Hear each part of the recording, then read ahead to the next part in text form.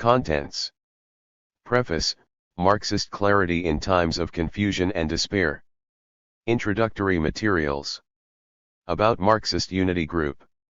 Marxist Unity Group 7 Points of Unity. Our immediate tasks.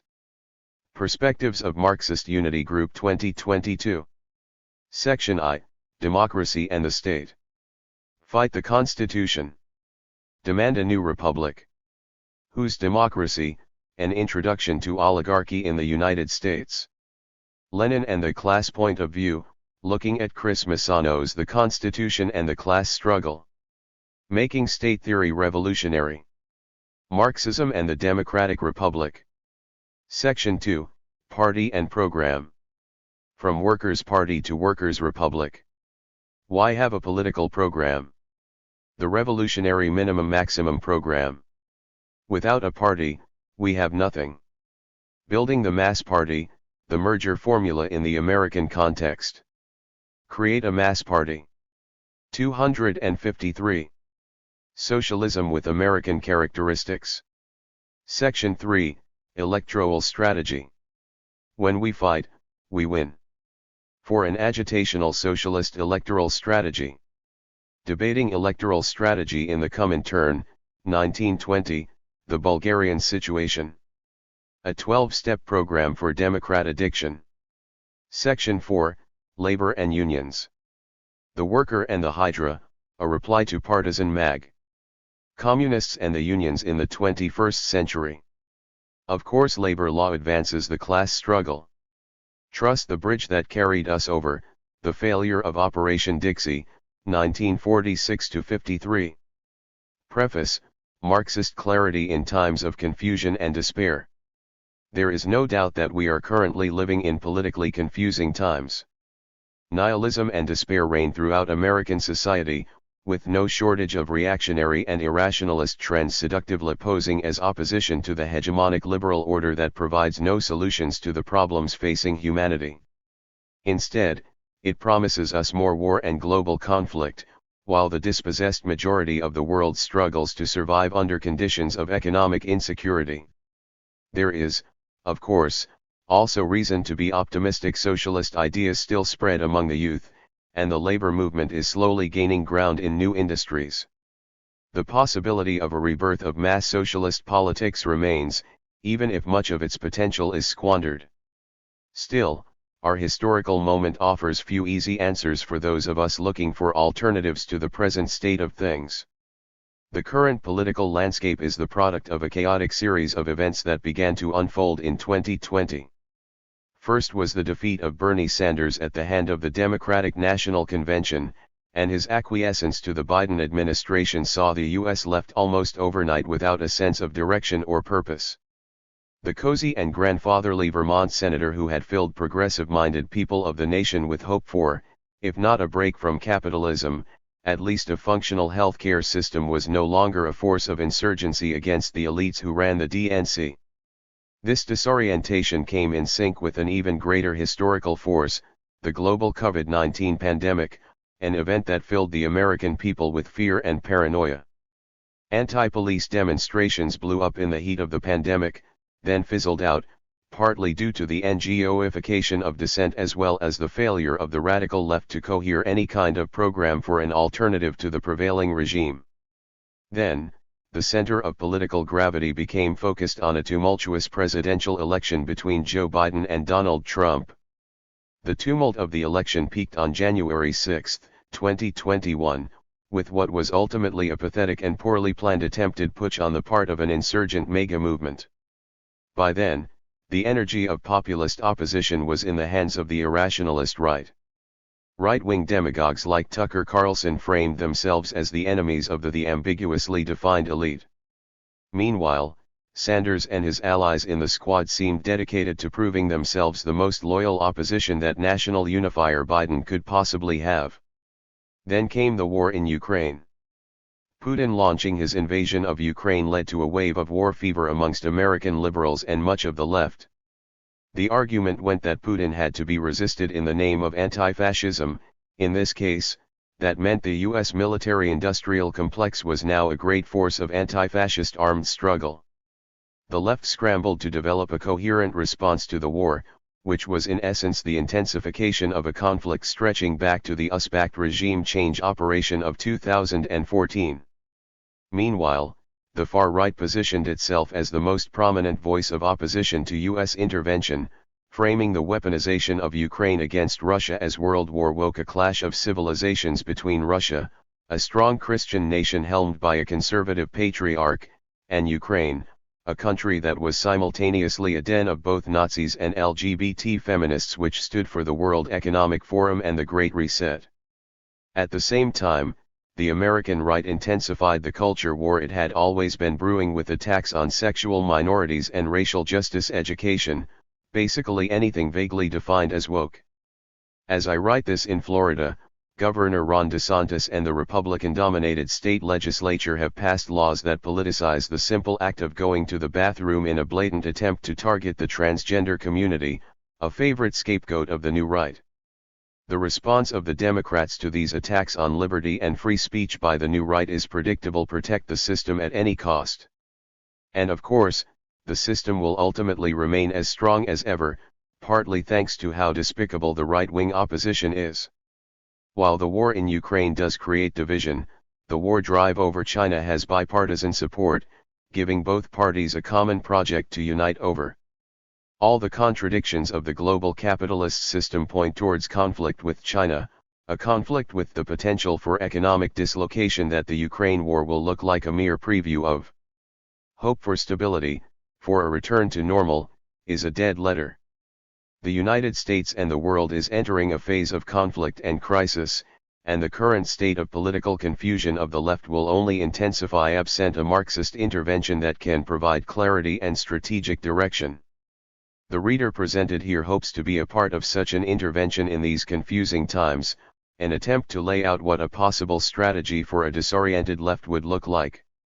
Cosmonaut magazine was founded in 2018 by myself and a group of individuals influenced by works like Mike McNair's Revolutionary Strategy and Lars Lih's Lenin Rediscovered One, as well as our own experience organizing in the US left. I myself was a member of the Industrial Workers of the World for some time, and my own negative experiences with various Leninist sects left me susceptible to the infamous infantile disorder of left communism. I eventually founded a small sect known as the Communist League of Tampa, which was essentially a glorified reading group that did occasional propaganda work at strikes and demonstrations. Eventually it fell apart, yet the rise of the Sanders campaign and the DSA produced new political opportunities which I was initially hostile to. I caved in and joined DSA anyway, as my own studies of history and Marxism led me away from my ultra-leftism. In retrospect, I can confidently say this was the correct move. In working to found Cosmonaut, myself and my colleagues sought to create a space where Marxism could thrive and develop to address the existing challenges of the modern era. We were not in as politically tumultuous a time as we are now, but the Trump presidency nonetheless was an environment that called for the serious political thinking that Cosmonaut sought to cultivate. We believed that Marxism was ultimately a project of scientific socialism, which meant that we would take questions of both natural and social science seriously. Cosmonaut would be unapologetically Marxist. As Lenin famously said, the Marxist doctrine is omnipotent because it is true. It is comprehensive and harmonious, and provides men with an integral world outlook irreconcilable with any form of superstition, reaction, or defense of bourgeois oppression. Yet we would not let our confidence in Marxism lead us into a thick-skulled dogmatism, where we would simply preach our truth and expect the masses to follow our lead when economic crisis came. We believed not in starting another sectarian group, but in engaging the existing left in dialogue and debate. This meant a degree of pluralism, or a willingness to publish opinions we disagreed with. We did not want to create a stereotypical sect rag. Cosmonaut was to be a space where real dialogue and debate about Marxist theory and political strategy could occur, even if it meant sometimes entertaining the occasional crank. If it inspired interesting discussion, why not? Our willingness to engage in principled debate with the left and our devotion to a truly scientific socialism were also joined by a belief in democratic republicanism and partyism. The democratic strain of Marxist thought, something that was key to the writings and political work of Marx, Engels, and Lenin, had been obscured by years of Cold War history. Reviving Marxism would mean reviving the radical republican tradition that Marx himself came out of. Democracy is not simply an instrument for achieving socialism, but is itself part of the content of socialism. Socialism must free humanity, not merely from the arbitrary whims of the market, but also the arbitrary domination of kings, oligarchs, bureaucrats, technocrats, patriarchs, and militarists. This is, of course, a tall order. Our studies of 20th century socialism, another important part of Cosmonaut, show us the immense difficulty of overcoming all the muck of class society and its attendant tyrannies.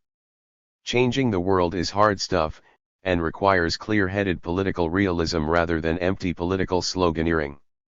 Yet, this is hard is never a justified excuse for a revolutionary.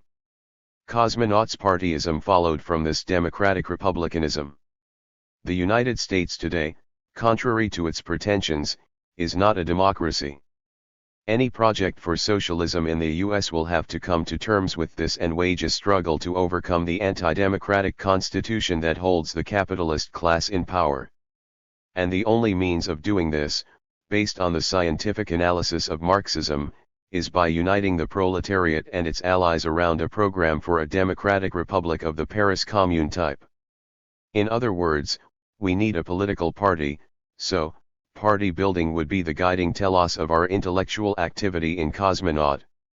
Yet contrary to the habits of much of the Marxist left, by party building we did not mean the construction of a sectarian grouping based around adherence towards a particular theorist, a downgrade to the traditions of utopian socialism.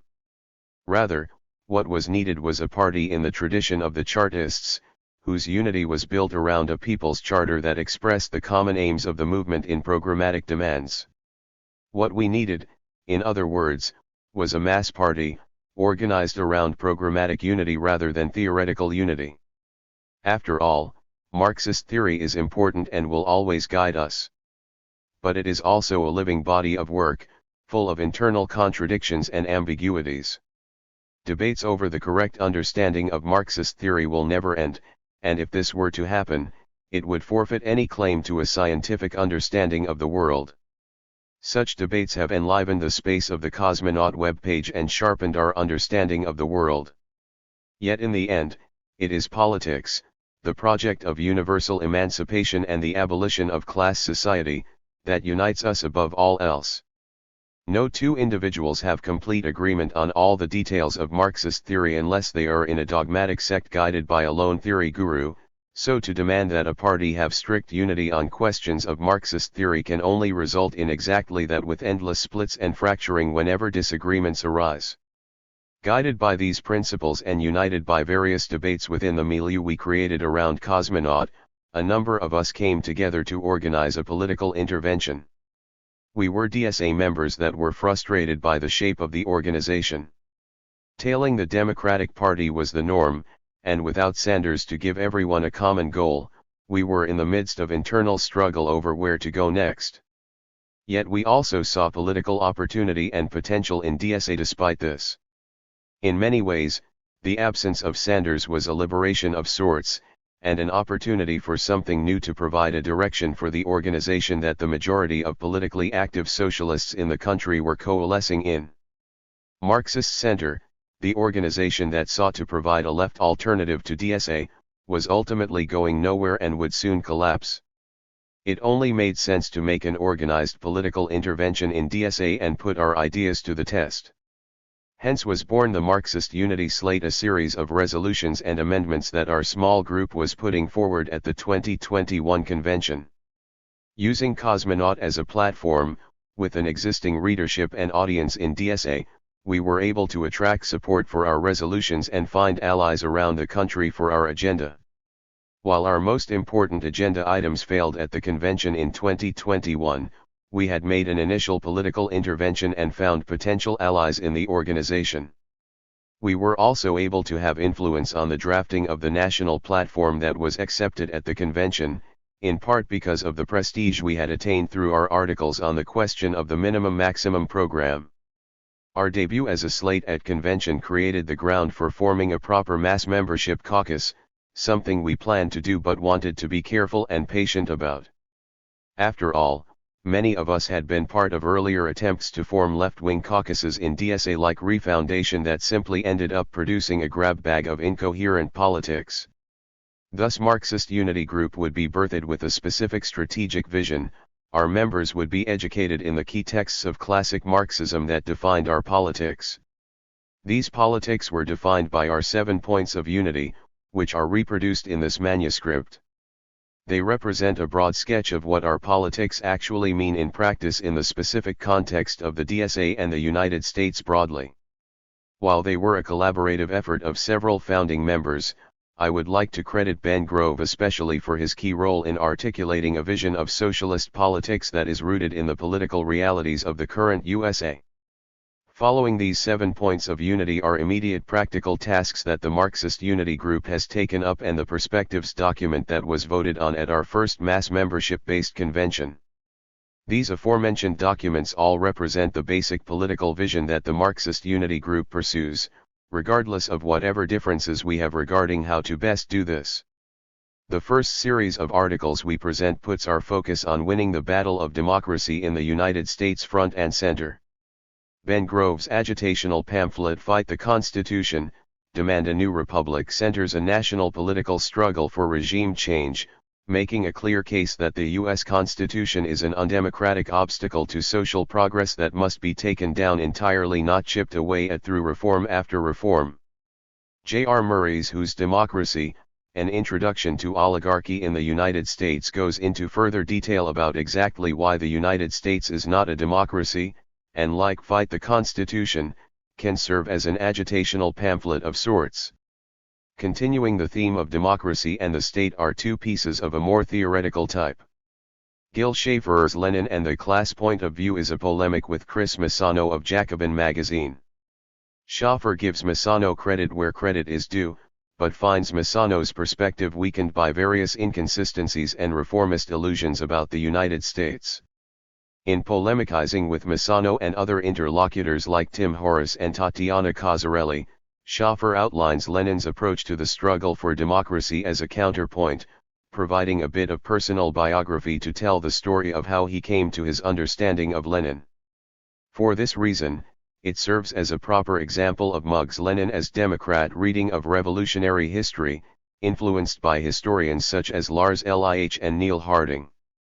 Following this is Making State Theory Revolutionary, a short article by myself on debates in Marxist state theory and their shortcomings, as well as how a focus on democratic republicanism can help bring a revolutionary focus back into the often overly abstract and academic field of Marxist state theory. Closing out the first section is Luke Pickrell's Marxism and the Democratic Republic, a piece that serves as a perfect summary of the Marxist Unity Group's position on the Democratic Republic as well as its own position in Marxist thought. As Pickrell demonstrates in his essay, Republican thought was a key part of Marx's own development as a political actor and philosopher, raising themes from freedom from dependence and domination. This continued in the Marxism of the Second International, but was de-emphasized by later generations of Marxists. In reversing this de-emphasis and centering the question of the Democratic Republic in Marxism, Pickrell shows the way forward for a modern renewal of Marxism in the United States that centers the question of our political regime and its structure. Section 2 focuses on the question of partyism and our approach to a political program. It opens with one of the first articles I wrote for Cosmonaut in 2018, From Workers' Party to Workers' Republic, where I lay out my vision of what a mass party should look like based on the lessons of the First, Second, and Third Internationals. Next are two pieces that outline what has become Mugg's basic understanding of the party program, Why Have a Political Program, by Parker McQueenie, and my own The Revolutionary Minimum Maximum Program. McQueenie's is another article from the earliest days of Cosmonaut, showing the beginning of our polemical efforts to bring serious programmatic thinking to the left.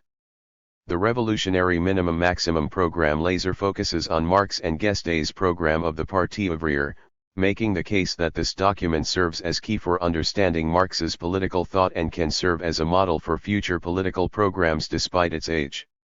Both articles unapologetically make the case for the minimum-maximum program as the path forward for the left, in contraposition to the Trotskyist approach of the transitional program.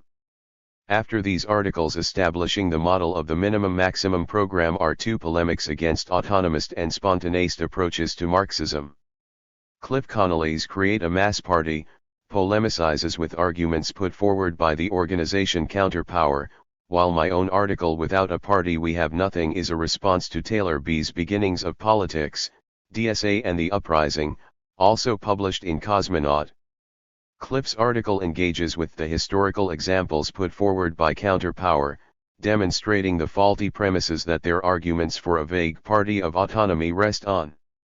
My own article tries to match Taylor B's level of abstraction, making a more philosophical argument for the necessity of partyism to the emergence of revolutionary subjectivity in opposition to arguments influenced by Sylvain Lazarus which amount to a reliance on spontaneism through ruptural events. Finishing the section on party and program are Myra Janis's Building the Mass Party as well as her Socialism with American Characteristics, co-authored with Luke Pickrell. Building the Mass Party represents some of the early thinking of Cosmonaut around practical strategy for building a mass party in the United States, describing an anti-entryist approach to electoral politics and the Democratic Party that is worth revisiting regarding debates around the correct approach to electoral races today. Socialism with American Characteristics is a more recent article that takes the PUSA to task for its loyalty to the existing institutions of the U.S. government, particularly the Constitution, as well as its tailing of the Democratic Party. Janis and Pickrell argue that the roots of this flawed strategy can be found in the earlier days of the party with their Popular Front strategy, and make the case that this strategy must be rejected by the Marxist left if it is to ever build an effective oppositional force to the existing social order. Section 3 gives the reader an idea of Mugg's own approach to electoral strategy. Jack Lundquist's When We Fight, We Win. For an agitational socialist, electoral strategy is a direct intervention in DSA debates around electoral strategy, particularly in New York City, where DSA members comprise several elected officials. Using the example of the 2022 budget and the failure of DSA electeds to use the budget as an opportunity to agitate against the capitalists' interests in the Democratic Party, Lundquist stresses an electoral strategy that puts agitation against the ruling class front and center. My own Debating Electoral Strategy in the Comintern, 1920, the Bulgarian situation focuses instead on a historical example, looking at how Bulgarian communists argued against abstentionist approaches in the Comintern and put a revolutionary electoral strategy into practice in their own country. Most important in Section 3 is Ben Grove's A 12-Step Program for Democrat Addiction, which acts as a pre-Mug manifesto of sorts. Making an appeal for political independence to the DSA rank and file in the wake of the victory of Joe Biden, Grove lays out how this political independence is not merely an abstract fantasy but a practical political possibility, in fact, a necessity if the socialist movement is going to progress toward victory. Its optimistic vision is still of great relevance to DSA, which as a whole is undecided on both the possibility and practicality of political independence. The 12-step program also makes the case for why DSA is the best area of development for the U.S. left, which I believe still holds to this day. The final section, Section 4, addresses labor and unions. The question of how DSA should relate to the labor movement is heavily contested among our ranks, as well as the ranks of MUG itself. Questions of day-to-day tactics are something we are decidedly non-dogmatic on, with our immediate task stating, we do not have dogmatic attachments to any singular model of organizing, and we are eager to learn and grow alongside our comrades. The articles in this section aim to give the reader a sample of the thinking within MUG regarding the labor movement and how socialists relate to it. Marisa Miali's The Worker and the Hydra pushes against simplistic ideas of class consciousness organically developing towards communism through confrontations with employers on the shop floor, and instead argues that labor strategy must be incorporated into a broader revolutionary political strategy if it is to advance beyond economism. Two articles by Anton Johansson are next. Communists and the Unions in the 21st Century puts forward a vision of a communist union strategy that focuses on the democratization and politicization of unions while campaigning against repressive labor laws like Taft-Hartley.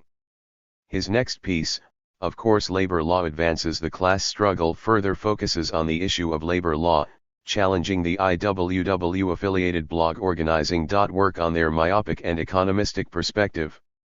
Johansson's articles point to struggles of labor law as a potential avenue for the politicization of the labor movement against the existing state regime.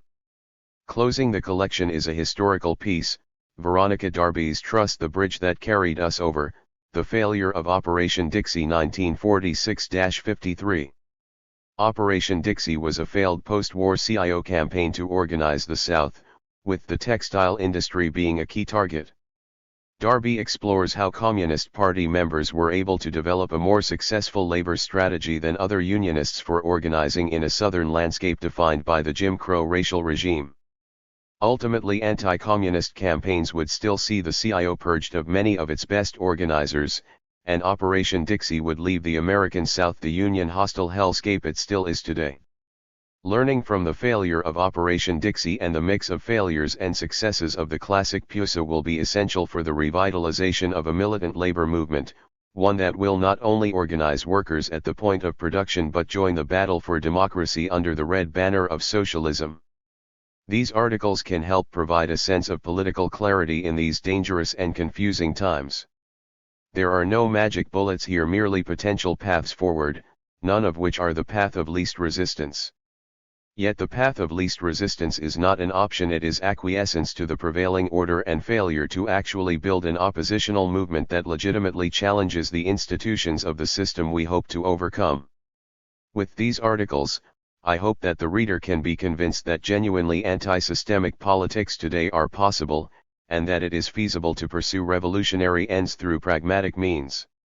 If you need no convincing of this, then I hope our interventions have helped you clarify your own revolutionary efforts. Either way, you are welcome to join the conversation at Cosmonaut Magazine by writing to us. Point 2. Donald Parkinson, Editor-in-Chief of Cosmonaut Magazine. Introductory Materials. About Marxist Unity Group. Marxist Unity Group is an organization committed to political struggle within the Democratic Socialists of America. This makes us a DSA faction, and we aim to be a constructive one. Our words Marxist unity are aspirational. We hope to rally the thousands of Marxists in DSA around a shared vision for our movement's future. Our faction is based on 7 points of unity that we hope DSA will eventually embrace. These principles of struggle are far-reaching, and they all serve one fundamental goal, one unspoken dream that we will wear on our chest. It is a dream now quietly shared by millions of people in this country, the dream of a socialist revolution in the United States. Marxist Unity Group's 7 points of unity. 1. Political independence. We want DSA to free itself from the Democratic Party and all other capitalist influences. Marxist Unity Group strives to transform DSA into an independent socialist party. Independence means establishing a distinct public profile for DSA with our own platform, branding, and rhetoric. It also means building our own institutions and our own party discipline in the halls of power. We would stand with unwavering confidence in our cause, never watering down our socialist vision or subordinating our interests to those of a capitalist party. Together, we would cultivate a popular mandate for revolution by running militant socialist candidates for public office while simultaneously organizing grassroots institutions of working class power. We would create party-affiliated media, community services, mutual aid, and defensive organizations. Within the labor movement, we would fight the existing labor bureaucracy, build militant and democratic unions, and strive to win these unions to socialist politics. As we nurture a vast ecosystem of socialist allied institutions, our socialist party will simultaneously become a mass movement, a party movement. Marxist Unity Group calls for immediate steps towards political independence. We become a party by acting like one. For us, the break with the Democratic Party is a continuous process that must begin in earnest right now. This will require courage and faith in our ability to succeed as an independent movement, but we believe that the socialist movement is worthy of that faith. We support a transition towards independent campaigns wherever ballot access laws make this readily achievable, even if this causes a temporary decrease in our number of electoral victories. Building a distinct socialist constituency is the paramount task of our political era, and independent campaigns help us cultivate loyalty that is completely disconnected from loyalty to the Democratic Party. 2. Programmatic unity. We want DSA's platform to guide its political work. To achieve political independence, we must learn to act with greater unity and determination. We want a disciplined, self-reliant organization that is run democratically by its rank-and-file members. Members will be free to publicly voice disagreement with any majority decision, as long as they can accept the decision as legitimate and assist with its implementation. This is the true meaning of democratic centralism. Now that DSA has an official platform, we want to give it legs to stand on. Ultimately, we would like to make platform acceptance the basis of DSA membership. Acceptance does not mean agreeing with everything in the platform. It simply means being willing to fight for the platform as an expression of the movement's democratically elaborated aims. Members would have the right to organize for specific changes to the platform at conventions. This approach is called programmatic unity, unity based on common struggle for essential political goals, rather than on dogmatic purity or vague slogans that obscure our true objectives. We view the distinction between a minimum and maximum program as essential. The minimum program refers to the party's comprehensive platform, the policies that it will immediately implement upon taking power to cement working-class political rule and place society on the path of a socialist transition out of capitalism. The maximum program refers to the results of this process, a world free of the market, borders, classes, and all other oppressive structures that exist under capitalism, in a word, communism. We want DSA to arm itself with both elements of a minimum-maximum program. Centering programmatic politics will restore the sense of unity and purpose that socialists enjoyed during the Sanders campaigns. However, our program will have much more ambitious aims, and instead of belonging to a single candidate, it will be developed democratically by the entire socialist movement. 3. Electoral discipline. We want socialist electoral candidates to represent the socialist movement. Discipline and cohesion are another foundation of our political independence. If DSA candidates are truly dedicated to socialist politics, they should run together on a common DSA platform. Even if some are elected on a democratic ballot line, they should form their own legislative caucuses, vote as a bloc, and refuse to join the Democratic Party caucus. They should also campaign for other socialists, refuse to endorse non-socialists, and only take the wage of a typical union worker. With these assertive political tactics, our candidates will rise as tribunes of the people, organized representatives of the socialist movement. DSA members have already implemented some elements of this approach in the New York State Legislature, but we would like to formalize and universalize it. Horse trading and spineless compromise have failed to truly advance socialist politics. We will always embrace the struggle for reforms, but we want socialists to conduct that struggle out in the open and win concessions by acting as an intransigent opposition. Instead of cutting backroom deals as a junior coalition partner, socialist electeds can use their platform to raise the expectations of the working class and mobilize it to force concessions from the capitalists. 4. Nationwide struggle. We want socialists to treat U.S. politics as a nationwide struggle for power. As socialists in the United States, we live in a reactionary political culture that encourages us to think small. Americans are taught to believe that all problems should be solved locally, and socialists often accept this logic by confining themselves to isolated local campaigns, assuming that this is where real change happens. Yet despite our backward federal system, the United States is not an alliance of city-states or a network of 20,000 police departments. It is a colossal empire propped up by the most powerful military on earth.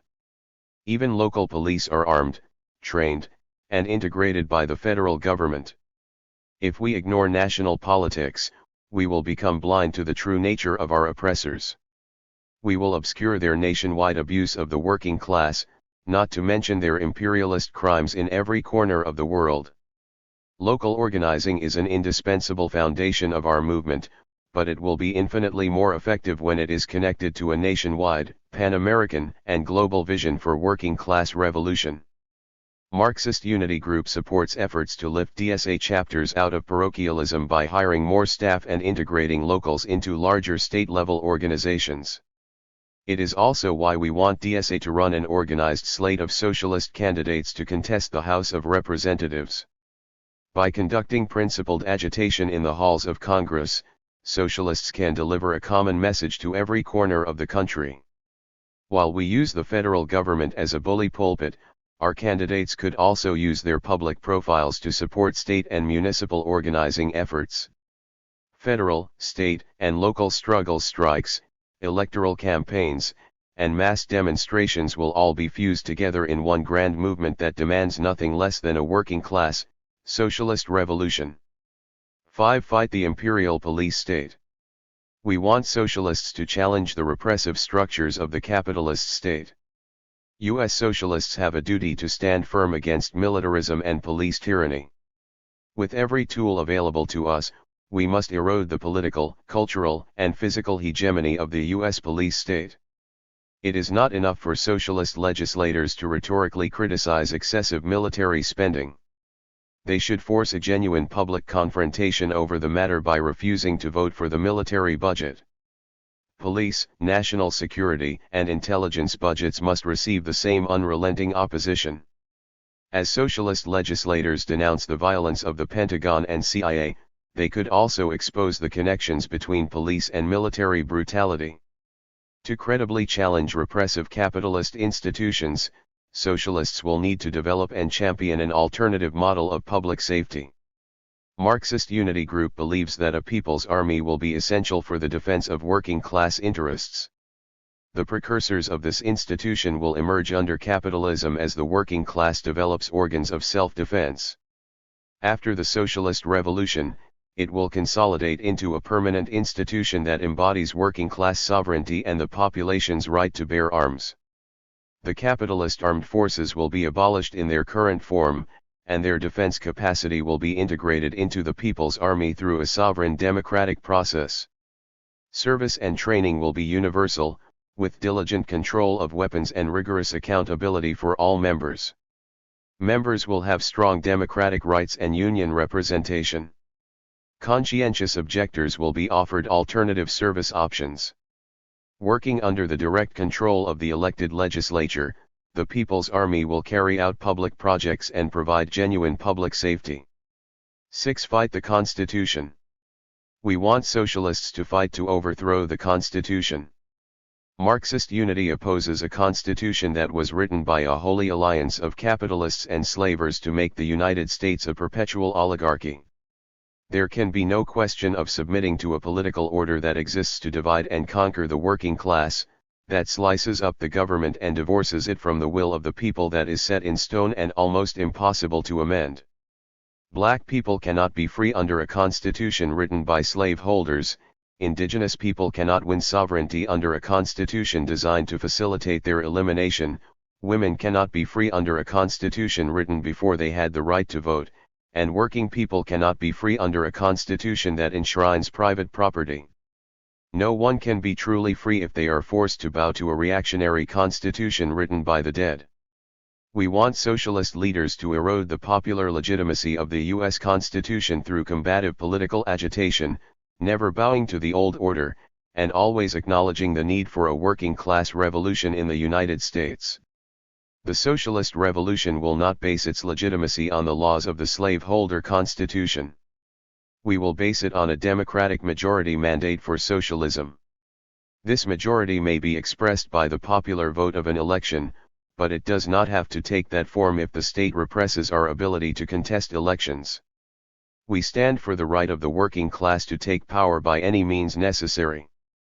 To win a socialist republic, millions of working people must be mobilized in their workplaces, at the ballot box, and in the street. We recognize that the capitalist class relies on the minoritarian rule of the U.S. Constitution, and they will not give it up peacefully. The working class will need armed self-defense to protect itself from the inevitable violence of reaction. We also recognize that we must fight for the democratic rights of enlisted U.S. soldiers. To complete a successful revolution, we must win a decisive section of the military rank and file over to our side. 7. Demand a new republic. We want to win a democratic socialist republic in North America. We fight the Constitution to win a democratic socialist republic in North America. Forged in revolution, this continental republic will strive for the global liberation of all working and oppressed people. We desire the widest possible geographic scope for such a state so that it can most effectively carry out this mission, but we also recognize the principle of national self-determination. All indigenous and colonized peoples must win sovereignty, including those living within the current borders of the United States. No oppressed nation will be incorporated into the Socialist Republic against its will. Alongside ecological and economic crises, the minoritarian and sclerotic constitutional order will contribute to massive political crises in the coming decades. This period of crisis will provide our class with an opportunity to topple the old order and convene a revolutionary popular assembly, a majoritarian constitutional convention elected by all the people. Under the democratic leadership of a victorious socialist party, the Popular Assembly will proceed to construct the socialist order. It will dismantle the slaveholder constitution and write the founding documents of the new republic. Immediately upon taking power, socialists will implement a sweeping minimum program to cement working-class political rule. We will need to destroy every institution that denies the people an authentic popular democracy, abolishing the Senate, the Electoral College, the Supreme Court, and the independent presidency. We will implement direct, universal, and equal suffrage. Supreme power will rest in the hands of a popular, unicameral assembly elected by proportional representation. Delegates will be recallable at any time and will receive no more than a skilled worker's wage. All parties that accept the laws of the new revolutionary order will be free to operate. Local organs of government will have a wide degree of autonomy. Unrestricted freedom of speech will be guaranteed to all. To make good on the unfulfilled promise of Reconstruction, our republic will launch social programs of targeted wealth redistribution, striving to eliminate all racial inequalities. The Socialist Republic will put political power and economic resources into the hands of all racially oppressed and colonized people. Our broader economic program will include unimpeded labor and union rights, a massive reduction in working hours, and a truly universal welfare state that provides for all citizens from cradle to grave.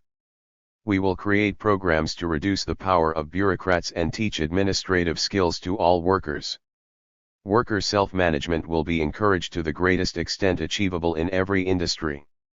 Large industry will be placed under collective ownership early on, and we will progressively socialize the rest of the economy as we build our capacity for democratic economic planning. We will pursue crash course programs to address the ecological crisis and establish resilient forms of production, distribution, and habitation. Climate refugees will be welcomed into our republic as we embrace open borders and universal citizenship for all long-term residents. With the shackles of the old order broken, the working class will finally have the power to remake society on egalitarian lines. In cooperation with the global socialist movement, we will move closer with every passing year to a fully liberated classless society, communism. Communism abolishes money, class distinctions, racial discrimination, patriarchy, national boundaries, oppressive gender roles, the mental/manual division of labor, and all other forms of social oppression. It is a society truly based on the principle from each according to their ability, to each according to their need, where humanity collectively plans its economic activities through a free association of labor. Communism brings freedom to both society and the individual and will be the true beginning of human history. Our immediate tasks. We want Marxist Unity Group to be outward-facing and inclusive. Our application process is open to any DSA member who broadly supports our vision and is ready to work with us in a disciplined manner. We also seek close communication with other DSA caucuses so that we can collaborate on common objectives. Marxist Unity Group will back any initiative that builds the strength and confidence of the socialist movement, no matter who proposes it. Our members are organizing to achieve several immediate aims. First, we want to build a coalition of all DSA factions that are ready to actively fight for independence from the Democratic Party and pursue a socialist party movement. These tasks have received empty lip service for far too long. It is time to make them real. We will also pursue a new model of electoral politics that takes electoral discipline seriously, forging socialist representatives into disciplined blocs that are accountable to DSA and its democratically adopted platform. Working across the country, we will help locals develop this model and promote resolutions based on it. We will support efforts to increase coordination between locals, building up the strong party structures that can make socialist electoral work infinitely more ambitious and nationally integrated. Our motto will always be quality over quantity in electoral work, and Marxist clarity over empty opportunism. In our chapters Economic, Social, and Community Organizing, we will strive to make an effective contribution. We will also strive to infuse these activities with a socialist spirit, pursuing the merger of socialist politics with the day-to-day struggles of the working class. We do not have dogmatic attachments to any singular model of organizing, and we are eager to learn and grow alongside our comrades. Finally, Marxist Unity Group will pursue a rigorous political education, for both our members and DSA as a whole. We must seriously investigate U.S. and global capitalist society, the history of the workers' movement, and what it would take to achieve a socialist revolution in the United States. Marxist theory is vital for the success of any socialist movement. It provides the movement with a scientific understanding of society and the political principles needed to transform it. We hope to promote the importance of Marxist theory by expanding educational infrastructure and member engagement, creating a rich and non-dogmatic intellectual culture. Our faction is influenced by the best historical lessons of the entire global socialist movement, from the communards in Paris to the experience of Allende's popular unity government in Chile. We are particularly inspired by the Marxism of the Second International, and above all by those that kept its revolutionary spirit alive in the face of political capitulation, Lenin and the Bolsheviks. The Marxists of the Second International grappled with historical tasks not unlike the ones we face today. After a long era of historical defeat for the socialist movement, they confronted antiquated political regimes and worked to merge socialism with the workers' movement. Despite countless obstacles, they built mass worker parties from the ground up and challenged the power of the capitalist class. It was only on this foundation that working class parties were able to pose the question of taking state power in the subsequent period. Marxist Unity Group seeks to creatively apply Marxist politics to the contemporary United States, never trying to reenact the past, but always learning from it. Perspectives of Marxist Unity Group 2022. Presented below is a summary of the overall perspectives of Marxist Unity Group in the year 2022, as decided and voted on at our founding Congress. The triumph of neoliberal capitalism over bureaucratic socialism in 1989 to 1991 ushered in a global period of reaction with unique features. In other historic periods of reaction and counter-revolution in which the forces of the ruling class gained the upper hand, the consequence was harsh, explicit, and violent repression of the forces of the proletariat, especially its political arm in the form of socialist and communist parties. However, in this special period, the main feature has not been overt repression of the socialist and communist movements, but their wholesale dismissal as an irrelevant fringe with no significant role in political life. Communist politics no longer carry the same weight in working class existence as they did even in a bureaucratized and diminished fashion during most of the 20th century. The onset of this political climate is related to an earlier and deeper capitulation of much of the left to nationalism, reformism, and bureaucratic statism. Other sections fell into fragmentation, with a constellation of sects tailing the spontaneity of the street or strike action du jour, or either the liberal or conservative nationalist wing of the bourgeoisie. However, One source of hope in this period of reaction is that the breakdown of the 20th century left has opened up a new moment of intellectual reflection in Marxism, which allows for a reworking of the whole history of the workers' movement at a distance from the debates of the previous century. This reworking provides the clarity necessary for the development of a political strategy adequate to the task of proletarian emancipation. This is a broad process that has impacted the entire Marxist milieu, but in the United States the magazine Cosmonaut has dedicated itself to this purpose. This is a highly promising process, but it is occurring within a rump isolated and divided Marxist left. The class consciousness of the proletariat in the United States and other imperialist countries remains low overall due to the string of political and economic defeats it has suffered. Nevertheless, there are some signals that conditions are ripe for it to rise again.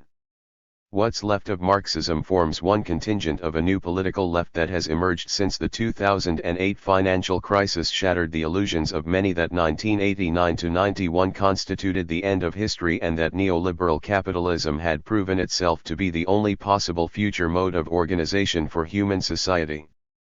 In the United States, this reanimated left has progressed in stages from the disorganized street protests of Occupy Wall Street, to the attempt at political intervention through the two Bernie Sanders campaigns for the presidency, to the current iteration of the Democratic Socialists of America, its most advanced form at present. The two major waves of the Black Lives Matter movement in 2014-15 and 2020 also contributed to the development of nascent revolutionary consciousness in this period. From a partyist perspective, as a common organization with a relatively democratic political culture, DSA represents a step above the movement that formed around Bernie Sanders as an individual presidential candidate. Its explosive growth and repudiation of the Harringtonite legacy in the form of its exit from the scab Socialist International, its support for the boycott, divestment, and sanctions movement against Israel, and other examples leave its future undetermined. Many of the left-wing organizations have escaped their isolation by regrouping within DSA. The trade union movement in the United States and most of the world is weak. Union density is closer to the early 20th century than any time in the post-1945 era of capital labor compromise, which formed part of U.S. imperialism's containment strategy aimed at curtailing the influence of the USSR. We live in the aftermath of the subsequent rollback strategy executed to break this compromise after it had outlived its utility for the capitalist class. The labor bureaucracy in what's left of the trade unions doesn't stand for the organization of the class for itself, but primarily for its own privileged position as mediators between the companies and their unions. The U.S. labor movement's leadership is unflinchingly tied to the capitalist Democratic Party despite this party's repeated betrayals and loyalty to finance capital. However, gains are at present being made by young workers forming unions at major private sector workplaces such as Starbucks, Amazon, Trader Joe's, and others. There is promise of multiple large-scale strikes in already unionized parts of the transportation and logistics industries in the near future. DSA has been successful in building a presence in the left-wing and reform elements of the U.S. labor movement, but avoids pursuing a higher merger of socialism and the workers' movement by fighting for its socialist political program within the unions in order to transform them into schools of communism, instead limiting itself to reform agitation. Socialists should openly fight on capping bureaucrat salaries at the average wage, instituting a right to recall officers, and welding the fractured labor movement together to fight for all workers employed and unemployed.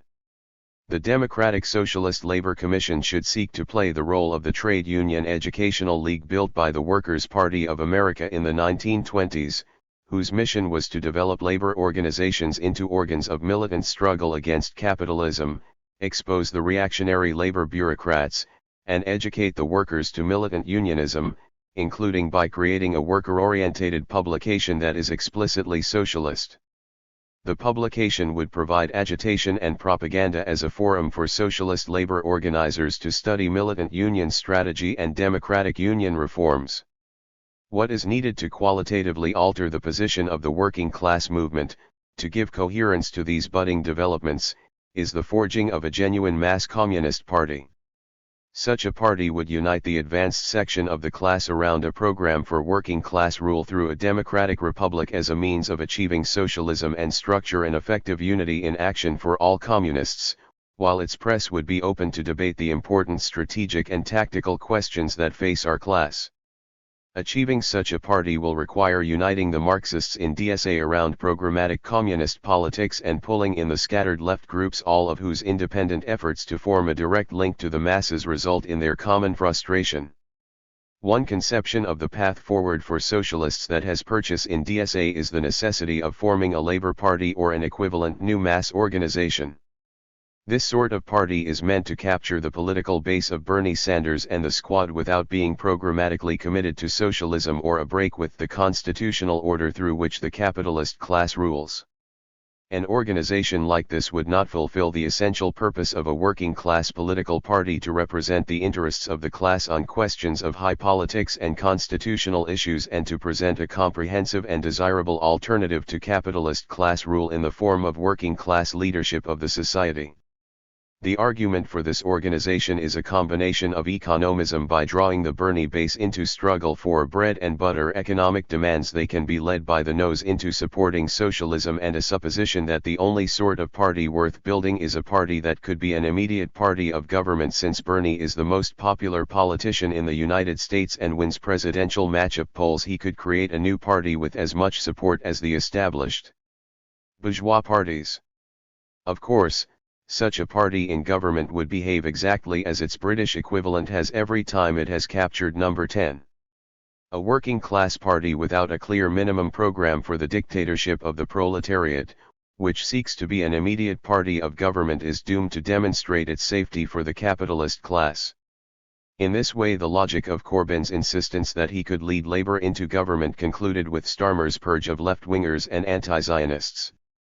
A genuine communist party would seek to act as a principled party of opposition until it was able to win a majority for its program of radical democracy in a political crisis. However, it would be sectarian to oppose the formation of a bourgeois labor party if there were organic elements of the class moving in that direction, and socialists should seek full affiliation to it in that event in order to fight for the adoption of socialist politics. A major defect of DSA at present is its lack of control over its elected politicians by the membership as a whole and its relationship to the Democratic Party. There are many flaws with DSA's national political platform, but also much in it of great merit. Unfortunately, DSA's coalitionist approach to the Democratic Party makes discussion of the platform's merits and flaws moot, since it is not DSA's platform but the limits of what is acceptable to the Democratic leadership that determines what DSA candidates can campaign on. Relatedly, in spite of the bold stance DSA has taken as an organization in total opposition to the United States alliance with Israel, its client apartheid state in the Middle East, and to U.S. arms shipments and proxy war in Ukraine, DSA members in Congress are free to signal that they are safe for U.S. imperialism by voting in its interests. Thus, late last year DSA's National Political Committee congratulated itself on preserving its relationship with Representative Jamal Bowman of New York after members called for him to be disciplined for voting in favor of billions of dollars of funding for Israel's Iron Dome. Bowman repaid their leniency by announcing afterward that he would gladly vote the same way again, and DSA's reputation as an opponent of Zionist oppression of Palestinians has suffered. Likewise, every DSA member in Congress has shamefully sided with militarism in voting for tens of billions of dollars in arms shipments for the U.S. proxy war in Ukraine. The United States/NATO's proxy war in Ukraine represents the continuation of a decades-long project of attempting to encircle Russia and eliminate it as a military threat. The United States courted Ukraine with illusory West European standards of living and the allure of NATO membership to entice it into the imperialist geopolitical camp. It stoked the far-right Ukrainian nationalist movement, which imposed chauvinist language and nationality policies on the Russian ethnic and language minority. All of this was in the service of completing the process of the subordination of the Russian economy to U.S. interests that began with the shock therapy applied after the collapse of the USSR. In a wider perspective, the aim is to deprive China, the main threat to U.S. global domination, of an important ally. Those on the left who back arms shipments and line up behind the American proxy are social imperialists. They mask practical support for their own government's interests in seductive phraseology. Those who support the Russian invasion of Ukraine are similarly diluted but far less prominent. Communists ought to stand against arms shipments, against the existence of NATO, against the presence of Russian troops, and for the right of self-determination of both the Ukrainian nation and the Russian speakers of the Donbass, with an understanding that the main enemy lies at home. We are witnessing an overall escalation of the rivalry between China and the United States, particularly with the emergence of a new Cold War mentality in sections of the U.S. ruling class. This has manifested itself in protectionist economic policies around intellectual property and signals from the United States that it is willing to challenge the long-standing One China policy in relation to Taiwan, which formed the basis of US-China détente starting in 1972. As in the case of Ukraine, there are those on the left who cover for the interests of U.S. imperialism in relation to Taiwan, casting the question as one of national self-determination rather than Cold War political division. In domestic U.S. politics, as in other English-speaking countries, there is an official anti-racism, anti-sexism, and pro-LGBT ideology with backing from elements of the capitalist class and the state, particularly in the Democratic Party and the institutions of the bourgeois academy. These ideologies are ultimately pro-capitalist and individualist. They reject the revolutionary and progressive role of the working class and emphasize a fragmentary politics of representation and state recognition within an imperial project over the role of unity through struggle in pursuit of collective emancipation and the liberation of the global South. There has also spawned a pseudo-radical and easily co-optable variant of identity politics, which sheds the overt pro-capitalism but is bound at the hip to the state through the same politics of recognition. This does not mean that the oppression of women, Black Americans, and other people of color, indigenous people, or gay and transgender people has ended in U.S. society. In fact, there has been a right-wing reaction to the real gains these groups have made over the past half-century, stoked by an insecurity related to the relative decline of U.S. imperialism and the decline of the welfare state, and mobilized in support of the racism that kills at home and abroad. Especially in Republican-controlled states, there is a renewed campaign against gay and transgender rights, abortion rights, any sort of progressive education, and for greater arbitrary power for the police to carry out racist terror. The inability of both official and radical identity politics to counter this reactionary tide and advance the freedom and sovereignty of all the oppressed and exploited increases the urgency of developing a Marxist approach to Black, indigenous, women's, and LGBT emancipation. We recognize the working class as the vanguard and tribune of the oppressed while emphasizing the vitality and validity of these struggles for self-determination. We recognize the historical role these movements have had in shaping and steering collective struggle and their future role in building an oppositional unifying communist party. The Supreme Court's decision in Dobbs v. Jackson Women's Health Organization is an acute expression of the reactionary agenda. The decision reverses the 1973 Roe v. Wade decision that established the right to choose to have an abortion as a constitutionally protected privacy right nationwide and allows the bans or extreme restrictions on abortion contained in the laws of 22 states to come into effect, with more likely to follow soon. This is a grave attack on the freedom of working-class women and others capable of becoming pregnant in the United States. The Dobbs decision is an outgrowth of our undemocratic constitutional order, particularly the institution of Supreme Court judicial review and the Federalist system, which allows for reactionary anti-abortion state fiefdoms. As a whole, the United States Constitution was designed to be a block on democratic representation with the Senate, judiciary, and presidency, not to mention the world historic massive military police state bureaucracy that has grown since World War II. There is an objective tendency toward constitutional breakdown that will continue to empower the most reactionary minority of the population. Without propagandizing our vision of high politics on constitutional questions for a democratic republic, constitutional crises will break to the far right with no countervailing narratives to compete. A left that refuses to articulate a vision outside of the reactionary liberal constitutional framework is doomed to tail the failed politics of liberalism. The national political platform adopted by DSA in 2021 contains rudiments of a radical democratic program for working class rule, but also has serious shortcomings when compared to the programs of classical Marxism. There is a contradiction between a section named Deepening and Strengthening Democracy and its description calling the U.S. no democracy at all.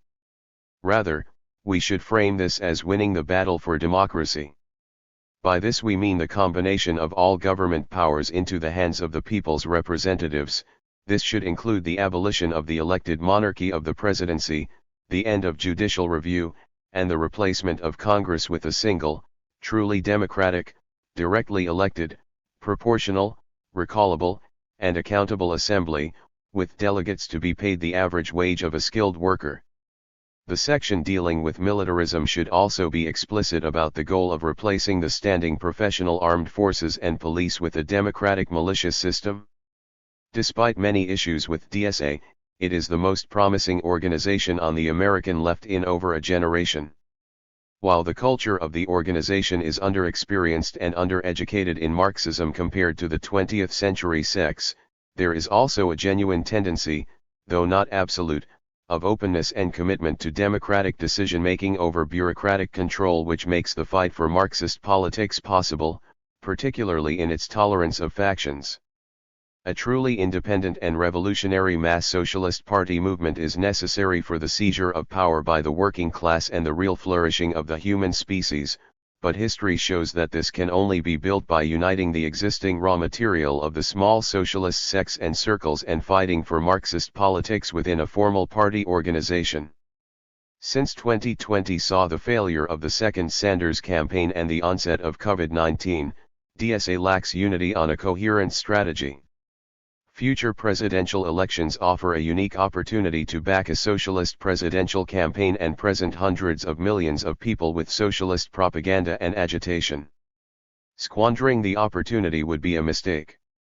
It would also be a mistake to sow illusions in a left or workers' government without fundamentally altering the constitutional regime and bureaucratic state apparatus. Marxist support for a left presidential campaign should be given without illusions in both the idea of a liberal workers' government in general and the specific policy compromises a left candidate would undoubtedly make with U.S. imperialism, petty bourgeois radicalism, and constitutional cretinism. The role of Marxist Unity Group is to work with all elements who can be united on the U.S. left around programmatic Marxist politics. Specifically, this means moving away from the strategy of building ambiguous relationships with national, state, and municipal politicians who use the plausible deniability of the term democratic socialism to act as loyal Democrats, even if left progressive ones. Instead, a majority must be built inside DSA to implement a strategy of putting forward campaigns for representatives to act as people's tribunes and build disciplined blocks of DSA fractions in legislatures accountable to DSA's platform and elected leadership rather than the Democratic caucus whip and their donors. DSA members must build unity not on least common denominator politics, nor develop a sectarian unity around theoretical lines, but rather unity around its political platform and its final goals. It must build towards a merger with the existing elements of working class organizations and develop the class as the vanguard fighter for democracy. Section I. Democracy and the State. Fight the Constitution. Demand a new republic. Ben Grove. March 25, 2021. Ben Grove proposes a radical new Union Act to throw the antiquated U.S. Constitution into the dustbin of history. It's October 1917 in Petrograd. The Bolsheviks have given marching orders to an insurrectionary mob. It descends on the Winter Palace, the center of state power in Russia. The defenders melt away, barely even putting up a fight. The provisional government has fallen. What do the revolutionaries do? They are sweatshop workers and peasant soldiers hungry, ravaged by war, and now surrounded by unimaginable luxury. Do they trash the building? Steal things? Brutalize security? The looting begins, but then a nameless voice cries out, "Comrades! Don't touch anything. Don't take anything. This is the property of the people. The mob picks up on the call and repeats it, echoing across the palace, revolutionary discipline. Property of the people. 1. Everything is put back in place. Just for good measure, a committee spontaneously organizes to prevent further looting. Point 2. Here in America, we've historically had our own law-abiding insurrectionists. Take old John Brown for an example. Before he launched his daring raid on Harper's Ferry, he held a convention with dozens of supporters to adopt a provisional constitution. This fascinating document opens with a sharp legal justification for war on slavery.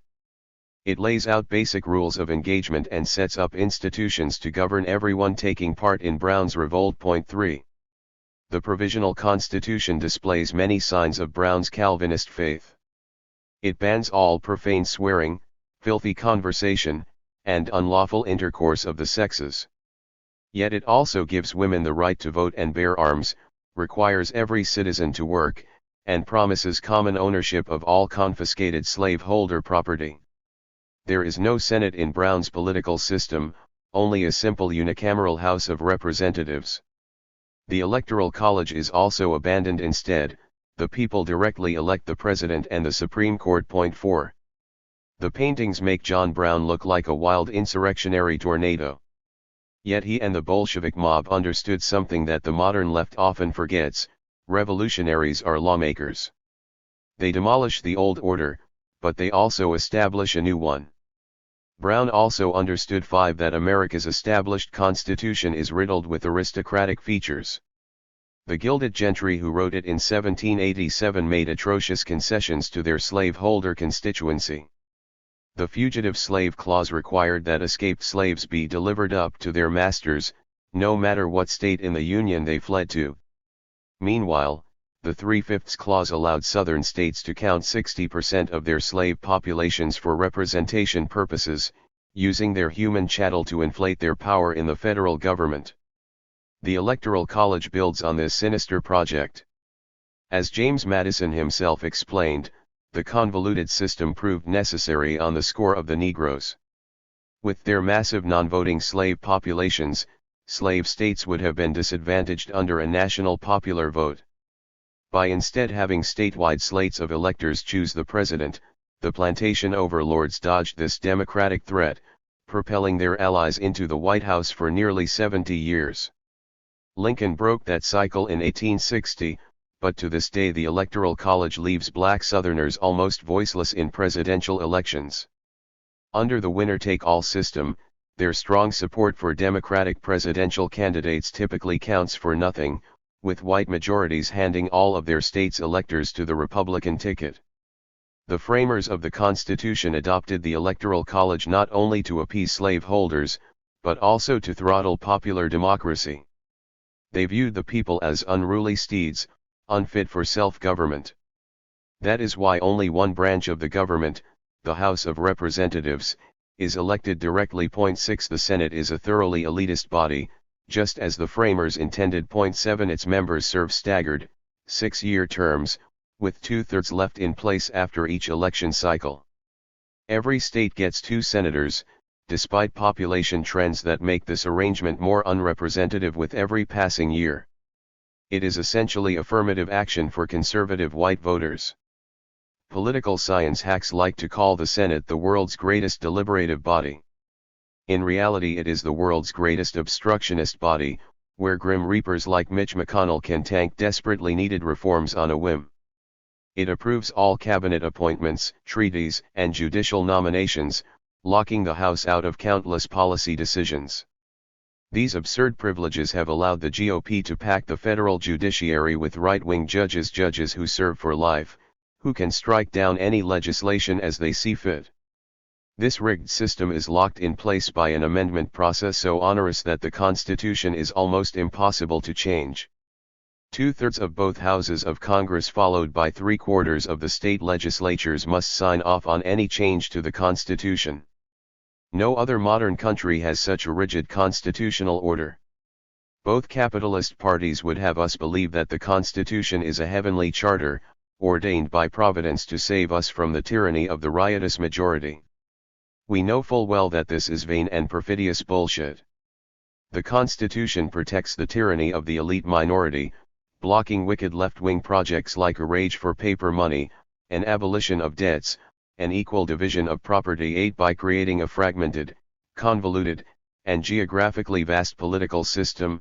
The framers made it almost impossible for popular movements to build a majority and decisively win political power. They invented a government that is structurally indifferent to the needs of the many. James Madison summed up the spirit of the Constitution with an old Latin motto, divide et impera, nine, divide and conquer. The wages of division. Now Madison's machine is sputtering. America's most fanatical patriots have stormed the nation's center of constitutional government. No powdered wigs and Latin mottos for that crowd.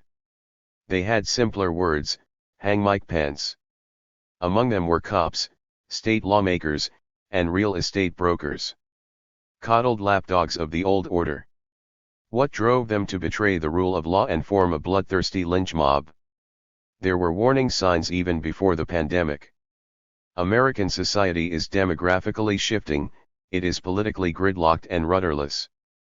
Quality of life has been stagnant for years. Working-age whites without college degrees feel these changes acutely. They are suffering from staggering levels of chronic pain, addiction, and suicide. Even the relatively well-off can see the decay and react to it with fear.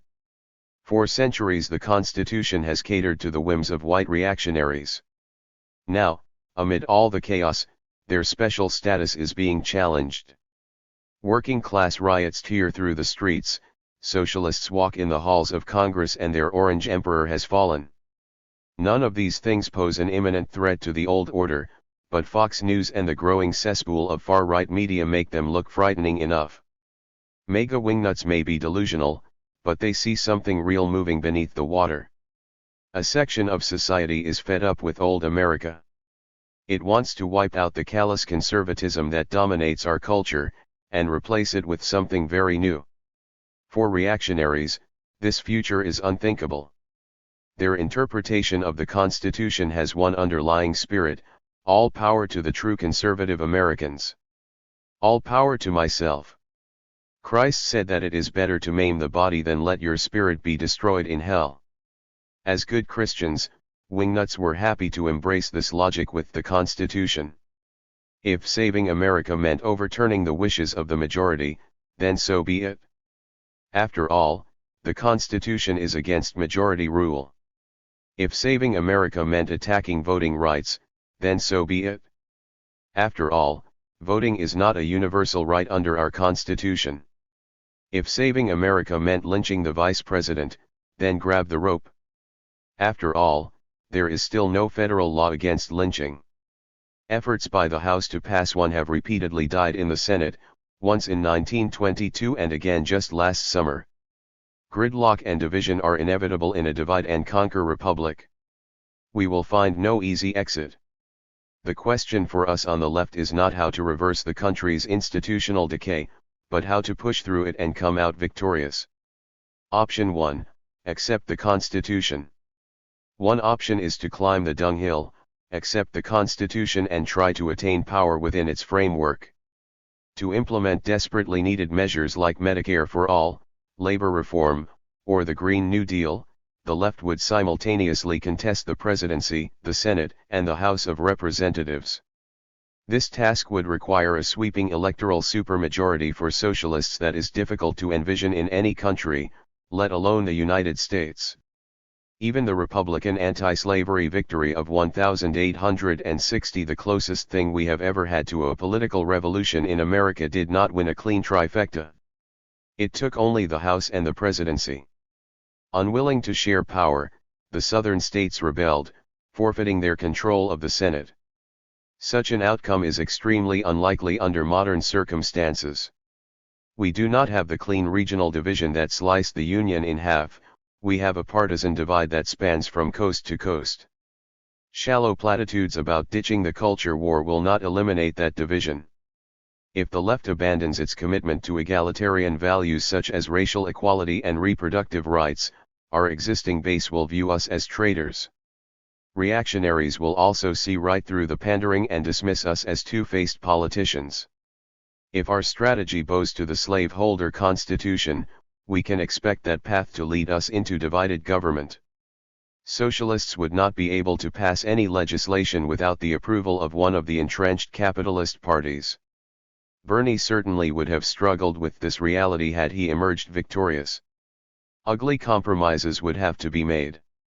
Why does that matter? If the establishment blocks our policies, couldn't we place the blame on them, keep building the movement, and fight for a trifecta in the next round? After all, it's not our fault that we have an obstructionist constitution. Unfortunately, voters are unlikely to blame these deep structural challenges. They will see yet another progressive politician who won a popular mandate only to sell out, just like all the others. They will blame the movement that made big promises and failed, not the senators behind the scenes who forced the failure. Nothing really changes, they sigh, and power swings back to the right. This is exactly what happened when Barack Obama won the presidency in 2008, a wave of populist excitement was squashed by right-wing obstruction. Hope and change were put on hold, and in 2010 the Democrats received an electoral massacre. Obama left his supporters completely unprepared. He had no interest in rallying his constituency to insist that the wishes of the majority be respected. But that is exactly what the left should do. Instead of whining about the Electoral College or the Senate or the filibuster, we should attack these roadblocks head-on by demanding an accountable democracy. Option 2, rig the Constitution. Oh, but now Obama does have an interest in democracy. In the summer of 2020, just months after his frantic phone calls helped secure Joe Biden's nomination, Obama watched as cities across America descended into chaos. At John Lewis's funeral in early July, he urged lawmakers to build on the congressman's legacy by passing a new Voting Rights Act and to grant statehood to Puerto Rico and Washington, D.C. If doing that takes eliminating the filibuster, a Jim Crow relic, to secure the God-given rights of every American, then that's what we should do. Clever. Even if he is only making a half-hearted effort to manage social decay, Barack Obama is thinking about institutional reform. If Congress enacted the Obama program, would it give us an accountable majoritarian democracy? Not really. A new Voting Rights Act is certainly needed. But what would it do for black Southerners whose presidential votes get wiped out by the Electoral College, who have almost no representation in the Senate because of the demographic compositions of their states? You can go anywhere in, Lindsey Graham croons to his black constituents. You just need to be conservative, not liberal. Abolishing the filibuster is a no-brainer, and D.C. residents certainly deserve statehood, as do Puerto Ricans if they so choose. However, even a 52-state Senate would retain a high level of racial bias. In the words of a recent Data for Progress memo, it is an irredeemable institution, structurally hostile to democracy. Point 10. Some pundits have suggested more aggressive solutions.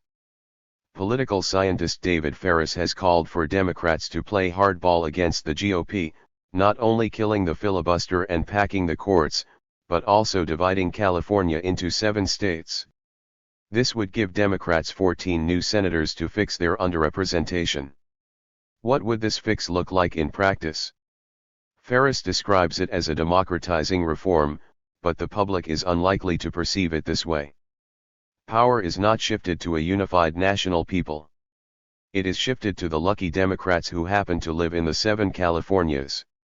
Will Democrats in Wyoming, New York, and Mississippi feel liberated? How will the residents of large Republican states react when Ferris denies them the same partition treatment? You'll stare at your television as enraged Texans sack Los Angeles with weaponized bulldozers. It's so sad that we've come to this, says your grandmother. I like that, Joe, but I never thought partitioning California was a good idea. Fun stuff. The point is simple, Ferris's hardball solutions do not create an accountable democracy. They just slice up the people in a new way that happens to favor Democrats. The Electoral College remains in place. Senators continue to serve staggered terms in gigantic winner-take-all districts. Brett Kavanaugh still sits on the Supreme Court for life. Packing the Senate and the courts is bound to enrage the right, but these cynical power grabs are unlikely to energize a mass base on our side. It's just more divide et impera. Mass politics is not even on Ferris's agenda. His goal is to convince Democratic Party operatives to embrace his hardball tactics, not a grassroots political movement. Most Democratic leaders, however, are not as clever as Ferris and Obama. Just consider Dianne Feinstein, who gave Lindsey Graham a hug after he rammed Amy Coney Barrett through Senate confirmation hearings. The Harvard Law Review recently published an anonymous proposal that is far more interesting than Ferris's. Titled "Pack the Union," it suggests that Congress grant statehood to every neighborhood in Washington, D.C. for the sole purpose of amending the Constitution. Then these 127 new states would ratify constitutional amendments to effectively abolish the Senate, expand the House of Representatives, implement a national popular vote for the president, and create a new majoritarian amendment process. 11. A brilliant plan. Yet at this point, I think it is fair to say that a line has been crossed. Efforts to pack the Union with DC microstates are unlikely to be judged solely on their legal merits. It is not really an incremental plan to reform the Constitution. It's just overthrow with extra steps. Option 3, fight the Constitution. So let's do it. Ditch the silly microstates. Fight the Constitution, demand a new republic. There are some reforms within the Constitution that socialists can and should demand. The Supreme Court, for example, can be remade with term limits, judge rotation, and jurisdiction stripping. We can fight not just to pack it, but to eliminate its godlike power to determine the law. But to convince our target constituency that these reforms are legitimate, we must attack the entire ideology of old America. This stodgy, conservative worldview is relentlessly drilled into the American psyche. From kindergarten to our graves, we learn that equal rights is mob rule, that gridlock is better than progress, that the founders always know best, and so on. Challenging these assumptions means developing an incisive message of our own. Down with the old order. We're sick of this divided republic. It slices up our institutions to make them unaccountable. It lets Mitch McConnell and the Electoral College and 9 old men stomp on the needs of the people. It locks the working class majority out of power. It gives us no say in the future of the country. John Brown fought for a new constitution. Now the Chilean masses are doing the same. Why shouldn't modern Americans give it a try? Women had no say in the writing of the existing constitution, black people had no say, no one alive today has had a say in the system they live under. We deserve a new union, a unified democratic republic that answers to the working class majority. A constitution that reflects modern principles of fairness and equality, that guarantees healthcare, education, and economic rights. The right says all power to the landlords, to the cops, to the dead founding fathers. We say all power to the living, all power to the people, all power to the new union. But who would take us seriously? Socialists are weak right now. Isn't it too soon to demand something so bold? Too soon? Look behind you. 2 centuries of sham democracy. 500,000 dead from COVID in a system that denies us health care, sick leave, basic human dignity. Years of economic turmoil and discontent ahead. Will there ever be an easy time to raise such a transgressive demand? Rip off the Band-Aid and raise it now. Demanding a new constitution will alienate many. Yet it may also strike a chord with a growing progressive constituency that is exhausted with endless gridlock and elitist institutions like the Electoral College. Zoomers and millennials are far more willing to question their country's past than previous generations. When a recent Fox News poll asked voters under 30 for their views on the Founding Fathers, 51% chose villains or it depends. Leave the technocratic tinkering to Obama. Weak movements need strong demands. They shock and capture the imagination, they give meaning to our short-term projects, they forge our supporters into a revolutionary oppositional counterculture. Back in the 1960s, the Black Panthers demanded a nationwide plebiscite to establish black self-determination in the United States. How many members did they have when they raised that demand? 10,000? 20,000? 2. It was just Huey P. Newton and Bobby Seale sitting in a dining room, drafting a founding document. That audacity, that strategic insanity won them the respect of millions.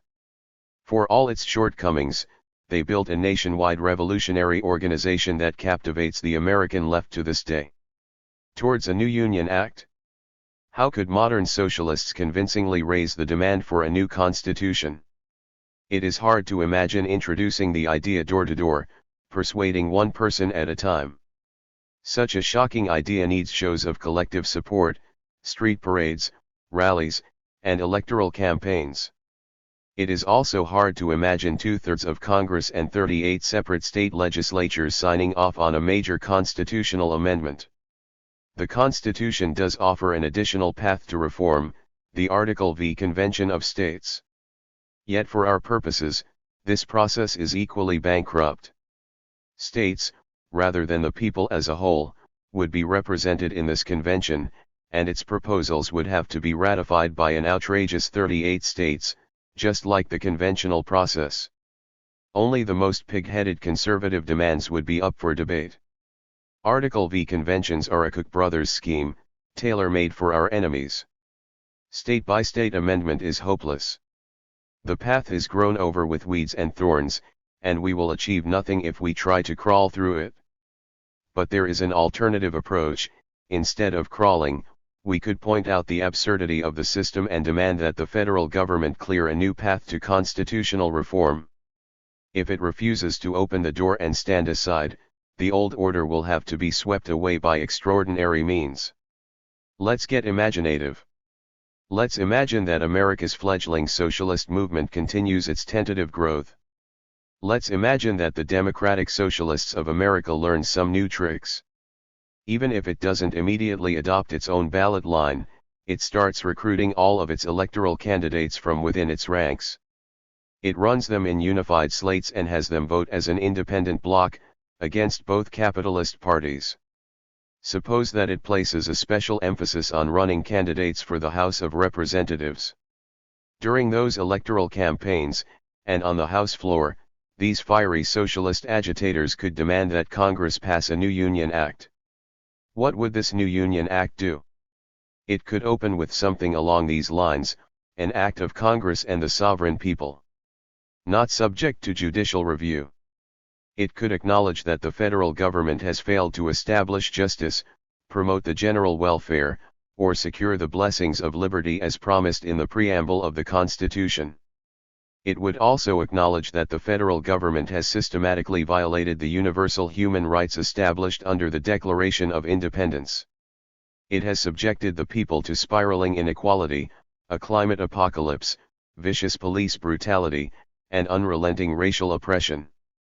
Therefore, the people of the United States have a right to alter or abolish the Constitution as they see fit, by a simple majoritarian mechanism. Even under ordinary circumstances, a free society has every right to do this, as the framers themselves acknowledged.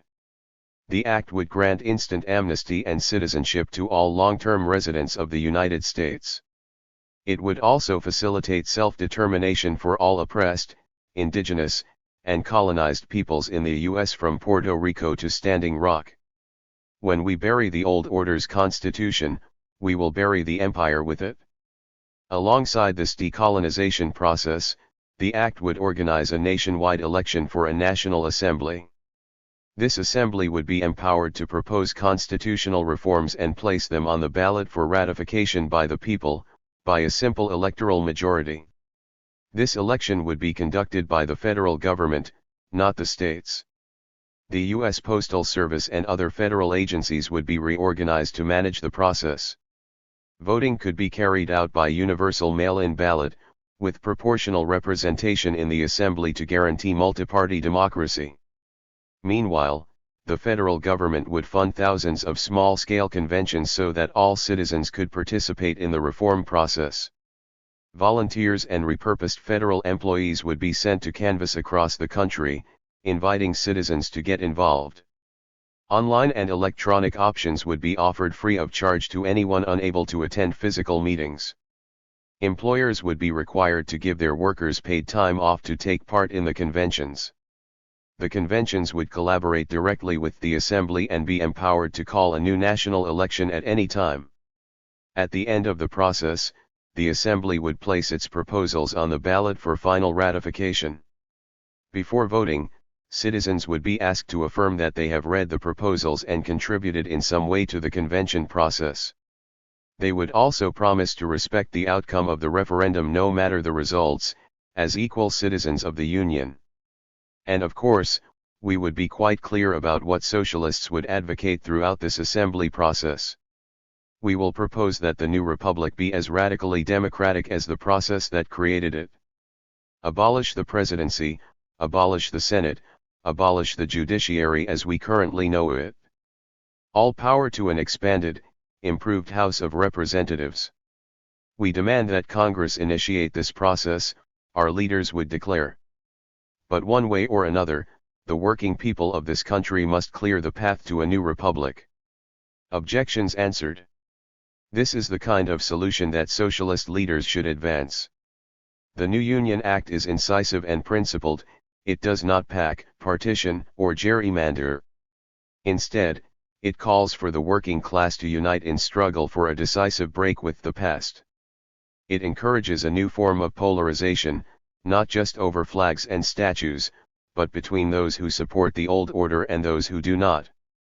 At the same time, it advances a new era of universal citizenship, based on mutual obligations and respect.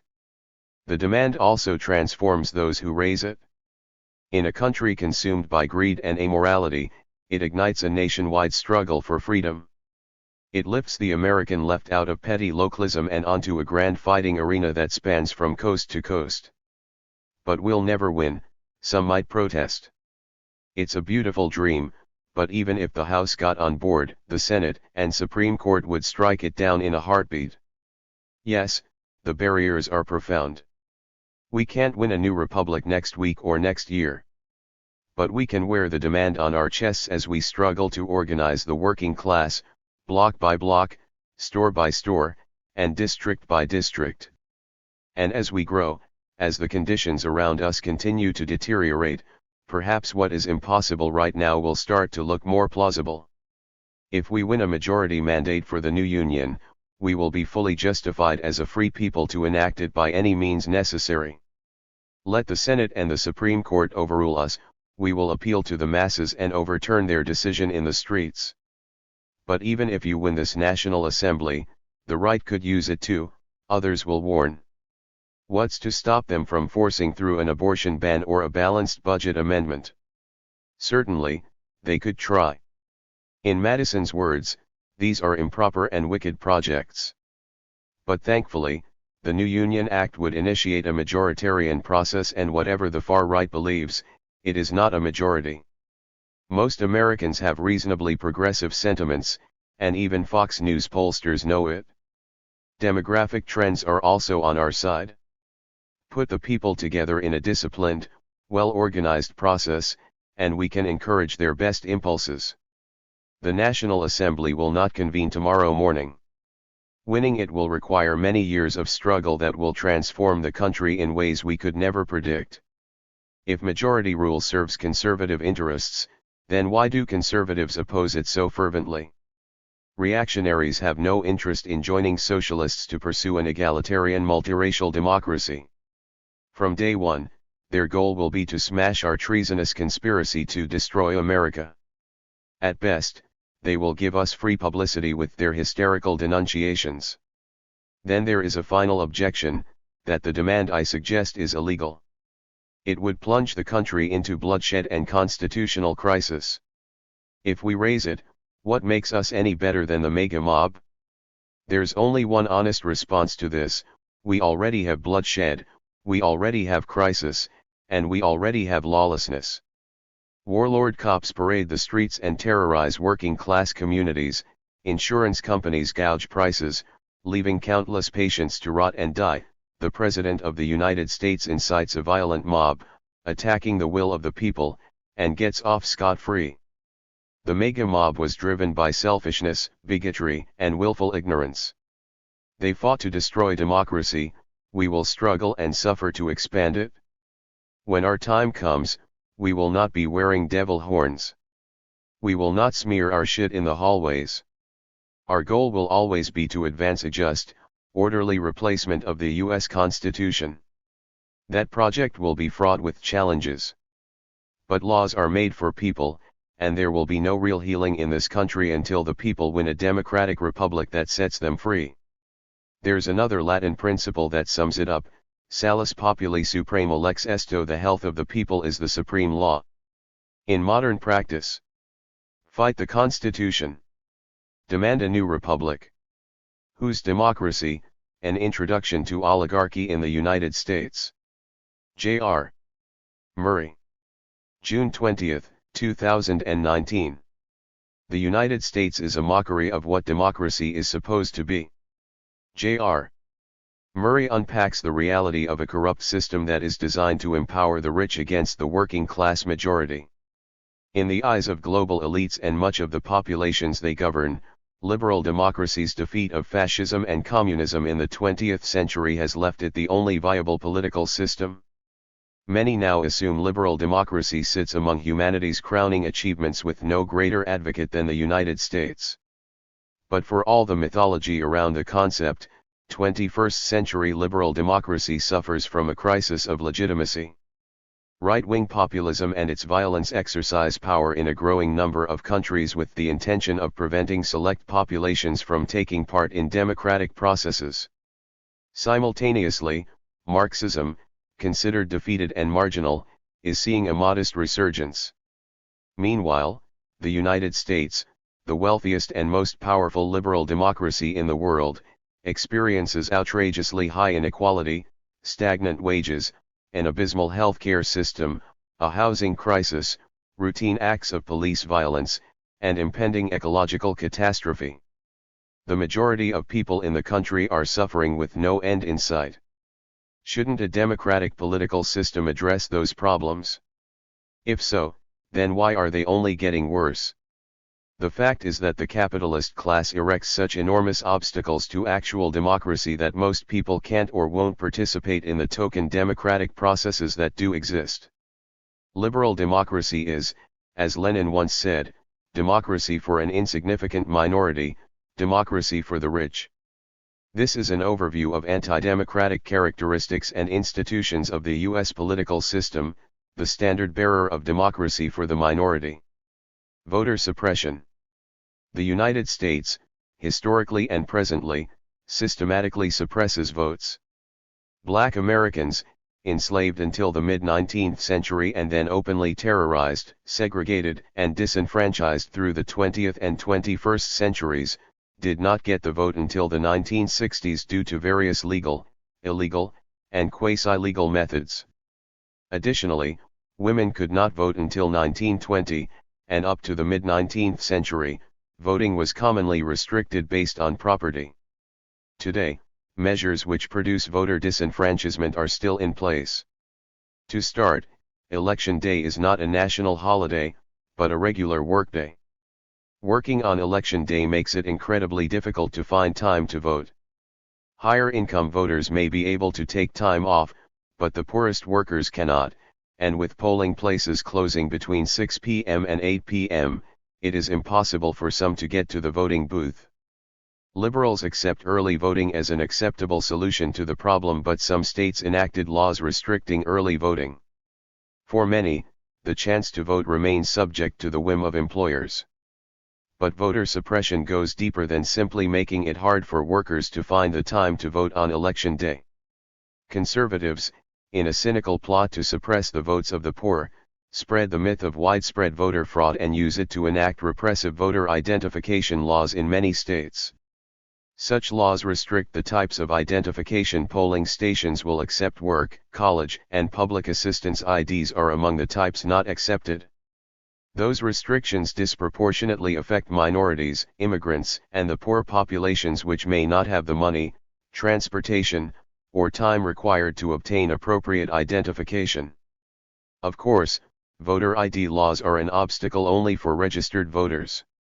In some states, like North Carolina or Florida, state officials purge the rolls of registered voters under spurious accusations of voter fraud. Up to 51 million eligible voters in the United States aren't registered to vote, and right-wing lawmakers are attempting to make it more difficult to register. The simple solution is to automatically register everyone to vote, but the political capital to do so is non-existent. Only the working class faces myriad obstacles to cast their ballots, and the poorer the worker, the more obstacles appear before them. Gerrymandering. Gerrymandering is essentially the redrawing of voting districts by a political party to gain an electoral advantage. The party in charge of drawing congressional districts can divide the map any way they want, which often means cutting up known progressive population areas into little pieces and then grouping those pieces with larger conservative districts. This essentially dissolves the left-leaning vote. In the 2014 midterm election, gerrymandering allowed Republicans to retain control of the House, despite being outvoted. In the 2018 midterm elections, Democrats took the House, but by a smaller margin than expected due to gerrymandering. It's clear that the process is both deeply bureaucratic and anti-democratic, but as long as those who benefit are in charge, it will continue. The Electoral College. Presidential elections are just as bureaucratic and convoluted as legislative ones. On election day it appears that you are casting your vote for president, but really it's more complicated. While drawing up the Constitution, there was a major disagreement centered on whether to have Congress or all land-owning men elect the president. They compromised by creating the Electoral College. The Electoral College works like this: before the presidential election, a slate of electors are nominated by each political party. When you cast your ballot, you are not voting for a candidate, but a political party's electors. The Electoral College consists of 538 electors, with 270 forming a majority. All but 2 states have a winner-takes-all system. For example, the state of New Jersey has 14 elector spots to fill, or 14 electoral votes. If a majority of the population votes for the Democratic Party, then all 14 elector slots go to the Democratic Party electors, who vote for the Democratic candidate at a later date. This occurs in each state until one party has 270 electoral votes. Everyone who voted Republican in New Jersey, their votes never make it to the Republican candidate. Everyone who voted Democrat in Texas, their votes are effectively thrown out. To simplify, each state counts for a certain number of points. New Jersey 14, Utah 3, California 55, etc. Whichever party gains the most votes in California receives 55 points for their candidate. Your vote does not actually count toward your preferred candidate. Instead, it decides which candidate gets the points your state has to offer. This means that the President of the United States is not chosen by popular vote. This has serious consequences. There are presidents who have lost the popular vote but won the election, most recently, Donald Trump and George W. Bush. The merger of capitalists and the state. While it's necessary to examine individual policies that restrict democracy, it's also important to analyze anti-democratic social and economic structures the policies operate within. A simple explanation of capitalism illuminates and contextualizes these structures. The world can be divided into 2 broad groups of people: those who own the things necessary for society to function and for people to survive, and those who do not own these things. The first group, the capitalists, owns everything from factories to transportation infrastructure, farmland to real estate, and everything else used to produce our society. The rest of us, the workers, write the code, drive the trucks, stack the shelves, work the call centers, serve the food, pack the packages, and ensure that the things capitalists own operate correctly. It is not a symbiotic relationship, but an exploitative one. The workers own only their labor power, which they sell to a capitalist in exchange for wages. But wages are always less than the profit that workers produce for the capitalist. One way that the capitalist class maintains this exploitative system is through the state. The state's primary function is as a tool used by one class to suppress another. Under feudalism, it was used to exploit and oppress serfs for the benefit of lords. In modern society, it is used by capitalists to exploit and oppress workers. We are conscious of this when we speak of money in politics. U.S. elections, presidential or otherwise, are primarily funded by wealthy individuals and corporations. Citizens United, the Supreme Court decision allowing corporations to funnel a previously unheard of amount of money into political campaigns via super PACs, is the most famous example. But even if Citizens United were repealed, the rich would continue to buy our democratic process. Besides individual capitalists bankrolling entire political campaigns, billionaires own the media whose job it is to report on elections, coordinate with and fund influential think tanks that shape policy, and even draft legislation. Lobbying by capitalists is particularly detrimental to authentic democracy. Each lobby organizes by industry to convince lawmakers to enact profitable legislation for that industry.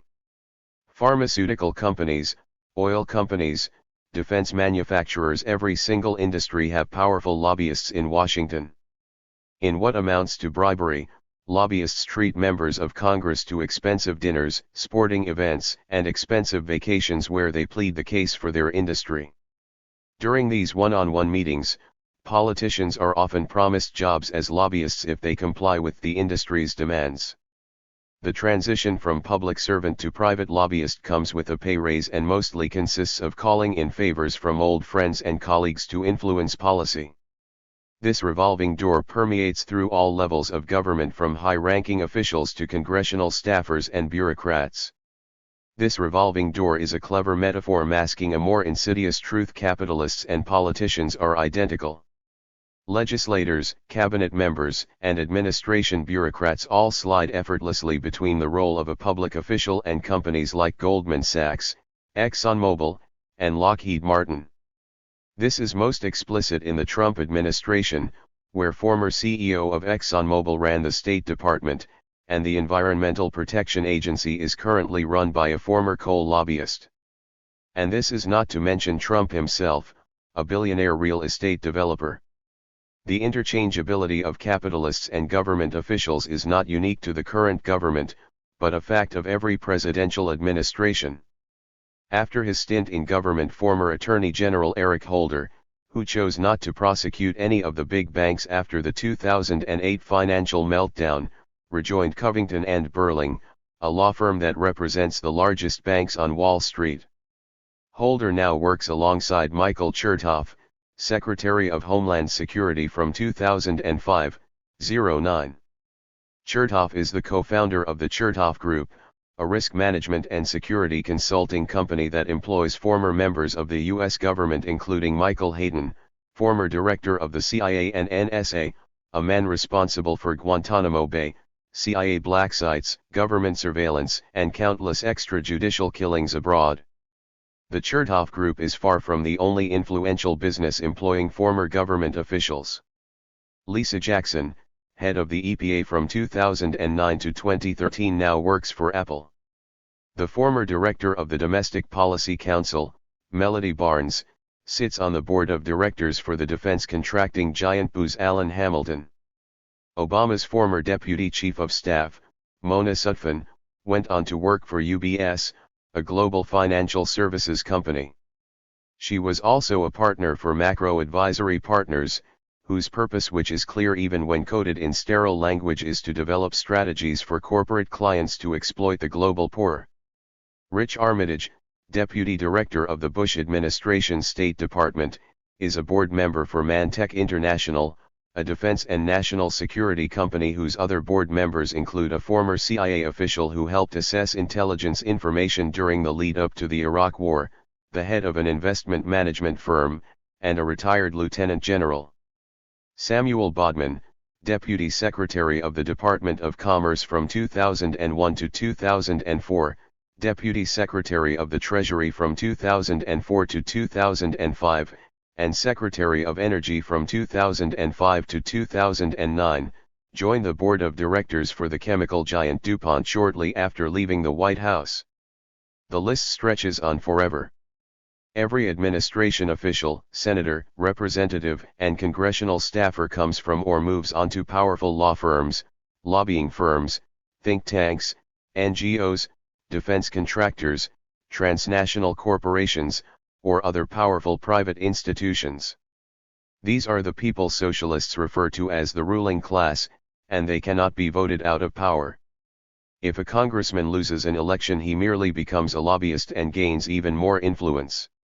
If the term limit of an administration ends, the individual functionaries and bureaucrats join institutions that hold enormous power over the state.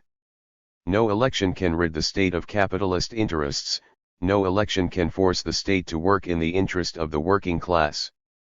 Two-party system, one-party state. In 1956 W.E.B. Du Bois explained his refusal to vote, "I shall not go to the polls. I have not registered. I believe that democracy has so far disappeared in the United States that no two evils exist. There is but one evil party with two names, and it will be elected despite all I can do or say." Du Bois' analysis is still applicable. The Democrats and Republicans are factions of the same party, the Capitalist Party. The division between the two occurs over a difference in strategy, not a difference in goals. Each party is ultimately beholden to the special interest groups funding them, all of whom wish to maintain capitalism and ensure their industry benefits from its maintenance. A base of committed voters must be catered to, but only within the boundaries set by elites. If possible, all debate is restricted to culture war issues that, while important, are debated in a way that refuses to confront capitalism. Additionally, while it is generally true that people suffer more under Republican administrations, people continue to suffer immensely under Democratic ones. Both parties are culpable in creating the conditions for misogyny, racism, poverty, exploitation, and all the ills of capitalism. Republicans appeal to the economic interests of small business owners and the most backward elements of the working class to cut social programs and attack minority groups, while the Democrats appeal to urban professionals and progressive sections of the working class, to surreptitiously implement policies with similar consequences. Democrats helped lay the groundwork for the Trump administration's worst authoritarian excesses. Some examples include mass deportations, expanding the war on terror, prosecuting whistleblowers, expanding mass surveillance, increasing fracking, and regime change. Despite not being banned outright, third parties face various anti-democratic measures ensuring their defeat at the polls. During a presidential election, the Electoral College represents the most blatant obstacle to democracy. A candidate, third party or otherwise, can gain 49% of the vote in a state and receive no electoral votes. First-past-the-post voting extends downwards to most congressional and state elections, guaranteeing a loss of representation for everyone who did not vote for the winning candidate. Third-party candidates often can't be voted for at all.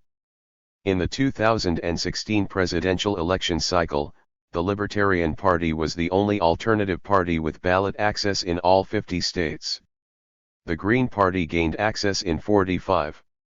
This was possible because they had the money and full-time organizers to petition for ballot access.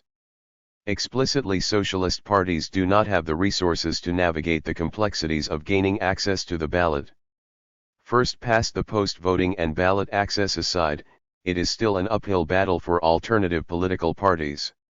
Campaign funding reimbursement is only available to parties who receive 5% of the popular vote during federal elections.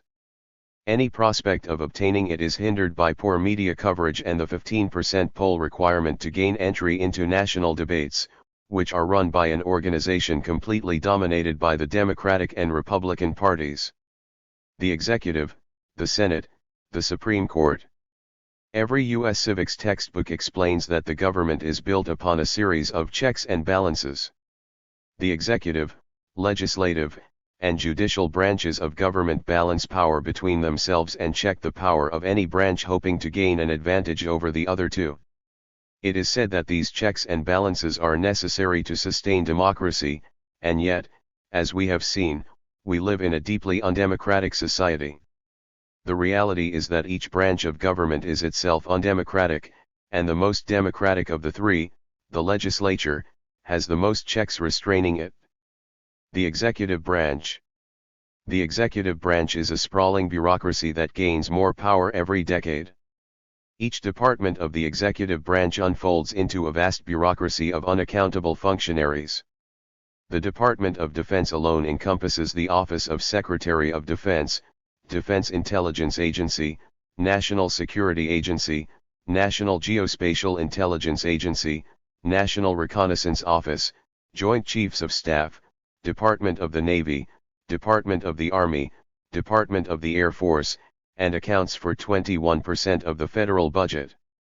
On election day, voters elect one candidate, and that one candidate appoints and oversees this military bureaucracy. The executive controls almost all aspects of foreign policy with this endless bureaucracy. The executive's power in this regard is made clear by the numerous conflicts it has initiated over the heads of Congress since the invasion of Vietnam. Congress, allegedly vested with the sole power to declare war, hasn't done so since World War II.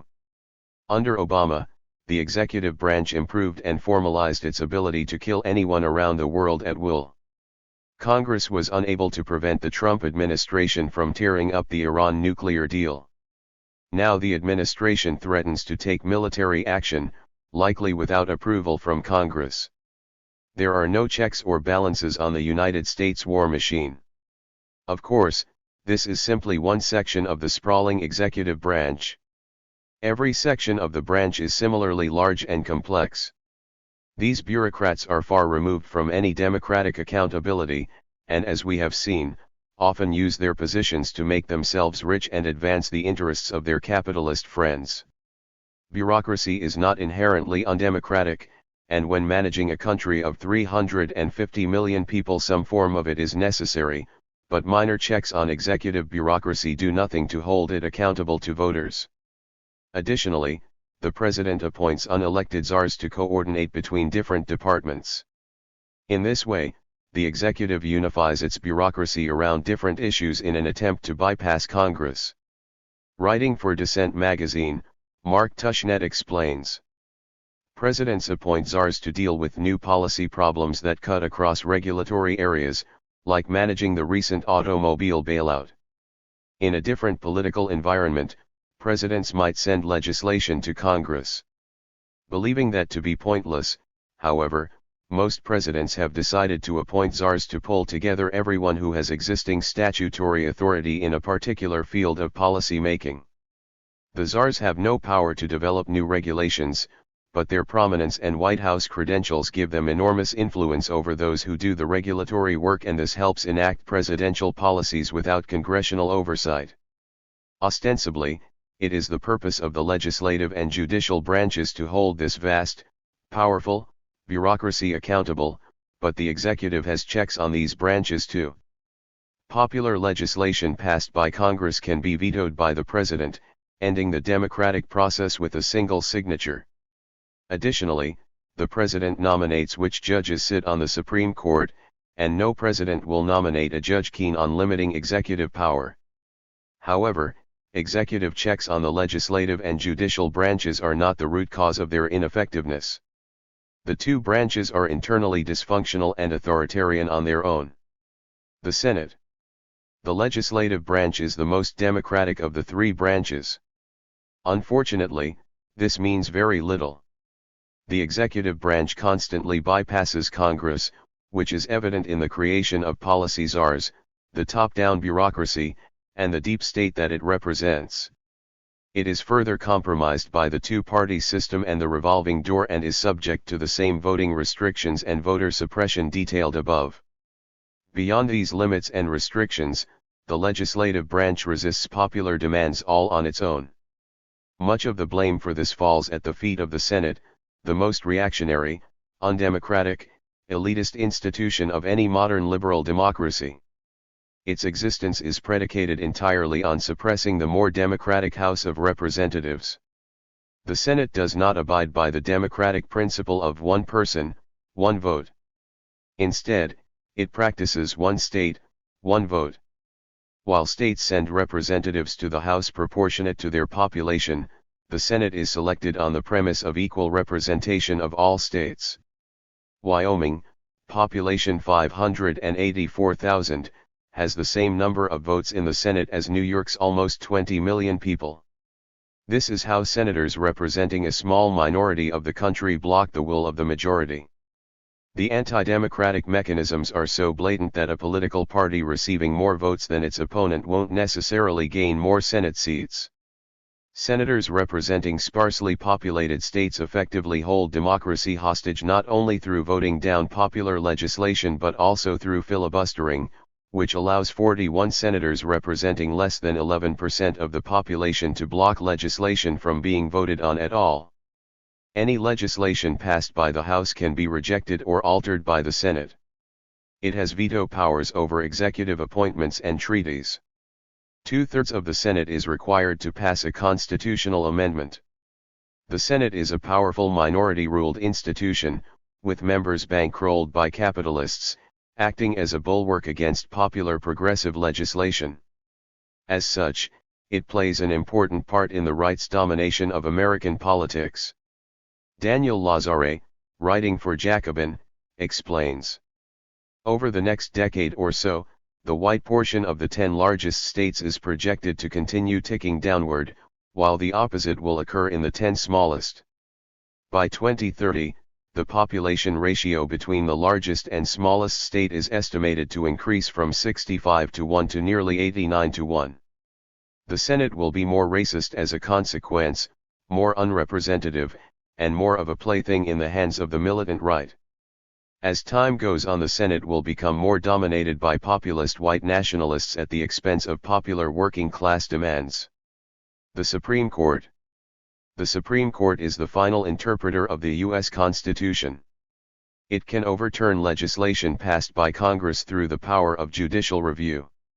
Each justice is nominated by the executive branch and confirmed by the Senate, and every justice serves for life.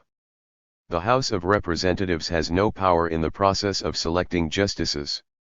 For a moment, in the 20th century, liberals viewed the Supreme Court as a vehicle for positive social change. But lasting social change only comes from below.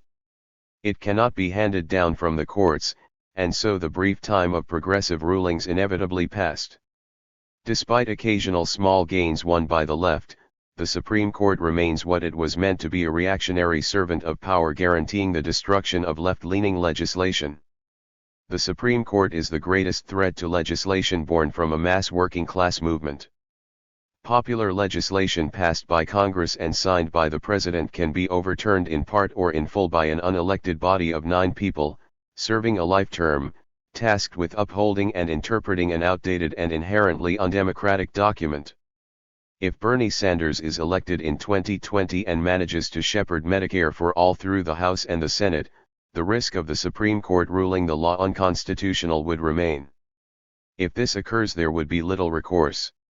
A constitutional amendment is the only way around the Supreme Court, and the requirements are so onerous it took the Civil War to implement recent meaningful amendments. If all other restrictions on democracy fail, the Supreme Court serves as the ultimate negation of popular policy. It is the final backstop against the will of the majority. A workers' republic. Similar to feudal lords who owned the land and the serfs forced to work it, today a few wealthy capitalists own the means of production that wage workers must work. If the serfs were allowed, through a convoluted process stacked against them, to vote for their lords, would we call that democracy? True democracy is only possible when workers have control over their lives, their communities, and the means of production. Our economy is not a democracy. Workers have no say in how companies are run, how resources are allocated, or how production is arranged.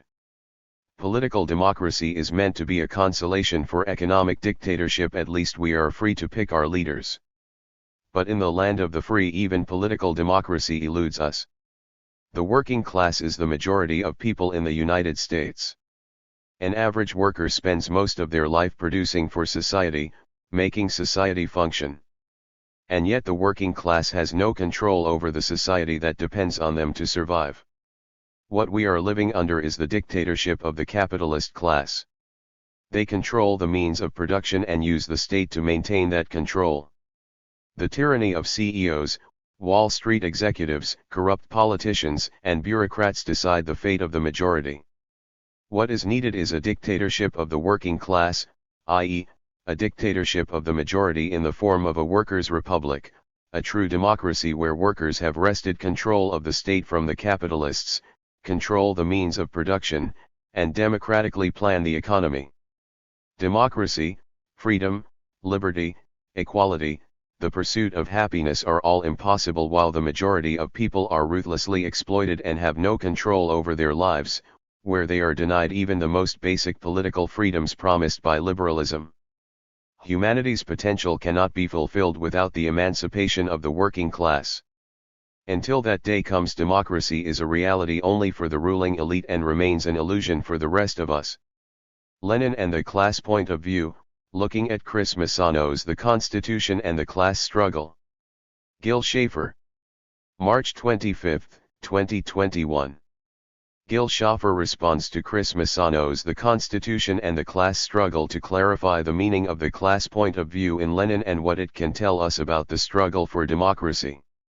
When I first ran across Seth Ackerman's Burn the Constitution back in 2011, I thought, wow, here is some writing with the power and incisiveness of I.F. Stone, Malcolm X, Carl Oglesby. I immediately went to the Jacobin website, expecting to find a radical democratic publication. It turned out to be something much more tentative and diffuse. Alongside Ackerman's searing indictment of the U.S. political system, there was a mix of articles wrestling with the problems of postmodernism and identity politics in the academy, of the unfulfilled promise of social democracy in Europe, and of what life in a socialist society might look and feel like. Over the next 5 years, Jacobin stuck to this editorial policy of publishing a wide range of views on the left and its history without feeling any pressing need to define a distinctive ideology and strategy of its own. But that changed with Bernie Sanders' 2016 campaign for president. Trying to catch up to and influence the hundreds of thousands of young people drawn to the idea of socialism through Sanders' campaign, Jacobin has since put a great deal of effort into articulating its strategy of a democratic road to socialism. I laid out my criticisms of this strategy and the selective use of Karl Koskai's writings to justify it in the curious case of the democratic road to socialism that wasn't there. The aim of this article is the opposite. Its purpose is to pick out what is positive in Jacobin's thinking about a democratic road to socialism and carry its logic beyond the scope of that publication. At the end of Why Koskai was right, after presenting his case for a strategy of winning elections within the capitalist democracy of the U.S., Eric Blanc tacks on the qualification that the U.S. actually has an extremely undemocratic political system. Blanc doesn't think that calling the U.S. both democratic and undemocratic at the same time is a problem and patches over this paradox by adding that the strategy of winning elections should also prompt socialists to focus more on fighting to democratize the political regime. As examples of how this two-pronged strategy of winning elections and democratizing the political regime at the same time might work, Blanc links to two proposals put forward by Jamal Abed Rabo I and Chris Misano II respectively. Because Abed Rabo's piece only focuses on the particular problem of first-past-the-post electoral systems and does not even mention the problem of disproportionate representation in the Senate or the unaccountable power of the Supreme Court, it doesn't really address the most serious anti-democratic features of the Constitution and can safely be put aside. Misano's article, on the other hand, does confront the full scope of the Constitution's undemocratic structure and therefore merits closer examination. I'm going to break down Misano's article into 3 parts: its solid political and historical core, its weak tactical and agitational recommendations, and the theoretical question about the relationship between democracy and the class struggle suggested in the title. Like Ackerman, Misano lists the many ways in which the Constitution violates the basic democratic principle of one person, one equal vote, but Misano goes further and places the problem of democracy in a larger historical and international context. Urging the DSA to develop a national political platform that includes a call for the establishment of a truly democratic republic for the first time in our country's history, Misano emphasizes that the demand for a democratic republic has been at the center of working class and socialist movements from the start, beginning with the U.S. Workingmen's Party and the Chartists in the 1820s and 30s, continuing in the work of Marx and Engels, and finally becoming the primary political demand of pre-WWI European Social Democracy and the U.S. Socialist Party.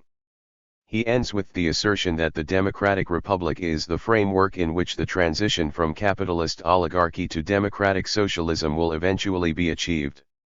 So far, so good. Misano has outlined the classic Marxist conception of the relationship between winning the battle for democracy and the transition to socialism. The next question is what tactics and forms of political agitation the demand for a democratic republic calls for. Here Misano abandons any reference to how working class and socialist movements fought for democracy in the past and shifts to a legalist constitutionally loyal framework, concluding that given the egregiously high barriers to calling a constitutional convention or amending the current constitution, a demand for a wholly new constitution would be utopian. Not surprisingly, this statement triggered criticisms that Misano was giving up the fight for democracy before it had even begun. Tim Horace in particular zeroed in on this statement as proof that the reformists turned back before even reaching the limited horizon of bourgeois legality 3. However, Horace's criticism of Misano's tactical timidity, unfortunately, did not include a reassertion of the political centrality of the goal of a democratic republic. To be sure, Horace agreed with Misano that the U.S. political system is undemocratic, but for Horace this lack of democracy is just one more reason to begin to prepare immediately for armed insurrection and socialist revolution.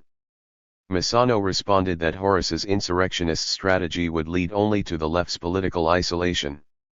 To avoid isolation, Misano argued for that participation in elections should be the primary focus of socialist political activity in a formal democracy like the U.S. Now, notice the funny thing that has happened in the course of this back and forth: the demand for a democratic republic has dropped out of the picture. What started out as a promise by Misano to explore the relationship between the Constitution and the class struggle ended up with Misano falling back into calling the U.S. a democracy and forgetting about the democratic republic. I think Misano's original promise to discuss the relationship between the Constitution and the class struggle is too important to let go. It is not clear what moved Misano to take up the subject of the Constitution in the first place and to urge the DSA to include the demand for a democratic republic in its platform. Although Jacobin has continued over the years to publish articles on the Constitution and the history of the working class's struggle for democracy, its main political and theoretical preoccupation has been the failure of post-World War II European social democratic parties in genuine parliamentary democracies to continue down the road to socialism.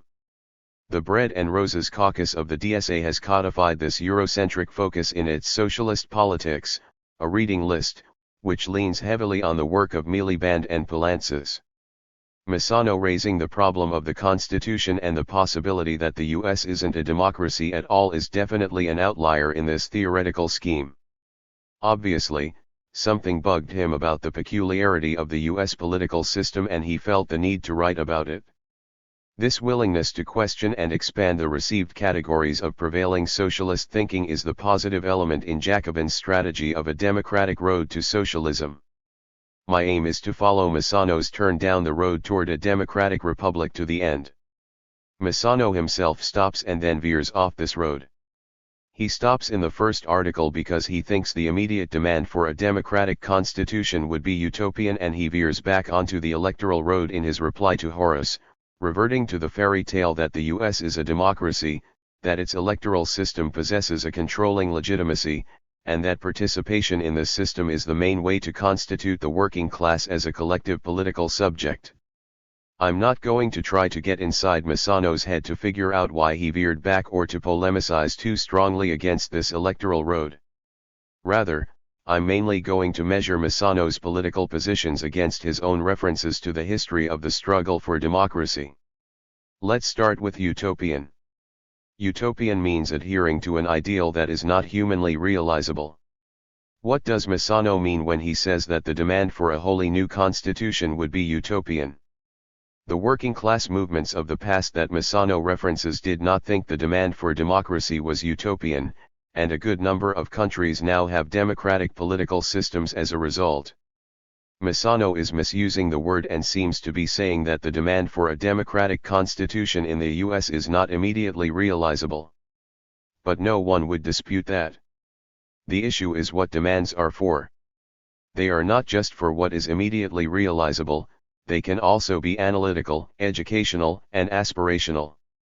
The history of Marxism is largely made up of debates about what demands should be included in a political program and how these demands might best be communicated to workers in the hope they will adopt them as their own. Misano doesn't delve very deeply into this history and drops the subject altogether when he switches over to his dispute with Horace. Horace is an easy target, a modern-day reincarnation of one of Lenin's left-wing communists.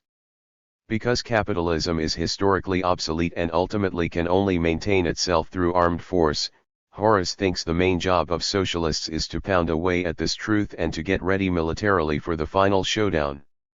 He forgets Lenin's admonition that what is historically obsolete is not necessarily politically obsolete. Lenin was certainly a believer in Marx's theory of the state when he launched Iskra, but that newspaper's purpose was not to repeat Marx's doctrine of the state over and over again and urge immediate military preparedness but to take mass political sentiment as it existed in order to develop it into a political movement demanding that society's laws be made by a democratic assembly of the people. Building the consciousness for such a political movement was his main preparation for the ultimate conquest of power. Luxemburg's approach was the same when German workers rose up to demand suffrage reform in 1910. Horace completely ignores this history of how Marxists went about building mass political movements. Misano makes a similar criticism of Horace's stunted conception of mass politics and argues that political action is key. He is right. The question is what kind of political action? For Misano, political action is overwhelmingly electoral action. In his reply to Horace he writes, elections and participation in representative institutions plays a crucial role in constituting classes as collective political subjects. As Carmen Siriani has argued, parliaments have been the major national forums for representing class-wide political and economic interests of workers. There was no pristine proletarian public prior to parliament, and the working class did not have a prior existence as a national political class. 5. Really? I have no idea what a pristine proletarian public is supposed to be, but I do know that the Chartists and the European workers' organizations and parties that led mass campaigns for the right to vote already had a sense of themselves as a national political class in order to demand the vote in the first place. And even after they had won the right to vote but were trapped within systems of unequal representation, the leading expressions of national political class consciousness were centered in the literature, protests, demonstrations, and strikes demanding further suffrage reform and complete democracy. Of course, electoral campaigns and parliamentary oratory also played a role in these movements, but the working class's sense of political legitimacy was invested in the goal of true democratic representation, not in the restricted power and choices of existing unrepresentative parliamentary elections and institutions. The underlying problem with Misano's analysis and with the Jacobin/Bread and Roses political tendency is that they take as their baseline the world of post-World War II European social democracy. There are two reasons why this model is inadequate for understanding the challenges facing the US left. The obvious one is that the US is still a pre-democratic state in which elections are vastly less representative than in European social democracies. The less obvious one concerns the historical and political origins of Europe's social democratic institutions themselves. It must be remembered that fascism crushed the European workers' parties and movements and was only defeated by the Allied armies in World War II. In the western part of Europe, the US then oversaw the construction of parliamentary institutions remarkably more democratic than its own in order to neutralize the appeal of more radical left and communist political forces, Yet these new national governments were enmeshed in a web of supranational Cold War military and economic structures dominated by the US, a dominance that continues today. Jacobin talks very little about this difficult history, but it is a decisive factor weighing against their position that contemporary European social democracy is a useful guide for understanding how our own struggle for democratic political institutions is likely to develop. In arguing that the DSA should include the demand for a democratic republic in its platform, Misano linked to the 1912 platform of the U.S. Socialist Party, which called for the abolition of the Senate and the veto power of the President, the removal of the Supreme Court's power to abrogate legislation enacted by Congress, the election of the President by popular vote, and the ability to amend the Constitution by a majority of voters in a majority of the states. Where have these demands been for the last 100 years? Very roughly, WWI and the Bolshevik Revolution not only split socialists into hostile revolutionary and reformist camps, they also gave rise to the entirely new concepts of Soviet versus parliamentary democracy and one-party rule versus multi-party elections. For Marxist-Leninists, the old goal of a democratic republic was no longer enough and was summarily dismissed as just another form of bourgeois democracy. On the reformist side, liberal capitalist republics like the US, no matter how distorted and unrepresentative their political systems, were increasingly referred to as democracies in contrast to the Soviet dictatorship. The reputation of the US was further enhanced by the contrast between the New Deal and fascism. This democracy/dictatorship dichotomy so dominated political thinking over the last century that even democratic-minded comparative historians such as Barrington Moore, Eric Hobsbawm, Perry Anderson, and Michael Mann were not able to break away from classifying the US as a liberal or social democracy. They couldn't see that we are still in the age of the democratic revolution. There was a brief revival of democratic language and thinking in the civil rights movement and in the participatory democracy of the New Left, but that gave way by the late 1960s to revolutionary anti-imperialism and Maoism. After 20 years in the doldrums, which included the collapse of the Soviet Union, some new thinking began to emerge in the mid-1990s. On an intellectual level, fundamental critiques of the Constitution's structure started popping up, beginning with Thomas Gogin's The Infernal Senate, followed by Daniel Lazare's much more comprehensive The Frozen Republic, How the Constitution is Paralyzing Democracy, Robert Dahl's How Democratic is the American Constitution, and Sanford Levinson's Our Undemocratic Constitution. Popular dissatisfaction with the political system grew in parallel. The list of offenses is long: the Democratic Party's failure to reverse conservative policies and pro-corporate economic dogma after 12 years of Republican rule, the Supreme Court's intervention in the 2000 election, the lies and deception of the Iraq War, the failure, again, of the Democrats to come to grips with the economic and healthcare crises, this time hiding behind the fig leaf of the filibuster, and then the 2016 election and the absurdity of the Electoral College. The response has been Occupy Wall Street, Black Lives Matter, increasing working class activity, Bernie Sanders, DSA expansion, and the electoral victories of Justice Democrats. Misano has attempted to pull these historical, intellectual, and political strands together into a coherent ideological and strategic whole. He doesn't get it right, but he does raise the right question: what is the relationship between democracy and the class struggle? There is no way to answer this question without first pinning down more specifically what we mean by democracy. Misano and Jacobin in general wobble back and forth between defining democracy as universal and equal suffrage or just universal suffrage. 6 The 1912 platform of the Socialist Party contained no such ambiguity, and neither did the programs of the socialist parties of the Second International. The most comprehensive analysis of this issue by a Marxist was made by none other than Karl Koski in his 1905 essay The Republic and Social Democracy in France 7. In a comment on my last article, Jacob Richter called this essay State and Revolution before Lenin's pamphlet, minus overheated polemical language. This characterization is accurate because the aim of both was to use Marx's writings on the Paris Commune as the measure of the meaning of democracy and the institutional requirements of a truly democratic republic. The target of Kosciuszko's critique was the Third French Republic, which had universal and relatively equal voting for the lower house of its legislature but restricted and indirect voting for its Senate and powerful centralized presidency.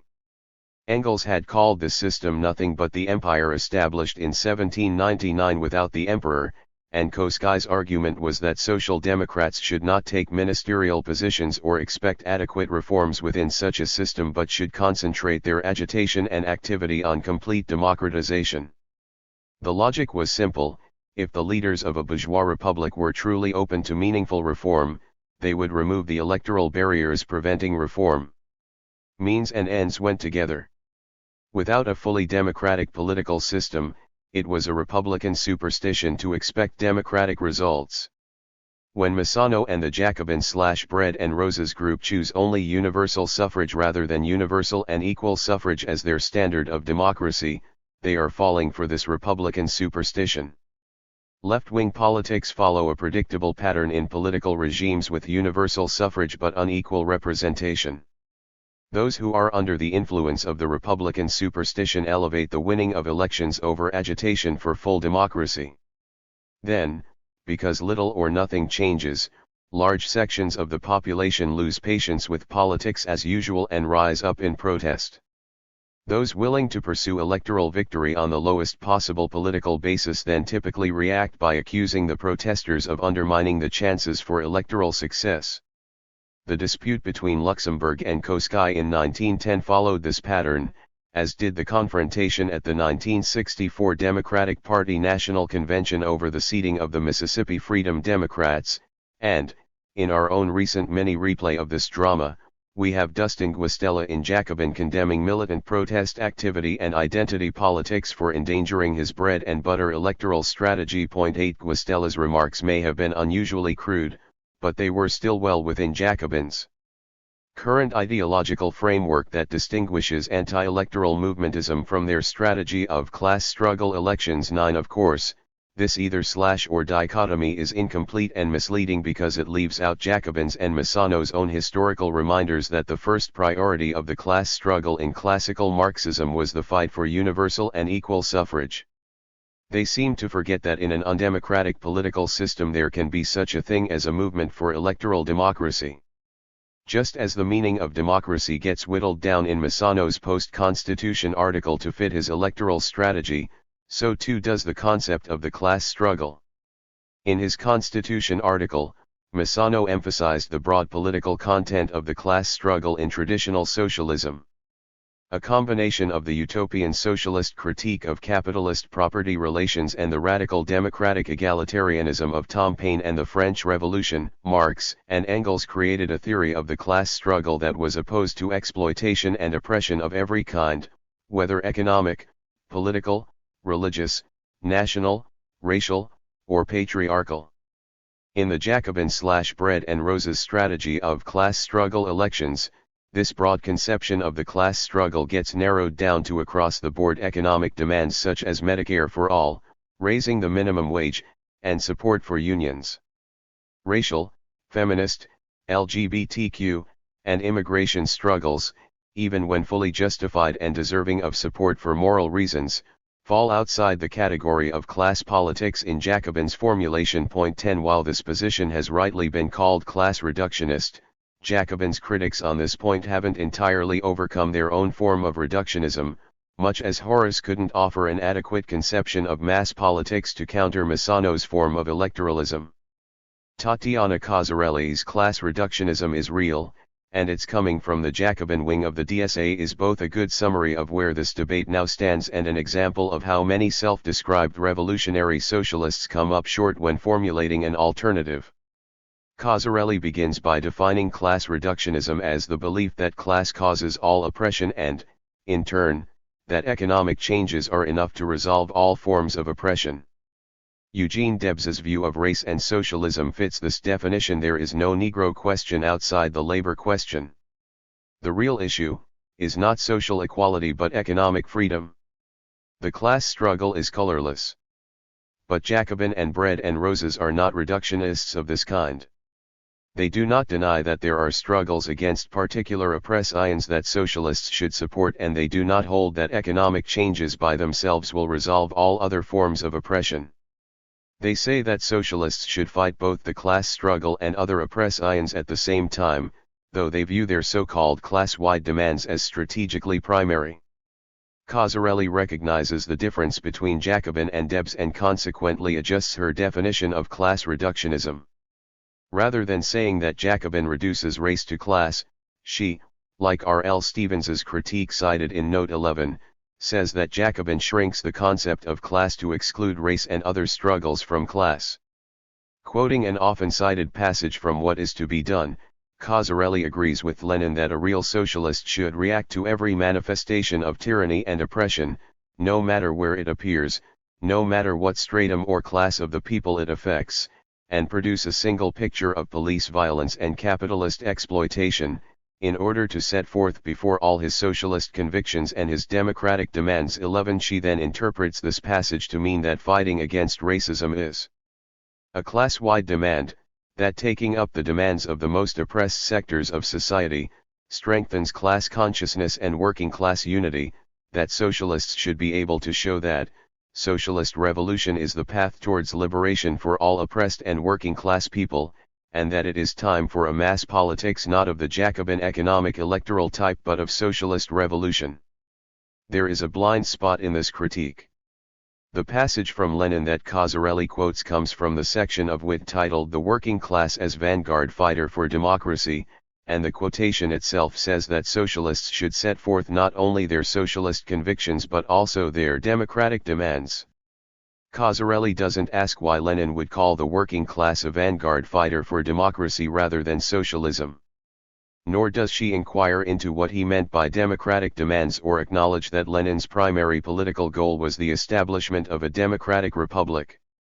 This neglect of the difference between democratic and socialist demands is its own form of reductionism and involves viewing and treating non-socialist mass struggles as if they were primarily opportunities for socialists to show that socialist revolution is the path towards liberation for all oppressed and working class people. That's a recipe for sectarian socialist preaching, not political leadership. Lenin's approach was different. I started reading Lenin's agitational writings in late August 1971. After 3 years in SDS, I had joined the Revolutionary Union in Oakland following the invasion of Cambodia and the National Student Strike. On August 21, 1971, George Jackson was killed at San Quentin Prison, and I got the job of writing an article for the RU's local monthly newspaper explaining why it was important for the working class to support the struggle that Jackson had waged against the prison industrial complex and for black liberation. Putting the black liberation struggle together with an as yet non-existent revolutionary workers' movement in a coherent way was proving difficult, so the RU leader heading up the paper suggested I read the drafting of 183 students into the army, 12 a 1901 article by Lenin from Iskra, to get some ideas. The article, which was a report on the punishments meted out to university students demanding academic and political reforms from Tsarist authorities, read more like something from I.F. Stone's Weekly than one of Lenin's dense major polemics, but the bigger surprise came at the end of the article. In the conclusion, Lenin argued that the workers must come to the aid of the students, that the working class cannot emancipate itself without emancipating the whole people from despotism, that it is its duty first and foremost to respond to every protest and render every support to that protest, and that any worker who can look on indifferently while the government sends troops against the student youth is unworthy of the name socialist. Even though I had read through most of Lenin's major works over the previous year and a half, they were obviously too much to take in all at once. I hadn't picked up at all on the parts of wit that called for opposing oppression of every kind. In SDS, support for the Panthers and the Black freedom struggle had always relied more on the national liberation rhetoric of Che and the NLF than on Lenin, partly because the Progressive Labour Party's anti-nationalist workerism and bloc voting within SDS had given Lenin a bad name, and partly because most discussions of Lenin were still centered on the hoary controversies over organizational centralism and socialist consciousness coming from outside the working class. The Iskra article forced me to reconsider what I thought I knew. Reading back and forth through the first 5 volumes of the collected works, particularly the programmatic and agitational articles in volumes 2, 4, and 5, it became obvious that Lenin's advocacy of socialist consciousness or social democratic consciousness in wit did not just refer to consciousness of the need for socialism versus the economist theory of trade union reformism, but also to consciousness of the need for already convinced socialists to support all other classes and groups in conflict with the Tsarist autocracy. On top of this double meaning of socialist consciousness, Lenin also used the terms democratic or all-round political at times instead of the more general socialist or social democratic to refer specifically to the democratic content of anti-Tsarist political agitation and consciousness. Thanks to the work of Neil Harding 13 and Lars Lih 14, most of these terminological ambiguities in Lenin's writings have now been cleared up, but not all. In my last article, I pointed out how Lih substituted the limited goals of freedom of speech and association for Russian social democracy's larger political goal of a democratic republic. In a related narrowing, Lih also blurs what Lenin meant by class consciousness, the class struggle, and the class point of view. Because I think the controversy between Lenin and his critics over the political content of these words is the most important ideological debate in the history of Marxism, we need to go over it in some detail. During the crucial years 1901-04, both his economist critics prior to the Second Congress and his Menshevik critics after the Bolshevik-Menshevik split accused Lenin of forgetting the class point of view because he placed the all-class democratic struggle against Tsarism ahead of the class struggle between workers and capitalists. Lenin's eventual response to this criticism was that the strategy of the all-class democratic revolution was the class point of view, but it took him several tries and several months to state this theoretical position clearly. The phrase had first popped up in a letter sent to Iskra in late 1901, which Lenin printed and responded to in a talk with defenders of economism 15. The authors of the letter differed with Iskra both on the empirical evaluation of the readiness of the working class to engage in the political struggle against the autocracy and on the theoretical matter of how to engage in that struggle. They claimed that Iskra was seeking allies among other classes to fight the autocracy because it felt that the working class movement was too weak to challenge the autocracy on its own. It was, they said, this impatience with the low level of working class activity that led Iskra to depart from the class point of view and downplay the working class's differences with these other classes. In the author's opinion, the working class first needed to build up its own strength in the economic struggle against the employer class before it could graduate to the political struggle against the autocracy. It was therefore the fundamental task of social democratic literature to criticize the bourgeois system and explain its class divisions, not to obscure these class antagonisms by seeking allies among other classes. Of course, Lenin disputed every one of these points. The spontaneous awakening of the workers and other social strata had already outgrown the ability of the Social Democrats to keep up. This spontaneous upsurge demanded that the Social Democrats abandon their local insularity and join Iskra in forming a nationwide organization to coordinate the struggle against the autocracy. As for abandoning the class point of view and neglecting close, organic contact with the proletarian struggle, Iskra was proud of its efforts to rouse political discontent among all strata of the population and never obscured the class point of view when doing so. It was social democracy's obligation to lead the democratic struggle against the autocracy, otherwise political leadership would fall into the hands of the bourgeoisie and cripple the working class's ability to shape the future of the country. The main thing to note about this response is that Lenin did not claim at this point that the democratic struggle against the autocracy was a direct expression of the class point of view. He was still operating within the framework laid out in his programmatic essay from 1898, The Tasks of the Russian Social Democrats, before economism had emerged as an explicit trend. In the tasks, Lenin divided the working class struggle into two branches, the socialist and democratic. 16 To be sure, Lenin held that both of these struggles were parts of the single overall social democratic class struggle of the proletariat, but his emphasis was on delineating the different characteristics of each. The rhetorical move of the economists in 1901 was to appropriate the socialist/economic half of this dual-class struggle and claim that it alone constituted the class point of view. 17 Lenin bridled at this attempt by the economists to seize the high ground in the rhetoric of the class struggle, but he did not yet directly counter it. Lenin had received the economist's letter while he was already in the middle of writing Wit and immediately made it the focal point of his critique. As he wrote in the preface to Wit, a talk with defenders of economism was a synopsis, so to speak, of the present pamphlet. The last part of the section in Chapter 3 titled The Working Class as Vanguard Fighter for Democracy was devoted to responding in more detail to the economist's letter. However, although there is more detail, Lenin's theoretical framework remained essentially the same. While he added many passages where he argued that working-class consciousness cannot be genuine political consciousness unless the workers are trained to respond to all cases of tyranny, oppression, violence, and abuse, no matter what class is affected, when he came to the class point of view phrase, his tactic was to undermine its pretensions rather than to take it over as his own. It was not until the article Political Agitation and the Class Point of View that he made the latter move. Although Political Agitation appeared in the February 1902 issue of Iskra before Wit was published in March, it was written after Wit was completed. 18 My guess is that the time pressure of getting Wit out to the activists in Russia precluded any more modifications, yet Lenin felt there was still a loose end that needed tying up. Political Agitation starts off with a review of an incident in which a member of the Russian nobility by the name of Stakhovich gave a speech to a local Zemstvo assembly calling for freedom of religion.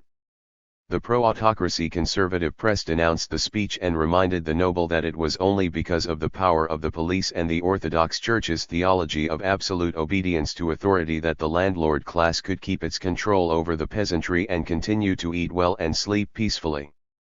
Lenin then commented that the state of affairs in Russia must really be in dire straits if even members of the nobility were becoming dissatisfied with the tyranny and incompetence of the priests and the police. Of course, Lenin went on, we know that the conservative press cannot discuss openly why dissatisfaction with the autocracy was reaching even into the ranks of the landlord class, but it was a real mystery why many revolutionaries and socialists seemed to suffer from the same disability.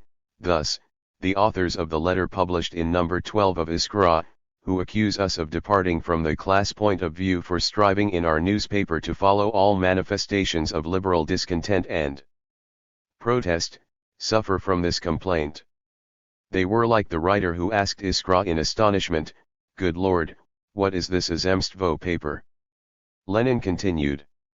All these socialists forget that the interests of the autocracy coincide only with certain interests of the propertied classes, and only under certain circumstances. The interests of other bourgeois strata and the more widely understood interests of the entire bourgeoisie, necessarily give rise to a liberal opposition to the autocracy. What the result of these antagonistic tendencies is, what relative strength of conservative and liberal views, or trends, among the bourgeoisie obtains at the present moment, cannot be learned from a couple of general theses, for this depends on all the special features of the social and political situation at a given moment. To determine this, one must study the situation in detail and carefully watch all the conflicts with the government, no matter by what social stratum they are initiated. It is precisely the class point of view that makes it impermissible for a social democrat to remain indifferent to the discontent and the protests of the Stakhoviches. It is in the last line of the quotation above that Lenin turns the tables on his critics and introduces for the first time his own conception of the class point of view. He then proceeds to explain where this conception comes from. The reasoning and activity of the above-mentioned socialists show that they are indifferent to liberalism and thus reveal their incomprehension of the basic theses of the Communist Manifesto, the gospel of international social democracy. Let us recall, for instance, the words that the bourgeoisie itself provides material for the political education of the proletariat by its struggle for power, by the conflicts of various strata and groups within it. Let us recall also the words that the communists support every revolutionary movement against the existing system. Those words are often interpreted too narrowly, and are not taken to imply support for the liberal opposition. It must not be forgotten, however, that there are periods when every conflict with the government arising out of progressive social interests, however small, may under certain conditions flare up into a general conflagration. Suffice it to recall the great social movement which developed in Russia out of the struggle between the students and the government over academic demands, or the conflict that arose in France between all the progressive elements and the militarists over a trial in which the verdict had been rendered on the basis of forged evidence. Hence, it is our bounden duty to explain to the proletariat every liberal and democratic protest, to widen and support it. Those who refrain from concerning themselves in this way in actuality leave the liberals in command, place in their hands the political education of the workers, and concede hegemony in the political struggle to elements which, in the final analysis, are leaders of bourgeois democracy. The class character of the social democratic movement must not be expressed in the restriction of our tasks to the direct and immediate needs of the labor movement pure and simple. It must lead, not only the economic, but also the political struggle of the proletariat. It is particularly in regard to the political struggle that the class point of view demands that the proletariat give an impetus to every democratic movement. The political demands of working-class democracy do not differ in principle from those of bourgeois democracy, they differ only in degree. In the struggle for economic emancipation, for the socialist revolution, the proletariat stands on a basis different in principle and it stands alone. In the struggle for political liberation, however, we have many allies, towards whom we must not remain indifferent. But while our allies in the bourgeois democratic camp, in struggling for liberal reforms, will always look back, the proletariat will march forward to the end, will struggle for the democratic republic, will not forget, that if we want to push someone forward, we must continually keep our hands on that someone's shoulders. The party of the proletariat must learn to catch every liberal just at the moment when he is prepared to move forward an inch, and make him move forward a yard. If he is obdurate, we will go forward without him and over him. There is a lot packed into this short 7-page manifesto, and we can't expand on all of it here, so I'll just make a few comments before continuing with the class point of view. First, if anyone thinks that Lenin's emphasis on democratic questions can be dismissed as a peculiarity attributable to living under an absolute monarchy without civil or political rights, think again. The Dreyfus affair in France, a thoroughly modern bourgeois republic, is one of the two examples he gives of a seemingly minor conflict that flared into a general political conflagration. Lenin thought the Dreyfus affair was so important as an illustration of why it was necessary to pay attention to even minor political conflicts. He pointed to it again in Left-Wing Communism 19 as a lesson for doctrinaires. Second, Lenin's statement that there is no difference in principle between bourgeois and proletarian democracy, only a difference in degree, might sound strange to some, but that then is an indication of just how much has been lost in our understanding of the political content of classical Marxism. Third, when Lenin says that the proletariat cannot emancipate itself without emancipating the whole people from despotism, that should not be taken to mean that the emancipation of the whole people is a byproduct of the proletariat emancipating itself. Rather, as the vanguard fighter for democracy, the proletariat both leads and needs allies in the fight for democracy. Now, back to the class point of view. Faced with the undeniable fact that the democratic political struggle against the autocracy was a multi-class struggle but that the economic struggle against the capitalists was a purely working-class struggle, Lenin had to find some standpoint from which he could claim that the democratic struggle represented the true working-class point of view. He did this by appealing to the Communist Manifesto, the gospel of international social democracy. Lenin argued that the theory of the working class movement developed by Marx and Engels constituted the only true working class point of view. Of course, Lenin was then accused of insulting the workers' intelligence and perverting the meaning of socialism for claiming that socialist political consciousness could only be brought to the workers by bourgeois intellectuals from without. On this issue, I agree with LIH that this accusation was baseless and misguided from the beginning. 20 Lenin and other orthodox social democrats had the same right as any other political grouping to claim they represented the interests of the workers. On the flip side, however, neither they nor anyone else possessed any power to make the workers do anything they didn't want to do. Workers have minds of their own and can choose to follow or become Marxists themselves, or not. Marx and Engels believed that the working class was the social force that embodied the potential to end all exploitation and oppression and dedicated their lives to helping realize that potential. Lenin followed in their path and elaborated his own distinctive interpretation of how to go about it in wit and political agitation and the class point of view. Whether we want to call it the class point of view or simply the democratic point of view, I think Lenin's theory of democratic strategy and political agitation is still essential today because it is egalitarian, universal, systematic, and non-reductionist. That finishes my review of Lenin's theory of the class point of view. Because Lars Lih also discusses the class point of view extensively in Lenin Rediscovered, and because it seems that many people's knowledge and impression of Lenin has been shaped or influenced over the past 10 years by Lih's work, I think a brief comparison of how our interpretations differ can further clarify the issues at stake.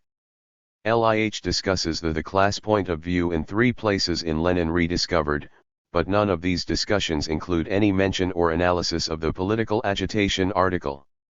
As a consequence, Lih leaves out how Lenin turned the tables on his economist opponents and took over the class point of view for his own purposes by basing it directly on the Communist Manifesto's democratic political imperatives.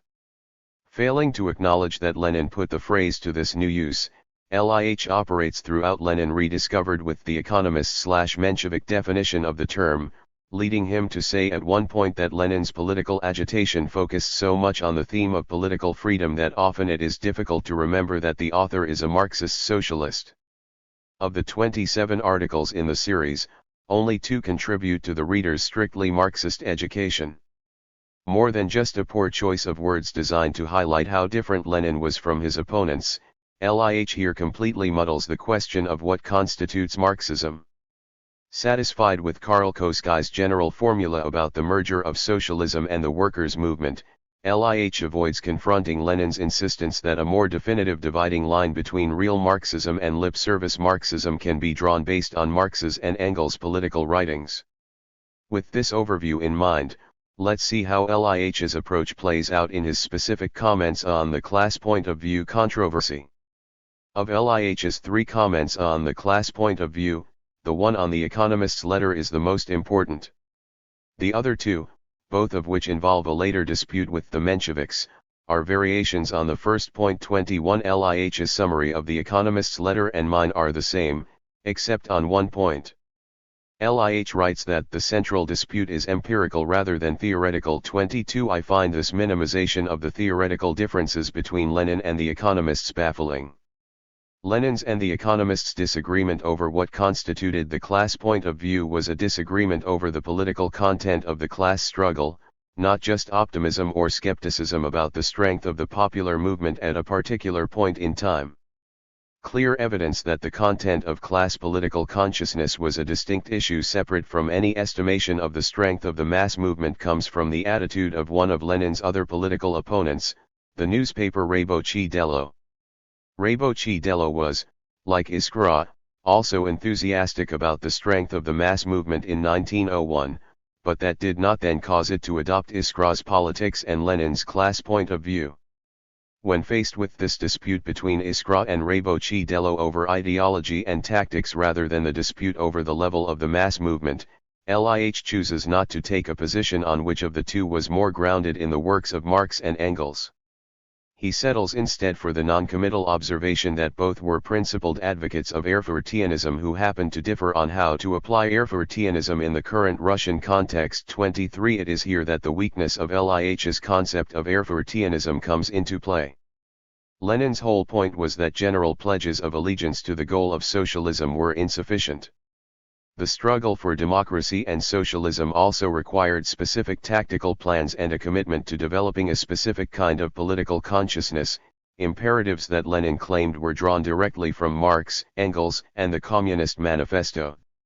While Lih refrains from any detailed investigation into whether Lenin's claim was justified, He does make a long comment in a footnote 24 on Lenin's The Tasks of the Russian Social Democrats regarding Koskai's merger formula that indicates he genuinely does not understand what Lenin was saying. Because his comment is long, I'll put my reply to it in a footnote 25 and end this review of LIH with the conclusion that Lenin was justified in his claim that his political theory was drawn directly from Marx and Engels, and that it is right to say that Lenin's theory of democratic political consciousness and the goal of a democratic republic was and is the strictly Marxist position. Point 26. I'll end this article where it began, with the beginning of Jacobin. The same issue 2 that contained Ackerman's Constitution article also contained an article by Chris Misano titled Letter to the Next Left, a reflection on C. Wright Mills's letter to the New Left from 50 years earlier. Misano argued that Mills was wrong to think that intellectuals were the new agents of historical change who could take over the leading role traditionally played by the working class in Marxist ideology. Believing in the working class as the leading historic agency for radical change is not a labor metaphysic, Misano wrote, it's a recognition of the enduring realities of life under capitalism. In the next issue, Pam C. Nogales responded to Misano in 2 steps back, arguing that Misano misunderstood what Mills was trying to say. Mills wasn't saying that intellectuals were a new class that could replace the working class as the central agent of historical change, but that intellectuals had an important role to play in examining the reasons why the working class had ceased to act as a transformative historical force. Nogales was right about Mills. He was asking the left to reflect on its history and its current condition in order to formulate new perspectives and new theories that might help reconstitute the left as a political subject. He wasn't dismissing labor as a potential political actor. Of course, we cannot write off the working class. Where labor exists as an agency, of course we must work with it. What he meant by political agency was the traditional Marxist commitment to liberate all of humanity from the terrors of war, colonialism, economic exploitation, and racial oppression. During the Cold War in the US and Great Britain, there was no longer any mass working class movement actively interested in these goals. Mills was saying that intellectuals should not stand by and wait for the working class to act, but should begin on their own the intellectual and political process of reviving the discussion of the traditional Marxist goal of human liberation. His final bit of advice to the New Left at the end of his letter was forget Victorian Marxism, except when you need it, and read Lenin again. Rosa Luxemburg, 2. In this cryptic shorthand, Victorian Marxism stood for the economic interests of the working class, while Lenin and Luxemburg represented the universal emancipatory core of Marxism. When Misano, Ackerman, and Jacobin in general explore the history of the struggle for democracy over more than 2 centuries in the US and Europe, they are acting in the emancipatory tradition of Marx, Engels, Lenin, and Luxemburg. When they settle for the strategy of class struggle elections, they are falling back into economism and the labor metaphysic. Making state theory revolutionary. Donald Parkinson. February 1, 2019. Donald Parkinson argues that state theory must move beyond questions of methodology and move into deeper political questions such as the political form of a workers' regime. Perry Anderson in his Considerations on Western Marxism makes the point that it was primarily questions of methodology and not political debate that occupied Marxist intellectuals in Western Europe during the post-war era up until the 1970s. Anderson links this focus on methodology over strategy to the general weakness of the class struggle at that time, with Marxist intellectuals focusing on arcane, although often useful, debates concerning the correct reading of Marx, whether Hegelian, structuralist, Kantian, or existentialist. The debates over state theory in Marxism since the post-war era have been no exception to this trend. They have been primarily fixated on questions of methodology in theorizing the state. But what if we moved beyond questions of methodology, aiming to take Marxist state theory into the field of substantive political questions? In this attempt to do so, I will offer a quick overview of the main debates in methodology and then point towards the kind of questions that would concern a more revolutionarily oriented approach to state theory. The primary trends in the debates in Marxist state theory are instrumentalism and structuralism. Other schools of thought include the form analytic school. The instrumentalist school is regarded by Clyde W. Barrow in his critical theories of the state as the inheritor of plain Marxism, continuing the tradition that Lenin began in State and Revolution. Instrumentalist state theory was initially conceived by Sweezy and Barron, but was perhaps most effectively articulated by Ralph Miliband, particularly in his book The State and Capitalist Society. Put simply, instrumentalist state theory takes seriously the claim by Engels that the state is but a committee for managing the common affairs of the ruling class. Instrumentalist state theorists argue that not only is there a ruling class with cohesive group interests but that the state is a means through which the ruling class can express these interests. It is within state institutions that class power is organized. The ruling class is able to have control over these institutions because of its own networks of influence and policy making through which the power of the ruling class is embedded. To quote Miliband, "It is these institutions in which state power lies, and is through them that this power is wielded in its different manifestations by the people who occupy the leading positions in each of these institutions." Point 1. According to this theory, classes exert their power over state apparatuses through colonizing them. This is the process by which the ruling class keeps the state's loyalty, maintaining dominance over state institutions so as to make the state an instrument of the class's rule. This theory thus explains how the ruling class rules through the state and exercises a class dictatorship through the processes of class formation and colonization of the state apparatuses, institutionalizing its rule. By class formation, we mean the process through which a class becomes a consciously organized force that can act in history according to its class interests. A typical critique of the instrumentalist approach begins by pointing out that it conceptualizes the state as merely an instrument for different classes to pick up and use. Instrumentalists, this critique continues, give undue importance to ideology and the behavior of managers, emphasizing these factors over the importance of social structures over which the managers have no control. This critique was made by Poulantzas, who would develop a structuralist theory of the state inspired by Louis Althusser's reading of Marx. Point 2. Poulantzas's structuralism would develop in the course from his initial critique of Miliband to his final work State, Power, Socialism. However, from the beginning what was important for Poulantzas was that the state is understood in terms of social relations and structures rather than actors, and that what mattered was not the class loyalties of politicians but the deeper historical logic with which the state was intertwined. Structuralist state theory did not disagree with Miliband empirically so much as theoretically. Its critique was aimed primarily at what it saw as the flawed methodology underlying instrumentalism. Structuralist Marxism itself was a project designed to rid Marxism of its humanist aspects, a sort of Marxism that saw the study of abstract social structures as more scientific compared to the Hegelian reading of Marx, which focused on alienation and made room for what was seen as a creeping idealism. This could mean a cold and impersonal Marxism that leaves little room for human agency, but it also allows the theorist to look at certain social formations at a macro level of abstraction. This can be useful in the sense of understanding the state as something that exists beyond the will of certain individual actors with unlimited power and determining which state tendencies are beyond human control. For the structuralists, one ought not to understand the state as an object but as a social relation, and in particular a class relation. The state can be understood as a set of institutions that, regardless of ideology, is set up to reproduce capitalist social relations because its aim is to reproduce classes. This has been useful for explaining why social democratic politicians so often bowed down to the capitalist class while in power despite their rhetoric. What mattered was not the dedication of these politicians to pro-worker policies, but the greater social structure in which state actors worked, a structure inherently predisposed to reproducing capitalist relations. However, through the course of his thinking, Poulantzas would eventually develop his state theory in directions that go against key aspects of Marxist state theory, in particular, the concept of class dictatorship.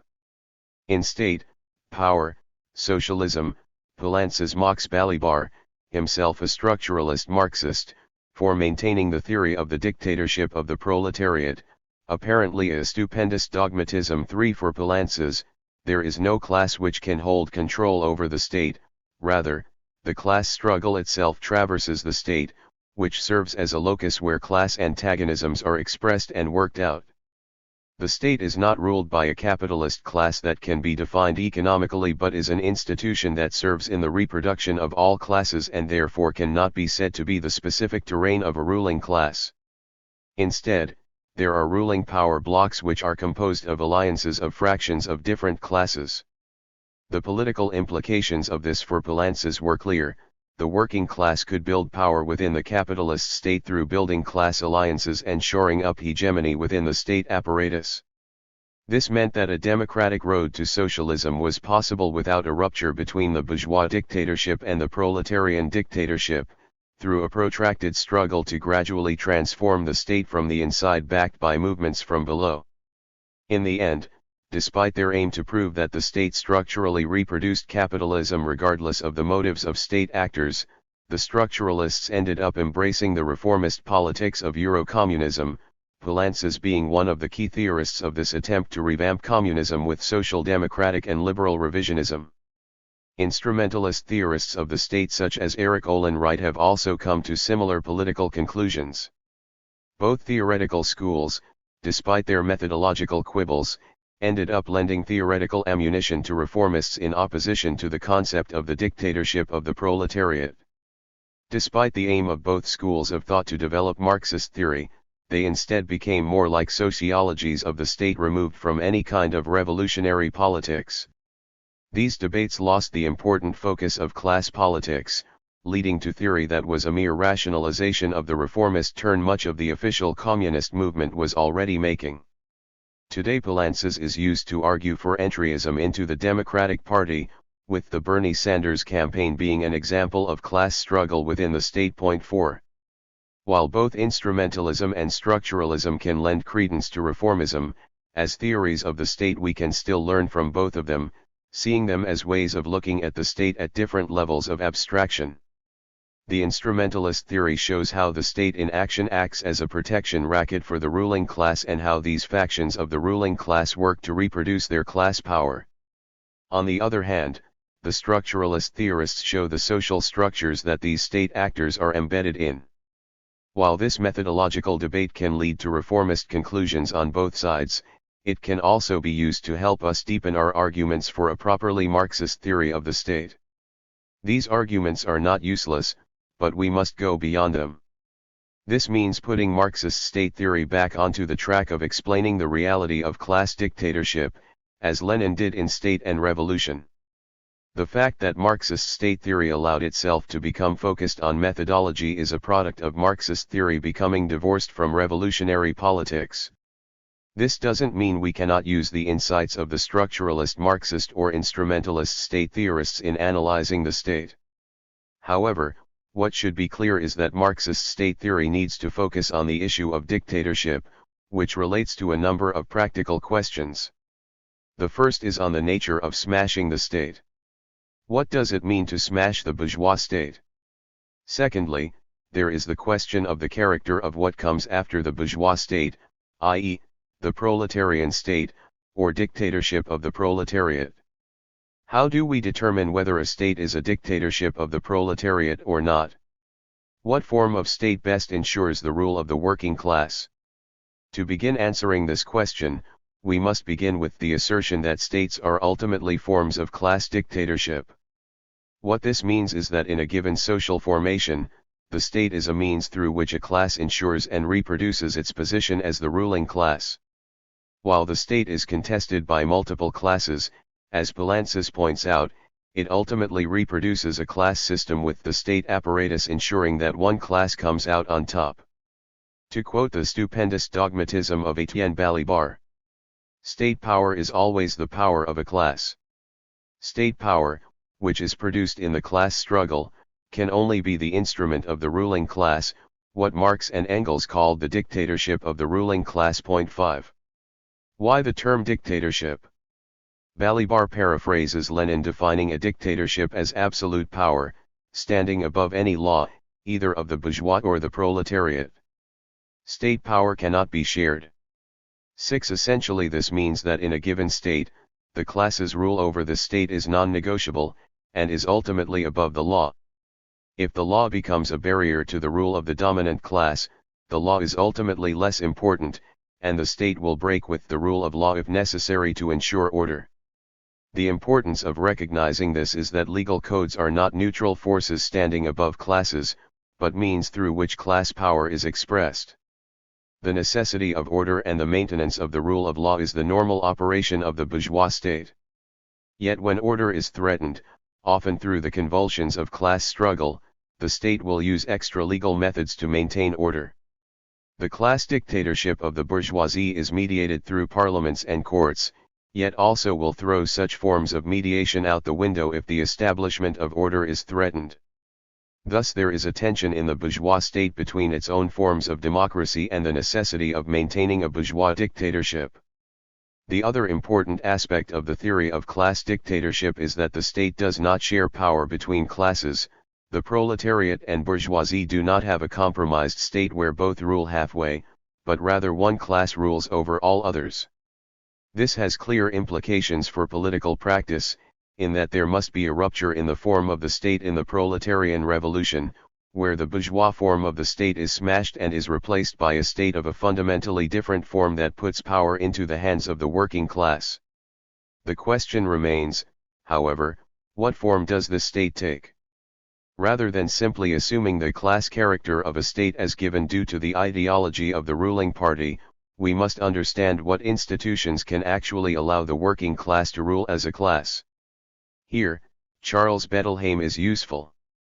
The basic difference between a proletarian state apparatus and a bourgeois state apparatus is the non-separation of the proletarian state apparatus from the masses, its subordination to the masses, i.e., the disappearance of what Lenin called a state in the proper sense and its replacement by the proletariat organized as a ruling class. 7.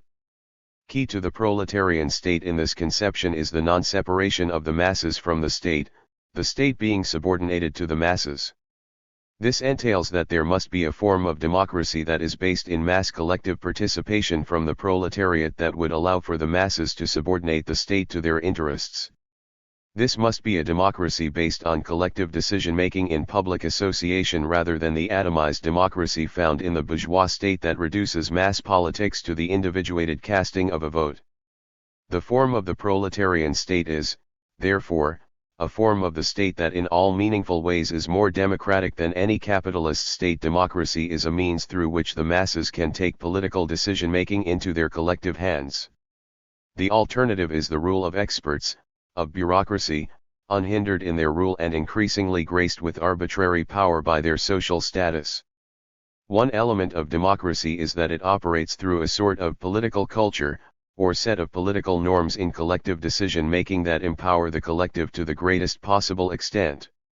Therefore a proletarian state must promote certain civic virtues, essentially an ideological apparatus that promotes certain forms of socialization over others, forms that promote collective decision-making in a solidaristic fashion, overseeing politics as an instrument for personal success. In fact, one of the key aspects of proletarian democracy is that it is not possible to use politics as a form of career. As in the Paris Commune, the workers' representative should be not only recallable but also paid the average working person's wage.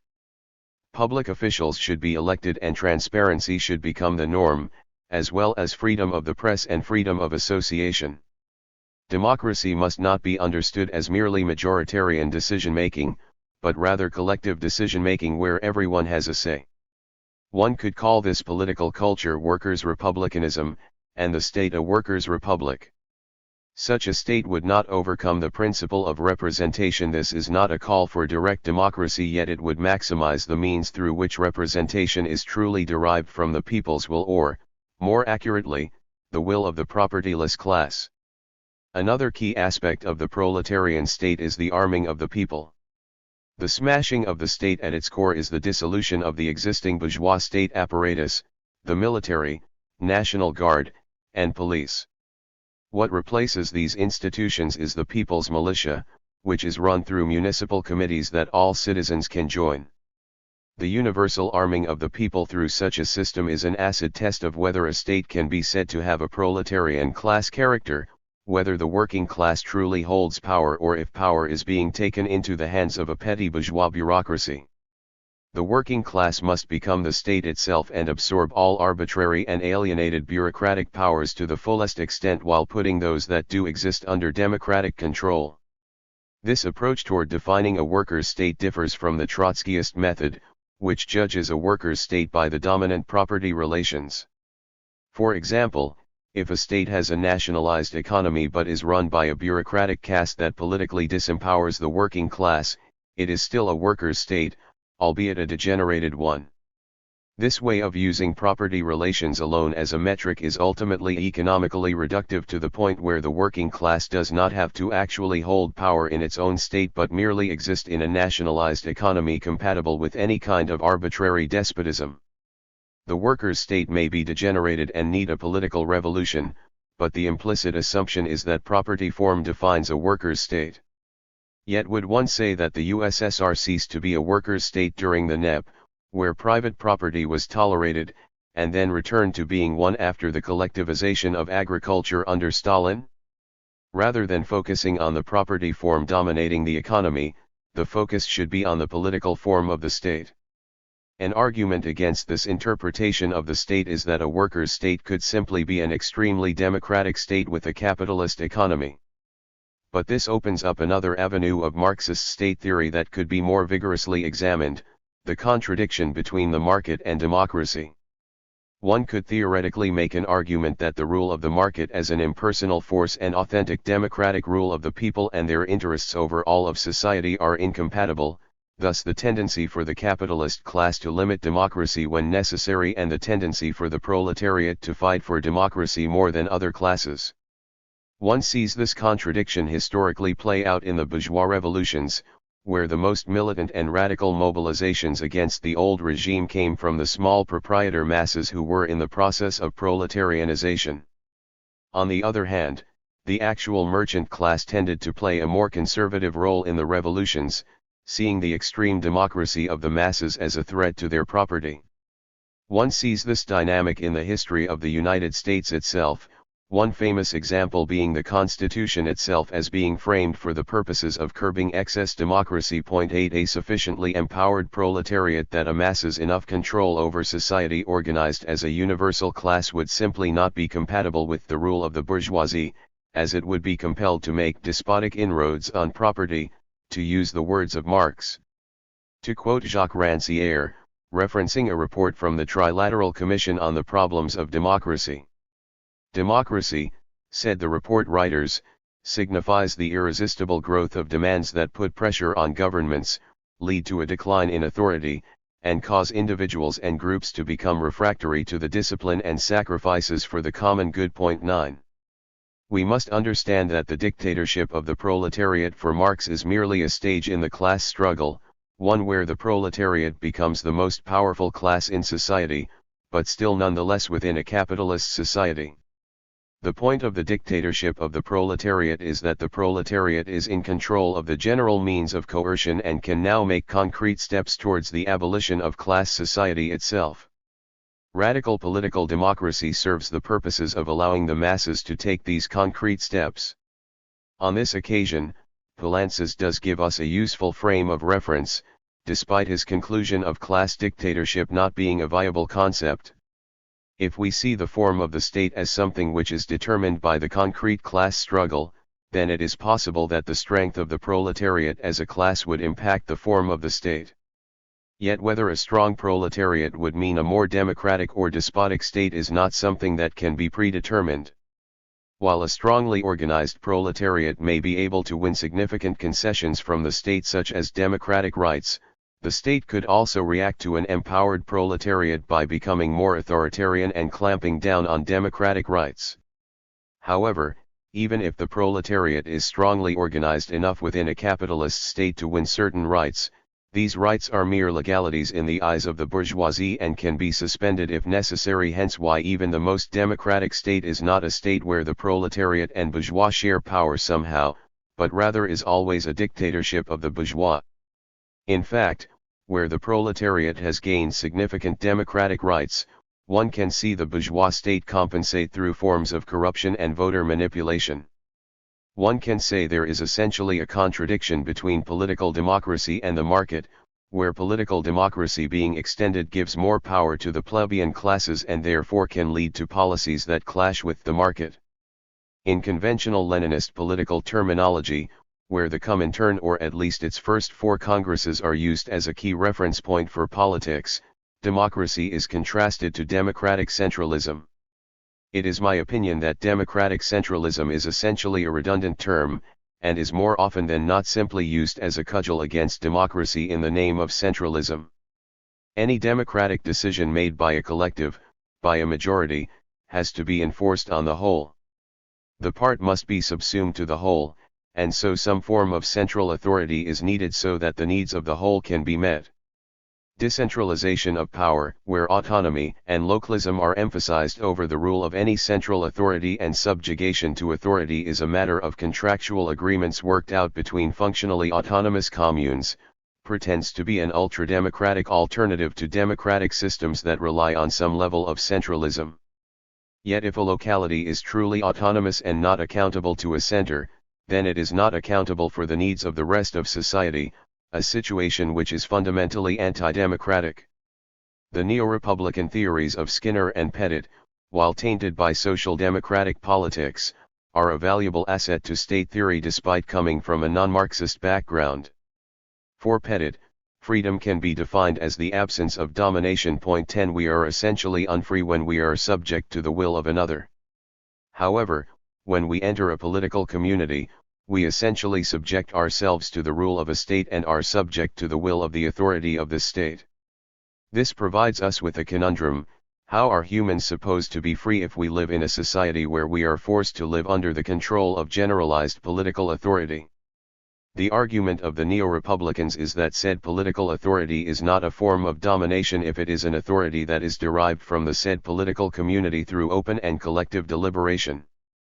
Furthermore, this political authority must be exercised in a way which is not arbitrary. The issue of arbitrary authority is a major one for the neo-republicans, as they see republican democracy as a means to limit and perhaps eliminate arbitrary authority, which is an authority that is not legitimate by the norms of the political community, and there is a form of domination in operation. Skinner argues against the notion of freedom as non-interference, as we can only exist as free beings in a community with others, and therefore cannot be free from some interference from the needs of others without being atomized, antisocial beings. 11 Humans are social animals, and so we have no choice but to be subject to the interference of others in a political community. However, what we can be free from is dependence, where we are subjected to the arbitrary will of a social force in order to survive. This can be extended to the dependence of a woman on her husband for financial support, dependence on competition in the free market to survive, and dependence on a state which is free from any kind of democratic control. 12 Therefore freedom is not freedom from the interference and input of others, but freedom from arbitrary forms of domination and dependence. By looking at modern thinkers of Republican theory like Pettit and Skinner, as well as the general ideals of radical republicanism that were common parlance in circles frequented by Marx and Engels, we can learn to develop what was mentioned earlier as a political culture, a culture not in the sense of an aesthetic but in the sense of a complex of social and institutional norms. Through developing such a culture in the masses, we can develop through concrete struggle the forms of workers' democracy that will define the proletarian state of the future, training the working class to become a class capable of self-governance. Marxist state theory should shift focus from purely methodological issues and instead begin to venture into the practical questions of the proletarian state. One can ask how one can reconcile the notion of a dictatorship of the proletariat with mass republican democracy. The answer to this is that Marx did not see dictatorship and democracy as mutually exclusive, but instead in a mutually reinforcing relation with one another. For example, in applying the lessons of 1848 in his 1850 address to the Communist League, Marx calls for the use of terrorist methods in order to attain democratic demands. Marx sees class dictatorship as a means through which one class suppresses the former ruling class, which in turn allows for the development of new democratic forms that come from undermining the power of this class. For Marx, the Jacobin dictatorship of the French Revolution was inspiring, in order for the bourgeoisie and its allies in the plebeian classes to win a republic that totally undermined the aristocracy's power and put democracy in the hands of the masses. It was necessary to violently suppress the aristocratic class whose interests were contrary to the rise of mass democratic politics. One can understand proletarian dictatorship in a similar way. The capitalist class must be put out of power and politically disenfranchised in order to construct sovereignty based on the power of the workers and organized through democratic association. For Marx, class dictatorship is a means of securing democracy against the power of the former ruling class and is thus not contrary to democratic principles. Marxist state theory must move beyond mere questions of methodology and into questions of political importance, such as what actually demarcates proletarian states from bourgeois states, the question of what denotes the class character of a state beyond mere proclamations, and so on. It means asking what kinds of polities we aim to create, and what kind of political cultures will need to accompany them. Structuralism, instrumentalism, or other approaches from the form analytic, systems theory, or organizational realist schools can only tell us so much about these questions and have mostly related to best theorizing the capitalist state. In analyzing the state we may use elements of all of these methodologies, but what matters is that our understanding of the state is based in concrete historical analysis and not simply left in the realm of abstraction. Marxist state theory gives us important tools for understanding the capitalist state and its development, providing us with a set of methodologies that look at the state with different levels of abstraction. Yet a theory of the state must also be able to understand the state beyond the capitalist state. This means developing a theory of the state that can understand pre-capitalist states and their continuities with the modern state. Yet more importantly, as partisans of communism, we must also theorize the proletarian state, a question which relates to how we now try to organize a polity of the working class for its historical interests. It is my suggestion that the democratic republican principles of the milieu that created Marxism carry much to offer us in addressing this question. Marxism and the Democratic Republic. Luc Pickrell. May 24, 2023. Luc Pickrell emphasizes the centrality of radical democracy to the communist project and reintroduces the construction of the democratic republic as the foundational political goal for socialists today. He emphatically asserts that if socialists are to defeat the tricephalic hydra of capitalist domination, we must aim for the heart, the source and parent of all the other atrocities, the U.S. Constitution.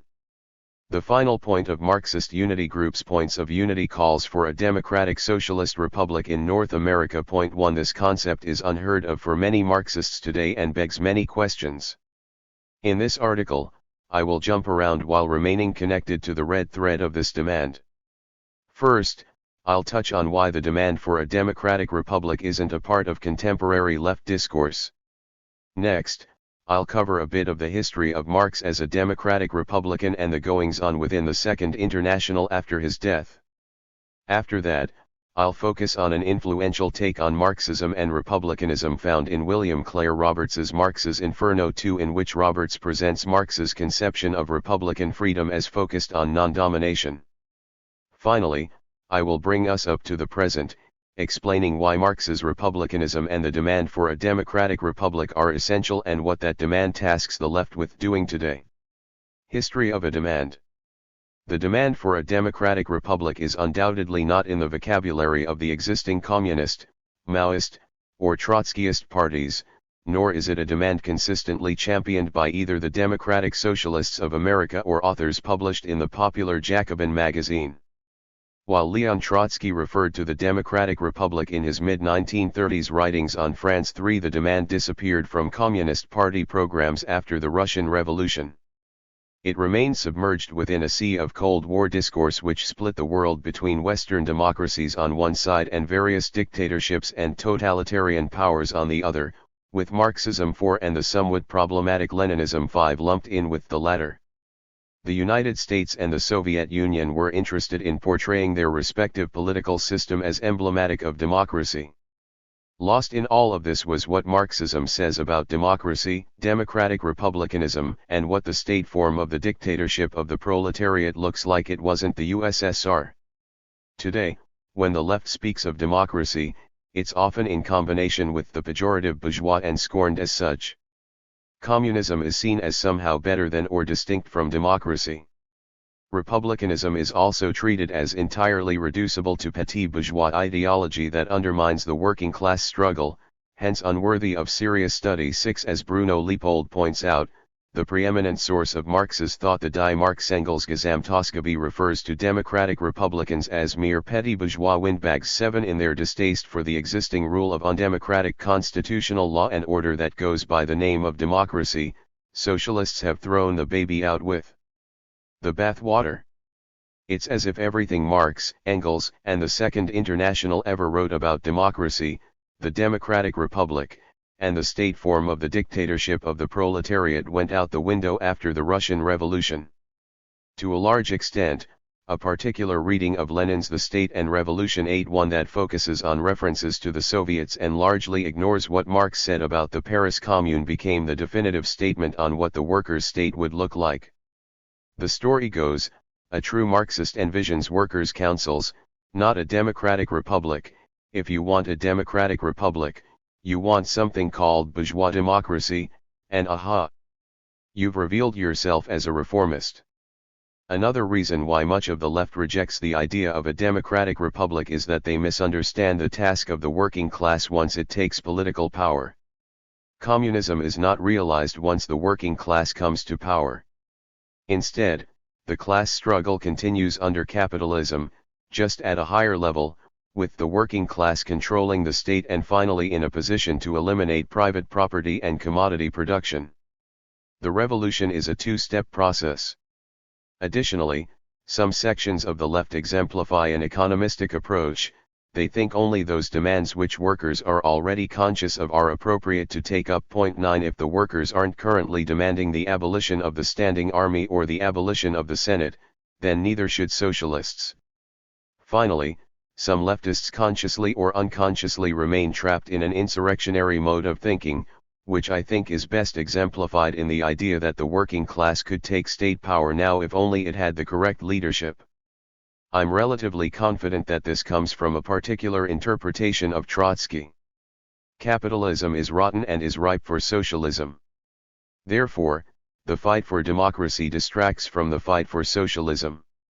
Today, one may not know that Karl Koski called democracy the light and air of the workers' movement 10, or that Rosa Luxemburg later exposed Koski as a renegade over the demand for a democratic republic in 1910. Friedrich Engels critiqued the SPD's Erfurt program for not demanding a democratic republic. 11 And the 1912 program of the Socialist Party of America demanded the abolition of federal courts and the Senate, the overturning of national laws only by a vote of the people, and a constitutional convention.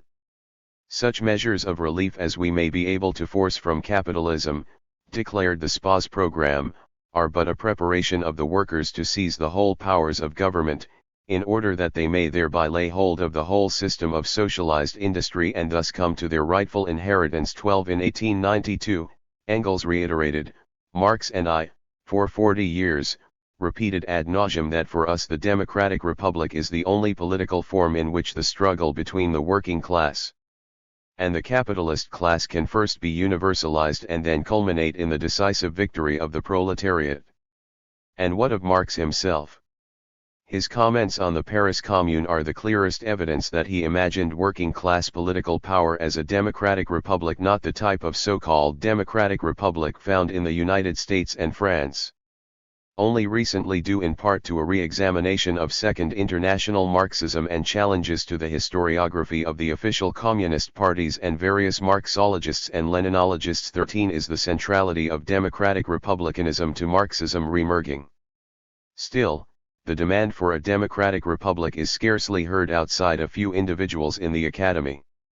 The Communist Party USA, a century-old splinter from the SPA, advocates for democracy while leaving the U.S. Constitution intact. 14 The Socialist Workers' Party also defends the Constitution, claiming that it protects citizens from government abuse and enshrines rural Americans' right to representation in the Senate. 15. Still, any interest in re-evaluating the past and challenging existing myths is a promising development. Our task is to find what lies buried under layers of history, both actual and invented.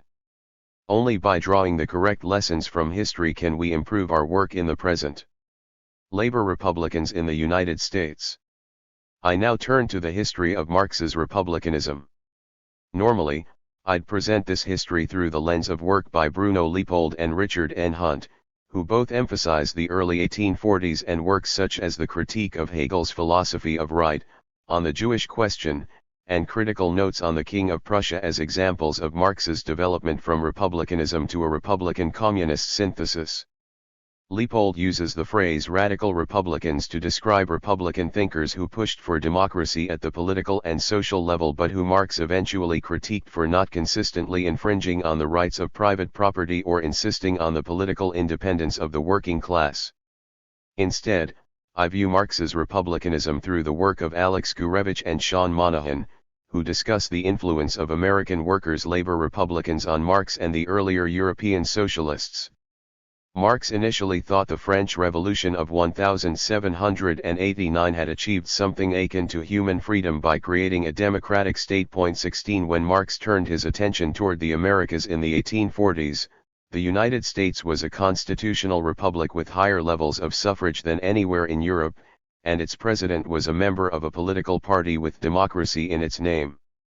But in reading descriptions of the United States by Alexis de Tocqueville, Thomas Hamilton, and Gustave de Beaumont, he quickly learned that political freedom doesn't equate to social freedom. 17 A state can't be democratic, nor a people free, so long as property remains private rather than social.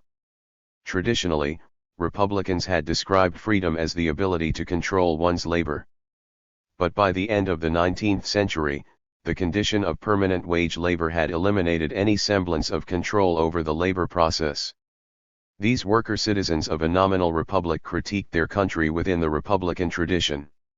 Reviewing what he terms the labor Republican movement, Alex Gurevich concludes, "The best chance republicanism had of transcending its aristocratic origins and of developing an egalitarian critique of enslavement and subjection was when someone other than society's dominant elite used republican language to articulate the concerns. This is precisely what happened when 19th-century artisans and wage laborers appropriated the inherited concepts of independence and virtue and applied them to labor relations. The attempt to universalize the language of republican liberty, and the conceptual innovations that took place in the process, were their contributions to this political tradition. 18. These workers understood that the freedom supposedly gained under the Republic wasn't living up to its potential in the face of wage labor, in which the worker sold away his body and mind for most of the day. Wage slavery was a popular term to describe the discrepancy between the idea of freedom and the reality of unfreedom, between appearance and substance. For he, in all countries, is a slave, who must work more for another than that other must work for him," wrote Thomas Skidmore, founder of the Workingmen's Party of New York. "It does not matter how this state of things is brought about, whether the sword of victory hew down the liberty of the captive, and thus compel him to labor for his conqueror, or whether the sword of want extort our consent, as it were, to a voluntary slavery, through a denial to us of the materials of nature." 19 Knights of Labor leader and First International member Terence Powderly likewise explained how wage labor made slaves of men who proudly, but thoughtlessly, boast of their freedom, that freedom which they claim came down to us from revolutionary sires as a heritage. Powderly wondered aloud, "Are we the free people that we imagine we are?" 20 Finally, labor leader George McNeil described the American wage laborer as someone who assents but does not consent, who submits but does not agree. 21. Contemporary scholars have presented various interpretations of Marx's early Republican views and later commitment to communism. Richard Hunt explains that when Marx and Engels began their collaboration in 1845, both agreed that the institutions of government and decision-making in a classless society wouldn't be separate or estranged from the masses, there would be no division between state and civil society. 22 Both young revolutionaries had a profound faith in the proletarian masses to use democracy to realize their interests, and that belief never wavered. Universal suffrage, freedom of the press, and freedom of association would lead to socialism. The trick was in getting those freedoms.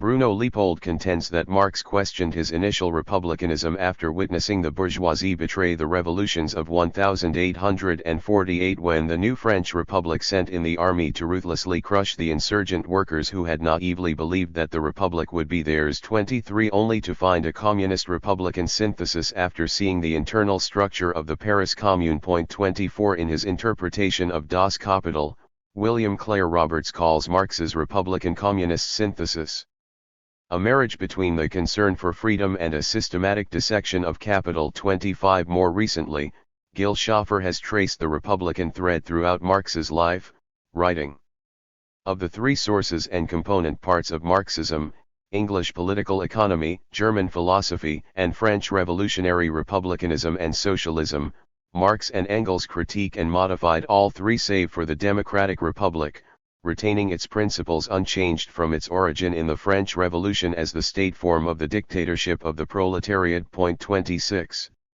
At no point did Marx or Engels renounce their commitment to the political rule of the working class as the first step toward winning the class struggle and realizing a classless society. At no point did Marx or Engels renounce democracy, the political expression of the majority in the interests of the majority, as how the working class would come to power. Whether or not the ruling class would push back against that expansion of democracy with violence, and whether or not that reaction would necessitate a violent revolution, was another matter. The first, fundamental condition for the introduction of community of property is the political liberation of the proletariat through a democratic constitution, stated Engels in 1847.27. 1 year later, in their manifesto of the Communist Party, Marx and Engels declared that the first step in the revolution by the working class is to raise the proletariat to the position of the ruling class, to win the battle of democracy. 28. The Second International and Republican Superstitions.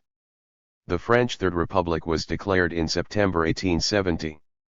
Karl Koskai detailed how the Republic was far less democratic than the previous empire of Charles Louis Napoleon Bonaparte. The critique from the German Social Democratic Party's leading theorist was so biting that he wrote a lengthy piece explaining why the SPD wasn't secretly monarchist. 29 Despite its name, Koskai explained, the French Third Republic was just what Engels had called it years before, a monarchy with a president at its head. The modern state, to use a phrase from the pre-communist Marx of 1840, had replaced the monarch with the rule of the people only in a formal, not substantive manner. With the Republic as its sacred banner, the bourgeoisie won over large sections of the French working class and some socialists like Alexander Milrand by trumpeting the sanctity of its supposed democracy against the alleged threat of a monarchical and clerical reaction.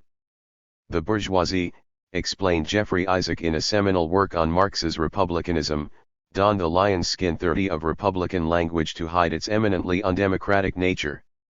The trick was effective. The word has a magical effect on the mind of the worker. This fata morgana fills them with hope, 31 wrote a historian of the time, quoted by Koskai. Even in the United States, where the struggle between worker and employer had reached a fever pitch by the end of the century, the working class eventually fell under the sway of Republican superstitions. 32 Koskai stated. The American worker still believes that thanks to his democracy, he is better than workers living under monarchies and that he has no need for socialism, a mere product of European despotism. The main task of our American comrades, to make the worker see reason. Just like in a monarchy, democracy has become a tool of class rule, that democracy can only again become a tool to break this class rule when he has overcome its Republican superstitions. 33. The American working class forgot their predecessors' understanding of the difference between form and content. The meaning of democratic republicanism needed rescuing from its bourgeois usurpers. That said, Koskai's authority on who is or is not under the sway of Republican superstitions is contested. I think it's a little too easy to point to a group of people and say that they don't understand the undemocratic nature of the state. Almost a decade before Kosky's criticism of the French Republic, Engels critiqued the SPD's 1891 Erfurt program for its failure to demand a democratic republic and appreciate the significance of its omission from party literature. If one thing is certain, Engels wrote, it is that our party and the working class can only come to power under the form of a democratic republic. 34 The Russian Social Democratic Party did what the Germans couldn't in putting the demand for a democratic republic in their 1903 party program. 35 And Lenin polemicized against members of his party because they called themselves Social Democrats but weren't championing the political movement for a democratic republic against the Tsar. 36 If you were willing to fight for political freedom, explains Lars Lih, you were Lenin's ally, even if you were hostile to socialism. If you downgraded the goal of political freedom in any way, you were Lenin's foe, even if you were a committed socialist. 37 Famously, Kosky became Lenin's foe after 1914. But the one-time Pope of Marxism ultimately reneged on his social democratic duty to champion the Republic several years earlier during the Prussian suffrage debate in 1910.38. He thought it possible to bring about working-class political rule without breaking from the existing state. His reneging opened him up for a forceful retort from Rosa Luxemburg, who insisted on the orthodox social democratic position that the working class could only come to power through the democratic republic. She explained that, by pushing forward the republican character of social democracy, we win, above all, one more opportunity to illustrate in a palpable, popular fashion our principled opposition as a class party of the proletariat to the united camp of all bourgeois parties. 39 Freedom from domination. Having reviewed some of the history of democratic republicanism in the worker and social movement during and after Marx's time, I now present Marx's republicanism as an interest in eliminating all forces of arbitrary domination. An extension of Marx's republicanism was his identification of the Democratic Republic of the Paris Commune as the state form necessary to render the state subservient to society. Marx fought to realize freedom for humanity by eliminating all forms of arbitrary domination, the most significant source of all being the rule of capital. William Clare Roberts identifies three areas where this domination appears in capitalist society: the political domination of the workers affected by the state, the objective domination or despotism to which workers are subjected in production, and the impersonal domination experienced by all commodity producers. 40. Marx understood communism as the struggle of the working class for self-determination and self-actualization. This struggle would throw all of existing society into the air and free humanity from bonds of superstition and want. Workers strive for a voice in the decisions impacting their lives to fully engage in all life's meaningful activities.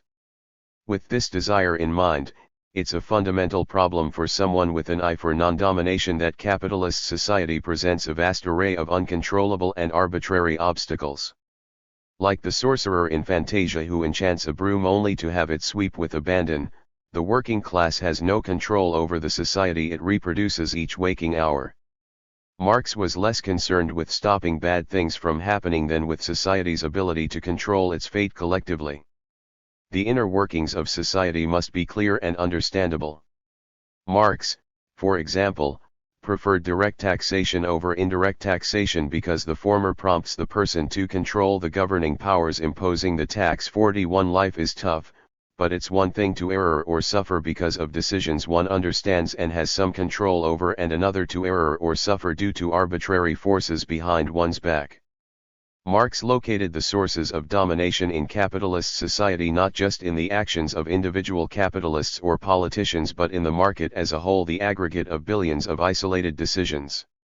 The purchase of commodities, the ability to sell one's labor power to buy necessities, the decision to hire or fire an employee, all of these events are determined not by personal preferences or individual proclivities but by the logic of the market operating outside of any collective debate or deliberation. 42. The most obvious example of the market's impersonal domination is the necessity of finding a buyer for one's labor power or risk starvation.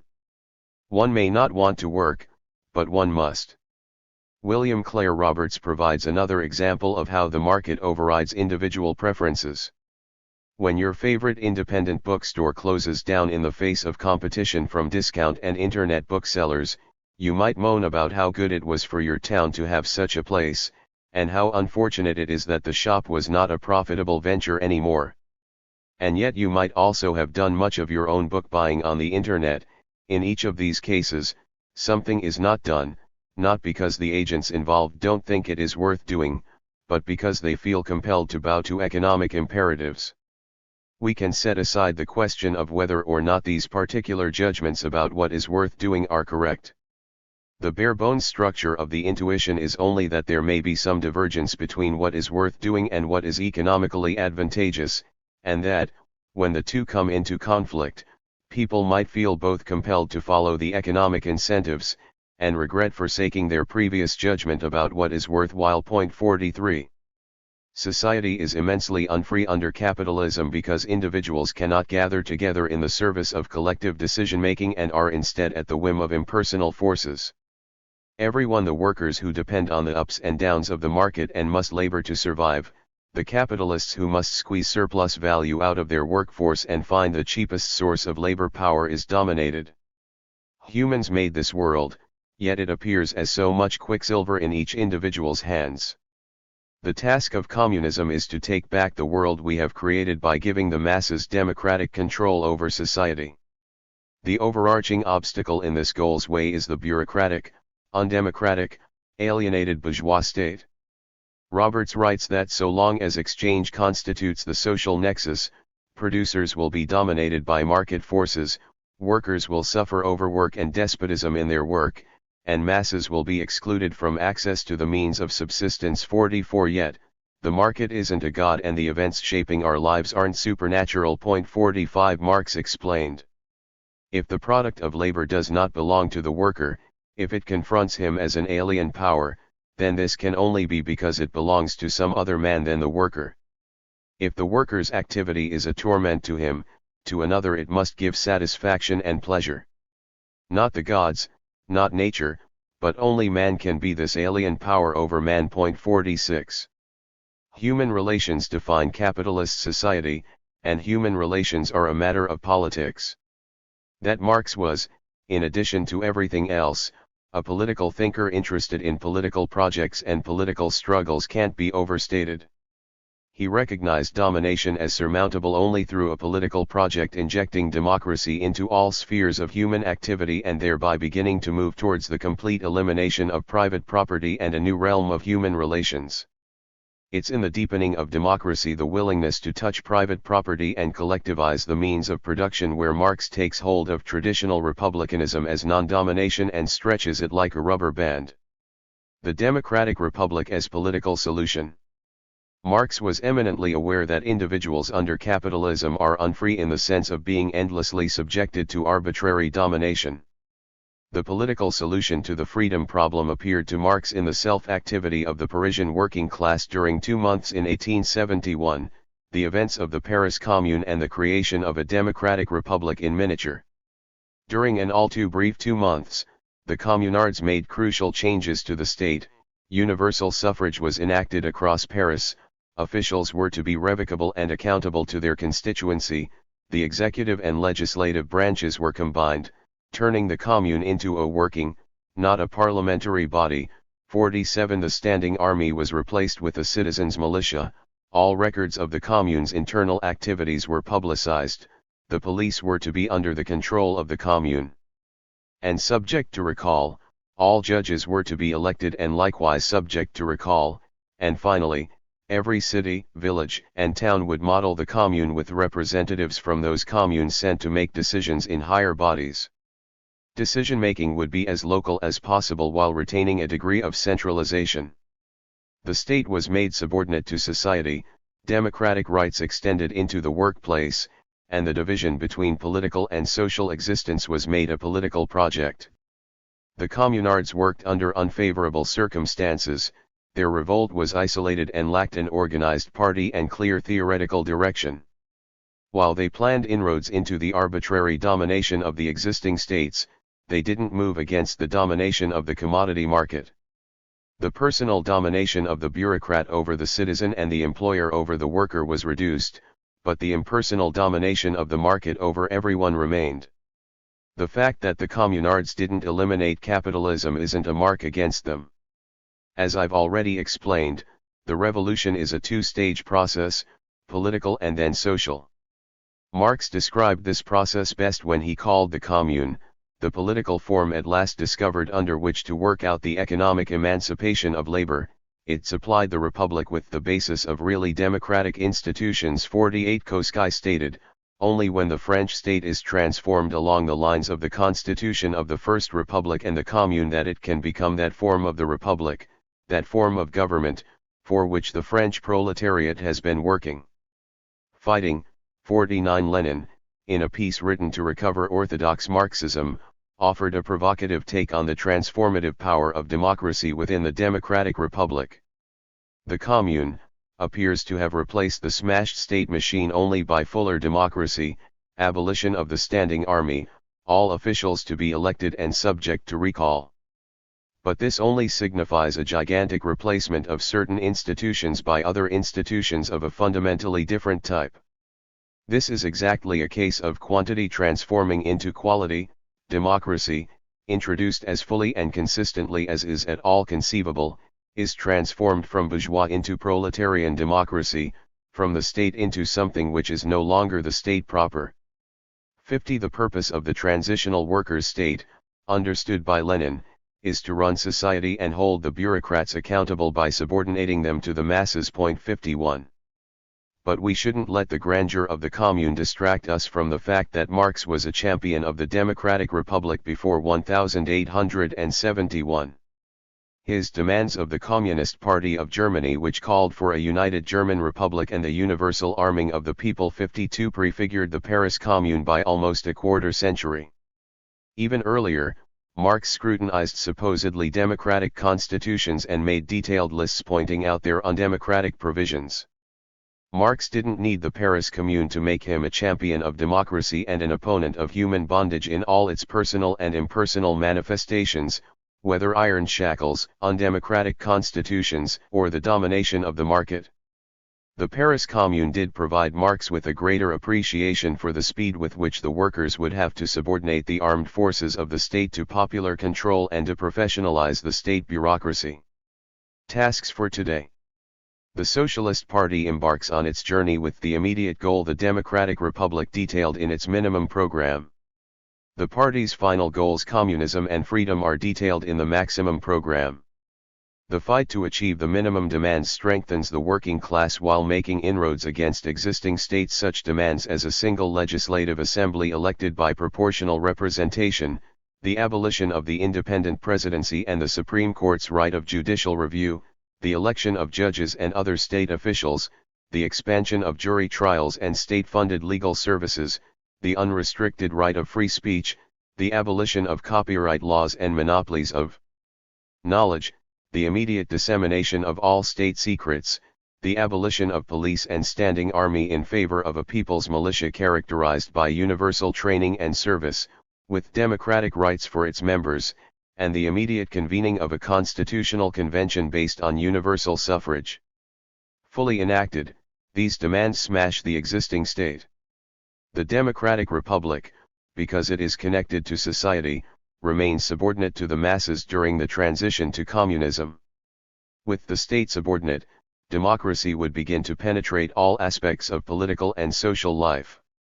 Having obtained freedom from the domination of the rule of the capitalist state, our society could work toward the freedom to self-actualize. Many of the party's minimum demands also appear in its internal organization. Leadership positions are decided based on one person, one vote, not by slate. 53 The party minority has the right to become a majority through debate, forming factions, and publishing opinions. Electeds are accountable to the membership, mandated to serve as tribunes of the people in the political arena, and recallable by a majority vote. Finances and minutes are documented and accessible. Members have the right and duty to express their ideas, especially when they conflict with those of the majority. Ultimately, the party is strong because of its unity in diversity. 54 Of opinions and ideas. Debate strengthens the party by exposing all ideas to the light of day and combining the intellectual power and experience of the entire class. A strong argument can be made that, on the other hand, bureaucratic centralism renders socialist parties inoperable beyond a certain size. Organized around democratic-republican lines, the Socialist Party can also engage in political spaces that would otherwise swallow up a non-partied do-gooder. As Koski noted, it's a strong party that allows for a principled engagement in politics, not the engagement in politics that makes for a strong party. 55 The RSDLP lived up to this social democratic maxim by remaining in constant opposition to the Tsar during the Duma period of 1906 to 1917. Crucial sections of the SPD reneged on this maxim by succumbing to parliamentary cretinism, especially in prioritizing Reichstag elections over extra-parliamentary struggles for Prussian suffrage reform in 1910 and voting for war credits with the hope of winning favor after the First World War.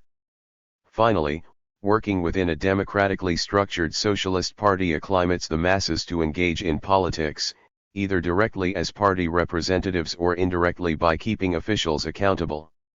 This training in political life and the creation of democratic structures is necessary for the present if the future state is to be subservient to the people.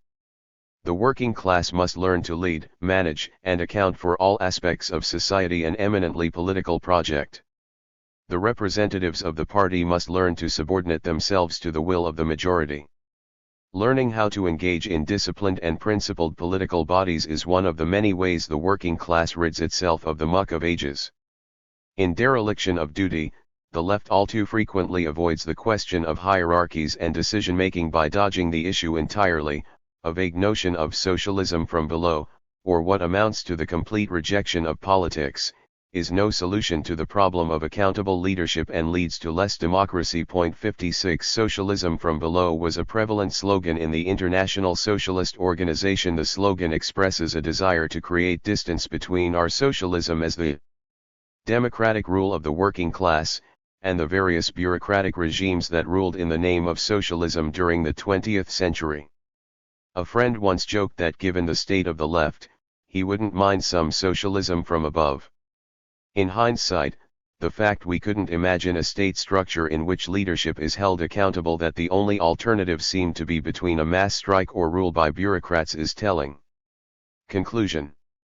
I'll return to the three realms of domination in capitalist society identified by Roberts: the political domination of the workers affected by the state, the objective domination or despotism to which workers are subjected in production, and the impersonal domination experienced by all commodity producers. Where do we strike this three-headed hydra so that it stops growing new heads? The impersonal domination experienced by all producers won't end once the working class takes state power because capitalism will still exist. Exploring the commodity form is theoretically interesting, but it does not provide a way for socialists to engage the working class. The domination of the working class at the point of production will be a constant source of conflict, sometimes higher, sometimes lower, so long as classes exist. But focusing our attention on labor struggles to the detriment of political struggles, as some critique the rank and file strategy for doing, concealed that the struggle of class against class is political. Only one head remains: the state's political domination of the workers. A massive shift occurs in the class struggle when the working class recognizes the government is a far worse enemy than their employer. At that point, the class moves one step closer to realizing its historic mission of liberating all of humanity, because it moves one step closer to contesting state power. To this end, Marxist Unity Group reaffirms the DSA's statement that the USA is no democracy at all. We emphasize that in preparation for the Third American Revolution, to be a socialist in this country is to be an enemy of the US Constitution. I'm not convinced, like I used to be, that simply saying the word socialism or responding to each grievance with "the problem is capitalism" is always the best approach, nor is it inherently the most radical thing to do. The root problem is capitalism, but starting at the root doesn't necessarily make pulling out the tree any easier. Demanding a democratic republic in the United States is very radical. Challenging the Constitution is semi-sacrilegious. I asked a friend why he thinks leftists are quicker to say socialism than they are democracy or democratic republic. He responded that democracy is more complicated than socialism. It asks more of people, demands more engagement, and a greater understanding of how our incredibly complex political system functions. Democracy is also hard because it challenges socialists to win the masses of people to our ideas. There are no shortcuts to lasting power. If our ideas are correct, we should not be afraid to expose them to the scrutiny of others. Socialists believe their arguments about the necessity of socializing the economy and abolishing the commodity form will have majority support. Only at this point can we start taking the first steps toward communism. Section 2. Party and Program. From Workers' Party to Workers' Republic. Donald Parkinson. October 17, 2018. Donald Parkinson takes a look at the history of the First, Second, and Third Internationals, arguing for an approach to party building and political strategy that is informed by the positives and negatives of these experiences. This piece aims to be an engagement in wider debates occurring in the left on the question of the party and revolutionary strategy, particularly in the U.S. Calling for a workers' party is hardly a unique position in U.S. leftism. What this actually means, however, is a whole other issue, with much of the far left attached to a strategy of lobbying the Democrats as a sufficient alternative. My aim here will be not to convince those who have failed to comprehend the obvious that a party and participation in mass politics independent from the Democrats is needed if we want to achieve any radical political goals. In recent leftist history, it was perhaps a controversial point to argue that a new revolutionary workers' party should be the goal of the left, with ideas of horizontalism and changing the world without taking power having active currency. In the diffused activist left around the time of the Occupy protests, a sort of anarchist common sense that parties and state power were inherently oppressive reigned dominant. Now it is clear to more people that to change the world one must engage in mass politics, and that to do so we must organize around a vision of change, or a program. This necessitates forming a party, an organization of people who collectively share a commitment to a program.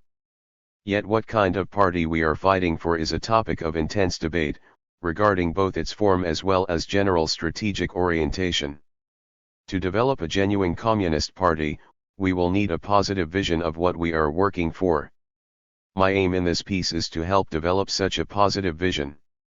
I will begin with a historical overview of the party question, then critique modern Leninism, articulate what an alternative vision of a party and strategy may look like, consider the question of whether revolution is necessary and what it entails, and speculate on what a future workers' republic that puts the working class into power may look like. As well as the general assumption of the necessity of a party, my arguments will rest on another general assumption, which is that we need to form a communist party instead of a simple labor party. Some may immediately insist there is no difference, and that communists are never separate from any general party of the working class. However, a party can have a working class base and only fight for the interests of the national working class within the state as a sort of corporate group with interests that can be balanced with the needs of the whole nation. A labor party that merely fights for legislation within the confines of the nation to benefit the immediate position of said nation's working class is not a party that fights for the actual long-term interests of the working class, which is to globally unite.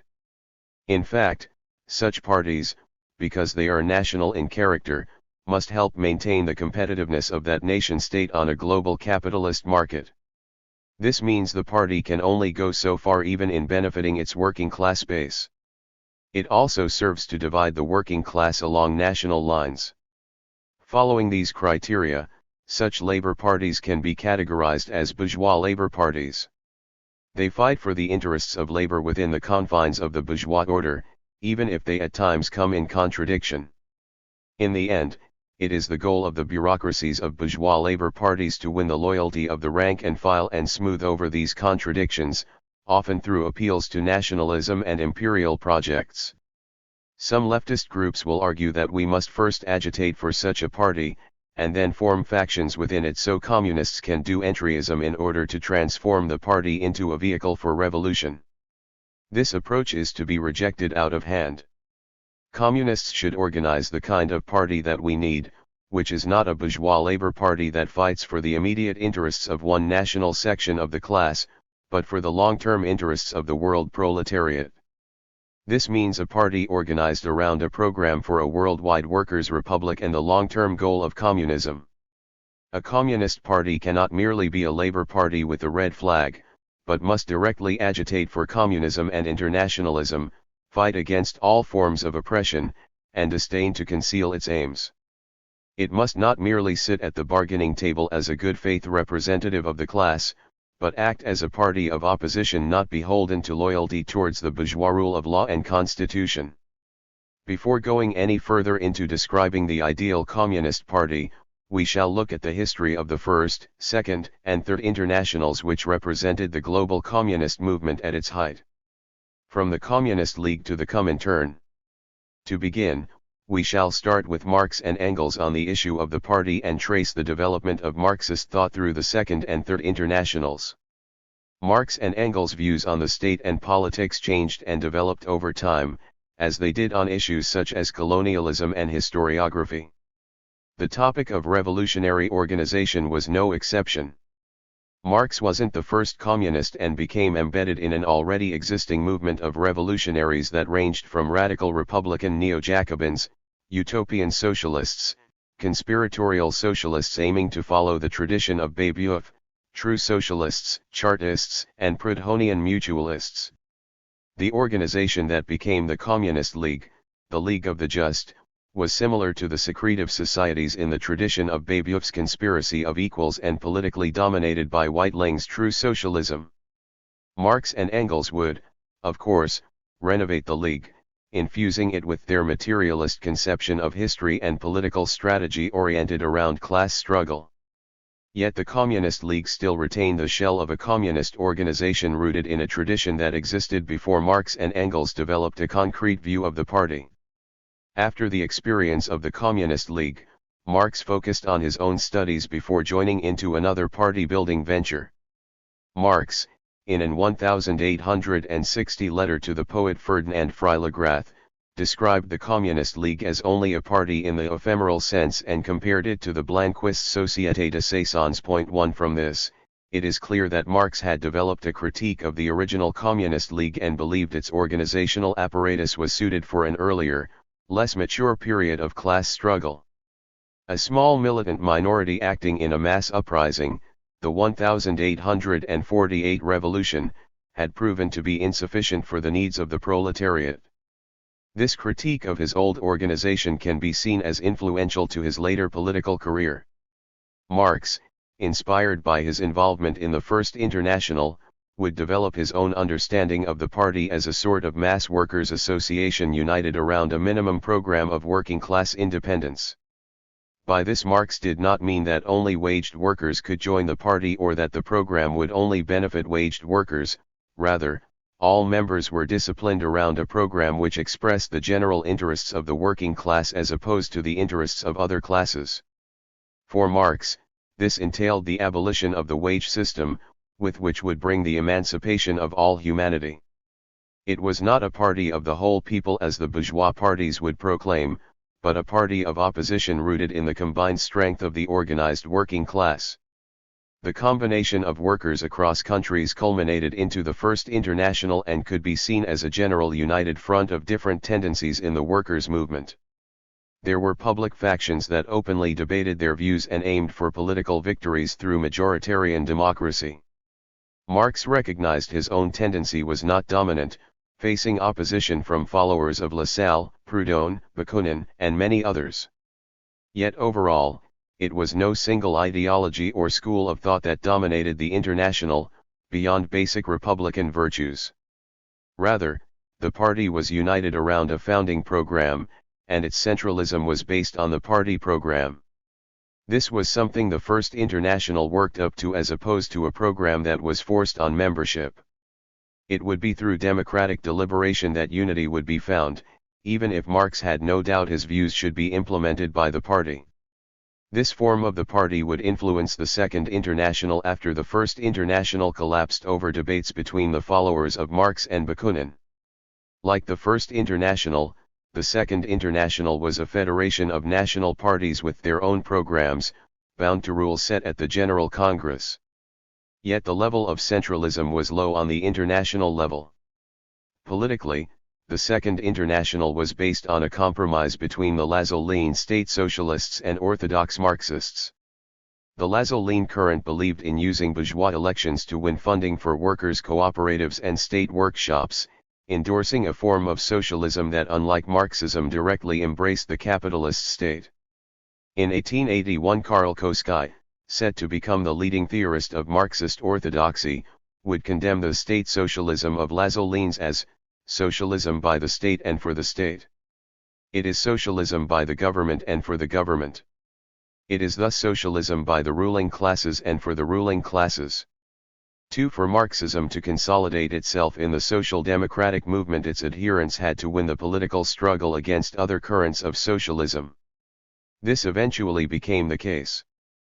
In 1891, the largest party in the International, the German SPD, would draft the classic Erfurt program under the theoretical guidance of Koskai, which symbolized the achievement of Marxist domination over the party. This didn't mean the entire International took up the orthodox Marxist line, as dissident factions still existed. The classic instance is the example of Bernstein's revisionists, who argued against revolution in favor of evolutionary reform to transform the capitalist state into socialism. Bernstein was also pro-colonialist, and while the Second International hardly extended beyond Eurocentrism in practice, in writing it was a majority anti-colonial party. Until 1914, Bernstein's views represented a minority. While anarchists had been successfully removed from the party, the SPD accommodated these revisionist trends. While the Second International represented a continuity with the First International in its diversity of trends, it was relatively more consolidated politically while still retaining sharply divergent factions. The tension with the revisionists in the Second International is illustrated by Rosa Luxemburg's call for the expulsion of the revisionist wing in 1898. This move was unsuccessful, as Koskai and Babel defended their right as a minority tendency. The need for greater political unity around the program was seen as overriding these ideological differences, despite Koskai's intense scrutiny and critique of the revisionist wing. 3. The general strategy of the Second International laid out by Koskai in his classic Road to Power, can be summarized as a strategy of attrition or revolutionary patience. This strategy was somewhat based on arguments made to Wilhelm Liebknecht by Engels that the party should not fritter away this daily increasing shock in vanguard skirmishes, but keep it intact until the decisive day, for in other words, one must build an army before going into battle. According to Koskai, the party would grow increasingly large through success in electoral and trade union work, as well as through its alternative culture, which grew to include party schools, hiking clubs, cycling groups, a rowing club, socialist choirs, women's associations, and mutual aid organizations, along with a variety of party publications. Elections would show not only how much success the party had in winning over the general public, but would mobilize the working class in political campaigns to develop their class awareness. The party also spearheaded the union movement, helping transform the union movement from guild-like organizations with sectoral interests into a unified trade unionist movement. 5 Overall, as the crisis of capitalism developed, the ranks of the party would grow until the contradictions of capitalism would eventually lead to a moment of crisis where the party could take power and install a workers' republic. The party must be careful not to rush into insurrection or provoke the class enemy into repression. The memory of Bismarck's anti-socialist laws and how they held back class organization was not forgotten. This meant that the party should not simply fight for economic gains but also for democratic rights.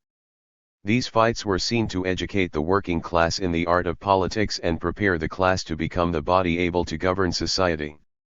While not all Second International parties maintained this principle, the German SPD refused to enter into electoral alliances in coalition governments with the bourgeois parties or send ministers into the executive government.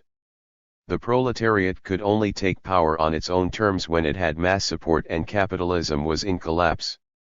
This general strategy still has much merit within it, yet has largely been rejected in whole by revolutionary Marxists in favor of the Third International model that dismisses the Second International model as entirely reformist. There is a good reason for this. The strategy ultimately failed as the Second International parties developed nationalist tendencies. When the moment of crisis arose in WWI, the majority of parties became partisans of their own nation rather than their class. Internationalism was easy to proclaim, but when the tough moments came it wasn't easy to live by. This, of course, led to the departure of radicals from the Second International and after the Bolshevik Revolution the creation of a third, Communist International. Social democracy had split into reformist social democrats and proper revolutionary communists, and the Communist International, or Comintern, aimed to consolidate all revolutionary communists in a single world party. The Comintern was an attempt to replace the decrepit Second International with a properly revolutionary Marxist organization, initially composed of veterans of the old Second International parties and minorities of newly radicalized workers, often straight out of the trenches. It was formed on the observation that global capitalism had entered a period of wars and revolution where capitalism itself was in decline and the revolutionary proletariat ascendant. In a way, the initial Comintern saw itself as a general staff of the world proletariat, with each national section acting as a battalion that would be sent into battle in a global civil war against capitalism. Many workers joined the early Comintern parties wanting to immediately deploy to the front of this battle. 6. The Comintern was founded not only on the assumption that the period of wars and revolution demanded a shift in political strategy, but also that a radical break was needed from all aspects of the Second International. This was based on the correct observation that the politics of the Second International materialized as a right-wing distortion that led to the disaster of 1914. The Third International introduced a more centralized structure and required its parties to purge themselves of reformist influences. The idea was to make it impossible for someone like an Ebert or Schneiderman to win leadership over the party. This centralized structure resembled a military chain of command, reflecting the view that parties were soon going to be engaged in armed civil war. It also reflected changes in the Bolshevik Party itself, from a more democratic mass organization to a militarized war party. For many radicalized workers and intellectuals, October had signaled the dying days of capitalism. It was the job of the workers of the world to join in and finish what the Bolsheviks had started. Purging the party was seen as a tool used to strengthen its ranks and maintain purity from the influence of reformists. This policy had appeal due to the treachery of social democracy, which had once again helped the bourgeoisie spill proletarian blood in their role of the suppression of the Spartakusbund as well as its support for Kerensky's provisional government in Russia, which had continued an offensive war in Germany. By its second Congress, the Comintern had set up a non-negotiable list of 21 political conditions that its parties had to adhere to. Like any program, these 21 conditions were a way of setting the boundaries of party membership. This created political divisions with the reformist socialists over a variety of issues. Of these, imperialism was key, a wedge that separated authentic communists from social chauvinists. The Comintern made a deliberate effort to overcome the Eurocentrism of previous internationals by attempting to form parties throughout the entire world. Anti-colonialism became a priority, reflected by the Baku Conference where Zinoviev called for revolutionaries in the colonial world to join the world revolution. For these reasons alone, the Third International was an improvement of the Second. Marxists moved towards a truly internationalist universalism which saw the entire world as having agency in the revolutionary process and struggled politically against internal European chauvinism. To quote Zinoviev in his debate with Martov at the Halle Conference, the Second International was restricted to people with white skin. The Third International does not classify people according to the color of their skin. 7. Whether or not the Comintern took the correct programmatic approach to anti-colonialism is another important discussion. Though with an increased centralization and a serious attempt to exist at an international scale, the Comintern was more of a proper world party. This was a vital correction of the Second International's nationalist deviations. While they planned for the proletariat to take power in one country at a time, the Comintern properly aimed to unite the proletariat in a world revolution. What was then unclear was how protracted the struggle for a world revolution would actually be. While the Second International made rightist deviations, the early Comintern could be said to have made ultra-left distortions, in some ways regressing to the Communist League's strategy of a militant minority acting in a semi-spontaneous mass uprising. If the Second International had a strategy of patience, the Third was plagued with a sort of revolutionary impatience, acting on the assumption of inevitable world revolution and increased faith in the power of a militant revolutionary minority. This was partly due to a desire to break from social democracy in favor of a more insurrectionary politics, a militant working class minority that wanted to fight the class enemy as soon as possible, and a misreading of the Bolshevik Revolution as a takeover by a small party. The break from the tactics of social democracy had the benefit of allowing for the promotion of more militant tactics like mass strikes and accounted for the possibility of violent clashes with capitalist reaction before the seizure of power. However, this also would lead to a fetishization of direct action and spontaneity.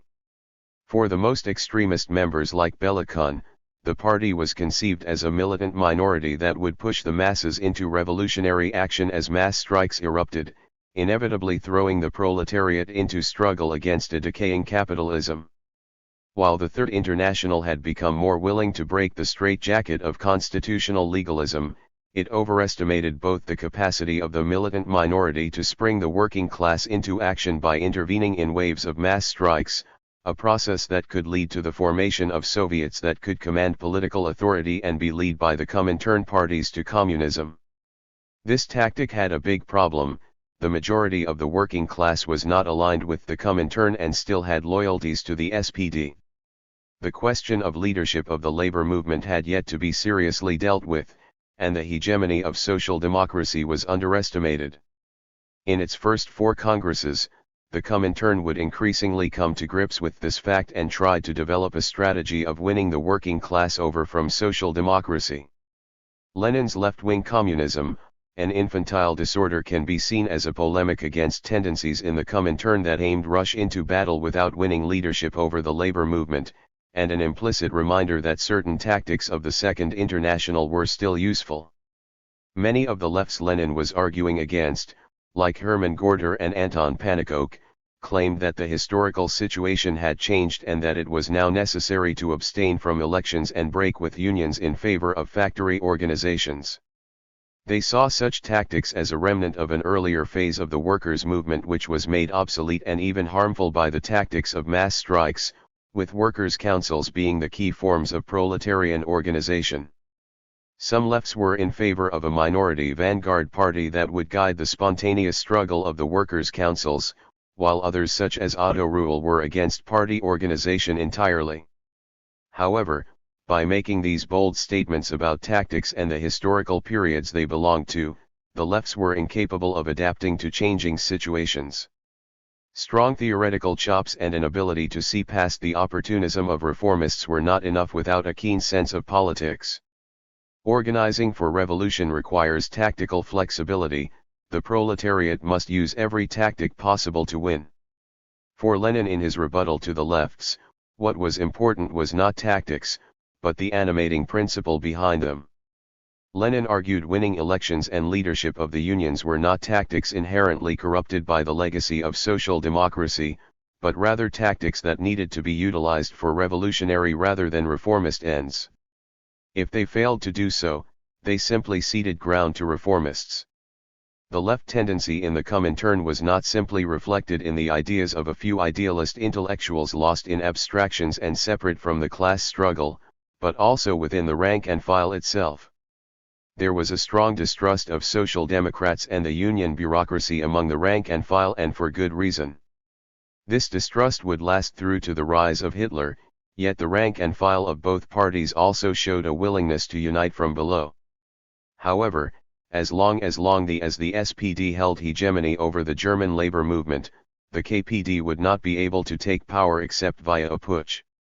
Responding to relative isolation in the broader working class movement and faced with the dominance of social democracy even after the war, Comintern theorists like Bellicon devised the theory of the offensive, where the communist militant minority would attempt to incite militant conflict with the state, aiming to shake reformist workers out of their Menshevik boots and spring them into militant action against the state itself alongside the communist vanguard.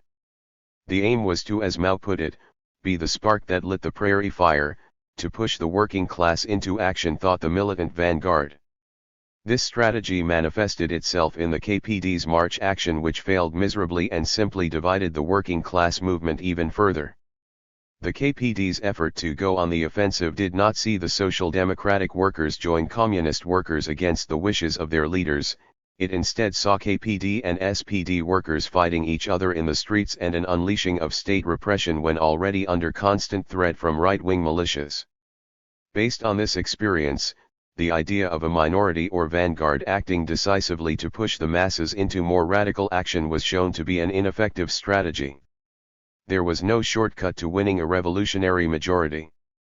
The March action would be an astounding failure. Hundreds of communists killed, around 6,000 arrested, and 4,000 convicted, including key party leaders like Heinrich Brandler. Party membership was essentially halved, with hundreds of thousands of workers leaving, slimming the ranks of the party from approximately 400,000 to 180,000. The failure of the March action, while not clear to all communists, was a sign that the Comintern had to develop a united strategy to win mass working class support. The solution that the Comintern arrived at was the United Front, which was first officially suggested by the party leadership in Paul Levi and Karl Radek's open letter.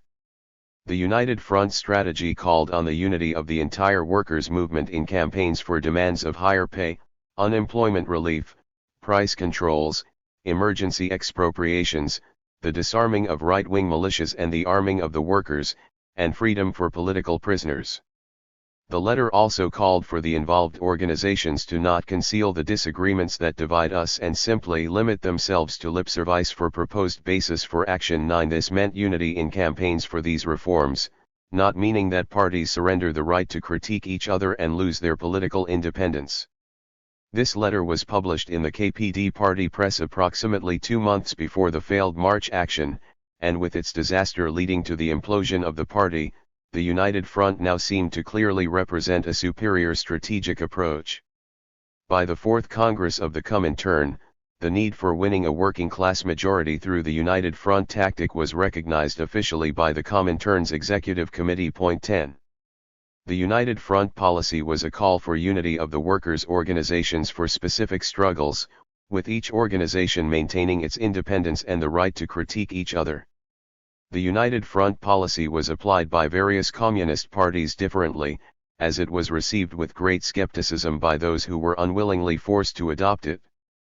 Some communists, like the PCI's chief theorist Amadeo Bordiga, argued the United Front should only be applied from below, meaning without any official agreements made with the leaders of reformist parties. This was contrasted with a United Front from above, which involved making agreements and alliances on the political level rather than merely uniting across party lines in economic struggles. This desire to draw a distinction in order to avoid making deals with the leadership of reformists reflected a real expression of hostility towards uniting with the social democratic parties from the party rank and file. Yet this tendency in the rank and file was not universal, as workers had already begun to unite across party affiliation on their own before the United Front policy was imposed formally. Ultimately, the distinction between united fronts from below or above was less than useful. Even if leadership rejected cooperation, this would simply be more evidence that communists had the interests of the workers at heart in the concrete class struggle. Simply making deals with reformist leaders for joint action was not the same as a political coalition with a capitalist party to make easy electoral gains while sacrificing one's politics. It also important to distinguish the United Front from the Popular Front policy, which is not a common alliance of workers' organizations, but rather an alliance with the bourgeois state to restore the constitutional order. The Popular Front policy is an explicit call for national unity with the bourgeoisie for a cause that supposedly carries more importance than the class struggle. This policy means a sacrifice of class independence, while the United Front policy aims to allow for common action while preserving class independence. The United Front aimed to give communists an opportunity to push for class struggle against the acceptable bounds of reformists, whereas the Popular Front was a retreat into the bounds of reformism. An example of the United Front policy being put to the test can be found in the Great Railway Strike in Germany in February 1922. The strike was triggered by cuts and layoffs of workers who were on the state payroll, with no opposition from the SPD despite protest from the Conservative Railway Workers Union. When the strike launched, the SPD ministers in government banned the strike and threatened disciplinary action. In response, the KPD backed the strikers' demands and called for the leaders of the Railway Workers Union, the Trade Union Confederation, the UPSD, and the SPD to all unite in defense of the workers' economic needs and their right to strike. While the SPD leadership denied cooperation, locally, SPD workers and communists were able to cooperate. While the main backer of the strike was the KPD, the strike eventually reached a level of 800,000 workers and became the largest transportation strike in German history. Through their attempts to unite all workers and support the strikers, the KPD was able to come out as a more powerful party with mass support. Zinoviev even praised the actions of the KPD in the German railway strike as a textbook example of the proper application of the United Front Tactic 11. Despite this success, the United Front policy was not flawless. One of its more questionable elements was the concept of the workers' government, where the communists would form a halfway house to the dictatorship of the proletariat through a coalition government with the Social Democrats. The formation of workers' government was meant to create a crisis that would eventually put power purely in the hands of the Communist Party. This was based on the assumption that the dictatorship of the proletariat could only function with single-party rule, something which grew to become Comintern orthodoxy.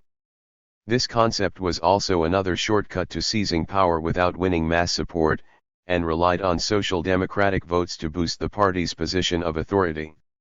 In 1923, the attempt to put the workers' government tactic into practice in Saxony ended in failure and led to an unsuccessful insurrection that would foreclose hope of revolution in Germany for the coming years. Ultimately, the hope of climbing the ladder to power with the help of a workers' government was a chimera. The party had no alternative but to win a relative working-class majority and displace social democratic hegemony over the labor movement. This hope for spontaneity to fill in the gaps left by a lack of actual leadership over the class movement was the source of the Comintern's ultra-left distortion, but could also express itself in inconsistent opportunism. Regardless of the flawed workers' government policy, the United Front was an overall effective tactic that, when utilized, saw the greatest levels of growth in the Comintern. 12 One can see this as a sort of realization on the part of the Comintern that its initial hope to form parties of civil war against an imminent demise of capitalism was a flaw. Communists were not guaranteed the support of the masses due to historical necessity. They had to fight for political support from the working class. This realization stood in contradiction to the logic behind the theory of offensive, and would continue to clash with it throughout the history of the Comintern, with the dominance of either approach not always reducible to a certain periodization. For example, it was after the successful merger with the USPD's left wing at the Halle Conference when the KPD went on the suicidal march action.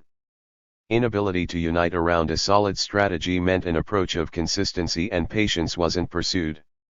The rest of the history of the Comintern is a sad story. In the third period, from 1928 to 33, the parties fully moved away from their tactics of the United Front and took up ultra-sectarian positions. This manifested most infamously in Germany with the KPD's unwillingness to form a united front with the SPD against Hitler, leading to one of history's greatest disasters when Hitler came to power without a serious united struggle against him by the working class. This idiotic ultra-leftism would then be matched by the equally bankrupt rightism of the Popular Front, where Comintern parties decided to forego the struggle for socialism in hopes that the colonial powers of the world would back them against fascism due to their democratic characteristics. The bourgeois powers only opposed fascism to the extent it threatened the stability of their own empires. One could judge from this history that the Second and Third Internationals were just shit shows with little redeeming qualities, essentially evidence that the 20th century was proof of the impossibility of communism. It would be foolish to expect the first attempts at a global communist party to succeed, and despite their ultimate failure, they were the organized expression of the revolutionary working class at its height, with all their flaws and heroism in full display. As communists, we have no choice but to learn from our history. Ignoring the 20th century communist movement or simply semantically distancing ourselves from the realities don't make them go away. While the Second International primarily made rightist political errors, the Third International primarily made ultra-left political errors. From this observation, we can come to a sort of center, where the positives and negatives of both internationals can be learned from. This overall position, of building a mass party around a program for revolution through patiently consolidating the organized forces of the proletariat, could be described as centrist Marxism or the Marxist center. While the term centrism is often used by Trotskyists as a term of derision, we use it here in the sense of a strategy that would mean patiently building up the forces of the revolutionary proletariat into democratically organized institutions, rather than trying to build a small vanguard or militant minority that will either intervene in a spontaneous movement or spark a revolution through armed struggle. It also entails a strong commitment to both internationalism and democracy, emphasizing Marxism as in continuity with democratic and republican principles that developed in the struggles against aristocracy, monarchism, and clericalism. Flexibility in tactics must be matched with a strong commitment to principles. One could say that the center strategy is a sort of pragmatism for the means of revolution rather than reform. Beyond Leninism. What would it mean for a party to accept the positive and negative lessons of both the Second and Third Internationals? To begin with, it would mean disregarding either as models to copy that we can identify as carrying some invariant red thread. Both failed, the Second International becoming an ally of the capitalist order and the Third International leaping into the ultra-leftist madness of the Third Period, the opportunistic Popular Front and eventually its full dissolution by Stalin. Today, much of what calls itself the revolutionary left wants to essentially revive Comintern-style parties, though perhaps only on a national scale. This attempt at revival, typically referred to as Leninism or Bolshevism, was last attempted in the United States with the new communist movement, having little to do with the actual history of Bolshevism before the Comintern. These views and the leftovers of this wave of Leninist party forming have come to represent what is seen as mainstream Leninism in the United States. Their results give us the microsects we have today: Workers' World Party, Party for Socialism and Liberation, Freedom Road Socialist Organization Fight Back, as well as countless Trotskyist groups that are all of varying quality in politics. In this particular section, when I refer to Leninists, I do not mean the Leninism of Lenin, which I very much admire, but rather the Leninist movement of attempts to form vanguard parties in the mode of the Comintern. What differentiates this mode of Leninism from orthodox Marxism is its embrace of the single monolithic party state as a model for the dictatorship of the proletariat, the belief in a party of the new type that transcends the mass party through selective elitism, centralization around a specific theoretical line, and a militaristic chain of command that is not actually democratic or centralist but rather bureaucratic and autocratic. Leninists argue the key innovation of their party of a new type was democratic centralism. Democratic centralism, most simply defined, is the hardly disagreeable formula of democratic deliberation combined with unity in action. By this definition, democratic centralism was also practiced by the Second International. Any democratic decision-making requires centralism because the will of the majority needs to be enforced against the minority. The SPD, for example, voted as a bloc in parliament and had centralism enforced in the party. It was not internally a federalist organization despite the wishes of its right. 13 What made the Leninist party of a new type different was not democratic centralism.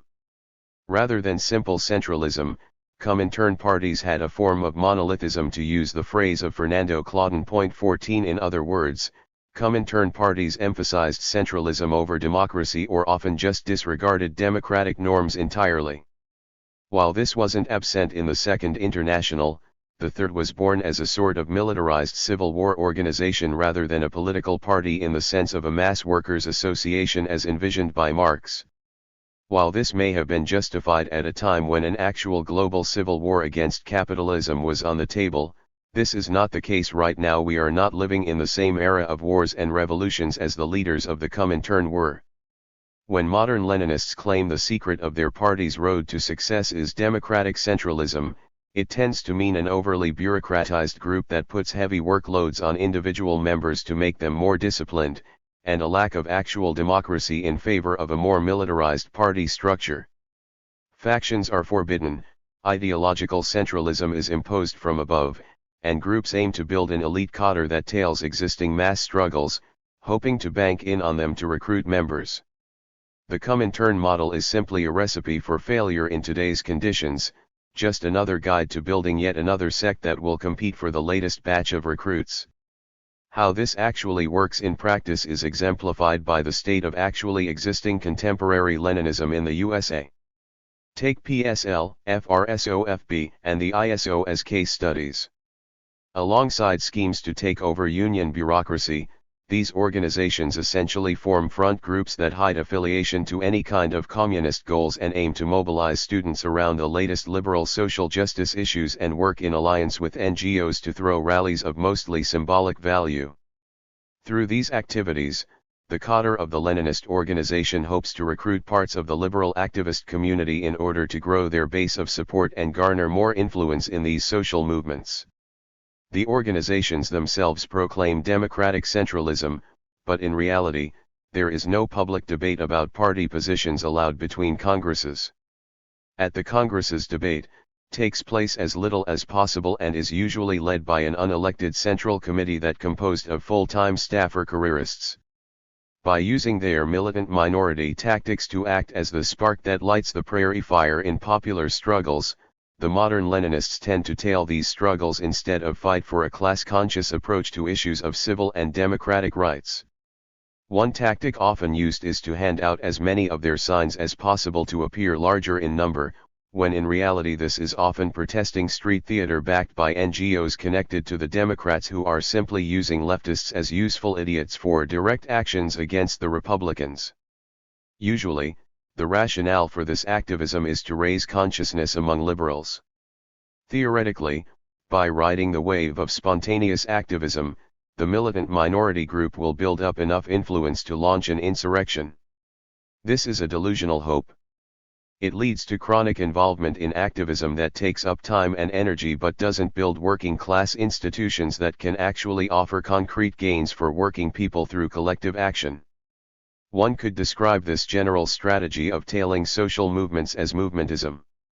The critique of movementism has developed in Leninist circles, specifically by Maoists around the theorist J. Mao Fawad Paul.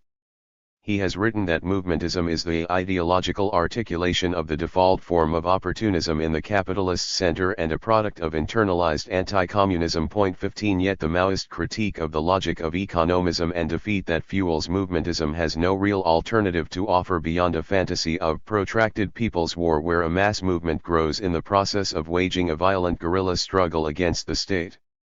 The actually existing Maoist alternative to the politics of movementism in the US is no better, mostly consisting of politically substanceless militant posturing and sectarianism. While the Maoists may be correct in their critiques of other Leninists, their alternative seems to entail acting like insurrectionary anarchists with red flags. Nor do they move away from the model of the militant minority, they instead double down on it with calls to put politics in command and boast about their supposed military policy. While modern Leninist groups obviously have no organic or meaningful connection to the Comintern, it is still the reference point to which these organizations orient. Amongst Leninist organizations, the idea of the party as a minority vanguard that doesn't rely on majority support is based on a misunderstanding of the Russian Revolution. Like bourgeois scholars, this misunderstanding views the October Revolution as a coup but embrace it, believing it to be evidence that a minority party can slip its way into power by being in the right place at the right time. This perspective leaked into the Comintern, despite Lenin's protestations in left-wing communism. Instead of critical engagement with the politics elaborated in the text, Leninists choose to use it as a guidebook for justifying rank opportunism. The idea of the militant minority channeling the energy of spontaneous mass action is essentially what unites both the early Comintern and today's movementism, as well as the Maoist critics of movementism. It is necessary to go beyond actually existing Leninism. This doesn't mean disputing Lenin or distancing ourselves from his legacy. He was one of the greatest Marxists and revolutionaries of all time, and his works and life are marked with political brilliance. Yet today, Leninism almost completely distorts or disregards the early Bolshevik Party and its relation to the Second International, and simply focuses on repeating the Comintern experience. What we need is to move beyond an attempted systemization of the Comintern and Lenin in particular, but rather continue the systemization of Marxism as a whole based on the entire history of class struggle. This is what Lenin did. Lenin didn't see himself as a Leninist, creating a new stage of Marxism, but as an orthodox Marxist applying a system of thought to his own conditions. This doesn't mean we should reject the most vital contributions of Lenin, for example, his views on revolutionary defeatism and imperialism. What it does mean is that much of what made Lenin great was already in Marx, Engels, and even Kautsky. It means, much in the same way that Marx critically learned from the failures of the Communist League in developing his theory of the party, that we must critically learn from the failures of all past internationals, especially the second and third. Negative lessons, as in what not to do, are the easiest to pick from our history. We know the end result and can pick out where actors had incorrect judgment. But positive lessons, as in what we should do, are harder. The common orthodoxy of Leninism is that there are only negative lessons to learn from the experience of the Second International, and to suggest otherwise is to commit to reformism. Yet a mass workers' party with class independence run on democratic lines is still relevant, despite its basic roots in the First and Second International. The strategy of these types of parties, to patiently build up forces through union and electoral struggles, organizing proletarian communities and building a sort of alternative center of power run by the working class eventually to seize power and become the governing class, seems to make more sense than whatever kind of hope in spontaneous insurrectionism or a general strike that the left has to offer as an alternative. We can accept this strategy while also rejecting the social chauvinism of the German SPD. We can also accept the advances of the Third International, especially in its aim to build a truly international party resolutely opposed to imperialism and the bourgeois state, willing to use non-legal means if necessary, and closed to nationalist reformists like a Bernstein or Bernie Sanders. We also can reject the bureaucratic, semi-militarized chain of command model taken up by modern Comintern-inspired parties in favor of a robust intra-party democracy, tolerating factions without enforcing rigid ideological centralism. As the First International did, we should aim for programmatic rather than ideological unity. As the experience of the Second International showed, it was necessary to draw the line somewhere and not tolerate reactionary views having a platform in the party. The future Communist International must develop programmatic unity through collective activity as a whole, and will probably never wholly have ideological unity. However, there must be basic minimum political standards enforced. Ideally, it is in a strong, clear program that one can develop these standards of principled unity. Yet one cannot make a formal rule that will prevent falling to the monolithism of the Comintern or opportunism of the Second International. It is also a question of ideological, of political debate. The forces of the proletariat are weak and divided. It will take a long-haul approach to develop a party that can be a vehicle of independent political action. This doesn't rely on any kind of get-rich-quick scheme, where the party uses a mass line or transitional demands to attract the working class without actually convincing and winning them over to revolutionary politics. It means actually having to develop the actual organizational strength to put the working class into command of society. One has to essentially build a state within a state which stands in opposition to the bourgeois order and command the loyalty of proletarians in their majority against the capitalist state. We cannot hope that crisis simply accelerates the working class into such misery that it has no choice but to go on mass strikes to form workers' councils and then try to insert our militant minority into the movement to guide it on its proper track. Building a real alternative to capitalist rule requires, as Lenin pointed out, a principled core that is able to stay politically consistent while utilizing every tactic possible. No space left open in civil society, where we can agitate and educate, should be left unutilized. A class-independent workers' party which does not neglect this fight is a necessity. What kind of party? What does it mean for a party to be a class-independent workers' party? Should the class party be a vanguard party or mass party? To answer these questions, we must first look at the more abstract principle of class interests to understand what is meant by class independence. A workers' party means, in a more plainly spoken language, a proletarian party.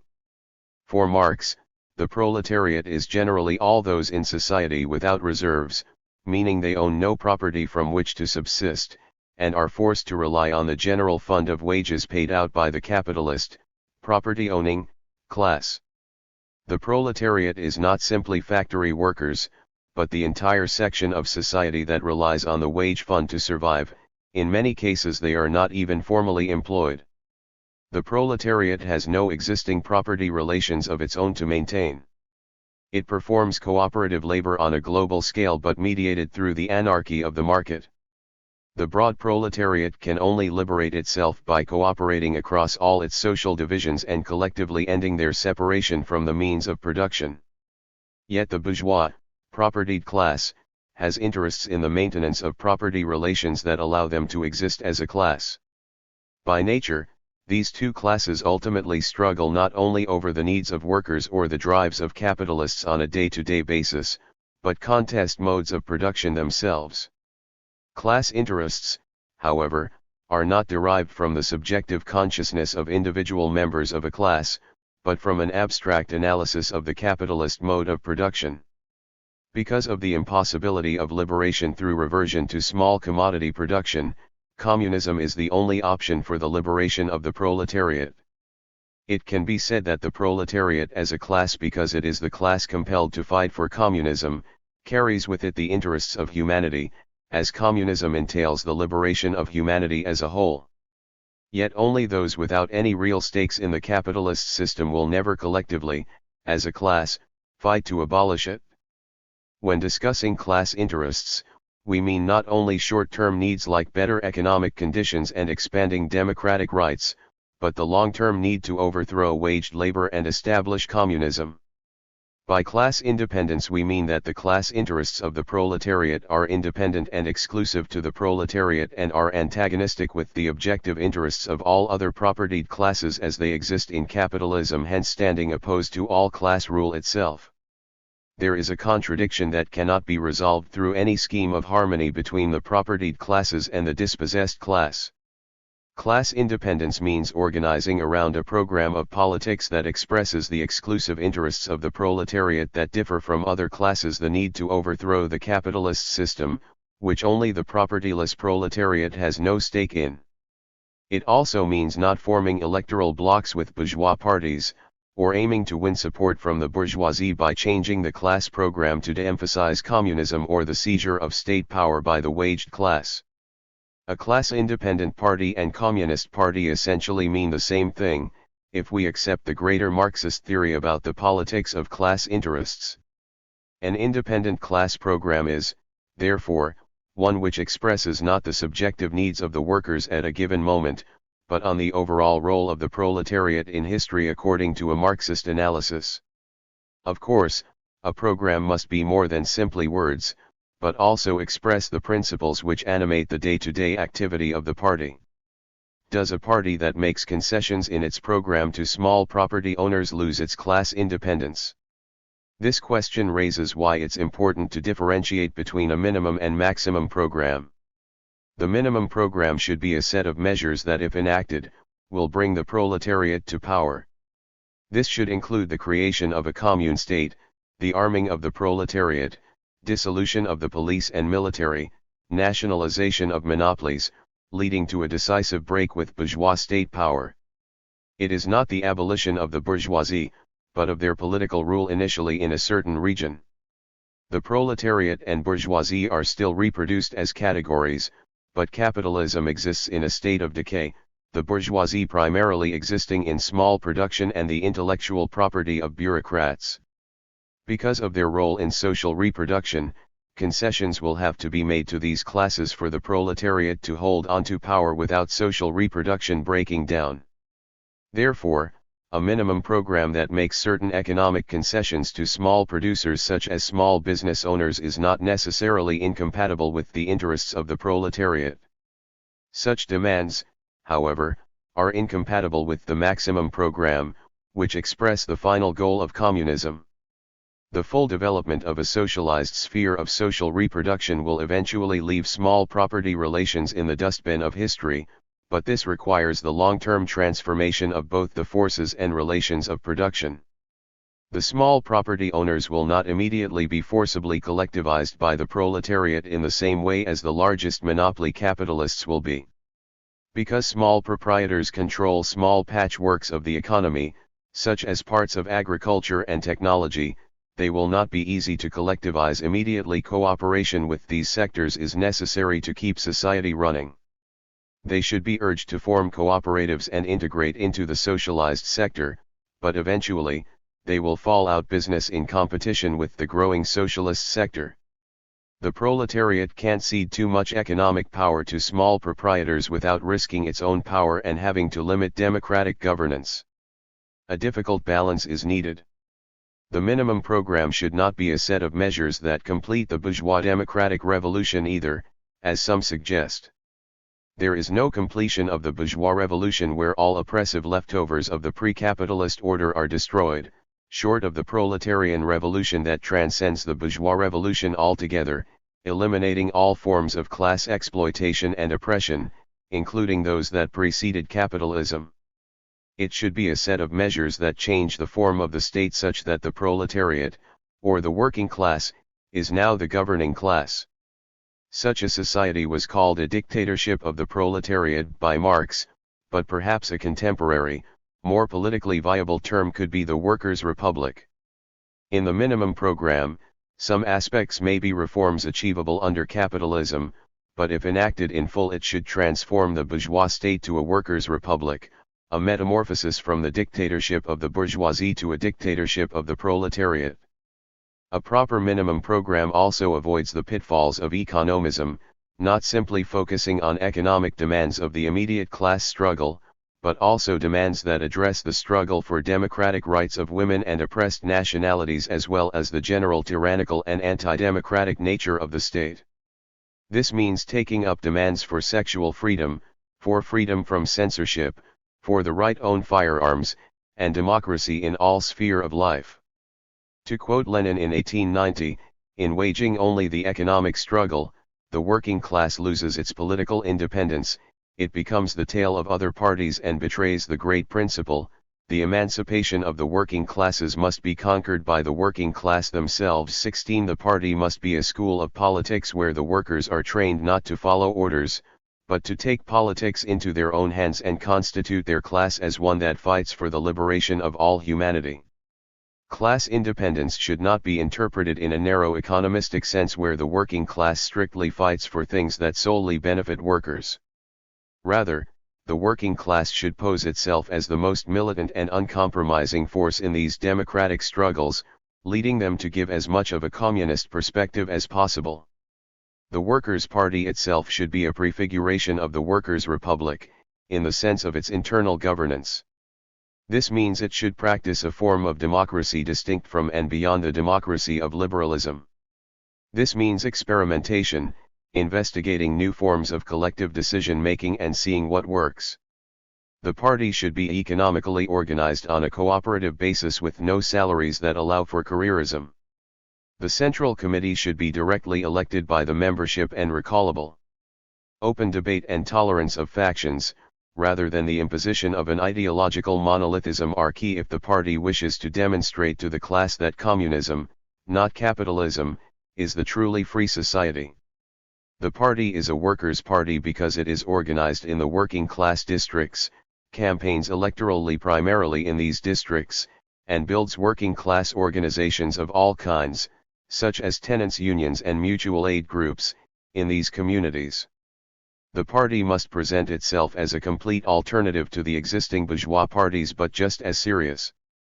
The majority of the proletariat does not even vote, as the blog Cold and Dark Stars pointed out, meaning that a working class party would have to tap into the disappointments of the mass of the population with existing politics while offering a compelling alternative politics that speaks to their deeper sense of human solidarity to build a culture of class struggle. A form of insurgent electoralism is needed, one that aims not simply to gradually capture the pre-existing capitalist state machinery for the proletariat, but to use the election campaign as a ruthless propaganda tool against the bourgeois parties, to help delegitimize the bourgeois state, and legitimize communist politics. We won't win simply by acting like professional politicians and pandering to the center, but by being the more dangerous vote in an election. However, a workers' party is more than just an electoral party, and if it is going to even succeed as an electoral party, it needs a base to mobilize in the first place. It requires well-trained cadre and education programs for all members, and it needs to distribute these skills and knowledge amongst the membership as much as possible. By learning to run alternative unions, mutual aid societies, and election campaigns, we learn the skills needed to run society on new political grounds. The party becomes a smaller state within and without the state that grows through a course of the protracted struggle to become the hegemonic force in society and stands as an alternative center of authority to the existing bourgeois state when crisis emerges. Becoming a state within the state would also mean forming what is often called an alternative culture by historians of the Second International Era SPD.17. This would include things ranging from party-run sports teams to free clinics to breakfast programs or hiking clubs. The point of such alternative cultures is not just to draw in wider layers of the working class, but also to develop new forms of socialization contrary to capitalism and meet needs of workers that the capitalist state ignores. One thing that modern-day anarchists get correct is the need to create such an alternative culture within capitalism. However, largely due to self-imposed ideological limitations, anarchist subcultures do not have the working class orientation, level of centralization, institutionalization, and access to resources to actually make an alternative culture that is appealing, and instead, create a mostly DIY alternative to charities. A workers' party would bring a level of professionalization and discipline to such activities, as well as incorporating them into a larger political project with democratic accountability to a mass movement, moving beyond the limits of current left counterculture. We also should never forget the importance of the party school, which is one of the key aspects of the party. The party school should aim to not only educate its members in Marxism, but also in skills related to organization, finance, science, technology, and logistics. The party's educational institutions work to not only raise the class's own class awareness in history but also their skills in fighting against capitalism and constructing an alternative order. Most importantly, party schools should not simply be transmission belts for a certain leader's ideology, but also promote free thinking and debate. Marxism should be treated as an open system, a progressive research program in the Lakatosian sense that develops through critical inquiry. The party must, therefore, have an intellectual culture of open debate and collective deliberation, reflected in its own institutions. Though the educational institutions of the party, workers should develop a system superior at creating well-rounded individuals than bourgeois education, creating a model that demonstrates the potentials of the communist alternative. As for the question of unions, a party should aim to win leadership of the overall union movement as much as possible. However, winning leadership is a means to an end and should strive to push the union movement towards industrial unions that break beyond the divisions of craft and skill. Forming one united union for all workers, both skilled and unskilled, should be the overall aim of the party. This is, of course, a lofty ideal to achieve, something hardly imaginable to happen until after the consolidation of a workers' state. However, Communists in the union movement should not simply call for more militant direct action from rank-and-file caucuses, but strive to win union elections and build relations with other unions. Rather than seeking to form a stratum within unions that is merely willing to push strike actions into more militant directions, the aim should be for the party to campaign for democratic reforms in the union and make them schools of socialism, eventually winning them to supporting socialism as a long-term goal. Simply forming caucuses for militant struggle is not enough. Workers can engage in militant strikes but still hold reactionary views. Communists must take an active role in education by participating in union politics and holding strong positions against the union bureaucracy's association with the Democratic Party, apoliticism, and general opportunism. Some have argued that industrial unionism is impossible in the United States because of labor law. This relies on two assumptions: that labor law cannot be challenged by electoral action or simple mass transgression of the law. It is also possible that the existing unions in the United States, in large part, are too conservative to reform. However, the majority of U.S. proletarians aren't unionized, giving a large pool of potential recruits for a new union movement that escapes the straitjacket of the official unions.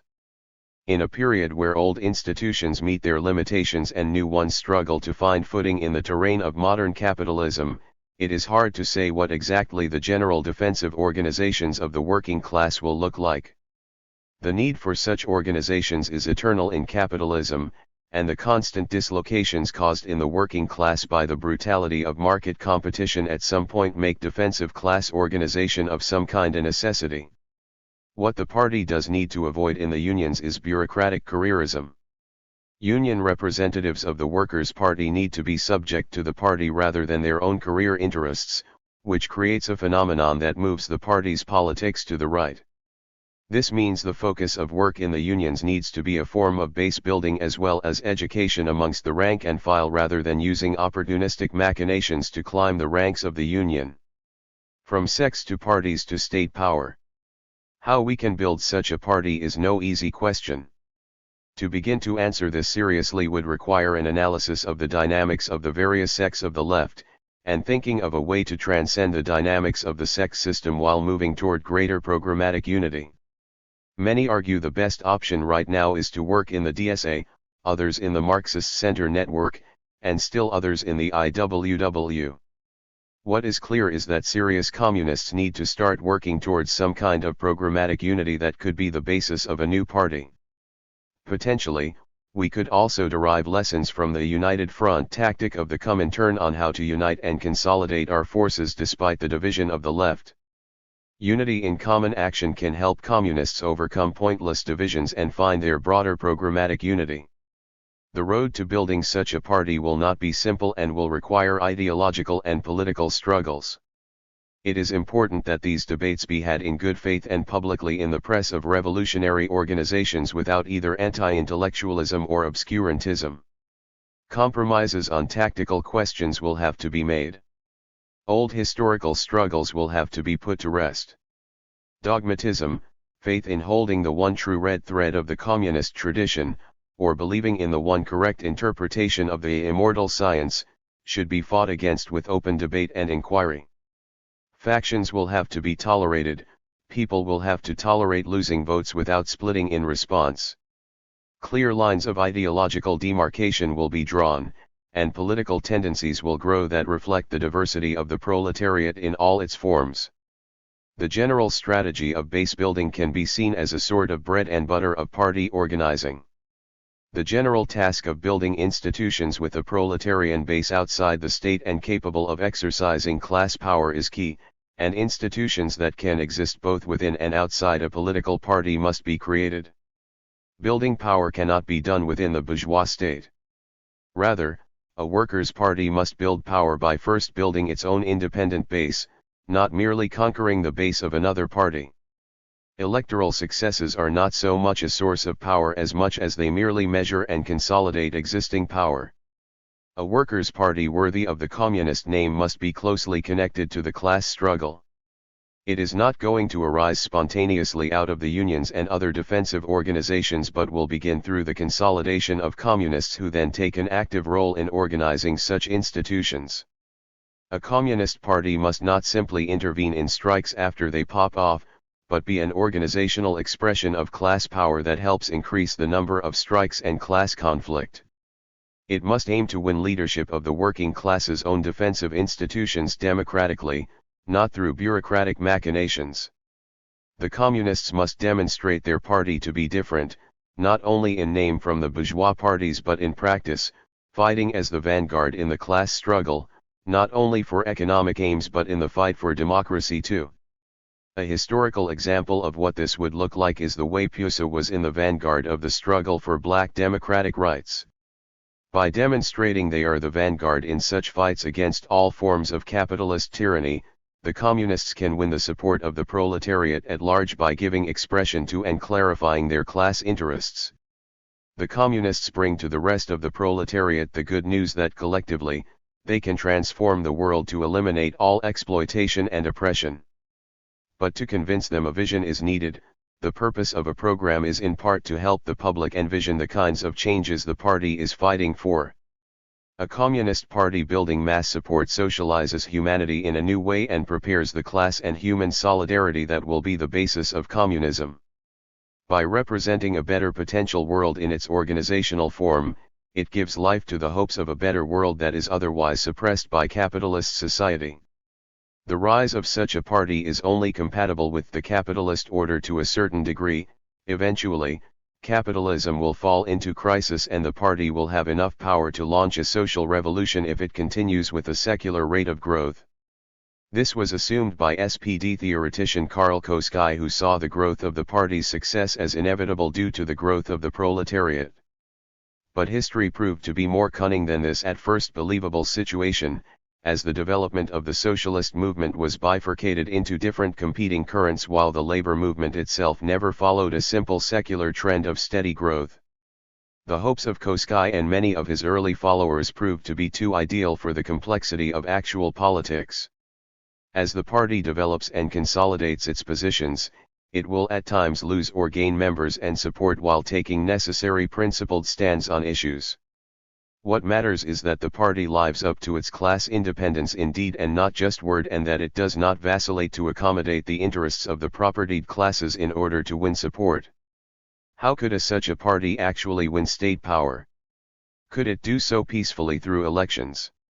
Even if the party won a majority in an election and came to power on its own, if it began to actually implement a revolutionary program to throw out the old constitutional order, dissolve the military, and arm the people, in all likelihood the bourgeoisie would react to the transgression of their class power and property with a coup or armed revolt. In this case, the only option is to either defend the revolution through the armed working class or concede to the bourgeois military.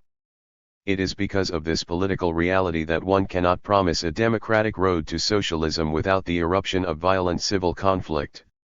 The unlikelihood of radical social change happening peaceful and without civil strife, at least in the United States, is well articulated by the American revolutionary socialist Albert Parsons. I do not believe that capital will quietly or peaceably permit the economic emancipation of their wage slaves. It is against all the teachings of history and human nature for men to voluntarily yield up usurped or arbitrary power. The capitalists of the world will for this reason force the workers into armed revolution. Socialists point out this fact and warn the workingmen to prepare for the inevitable. Point 18. In the end, we will have no choice but to smash the repressive apparatus of the bourgeois state, meaning in practice the dissolution of the police and military, arming the proletariat, and putting power in the hands of the working class by building a new form of representation fit for workers' rule. Whether or not the party has a mandate for forming a workers' republic shouldn't be decided based solely on having a proper majority in the legislature itself. What matters is building up enough mass support and legitimacy that, when a crisis of political legitimacy most strongly expresses itself, the Communist Party represents the alternative pole of power with legitimacy from the majority of politically mobilized proletarians. No matter how much support the Communist Party has, the transition to socialism can only happen if there is some rupture between the old ruling class and the newly ruling proletariat which consolidates power against the collapsing regime, in other words, a revolution. In this case, revolution is simply defined as a change in which class governs the state. Such a change will require a radical rupture with previous forms of state and governance, passing political power into the hands of the masses. Since such a rupture would not likely be tolerated by the decadent classes, it is likely going to incite some form of armed struggle. It is exactly the change of power from one class to another that defines a social revolution. The hope for a rupture-less democratic road to socialism is merely a road to modernizing the welfare state. Unless there is a change in which class governs in who shall rule whom, the bourgeoisie will never tolerate a transition to socialism by savvy politicians passing evolutionary or non-reformist reforms under their nose. A revolution may only be possible once the masses have been convinced that no other means are possible to solve the current crisis, and the only way towards a desirable change in society is through social revolution. The difficulty of this does nothing to negate the historical reality of bourgeois counter-revolution. The hope that a revolutionary rupture can be avoided in favor of evolutionary socialism, favorable among theorists influential in today's DSA, is equally delusional as some immediate apocalyptic transition to communism. 19. Let us look at a classic historical example. The abolition of slavery in the United States was attempted through gradual legislation when Lincoln's Republican Party won elections on the platform of no longer expanding slave states. This prompted the slave states to form a confederacy and secede, leading to a war that began to reunite the nation but transformed into a revolutionary war to end slavery via military occupation of the South. Karl Marx was fascinated by the U.S. Civil War for its political and strategic implications. It is likely this event influenced his views on how a revolution would happen. Essentially, a revolutionary party would exhaust all means possible until either insurrection is the only way forward, or the bourgeoisie still simply launch a slaveholders' revolt and force a civil war that itself will call the existence of the bourgeois regime into question. One can look at the October Revolution similarly. The Bolsheviks and their coalition partners won a political victory in the Soviets and used it as a democratic mandate to overthrow the provisional government and form a Soviet republic. The course of events, where the bourgeoisie went into revolt backed by imperialism via the White Army, forced the Bolsheviks to politically consolidate their regime through civil war. They did this through mobilizing the peasantry via the Red Army until 1922. Finally leaving the harsh era of war communism toward the more stable new economic policy. It is a fool's errand to tell the masses that a peaceful road to a workers' republic, essentially a change in class governance, is something that can be promised. Even if it was possible and the government was able to enforce a minimum program without prompting civil war, it would still require mass civic mobilizations to combat sabotage by the bourgeoisie that would accompany a shake-up of property relations. Those who hope for a democratic road to socialism don't desire a new revolutionary state that is backed by the masses. They treat the liberal state as a neutral site of class conflict that the proletariat can transform to its own ends over time, slowly enough to avoid a period of social conflict where a rupture in the class nature of the state will occur. This idea assumes we can sneak a revolution past the bourgeoisie and ignores problems like capital flight that crash attempts at social democratic reforms. This can't simply be combated by a hope in pressure from mass action in the streets. And it ignores that the capitalist class will happily resort to breaking with democratic norms in face of a government that seriously threatens the rule of property if need be, even if socialists have a democratic mandate. In Chile, an attempt was made at an electoral road to socialism through the popular unity government that aimed to avoid a rupture with the bourgeois state and the possibility of civil war. Instead of arming the working class and dissolving the power of the state, Allende's government kept the military in place and hoped for their support. This led to workers being defenseless in the face of Pinochet's counter-revolution against the popular unity government that installed a military dictatorship which had devastating consequences. It would be outside the confines of this article to speculate in detail exactly how a future communist revolution will occur, what chain of historical events will lead to it, how a civil war against reaction will play out, and how such a society will transition to communism. There will no doubt be continuities with previous revolutions, but the communist revolution will also look like no revolution that ever has occurred. It should not aim to merely win a single nation to communism, but an entire continent so as to establish a beachhead for the greater world revolution. While making room for the creativity of the masses, one must have plans and institutions that are dedicated to turning questions of revolutionary governance from abstract fantasies to concrete issues to be dealt with. This is ultimately the aim of the party. It must organize the proletariat more effectively than the bourgeoisie, acting as an institution that not only can form plans counter to the rule of the bourgeoisie, but has the means of enacting these plans. Yet the question remains, what is the role of the party after the social revolution?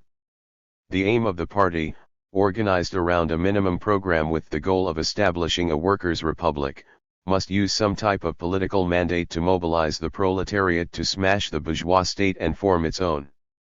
The party will play a key role in leading the initial revolution, provide necessary coordination across all factions of the proletariat and act as an alternative sovereignty that replaces the capitalist state. As the party establishes this new sovereignty, its aim should be to dissolve into different factions within the representative bodies of the Workers' Republic freely voted on and recallable by the entire public. The legislative and executive bodies must be merged, the government becoming a working body of delegates.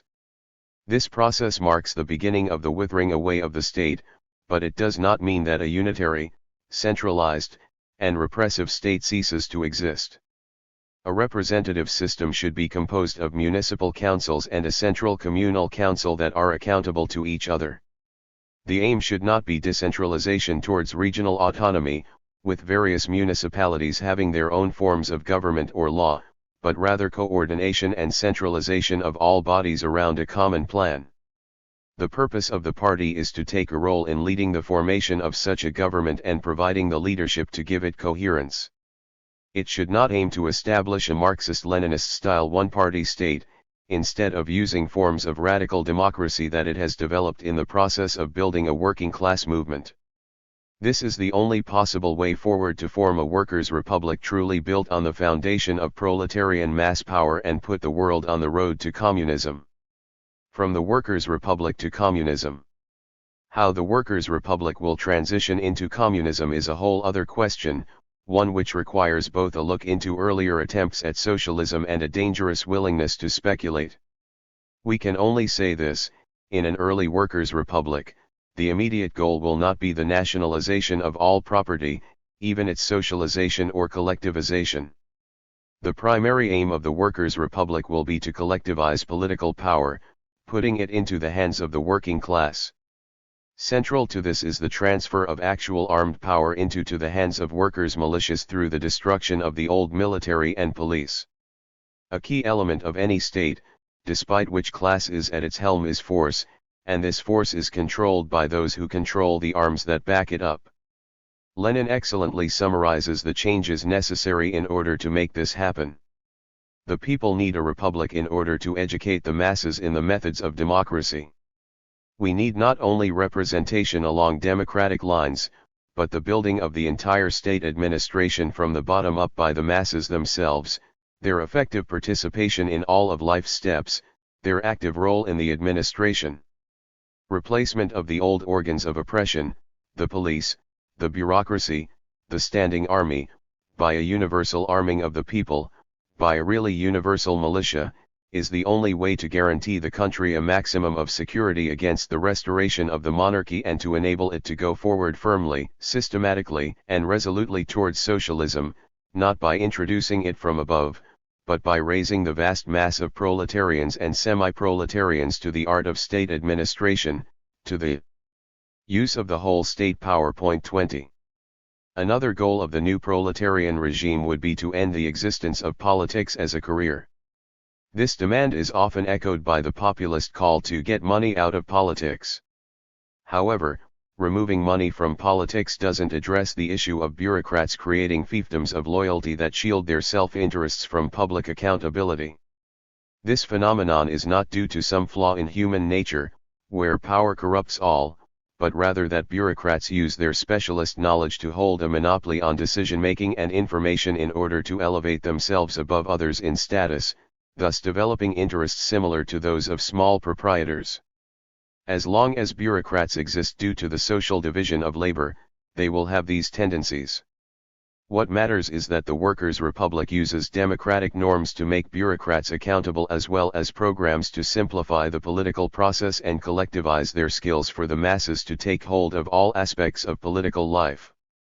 The primary aim of the workers' regime will be to essentially create and consolidate a new form of the state, rather than immediately destroy capitalism. Despotic inroads on private property will obviously be made, with the key commanding heights of the economy seized and the use of nationalization to fight economic sabotage.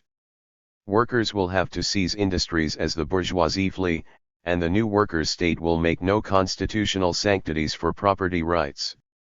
Initially, it will primarily be political transformations that occur, as economic transformations will take a longer period of time due to the necessity of transforming forces and relations of production and to integrate the world economy.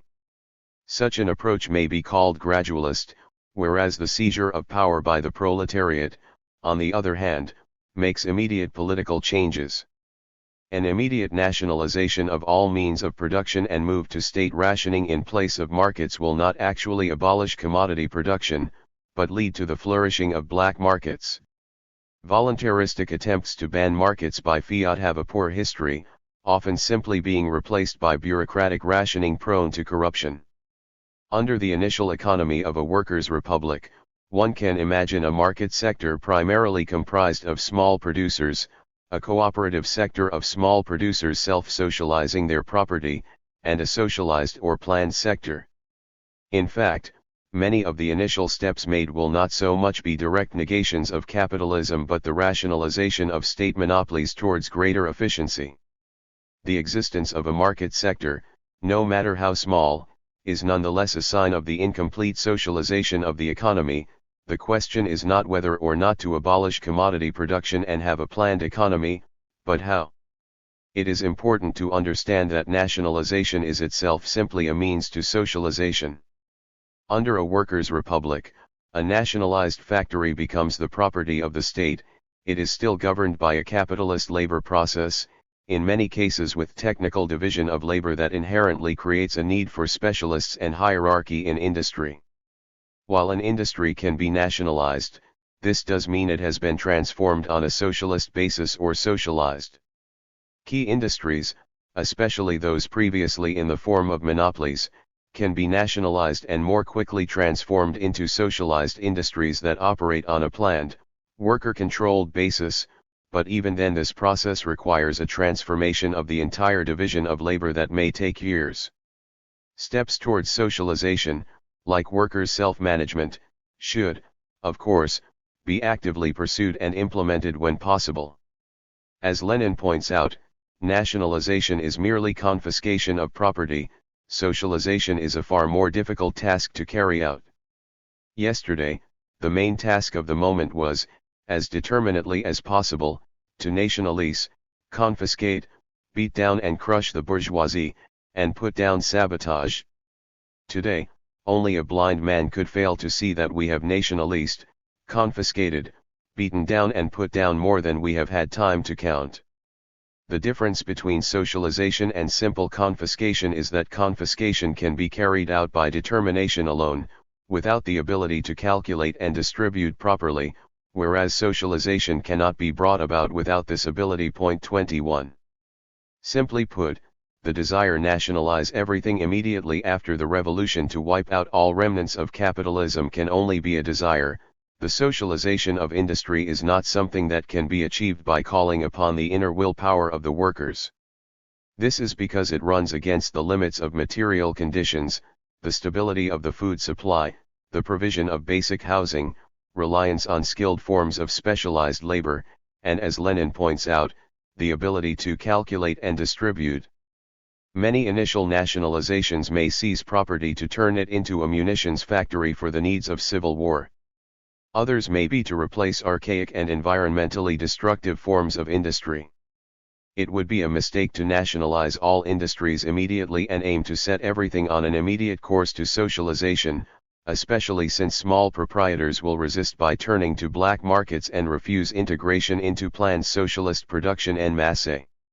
Small proprietors will either have to integrate into the planned sector of the economy, or eventually go out of business when faced with competition from the socialist sector. The form of the state under a workers' republic is the dictatorship of the proletariat, just as the form of the state in any bourgeois republic is, in the end, a dictatorship of the bourgeoisie. The phrase dictatorship of the proletariat implies the existence of the proletariat, which itself implies the existence of capital. Hence, it would be wrong to say that the dictatorship of the proletariat moves beyond capitalism as a mode of production. Rather, the proletariat becomes the most powerful class within capitalism. Capitalism is in decay. In the dictatorship of the proletariat has won the class struggle to become the leading class in society, having defeated the bourgeois state. Yet the class struggle continues on new grounds, now primarily against the petty bourgeois and bureaucracy, which within them each carry class interests to restore various forms of class society. The proletariat must fight against these elements, not through violent campaigns of expulsion, but by transforming the economic base of society, transcending capitalism and class society itself. A key part of this is breaking down the mental/manual division of labor that at the core of bureaucracy and collectivizing skills held by specialists through mass campaigns combining education and labor. Because the proletariat holds state power, it can use the power of centralized administration to take on such a task. The class struggle takes on a different form, becoming more directly about the transformation of social relations between humans. One suggestion is that the transition will occur through the progressive reduction of labor time through the application of planning rather than primarily through nationalization of the entire economy and the enforcement of a rationing system. For some production, if there is not sufficient abundance, abolishing the commodity form in favor rationing may simply create black markets. Obviously, nationalization and the reduction of work hours aren't mutually exclusive. It is important to note that in transitioning to communism, the focus should be on the process of transforming labor and other productive forces, reducing work hours, and collectivizing skills, rather than the percentage of the economy that has been confiscated by the state. Nationalization should be seen as a means towards achieving these goals, but not an end in itself. As we put the development of productive forces under new social relations via socialized scientific planning, new forces of production will be developed, which in turn develops our freedom beyond the limits of necessity and the ability to transform our environment. The two categories of social relations of production and forces of production can develop in a mutually reinforcing relationship. Developing communism is not a matter of privileging productive forces over relations of production or vice versa, but transforming both in a mutually reinforcing relationship. In line with Marx, it makes sense to distinguish between a lower and higher phase of communism. The higher phase of communism implies a society where not only production is fully socialized, but distribution, meaning that has free access to goods without a form of money or rationing by the state mediating between humanity and the means of production. This is distinguished from the lower phase of communism, where socialized production is still on the basis of use but goods are distributed to the laborer according to their contribution of labor time. The end of production based on exchange value in favor of the direct production of use values is a basic property of both the lower and higher phases of communism. Communism entails an end to buying and selling. This is what is meant by saying it is necessary to abolish the value form. This is well summarized in the ABC of Communism by Bukharin and Preobrazhensky. The communist method of production presupposes in addition that production is not for the market, but for use. Under communism, it is no longer the individual manufacturer or the individual peasant who produces, the work of production is effected by the gigantic cooperative as a whole. In consequence of this change, we no longer have commodities, but only products. These products are not exchanged one for another, they are neither bought nor sold.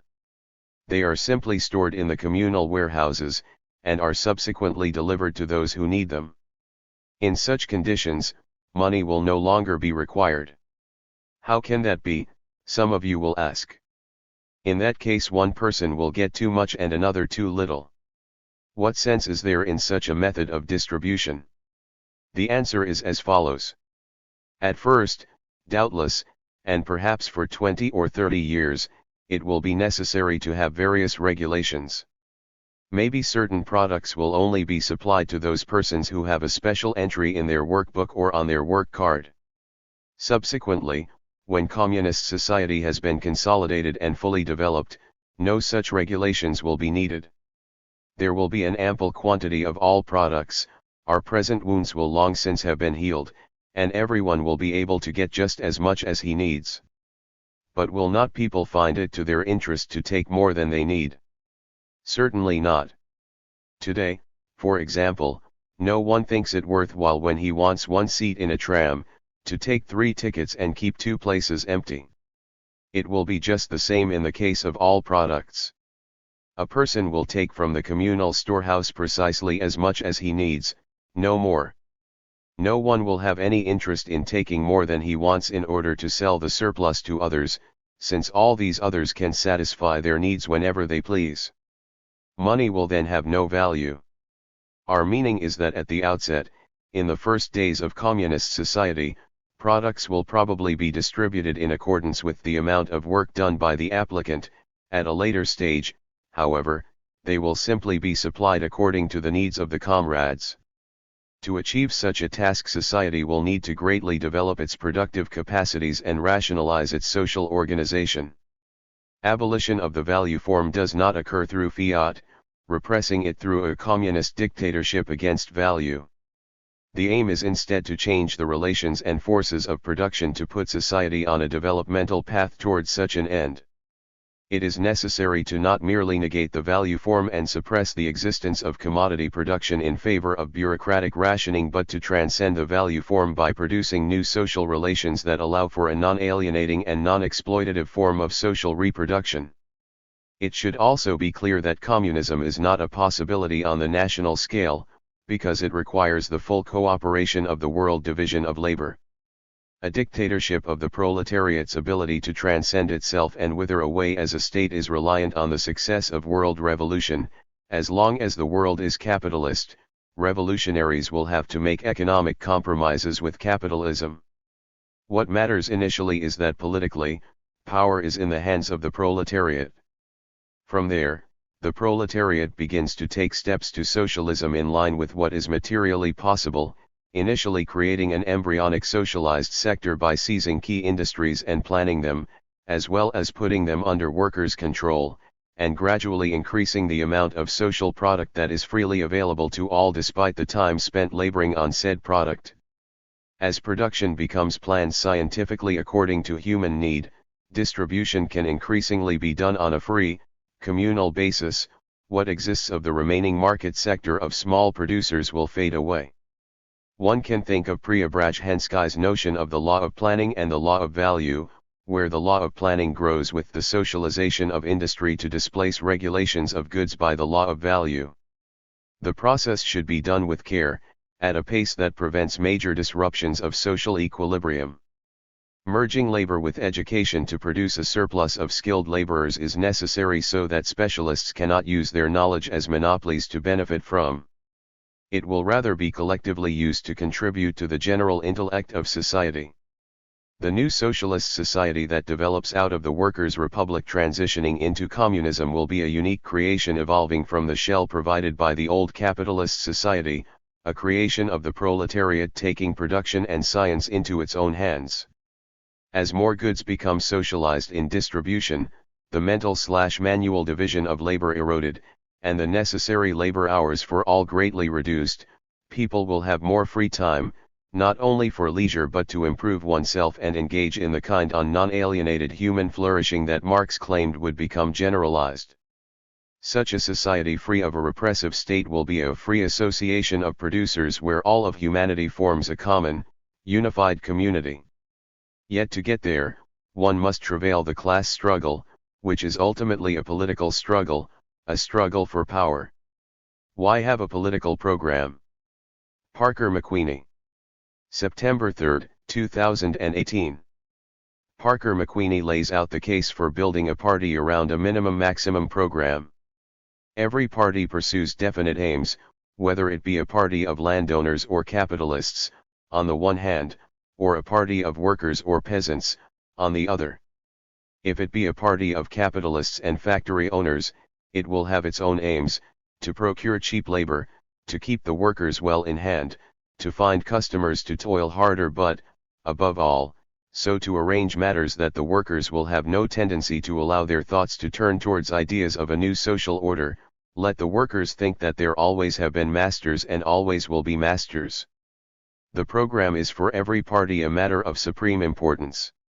From the program we can always learn what interests the party represents. Nikolai Bukharin and Yevgeny Preobrazhensky. The ABC of Communism, 1920. In the autumn of 1891, Germany's Socialist Party, the Social Democratic Party of Germany, or SPD, had only the world to win. Just 1 year prior, the party's chief prosecutor and preeminent tyrant of the European continent, Otto von Bismarck, was forced to resign. The Reichstag refused to renew Bismarck's anti-socialist laws, which had shut down dozens of newspapers, trade unions, and socialist meetings. This all happened within the span of a month. It is safe to say that when the party met for its Congress in Erfurt, they were bolstered in a manner that European socialists had not been since the rise of the Paris Commune 20 years before. The Erfurt program is notable for a myriad of reasons, not least of which includes the declaration that the German Social Democratic Party fights for the abolition of class rule and of classes themselves, for equal rights and equal obligations for all, without distinction of sex or birth.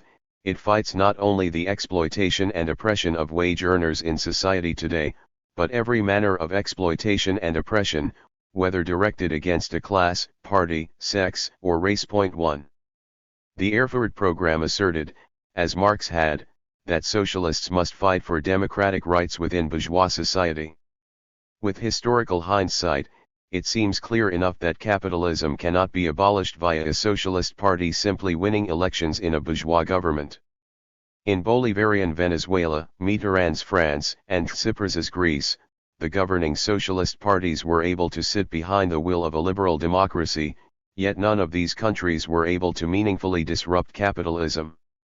This does not mean that basic bourgeois democratic rights have no use to even the most revolutionary of socialists. The SPD learned under Bismarck that universal suffrage, the right to free assembly, the ability to form unions, and the abolition of censorship are all helpful to a proletariat undergoing a transformation into a class for itself. Although winning these reforms are not the first step on the path to socialism, they do clear debris that blocks the entrance. If all the 10 demands were granted, Friedrich Engels speculated in his critique of the Erfurt program draft, we should indeed have more diverse means of achieving our main political aim, but the aim itself would in no have been achieved too. The more lasting legacy the Erfurt program had on socialist thought was in its popularization of the minimum and maximum program, though these were abstracted from Karl Marx and Jules Guesde in their program for the French Workers' Party, 11 years prior. 3 Since Erfurt, the program has been the focal point for every party of the class. As Bukharin and Preobrazhensky argue in the ABC of Communism, the program is for every party a matter of supreme importance. From the program we can always learn what interests the party represents. For theoretically, the minimum program, which was the party's reform platform, would win over a mass base of workers by improving their immediate conditions. When enacted in full, it would give the party the necessary mandate and class power to enable its maximum program, or the revolutionary measures required to actually eradicate the dictatorship of capital and begin the process of developing a socialist mode of production.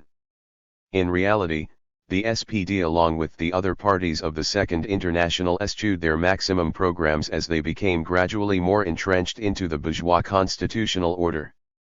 Whether in the trade union bureaucracy, the universities, or the Reichstag, the Second International's loyalty to the capitalist state and nation eventually led the majority of its parties to abandon internationalism by siding with their respective home countries during the outbreak of World War I.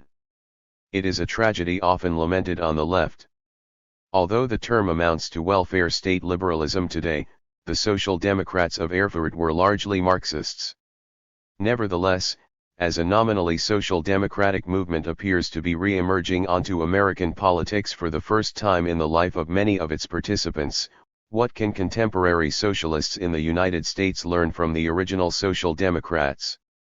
In many ways, the US left is in a similar position that German Social Democrats found themselves in around the time of the Erfurt Congress. Both had recently come out with some unthinkable, at least to the ruling class, victories after decades of suppression, and neither had ever meaningfully seen power. More importantly, the 1891 SPD and the 2018 American left share a common primary task: the consolidation of workers into a class for ourselves, cognizant of our common condition and interests. What were the minimum demands of the Erfurt program? The first 7 dealt exclusively with securing and expanding democratic Republican rights. Perhaps shockingly, many of their demands would still be progressive gains 127 years later: legal holidays on election days, ending voter suppression, popular militias in place of standing armies, free meals for school children, gender equality in the legal sphere, elected judges, and the end of capital punishment. The first 7 demands read: universal, equal, and direct suffrage with secret ballot in all elections, for all citizens of the Reich over the age of 20, without distinction of sex. Proportional representation, and, until this is introduced, legal redistribution of electoral districts after every census. 2-year legislative periods. Holding of elections on a legal holiday. Compensation for elected representatives. Suspension of every restriction on political rights, except in the case of legal incapacity. Direct legislation by the people through the rights of proposal and rejection. Self-determination and self-government of the people in Reich, state, province, and municipality. Election by the people of magistrates, who are answerable and liable to them. Annual voting of taxes.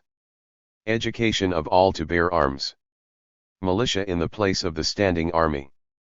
Determination by the popular assembly on questions of war and peace. Settlement of all international disputes by arbitration. Abolition of all laws that place women at a disadvantage compared with men in matters of public or private law. Abolition of all laws that limit or suppress the free expression of opinion and restrict or suppress the right of association and assembly. Declaration that religion is a private matter. Abolition of all expenditures from public funds for ecclesiastical and religious purposes. Ecclesiastical and religious communities are to be regarded as private associations that regulate their affairs entirely autonomously. Secularization of schools. Compulsory attendance at the public Volksschule. Free education, free educational materials, and free meals in the public Volksschulen, as well as at higher educational institutions for those boys and girls considered qualified for further education by virtue of their abilities. Free administration of justice and free legal assistance. Administration of the law by judges elected by the people. Appeal in criminal cases. Compensation for individuals unjustly accused, imprisoned, or sentenced. Abolition of capital punishment. It is important to note that although these were serious, immediate demands, some were not realistic nor winnable. Women's suffrage was not granted in Germany until nearly 30 years after the Erfurt program was drafted. Replacing the standing army with a militia was perhaps the most radical of all their demands.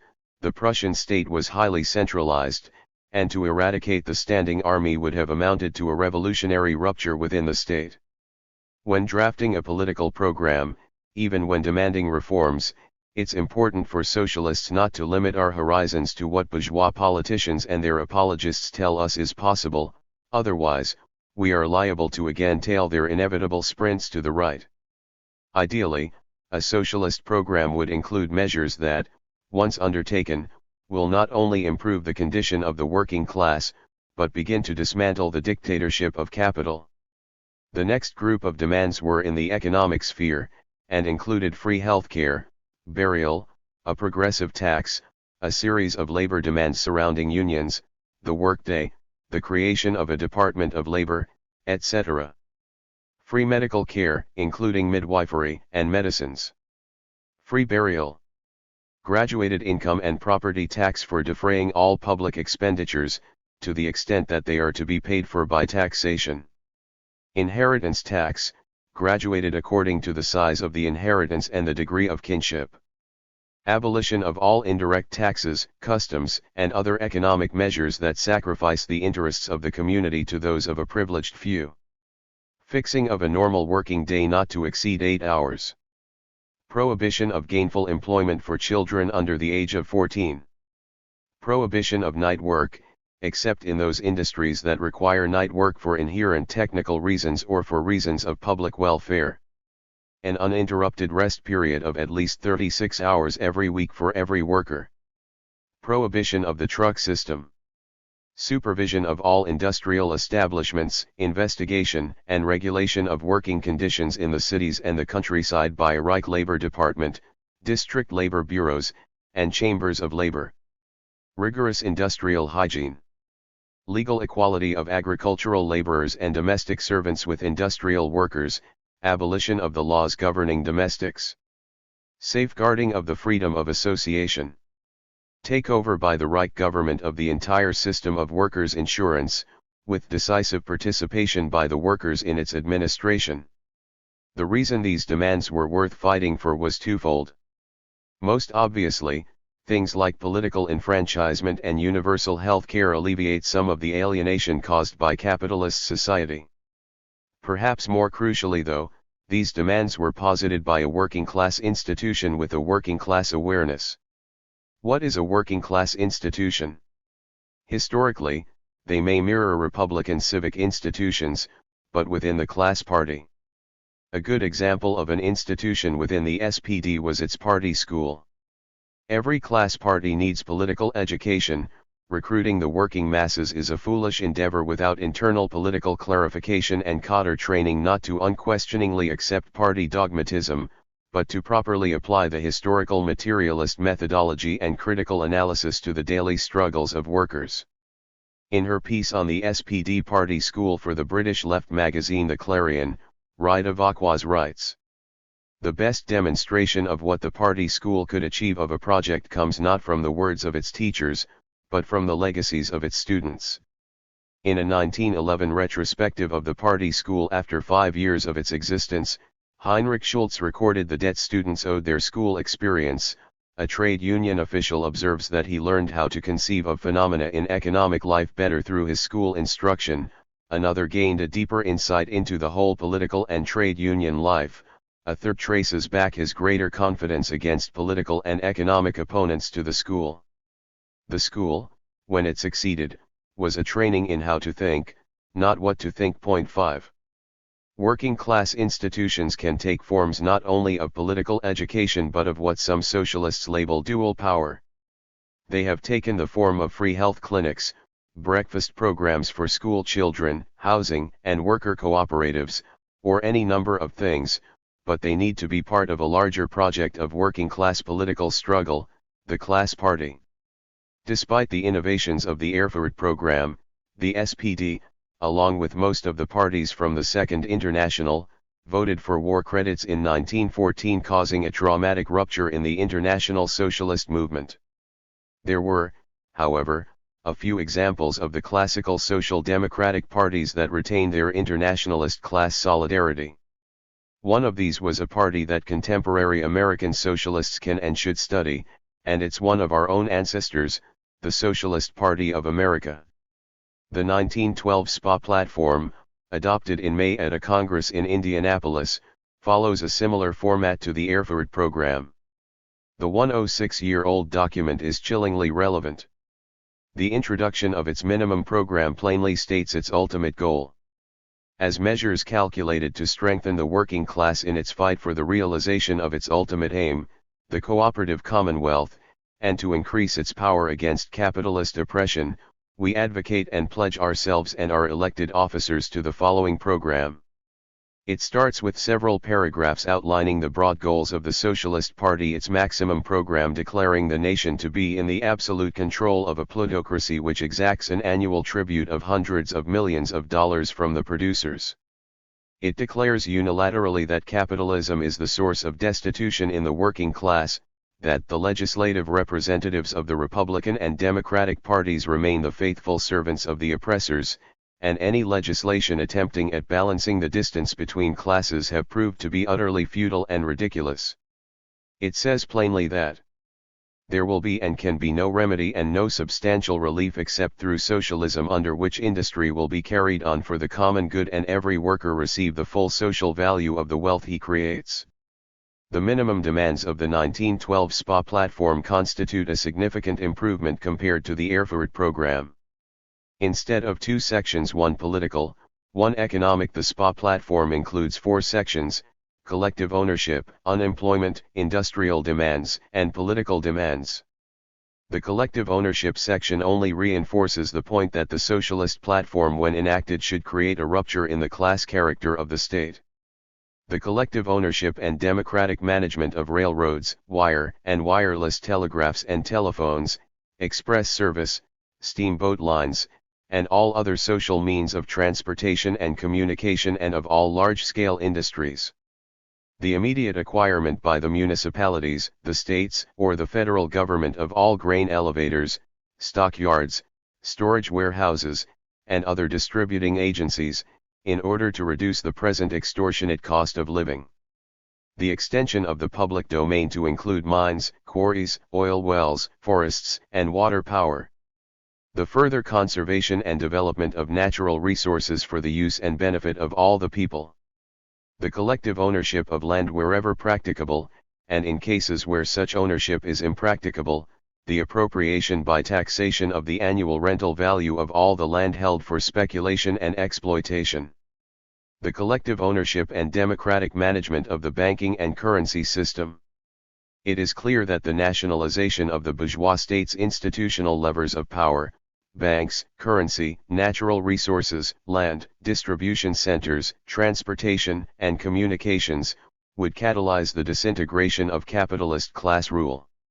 It's important to note that these were the very first things listed on the platform. The next section dealt with a universal jobs demand. Unlike the THIRD program, here the American socialists remind themselves of who their ultimate enemy is in evoking the maximum program and capitalist class misrule. The immediate government relief of the unemployed by the extension of all useful public works. All persons employed on such works to be engaged directly by the government under a workday of not more than 8 hours and at not less than the prevailing union wages. The government also to establish employment bureaus, to lend money to states and municipalities without interest for the purpose of carrying on public works, and to take such other measures within its power as will lessen the widespread misery of the workers caused by the misrule of the capitalist class. This isn't a radical demand in 2018, it's even looking likely that Senator Bernie Sanders will make it a key point in the next presidential campaign, and he is often the first one to admit his positions are not radical. In 1912, however, before the Wagner Act of 1935 was passed, employees not possess full freedom of association or actual liberty of contract. The Wagner Act, also known as the National Labor Relations Act, which had legalized strikes and union organizing as well as guaranteed the right to collective bargaining, was severely gutted 12 years later under the Truman administration. The SPA's industrial demands contain standard labor issues that American socialists had been calling on for years, mostly dealing with workplace safety, reducing work hours, child labor laws, establishing minimum wage, etc. One calls for an establishment of a pension system. A few demands stand out, however, one prefiguring prison abolitionism calling for the cooperative organization of the industries in the federal penitentiaries for the benefit of the convicts and their dependents. Another calls for forbidding the interstate transportation of the products of child labor, of convict labor and all uninspected factories and mines. Perhaps their most creative and radical demand was abolishing the profit system in government work and substituting either the direct hire of labor or the awarding of contracts to cooperative groups of workers. It's hard to imagine events like the Iraq War or the recent human disaster in Puerto Rico happening the way they did without the juicy private contracts. The political demands section proposes a broad outline for transforming the state. The absolute freedom of press, speech, and assemblage. The abolition of the monopoly ownership of patents and the substitution of collective ownership, with direct rewards to inventors by premiums or royalties. Unrestricted and equal suffrage for men and women. The adoption of the initiative, referendum, and recall and of proportional representation, nationally as well as locally. The abolition of the Senate and of the veto power of the President. The election of the President and Vice President by direct vote of the people. The abolition of the power usurped by the Supreme Court of the United States to pass upon the constitutionality of the legislation enacted by Congress. National laws to be repealed only by act of Congress or by a referendum vote of the whole people. Abolition of the present restrictions upon the amendment of the Constitution, so that instrument may be made amendable by a majority of the voters in a majority of the states. The granting of the right of suffrage in the District of Columbia with representation in Congress and a democratic form of municipal government for purely local affairs. The extension of democratic government to all United States territory. The enactment of further measures for the conservation of health. The creation of an independent Bureau of Health, with such restrictions as will secure full liberty to all schools of practice. The enactment of further measures for general education and particularly for vocational education in useful pursuits. The Bureau of Education to be made a department. The separation of the present Bureau of Labor from the Department of Commerce and Labor and its elevation to the rank of a department. Abolition of federal districts courts and the United States Circuit Court of Appeals. State courts to have jurisdiction in all cases arising between citizens of several states and foreign corporations. The election of all judges for short terms.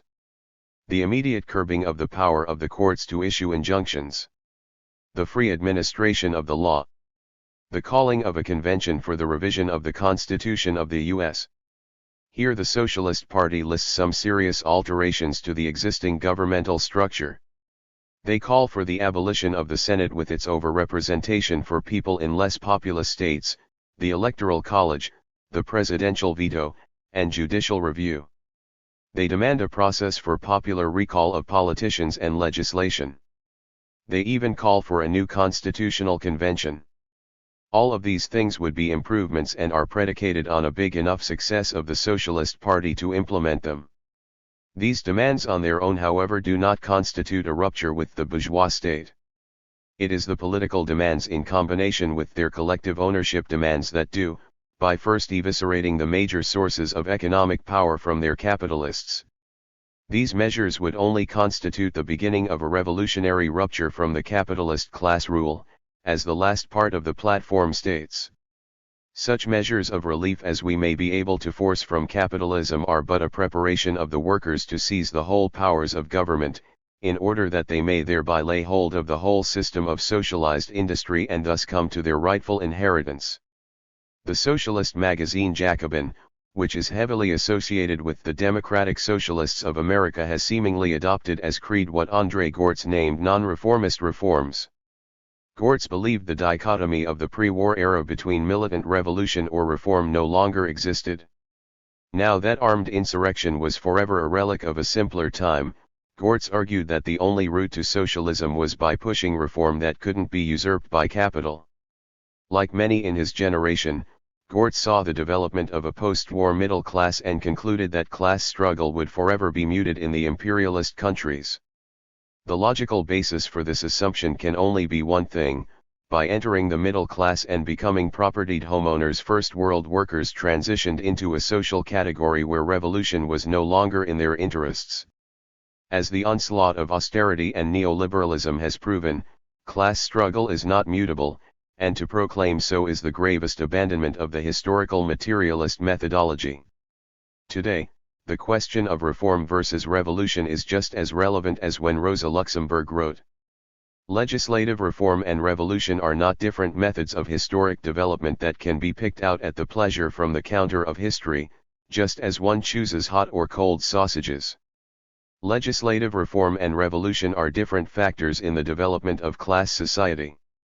They condition and complement each other, and are at the same time reciprocally exclusive, as are the North and South poles, the bourgeoisie and proletariat. 6. Truly non-reformist reforms, like those in the SPA platform of 1912, do not discount the possibility of a class social revolution, they depend on it. The current use of the term repeats all the same mistakes of Bernstein's evolutionary socialism that Rosa Luxemburg famously polemicized. The major non-reformist reforms today seems to be shaped around a few key maxims, not dissimilar to some of the demands from the earlier German and American socialists: tuition-free public universities, Medicare for all, and more recently, abolish ICE. But how did these demands develop? They were not produced organically by working-class institutions. They were touted by individuals claiming to be democratic socialists, running on the Democratic Party ballot line. First by Bernie Sanders, next through Alexandria Ocasio-Cortez. Immediately they were taken up by Jacobin and the DSA. Could socialists temporarily use the Democratic ballot line, where third-party campaigns are untenable until the mass base for an independent socialist party is built? Perhaps, though this is a debate for another time. But should this really be how socialist demands are developed? Instead of echoing demands scribed by politicians, they should be echoing our demands. And our demands should be in service to the ascension of the proletariat as a politically independent class actor, and towards a rupture with the capitalist nature of the state. The most prominent socialist group in the U.S., Democratic Socialists of America, lacks any real political program. Its chapters are too federated, and the biennial national conventions are not frequent nor far-reaching enough for it to be a force for class struggle on a wide scale. How can there be non-reformist reforms without a class organization with unified goals pushing them? Instead of allowing independent politicians with support from socialists to steer the conversation with demands like abolish ICE, we should be giving our demands to them. The Immigrant Justice Working Group of the Central New Jersey DSA provides for us a good example of what 21st century socialist demands look like. An immediate end to all detentions and deportations, and dismissal of all related charges. Abolition of ICE and all other military or quasi-military border forces. Unconditional right to asylum to be granted upon request to anyone coming from a country that has been negatively impacted by U.S. military or economic policies, or the policies of U.S. corporations. Citizenship and full rights upon request to anyone who has lived or worked in the U.S. for at least 6 months. The modern United States is not the Prussian state of 130 years ago, nor are its socialists facing the same conditions they faced in 1912. Demands that socialists make must reflect the realities of contemporary capitalism and its world system. Nobody wants to merely recreate the old SPD or SPA. Still, there is no need to reinvent the wheel. Socialists should be making demands that go beyond reverting to Bush-era normalcy. They should be pushing demands that the bourgeois parties tell us are impossible, and a political program is the only way to do so. These demands should aim to build class power both in the economic and political spheres. If DSA chapters started internally adopting programs with a little vision, they could eventually map one onto the national organization. DSA needs to become part of an organization with real class power independent of the Democrats, and it will never do that without first adopting formal demands at the national level that differentiates itself as a party divested from the interests of the capitalist class. Without a political program, we have no way of seriously posing an alternative to the established parties of capital, and articulating a vision of society for the democratic class rule of workers. The Revolutionary Minimum Maximum Program. Donald Parkinson. May 5, 2021. Donald Parkinson explains and defends the format of the minimum maximum program using the model established in Marx and Guesde's program of the Parti ouvrier. In this essay, I am going to talk about an important part of Marx that is often ignored, his contribution to the art of political program. There is no lack of literature exploring the theories and philosophical ideas of Marx. Yet we often forget that Marx was not only a political strategist but someone who contributed to existing political movements. The Communist Manifesto is probably the most famous of his contributions of this type, written in the midst of the struggles of 1848. However, this was early in Marx's political career. If we want to attain an understanding of his most mature political contributions, a key document is the program of the Parti Ouvrier, co-written with Jules Guesde. This document stands not only as an expression of the political views of the mature Marx, but as a model to base the construction of a minimum-maximum program, which in my opinion is the model that today's socialist movement should orient itself around. The reason I am focusing on this question is not to perform an exercise in historical archaeology, but to shed light on modern issues regarding the question of political program for today's socialist movement. It is my opinion that the program of the Parti Ouvrier holds up to this day as a model for political programs, not simply because it was an authentic contribution of the mature Marx after his experiences with the First International and the Commune, but also because its minimum-maximum structure is superior to other programmatic methods commonly used by the socialist left today. One such method, which I will examine later on, is the transitional program favored by the Trotskyists at the publication Left Voice, who recently took aim at the minimum-maximum program in a recent critique. A political program for the French workers. To begin, I will take a close look at the program of the Parti Ouvrier. The origins of the program can be found in a Workers' Congress 8 years after the fall of the Paris Commune, the French Workers' Congress of 1879, which declared the formation of an independent workers' party and the necessity of collectivizing the means of production. This was a blow to Proudhonian trends that had previously dominated socialism in France and represented the rise of Marxist politics as an organized force in France. The two main figureheads of Marxist ideas in France at the time were Paul Lafargue and Jules Guesde. Lafargue was Karl Marx's son-in-law, while Guesde became the leader of the newly formed Federated Socialist Workers' Party. Both sought collaboration with Marx himself in writing the party program in preparation for the national legislative election in 1881. The process of drafting the program began with Marx drawing up a 101-item questionnaire for working-class readers of the socialist paper La Revue Socialiste.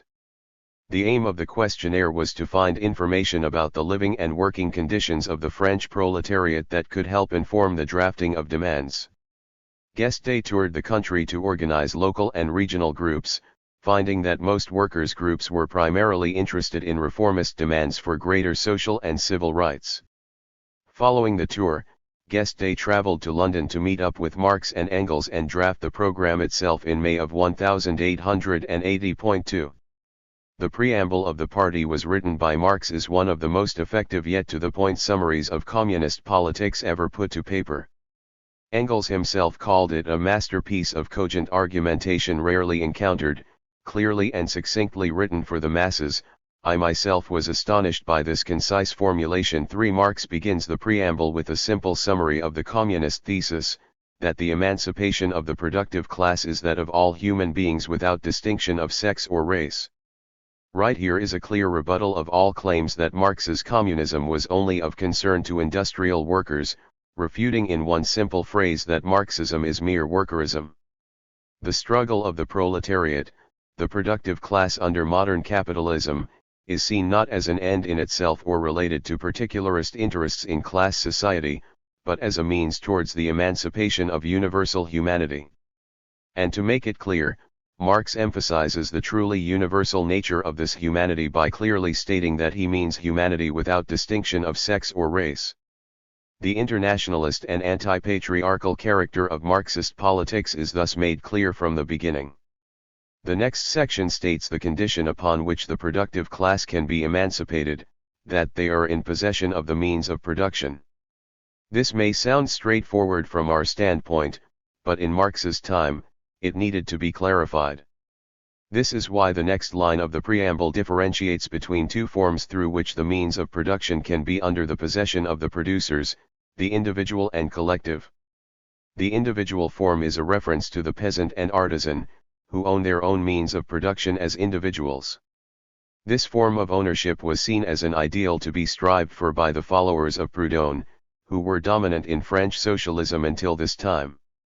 Marx's argument is that this form of ownership is increasingly antiquated and irrelevant with the development of capitalism, which itself socializes the means of production within the framework of private ownership and market competition. As a result, the means of production can only be appropriated collectively, by moving beyond the framework of private ownership in favor of social ownership. Capitalist development has proletarianized the laboring population by separating them from the means of production, developed the forms of labor themselves to be far more cooperative, and closed off the possibility of restoring small ownership if the current forms of production are to be maintained and improved upon. A return to individual ownership is impossible, making the only possibility for the emancipation of the producers to come in the form of collective appropriation. From this flows the next section of the preamble, which states the need for the class independence of the proletariat and its need to be organized as a political party. Collective appropriation can arise only from the revolutionary action of the productive class or proletariat organized in a distinct political party.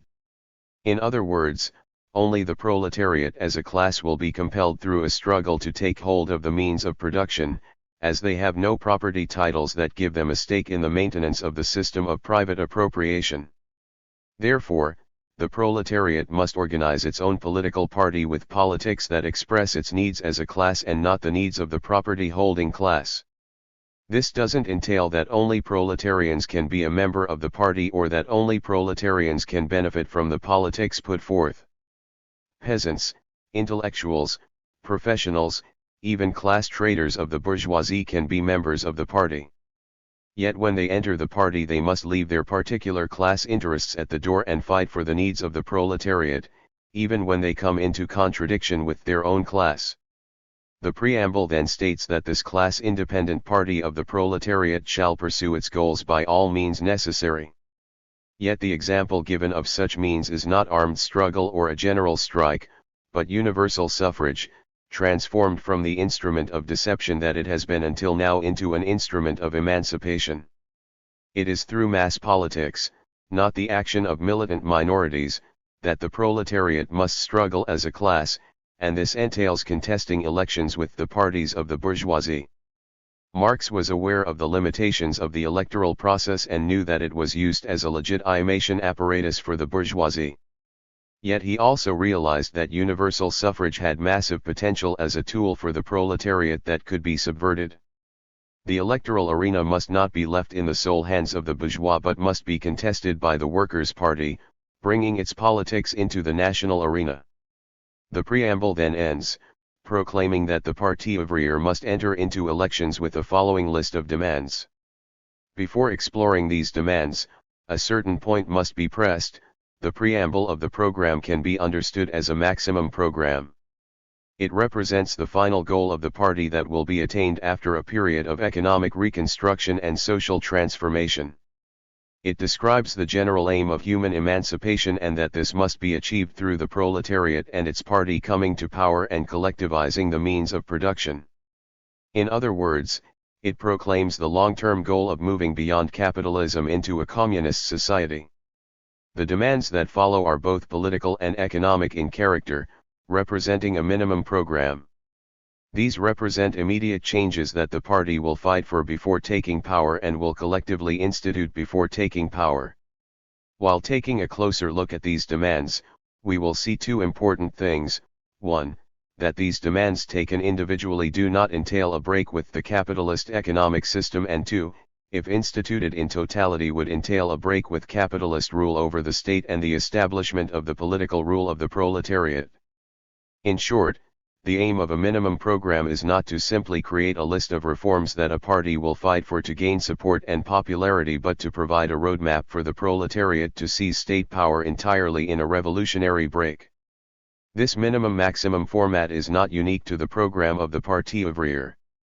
As Jack Conrad has pointed out, for it can be found in the Communist Manifesto, the THIRD program, and the 1902 program of the Russian Social Democratic Labor Party.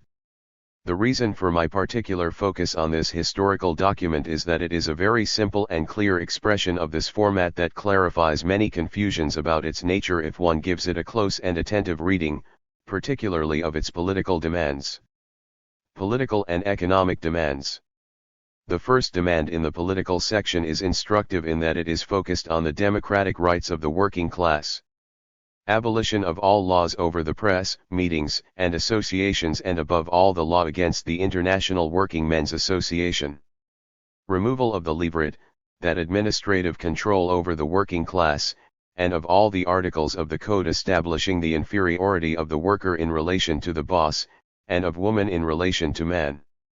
Marx and Guesde here are primarily concerned with political freedom, the light and air of the proletariat, without which it cannot breathe. Considering the history of actually existing socialism, this may be surprising for some. After all, should the suppression of the bourgeois press not be the focus? Certainly, we should not allow the capitalist monopolies to hold control over the media as they do now. It is also clear that Marx here is most concerned with the press freedom of the working class, as he says the focus should be on laws against the International Working Men's Association. The focus here is on ensuring that the working class has the capacity to govern, and in Marx's mind this must mean the establishment of a free press where the working class is able to freely associate. Questions of shutting down the capitalist press were secondary and contingent to the circumstances of revolution. Mentioned next is the levirate, essentially a form of bonded labor that existed in France until 1890. The levirate was essentially a passport one needed in order to change employers. It took the form of a card that listed one's outstanding debts and obligations to former employers, meaning that in order to change employers these debts and obligations must be cleared by one's former employer.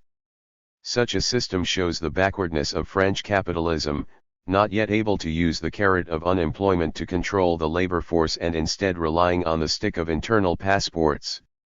The abolition of the levirate in the program is then followed by the destruction of all laws of the Napoleonic Code that ensure not only the inferiority of the worker in relation to the boss but also those that enforce the inferiority of woman in relation to man.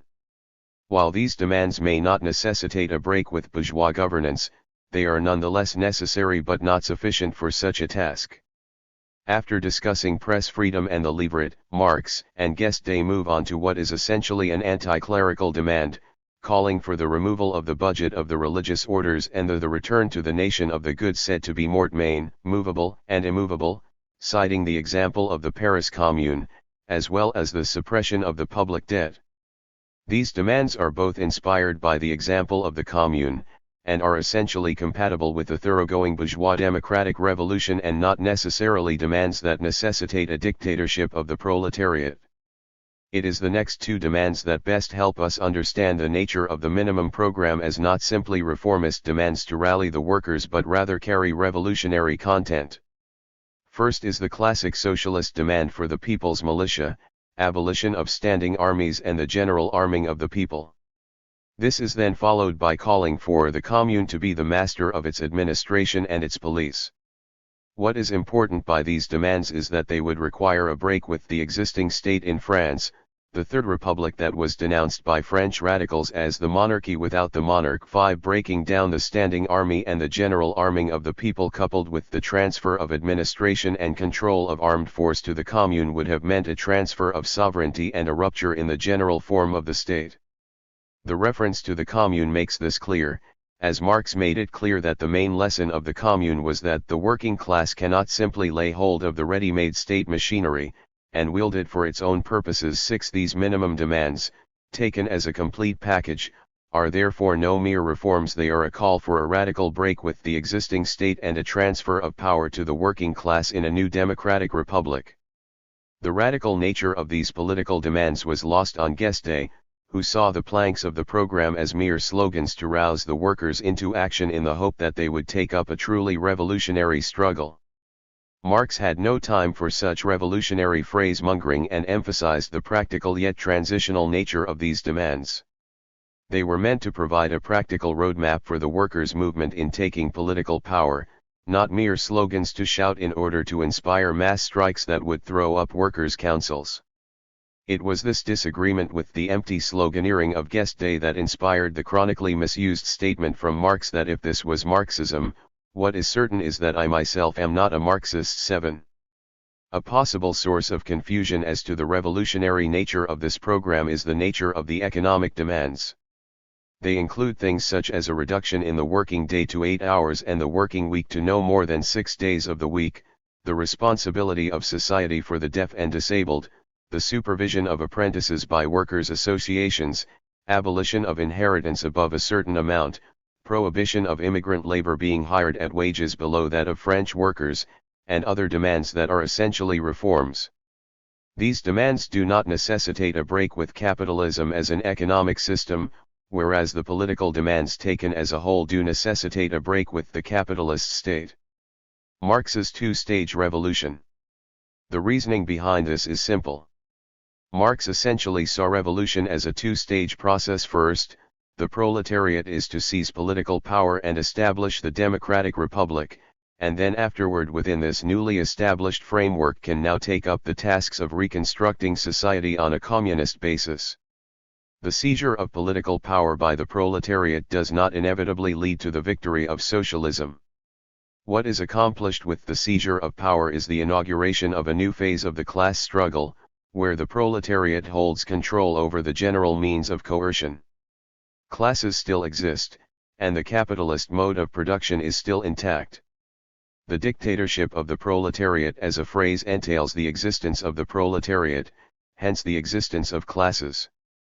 One enters a contradictory situation where the exploited class now holds power over the exploiters. It is only through the victory of communism that this contradiction can be resolved. When writing on the Paris Commune, Marx argued that a general form of the proletariat in political power had been uncovered by the motion of history. The Commune hardly laid its hands upon the institution of private property. What made it revolutionary was that it radically transformed the form of the state, establishing a radical democracy that allowed the wage-earning class to rise to a position of political supremacy. Measures such as the recall of delegates, the leveling of wages and the people's militia were all meant to politically expropriate the capitalist class. By placing the working class in power, Marx wrote that the Commune affords the rational medium through which the class struggle can run through its various phases in the most rational and humane way. 8. This, combined with Engels' comments that the Paris Commune was an example of the dictatorship of the proletariat, sets the first steps of a theory of transition as a class struggle itself. A state where the proletariat rules is still a situation where the proletariat exists as a class, and is therefore not a classless society.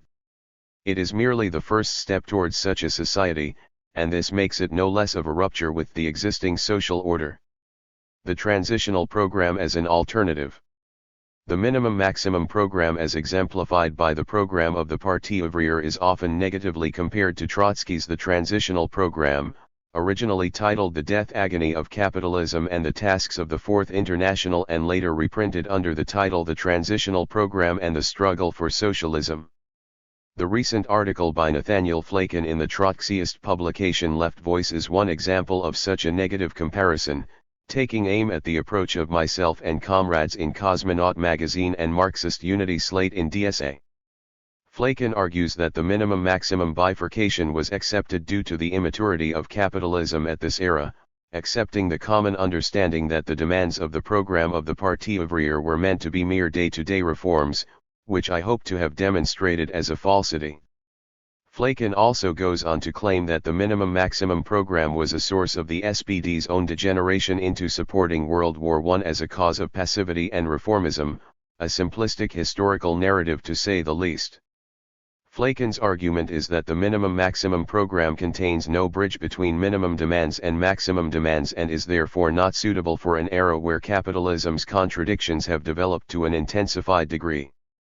The crisis of capitalism has intensified so much that there is no time for several decades in which the socialist movement can win political and economic concessions from the bourgeoisie, and leave the question of socialism to the distant future. Therefore, it is necessary to raise demands that will somehow lead to a revolutionary situation if taken up and pursued by the working class.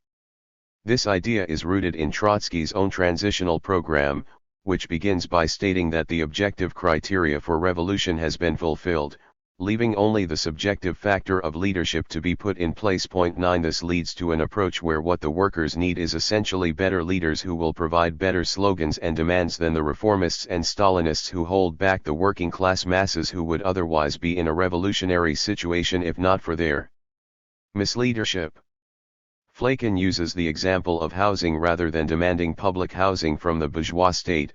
A genuine revolutionary party would call on workers to take part in the occupation of luxury condos and office buildings to house all working class and poor families so that such occupations can be integrated into a plan to make all housing public, administered by renters and their representatives via direct democracy.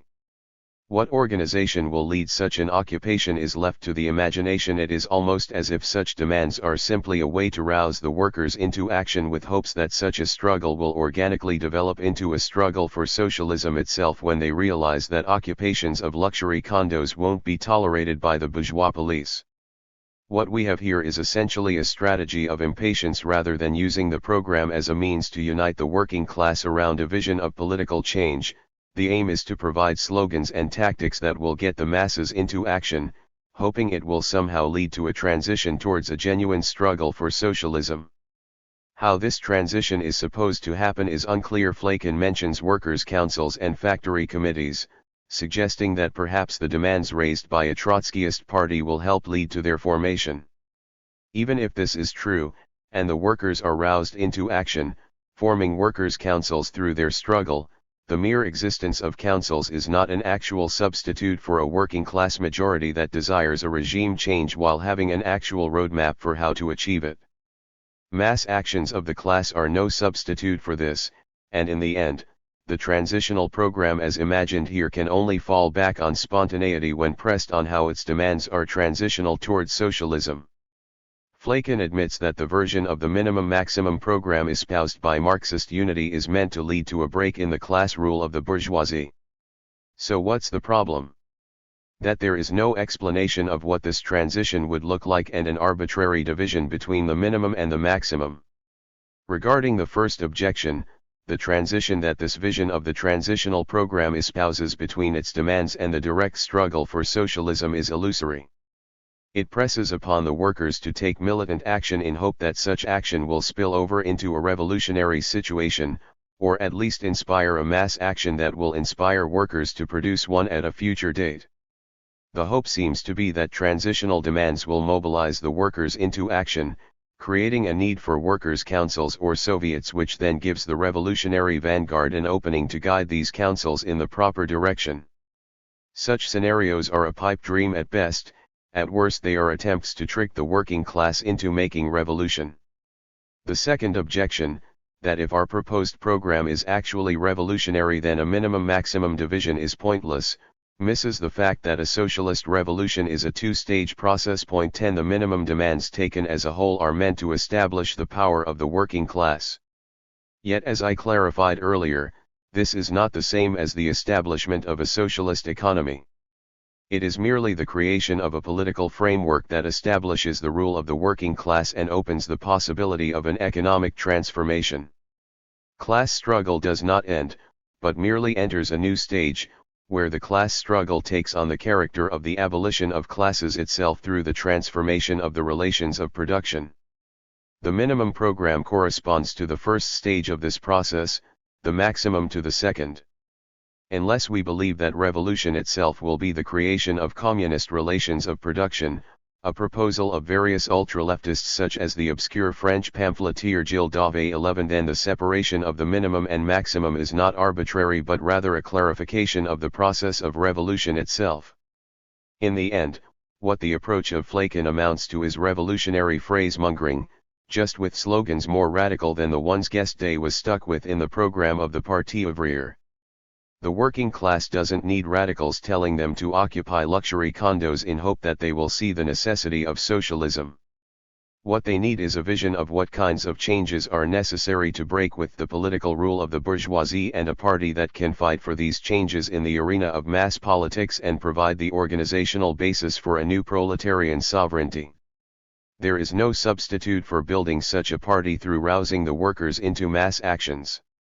The modern Trotskyists at Left Voice are certainly not opposed to building a workers' party, but their strawman of several decades in which the socialist movement can win political and economic concessions from the bourgeoisie comes off as a dismissal of the years of patient struggle and education that it will take to form such a party that has the legitimacy to govern. A minimum-maximum program for today. The minimum-maximum format of Marx and Guesde's program of the Parti ouvrier is suited exactly for such a task. It puts the political changes necessary for the working class to hold power front and center, allowing us to build a majority that is aware of what it is fighting for.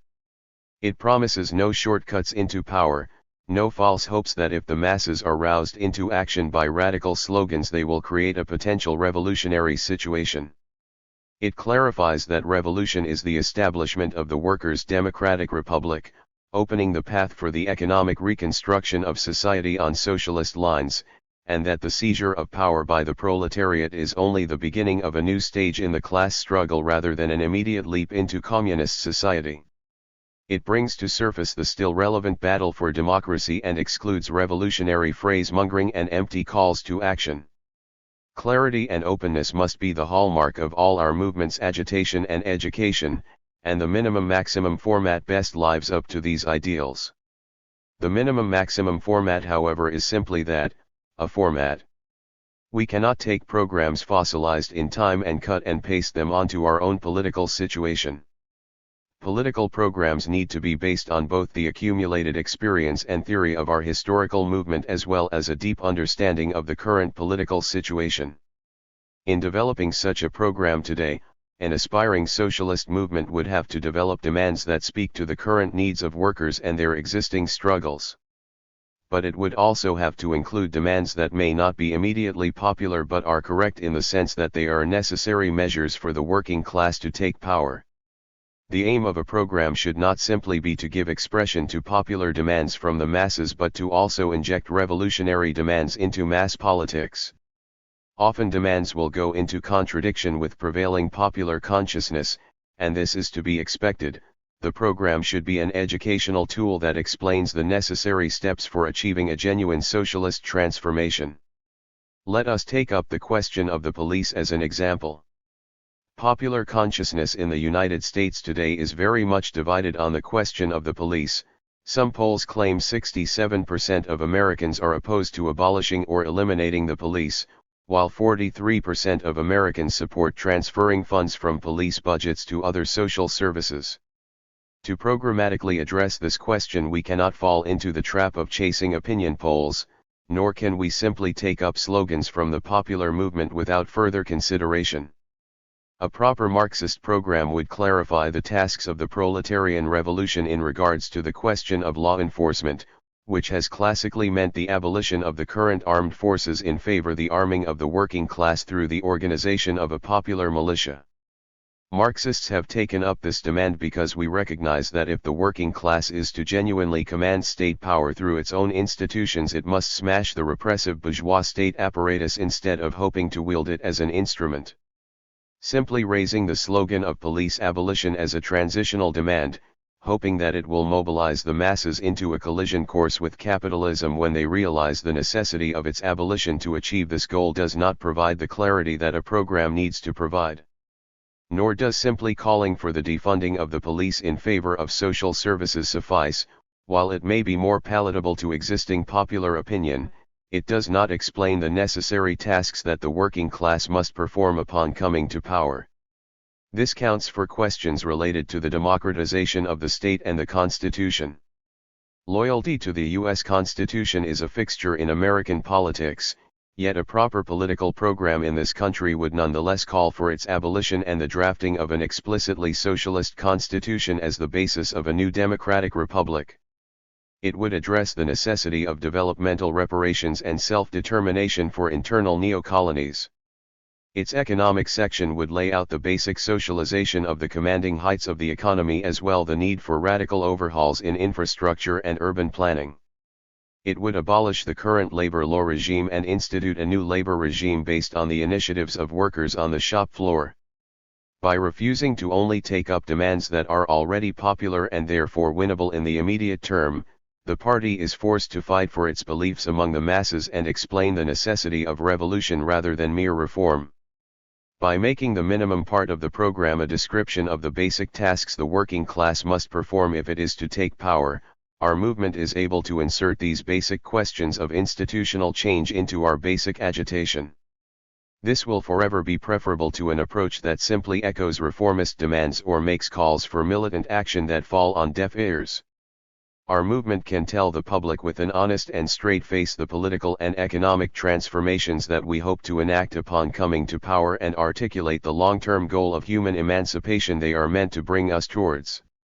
The minimum-maximum program in the spirit of Marx and Guesde's program of the Parti ouvrier is not a wish list for the capitalist state, but a roadmap for building a revolutionary workers' movement that is conscious of what it is fighting for and confident in its political aims. And to make such a program more than a fantasy, we must fight for the unity of the Marxist left and bring the good news of socialism to the masses of workers who have yet to be politically activated. Without a party, we have nothing. Donald Parkinson. November 14, 2020. Donald Parkinson responds to Taylor B's Beginnings of Politics, DSA and the Uprising, arguing that a workers' party is necessary to advance an emancipatory politics. The past 8 months have been unlike any other. Political strife in the Democratic primary had already been taking place when the COVID-19 pandemic brought about a massive health crisis coupled with economic dislocation that led to historic levels of unemployment. It was only a matter of time before mass unrest began, with the murder of George Floyd by the police state acting as the spark that set into motion months of protesting and rioting. In these months, countless Americans had their first taste of collective political action. The intensity of the wave of struggles for many felt like a rupture with the past. Politics was no longer confined to the plaything of property owners and technocratic experts but something contested by the plebeian masses in struggle. This feeling of a decisive break, of a new qualitative situation, is what leads Taylor B to declare the rise of democratic socialism through the Sanders campaign and the mass protests of Black Lives Matter as a birth of politics, a singular event that in its own processes of social mobilization create new possibilities for a future communist horizon. This feeling of a qualitative break leads him to see these events as singular, as heralding a new creative process that will break from all the old muck of the past and create new forms of organization. It is this approach that leads Taylor B to mistakenly declare that in this singular process, we must instead declare our fidelity to the spontaneous energies of the event, to see where it goes and what it creates rather than trying to impose our own ideas upon it. And the most dangerous of those ideas is the notion of the Workers' Party, which Taylor B declares to be a force of neutralization in the current conjuncture. What we find here is a logic of movementism and spontaneism where the energies unleashed by social movements and mass actions are seen organically leading to a higher form. This is essentially the argument of Rosa Luxemburg's mass strike that the workers' movement in struggle will find the solutions to its problems and develop new forms of organization that can apply these solutions. The arguments were taken to a greater extreme by the council communists like Anton Pannekoek, who eventually rejected the party as a force of neutralization much like Taylor B does in Birth of Politics. As Mike McNair has pointed out, these ideas have far more in common with the political approach of the anarchist Mikhail Bakunin than his main rivals of the time in the First International, Karl Marx and Engels. The appeal of spontaneism and movementism is a common and popular reaction to the reality of countless sectarian Leninist groups who claim to be holders of the true wisdom of Marxism that will organize and lead the proletarian revolution. When the inability of these sects to consciously engineer a revolutionary movement from above into existence is clear, the appeal of a solution from below is seductive. The masses, uncorrupted by the sectarian dogmas of the failing left, will bring a new sense of energy and vision into play and overcome the forces of the old, bringing the new politics of the genuine social movement to the fore. The failure of the socialist sects to find a solution to the problems that socialists face today makes hope in the purity of social movements and their spontaneous motion almost common sense in the activist left. The problem with this approach is that it contradicts the very goal of communism itself. Communism, at least in part, can be understood as the conscious planning and democratic control of the producers over society. Capitalism creates forms of domination and control that appear as impersonal forces of the market throwing us around according to the whims of profit. The anarchy of capitalism, or its lack of planning, means that our social and productive processes dominate us as an arbitrary force, just as religious fetishizations dominate traditional religious communities as forces beyond their control. It is for this reason that the conscious planning of society in communism is not an incidental feature but a part of its very nature as a social system. The party, an instrument of conscious political vision, is counterposed to the spontaneous unconscious energies of the mass movements unleashed by the Bernie campaign and Black Lives Matter. It is no wonder that Taylor B. sees Black Lives Matter as containing more potential despite its admitted domination by the petty bourgeois. While Black Lives Matter is technically a non-profit foundation with its own organizational existence, it's clear that the energy of the movement is in the uncontained moments of rebellion, of street fighting against the cops.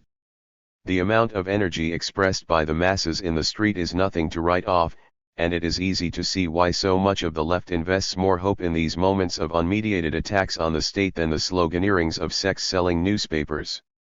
In moments like this, it is tempting to say, as Taylor B. does, that the masses in struggle are more politically advanced than the various leftist sectarians.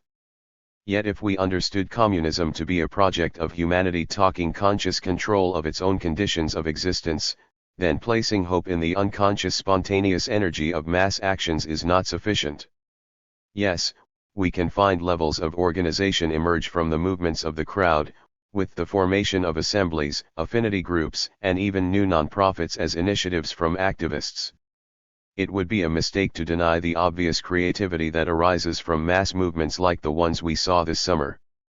Yet it would be an even bigger mistake to declare that this creativity can produce the organization and class consciousness needed to transform the existing class struggle into one that can transcend capitalism. If we accept that the conscious planning of social productive processes to meet the needs of the human species is a defining quality of communism, then we should also be willing to apply this principle to communist politics. As partisans of communism who believe that we have a duty to fight for our ideas, it is necessary that we develop an analysis of our situation, determine what is needed to further advance the struggle for communism, develop a plan of action based on this analysis, and put it into practice. We look at the social forces that promulgated these dynamics, but it is necessary to also analyze how our situation fits in a broader historical struggle of the proletariat throughout history. We cannot develop an entirely new form of struggle or organization for any given conjuncture but instead look to our past for insight into how we can best act and develop a strategy that can help us spearhead the class war towards communism. After all, the current conjuncture isn't something simply unfolding before our eyes as passive observers. We can analyze the situation and collectively act in ways informed by our analysis to influence its unfolding. But who is this we that I speak of? Is it whoever jumps into the crowd with a hope for liberation or a desire to break with the current order? Is it only other leftists? Other Marxists?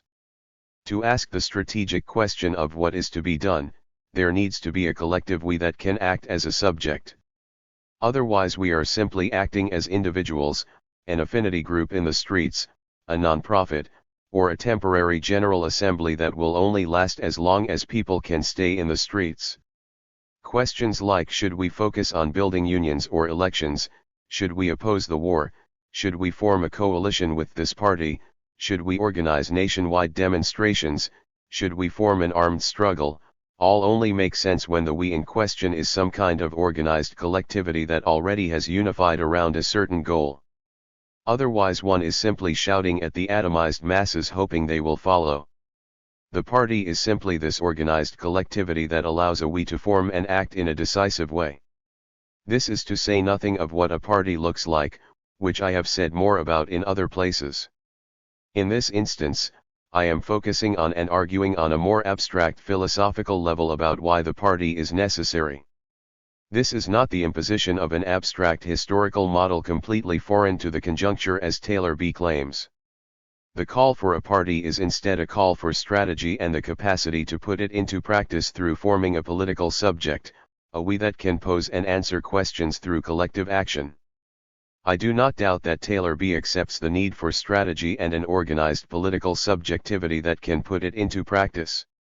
The problem is that he sees the current political sequence as a singularity that exists in a break with the past so radical that it will herald a completely novel form of political subjectivity, leaving us incapable of learning from the accumulated lessons of the past.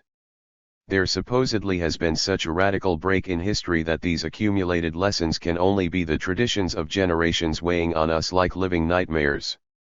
Arguments like this can be found everywhere, from ultra-left proponents of the immediate communization of society like the journal endnotes to left populists like Lacan and Mauve. The old forms of worker identification and the corresponding forms of organization such as the party and union were expressions of a historically specific era that is long gone. Today we will see new forms of subjectivity and organizational forms, and those who raise the old forms of a bygone era are simply imposing a nostalgic past onto the present. Or so the argument typically goes. I like to call these types of arguments the appeal to novelty. The version of it that Taylor B. cites is an essay by Sylvain Lazarus, Lenin and the Party, 1902 November 1917. Its argument is worth summarizing before dissecting, as it gives us a sophisticated version of the appeal to novelty argument. Lazarus begins by saying that the notion of the party is the basis of politics in the 20th century, which is an innovation marked by Lenin's "What is to be done," in rupture with the previous conception of politics which centered on the insurrection of the class, exemplified by the Paris Commune and the ideas of Marx. Lenin's development of the thesis explicated in "What is to be done?" is seen as a break from Marx's idea of the class as the revolutionary subject. In "What is to be done?" Lenin broke with the thesis of Marx and Engels in the Communist Manifesto with regard to the spontaneous character of the appearance of communists within the modern proletariat. In contrast to the Marxist thesis that can be stated as "where there are proletarians, there are communists," Lenin opposed spontaneous consciousness and social democratic consciousness and stretched this opposition to the limit. 1. This break with Marx is said to comprise a new sequence, the discovery of a truth that marks an era which demonstrates this truth. Yet the sequence comes to an end in 1917, as the party is now something that becomes intertwined with the state. Now one can only speak of the state party, a force of conservatism because of its standing over society. A new sequence begins, and the word becomes revolution rather than party. What this means is unclear beyond the fact that a new form of politics that goes beyond the party. Rather than seeking state power, it seeks its subversion, its transitory cessation too. In his rejection of a politics oriented around state power and the party, Lazarus goes so far as to say the signifier of revolution should be rejected as it is a non-political, historicist notion, reducing the thought of politics, its condition of possibility, to that of an event character in exteriority, and placing this latter in a chain in which party and state also figure, rendered obsolete in 1968. As far as France is concerned. 3. My first reaction to Lazarus's argument here is that he's making a claim that's impossible to disprove because it's impossible to prove. Looking at history and developing a periodization can be useful. That said, one has to ask whether they are imposing a periodization by coming up with a conclusion and then reading history backward to validate that conclusion. Historical narratives are supposed to be explanatory, and the only thing that Lazarus's narrative explains is why he thinks we need to abandon all the past concepts of Marxist politics and come up with something completely novel. Problems with method aside, the narrative Lazarus paints is simply not true. Lenin was not breaking with the political practice or conceptions of Marx and Engels in What is to be done. And wasn't making any kind of original argument. As Lars Lih has pointed out, What is to be done is an impressive exercise in aggressive unoriginality. Lenin's arguments about the need for class consciousness to be brought from without due to the inadequacy of economic struggles to develop into social democratic politics on their own is simply an application of Karl Koskai's merger formula. The merger formula postulates that socialist intellectuals such as Marx and Engels developed their applications from a study of history and political economy, while the working class by necessity organized into a labor movement to collectively defend its conditions within capitalism. The socialist intellectuals, consciously dedicated partisans of political conviction, must merge their knowledge with the working class movement by uniting to form a party dedicated to the cause of socialist revolution that is armed with a scientific theory of social change. Koskai based this idea on the very life and work of Marx and Engels themselves, as he shows in his pamphlet The Historical Accomplishment of Karl Marx. By heralding Lenin's theory of the party as a radical break from Marx, Lazarus falls into the trappings of Cold War historiography as well the myths that Leninist sects tell themselves about the party of a new type. What Lazarus is doing is projecting a radical break into history so as to justify that another radical break is necessary. Lenin broke with Marx's view of the class as the subject of revolution with his view of the party in order to successfully seize power in October. Then the party became a source of conservatism through its merging with the state after October, meaning that if we are to truly be working in the spirit of Lenin then another break is necessary, this time with the party itself. Yet the break never really happened in the first place. Marx himself fought to form the Workers' Party in his own time and struggled within it for programmatic clarity. His own life was an example of the merger formula in practice. Koskai merely systematized it and Lenin applied it to Russian conditions. Lazarus's periodization is essentially just an assertion of novelty to the expense of continuity, showing history as a series of sequences where each represents a clean break from the prior where a totally different type of politics is necessitated by history. What exactly changes in terms of socio-economic conditions to produce these sequences and necessitates the accompanying break in political frameworks is left to the imagination. Against this vision of history as pure novelty, we must instead see the continuity in history so as to better assimilate the accumulated past struggles of the proletariat and oppressed, building on the years of trial and error practice passed down to us by our forebears to produce the institutions and knowledge that exist with us today. Lenin was not simply analyzing the immediate conjuncture he faced and drawing conclusions from its imminent tendencies to produce practice. He was applying knowledge and practices passed to him by years of prior political experience. Lenin was working with the tradition of Russian populism and its accumulated years of failure to produce a real social revolution against Tsarism. Using a flawed strategy of terrorism and reliance on the spontaneous energies of the peasantry awakened by a minority of the intelligentsia, Lenin looked for solutions that at first weren't obvious fits for his conditions. He saw one in the massive success of the German Social Democratic Party, which unified under a program based on Marxism to build a party supported by millions of workers. The German social democratic movement itself existed in continuity with the traditions of Chartism, radical republicanism, and Germany's own national history of labor struggle and peasant rebellion. All of these accumulated experiences of class struggle constitute the tradition of communist activity that not only Lenin was embedded in, but contemporary communists too, for better or worse.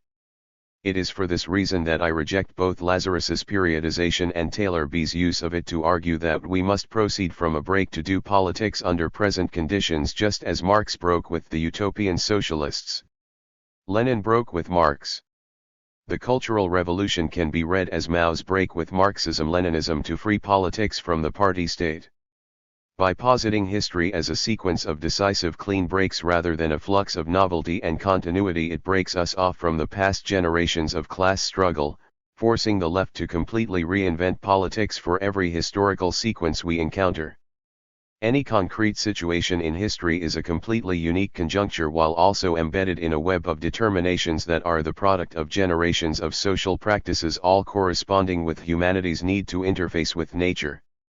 Situating ourselves in the conjuncture means looking through all of history at the accumulated lessons given to us by these social practices and building on them, throwing off the muck of the past that harms us while preserving those ideas and practices that correctly orient us, continuing the work of those before us. With this perspective, it is easy to see how it is not idealist to react to the current situation by pursuing the organization of a workers' party. Those of us who engage in such pursuits continue the work of generations of partisans before us and carry with them their lessons and methods. To build on these methods and apply them to the conditions we face is not forcing something foreign and alien upon our current circumstances. These circumstances do not exist in a vacuum completely outside of a broader historical continuity. What is idealist is to assume a break in history where political actors will completely reinvent the old forms and subjectivities without building upon the historical traditions they are embedded in. We are more atomized and depoliticized than ever before, so it is easier to see ourselves as disembedded from the past and in a unique historical position where we must go back to the drawing board and completely reinvent politics in order to relate to our times. Yet this disembeddedness is an illusion, as is the accompanying notion that we can reinvent politics without regard for the traditions of the past. Any attempt to reinvent politics in such a way will inevitably be pure improvisation. Any situation requires improvisation, a concrete analysis of a concrete situation. But improvisation in politics requires knowledge of our methods of struggle, a body of organizational and political knowledge that serves as a basis. When we disembed ourselves from the past and seek to reinvent our methods of struggle with every new phase of history, we end up losing this knowledge and having to purely improvise in the dark. And this improvisation will fall into the dominant thought patterns of bourgeois liberal society. This is why Althusser spoke of the spontaneous ideology of scientists, and it also makes sense to speak of the spontaneous ideology of activists. Point 4. In seeking to achieve political goals, activists come upon limitations and dead ends, just as scientists come to across moments of crisis in their fields. The activist will seek to solve these problems and limitations within the ideological framework that is dominant in society, just as the scientist turns to idealist philosophy despite the realist and materialist nature of their practice. Today, when coming across the limitations of the current moment, activists will turn towards liberal and anarchist ideas unless a coherent alternative is posed. Rather than leading to an overcoming of the dominant framework, spontaneity tends to favor it. This is why Lenin spoke of the need to combat spontaneity. For Lenin, the role of the party was introducing a social democratic consciousness that was not seen as possible through the accumulation of economic struggles alone. The fact that the accumulations of economic struggles would not lead to the spontaneous generation of social democratic consciousness was what necessitated the party. Lenin saw that communist politics requires challenging the dominant worldview, and the party allowed this to be done in a conscious and systematic way. This is the lesson of what is to be done, and it should be seen as a lesson that is not particular to a certain phase of history as Lazarus would have it, but rather universal to politics itself. The battle for hegemony must be a protracted and systematic struggle that pushes against the dominant ideas of society while putting forward a real alternative. My argument is not that we don't need change and innovative ways of thinking and organizing, but simply that we don't fix what isn't broken. The party form is not itself the agent of neutralization against emancipatory potentials that need to be broken with. Rather than being the cause of bureaucratism and other sources of revolutionary degeneration, the party is the precondition for solving these problems. There is a class struggle within the party itself, between the petty bourgeois bureaucracy and the proletarians they represent. When Taylor B. speaks of the party form as the source of neutralization, it is the victory of this petty bourgeois stratum that is actually the source of neutralization, not the essence of the party itself. By conducting the struggle to control party bureaucracy and democratize its organizations, the proletariat itself learns how to govern society as a class. Building the Workers' Party allows us to constitute the proletariat into higher forms of political subjectivity by creating a collectivity that consciously and deliberately works to solve these problems. It allows us to actually become a force that can contest the class power of our enemies by out-organizing and out-strategizing them. To have any discussion about revolutionary strategy, develop an actionable plan, and put it into practice, a party is needed. Revolutionaries throughout history have realized this. Seeing the futility of endless street protests regardless of how militant, Huey Newton reacted to the challenges faced by struggling black proletarians by helping form the Black Panther Party. The movement was cresting around the country. Brothers on the block in many northern cities were moving angrily in response to the problems that overwhelmed them. New York and other eastern cities had exploded in 1964, Watts went up in 1965, Cleveland in 1966, and in 1967 another long hot summer was approaching. But the brothers needed direction for their energies. The party wanted no more spontaneous riots, because the outcome was always the same: the people might liberate their territories for a few short days or hours, but eventually the military force of the oppressor would wipe out their gains. Having neither the strength nor the organization, the people were powerless. In the final analysis, riots caused only more repression and the loss of brave men. Blacks bled and died in the riots and went to jail on petty or false charges.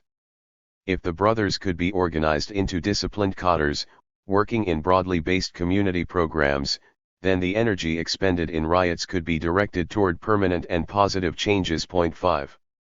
Newton's words are incredibly prescient today, as months of street protests in the U.S. come up against the reality of the left's actual organizational powerlessness and incapacity to provide an alternative to the existing regime. Mass actions, riots, general strikes — these are not substitutes for having the organizational capacity to govern. Even if the latest wave of protest had brought the government down, the reality would have been the military enforcing a constitutionally legal transition to a replacement government, led by the same parties that were there before. Contrary to Taylor B., I believe that Marx did have a theory of politics. While it would take figures such as Engels, Babel, Koski, and Lenin to systematize it, Marx ultimately believed that politics was about classes contesting, taking, and holding power. Communism relied on the proletariat taking power on an international scale, which required a protracted struggle where the proletariat organized itself as a class that could pose as an alternative to capitalist society. To do this, the proletariat had to form a party and learn to self-govern by organizing on the national and international scales and waging a political battle for radical democratic republicanism and the socialization of production. Unlike the socialist sectarians of today and of his own time, Marx fought for a party that would be based on unity around a political program, not a specific theoretical creed or philosophical dogma. Marx fought for the unity of all principled revolutionaries around a strategy for the proletariat to constitute itself as a class and fight for political power, not for the purity of a microsect. Many are wary of the project of party building today because of the toxic attitudes of sectarians who promote this unity, and one should not mistake my argument in favor of a workers' party as an argument for a new sect. What is needed is the unity of Marxists within the existing left around a program of class independence and a strategy of building a party that will organize working-class communities and contest elections. Such unity will require a breakup of sectarian identities in favor of collaboration and mergers, and will not be easily won. Yet the development of arguments like those made by the comrades in Red Star DSA show a potential for such an initiative in the left. One thing is for sure: without a party, we have nothing. Because without a party, there is no we. Building the mass party, the merger formula in the American context. Myra Janis. December 9, 2018. What will it take to build a mass socialist party in the United States? Myra Janis argues that socialist think tanks may be a necessary first step, as well as a movement to reform electoral and labor laws through anti-entrist candidates. With the buzz around the new Democratic Socialist Congresswomen elected in the 2018 midterms and the growth of the DSA, there have been a number of different proposals on how socialists should conduct electoral campaigns and general political strategy. These proposals have ranged from the most moderate, those of Nora Belrose and other progressives who want to work towards Michael Harrington's vision of realigning the Democratic Party through running in the party's primaries, to a more radical strategy being put forward by Neil Meyer and Ben B. of the Call, who argue for an aggressive Bernie or bust campaign to split the left wing of the Democrats from their neoliberal masters to form a new Labor/Socialist Party. Point 1. What all of these new strategies have in common is that they accept that, at the current moment, third parties are not viable. Nora Belrose and Bernie Kratz represent the status quo. This makes sense given that their socialism is nothing more than a watered-down version of social democracy that fits within the capitalist framework, even though their socialism fell out of fashion with the Democrats in the 90s with the rise of the Clintons. However, if we want to fulfill the underlying promise of socialism, of democratically empowering the lower masses and thus undermining the whole of the capitalist system, we must go well beyond being the left wing of a capitalist party. While Neil Meyer and Ben B. halfway conceive of a successful electoral strategy based on the correct impulse of working within the system to ultimately undermine it, the strategy laid out in the case for Bernie 2020 has 5 major problems with it. The first concerns the reason why third parties are not viable in the United States. This is not due to a lack of a base of potential voters. Pew polling on third parties shows that most Americans feel there is a need for a major third party, or that a vast number of American citizens refuse to vote for either party, as the 2016 election revealed. Point 2. These potential voters are not given any kind of choice in the matter. Third-party candidates have the odds stacked against them with first-past-the-post, or winner-takes-all, elections being the norm at the state level.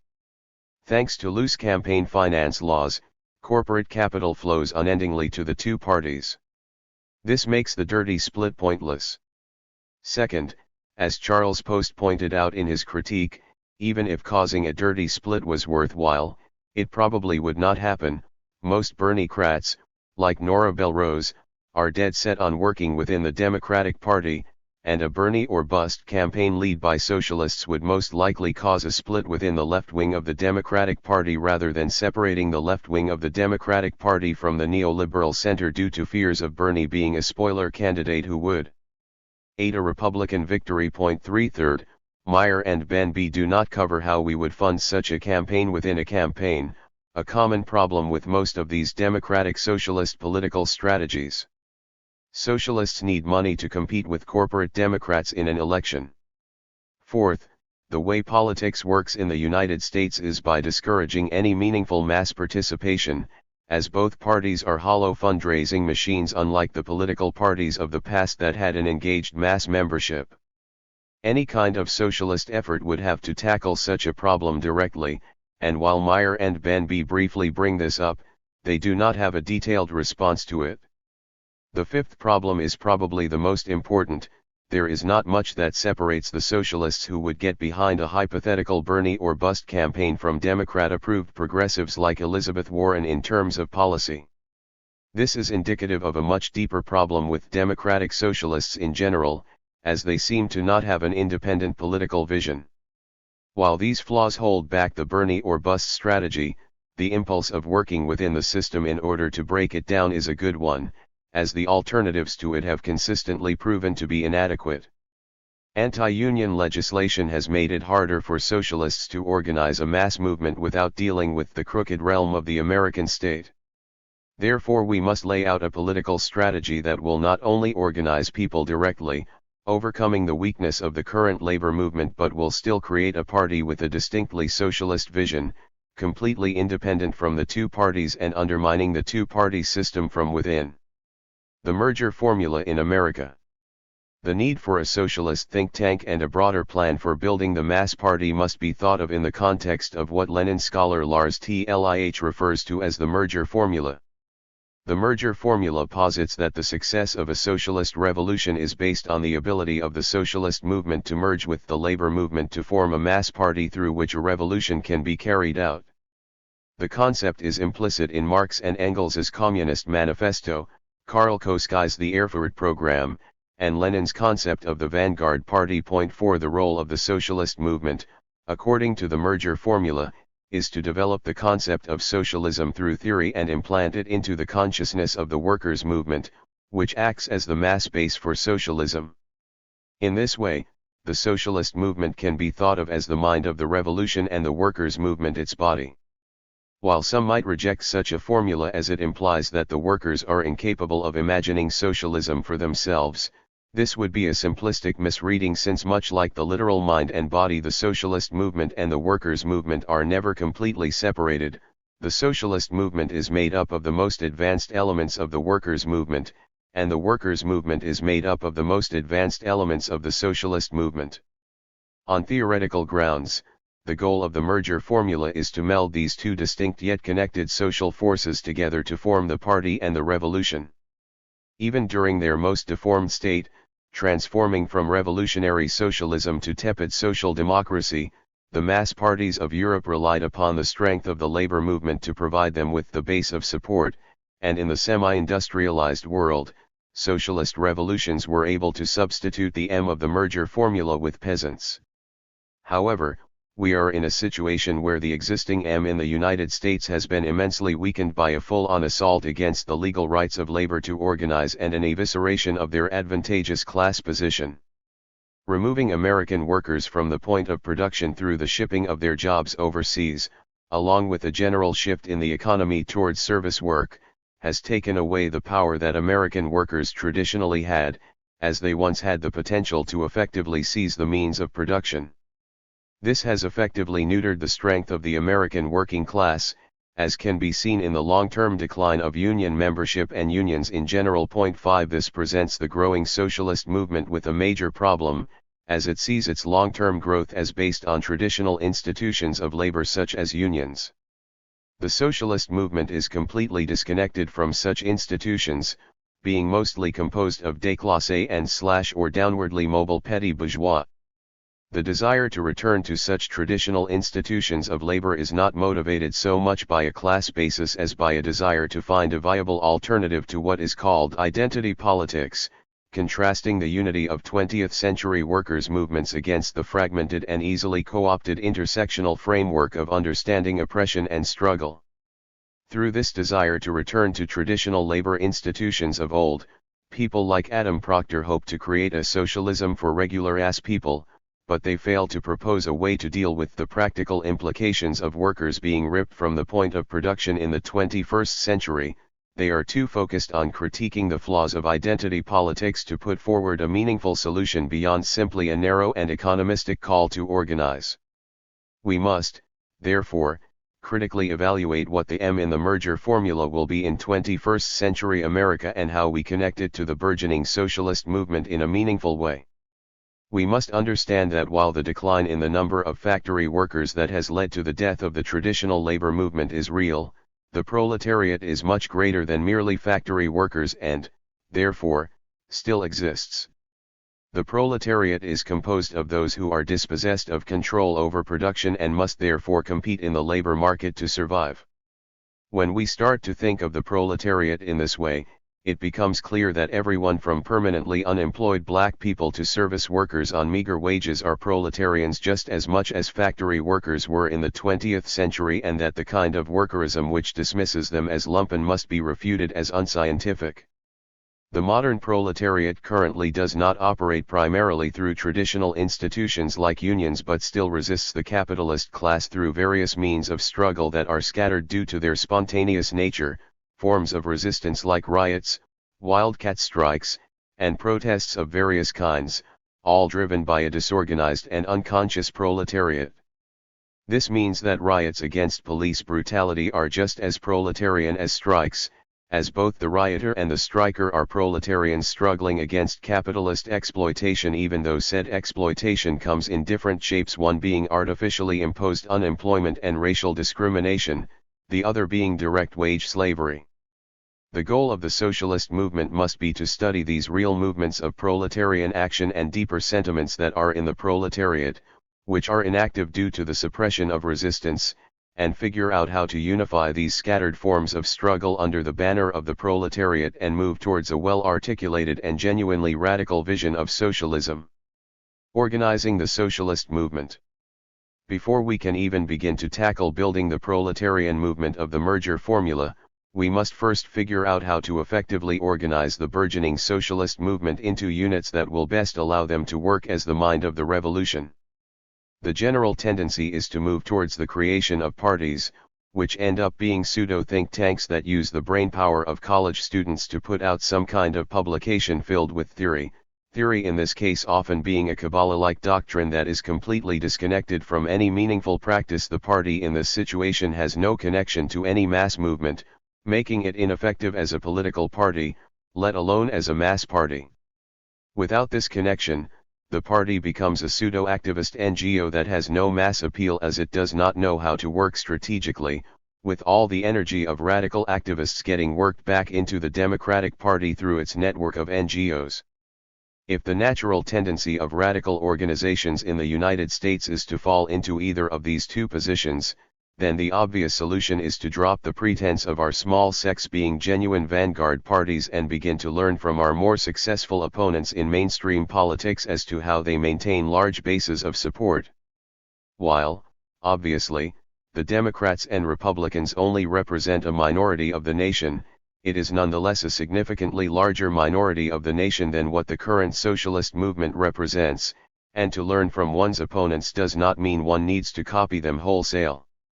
Rather, it is to take specific tactics and strategies that work and take into account why the nation does not vote for the mainstream parties. Nick Cernicek and Alex Williams's Inventing the Future, Post-Capitalism and a World Without Work takes a step in the right direction in terms of how the socialist movement should be organized by tracking how neoliberalism developed from well-funded think tanks and proceeded to slowly but surely infiltrate the halls of power through the development of a clear and coherent alternative to the dominant Keynesian consensus of the 1950s and 60s, offering a well-fleshed-out policy that could be enacted by politicians and a message that could win over a large enough portion of the population to create a new hegemony of free market dogmatism. Of course, this is all framed in a very limiting neo-Gramscian framework that gives too much credit to the spreading of ideas in the rise of neoliberalism as opposed to the role of the evisceration of the industrial working class that served as the base of the Keynesian social democratic order that was carried out by the capitalist class. While this line of reasoning is ultimately wrong, they are correct in believing that the organization of socialist think tanks is necessary. They are also correct in wanting to study the success of mainstream political movements. The neoliberals could offer coherent policy proposals and give clear explanations for what they wanted with the authority of academic titles behind them, offering a vision of a new society, whereas socialists tend to focus on critiquing capitalism and offering nothing that isn't either something that could already be put forward by the progressive wing of the Democratic Party or is just empty nostalgia for dead regimes. It makes sense then for the socialist movement, whose natural role is to be the mind of the revolution, to organize as think tanks which, instead of having an elusive focus on critique and eulogizing over the corpse of 20th century communism, works out the specifics of what a revitalized socialism would look like in power, proposing a policy that is just as thorough in terms of being backed up by empirical data as something that would be put out by the Heritage Foundation or the Rand Corporation. The think tank, as a form of an organization, has the benefit of dealing with the specifics of policy, analysis, and strategy through professionalizing such tasks. One aspect of strategy in particular that is important to the left but often overlooked is the need for funding. Leftist organizations have a major problem with funding as their ideas are fringe, and there are few mechanisms by which they can receive financial support. This often leads to leftist organizations organizing themselves in a way that is similar to a multi-level marketing scheme, having their followers buy products to sell, leaving the students in even more debt than before while only benefiting the leaders of the organization. These sorts of pseudo-multi-level marketing schemes end up feeding into the problem of anti-democratic cult-like structures of these parties. Establishing a legitimate think tank gives us a way of funding ourselves that will rely less on student activist labor and more on large donations from sympathetic backers. With the popularity of socialism as a concept and the nice gloss professionalism that an organization like a think tank can give to a political movement, finding sympathetic backers who were willing to give a large amount of money towards socialist think tanks will not be that hard.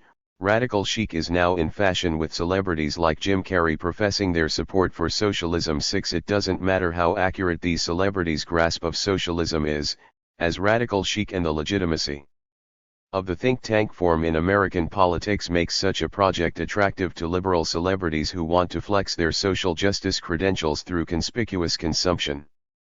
There is a long history of American celebrities supporting radical organizations with cash, such as Marlon Brando's support for the Black Panthers. Besides celebrities, there are probably foreign backers who are already prone to backing left-wing subversives for their own long-term goals, and again the legitimacy of a think tank will probably attract their attention.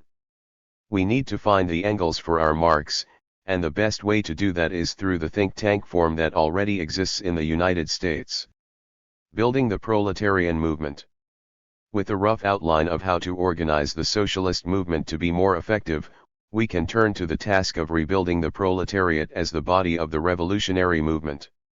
As previously discussed, we cannot simply rely on tapping into already established unions for a base of support since they are weakened, and the proletariat is scattered in raw social movements.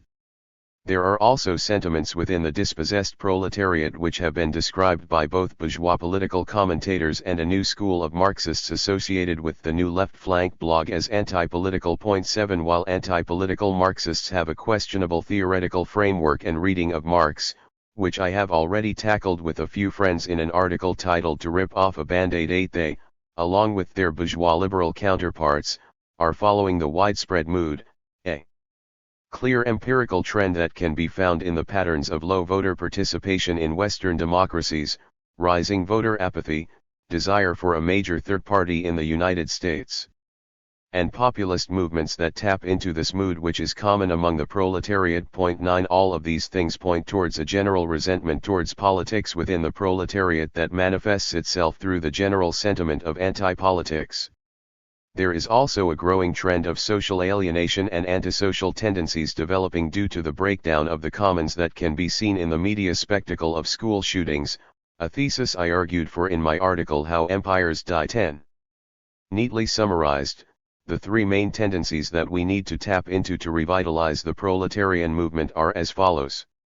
Raw social movements that have a proletarian class character and often express themselves in disorganized forms, such as riots. Without real leadership, these movements end up being rooted into the Democratic Party. Populism and anti-political sentiments that have been building within the class due to the inability of their voices to be heard by the clueless political elite and the capitalist class that controls them in the face of their evisceration. The social alienation that has been growing due to the lack of community spaces in which people can be properly socialized. How to tap into the first is relatively easy to grasp as it would involve copying the sort of organizational structures that the Democratic Party already has with activist NGOs. But, instead of seeking to root raw social movements into the Democratic Party, we would be pushing them towards the solidification of the proletarian movement and the eventual creation of a socialist party that unifies it politically. We would initially lack the resources that the Democratic Party has, but using some of the same methods of funding and leaning into the popularity of socialism among young people would allow us to gain the upper hand in terms of outflanking the Democrats when it comes to vying for control over movements like Black Lives Matter and Occupy Wall Street. To tap into the second tendency, we would need to do two things: organize campaigns for electoral reform, which would focus on how awful politics currently are, and give voice to the need for popular representation that would come from the formation of a major third party in the United States, fulfilling the promise of American democracy. Propaganda efforts would feed into the discontent with mainstream politics that already exists within the proletariat in an effort to root them into a proletarian movement along with a proletarian party. For the third tendency, we should engage in what we will call commune building. What we mean by commune building is rebuilding the community bonding exercises and services that people used to have, such as bowling leagues and health facilities, but in a new socialist light. These will constitute the framework of the mass party. Mass parties of the past, such as the Black Panther Party and the Social Democratic Party of Germany during its heyday, were not only political organizations but also provided for social needs. The creation of socialist beer clubs, healthcare facilities, and other forms of alternative institutions will fill the gap left by bourgeois civil society in terms of creating thriving communities that will unite the class through the real social bonding that many now crave. Imagine if the young men who label themselves incels were taught and socialized through socialist schools instead of underfunded public schools and the dark corners of the internet. When we tap into all three of these tendencies within our society, we will not only be rebuilding the proletarian movement by funneling them into a socialist mass party, we will also be bringing people together and improving their lives along the way. The democratic offense. We have covered how to effectively organize the socialist movement and revitalize the proletarian movement, but before we can start to build the mass party, we need to deal with the two-party system which dominates American politics. We cannot simply run third-party candidates in the United States because the two parties which the capitalist class supports have worked together to organize elections in such a way that a third-party candidate can't be viable. In order to counter this, we would need to enact real electoral reform, like getting corporate money that usually ends up keeping third-party candidates from being serious contenders in elections out of politics, and replacing winner-takes-all elections with the two-round system nationwide. This last reform would eliminate the spoiler effect that third-party candidates have the few times they are successful. The situation is tricky. To enact the electoral reforms that are necessary for the establishment of a successful third party, and by extension, a socialist mass party, there needs to already be a successful independent electoral movement for those reforms, since they would have to be passed by elected politicians. This leaves us in an awful situation where the only way to build successful third parties is to already have a successful third party. However, avoiding electoral politics altogether is not an option either, since it still manages to reach a large portion of the population and has the potential to reach an even larger portion of the population, given the mass coverage of electoral politics in the United States by the media. Having people already within the state when we move to take power will give us an advantage that simply avoiding electoral politics altogether will not give us, making the process of revolution an act of the popular will of the proletariat rather than a coup carried out by a small number of people. This means that we cannot simply avoid electoral politics as many leftists would want. We are left with no other option than to work within the two-party system in order to undermine it. We shall not, however, simply tail the Democratic Party as DSA's right wing would want us to. Rather, we must plan out a wave of hostile campaigns at all levels of office.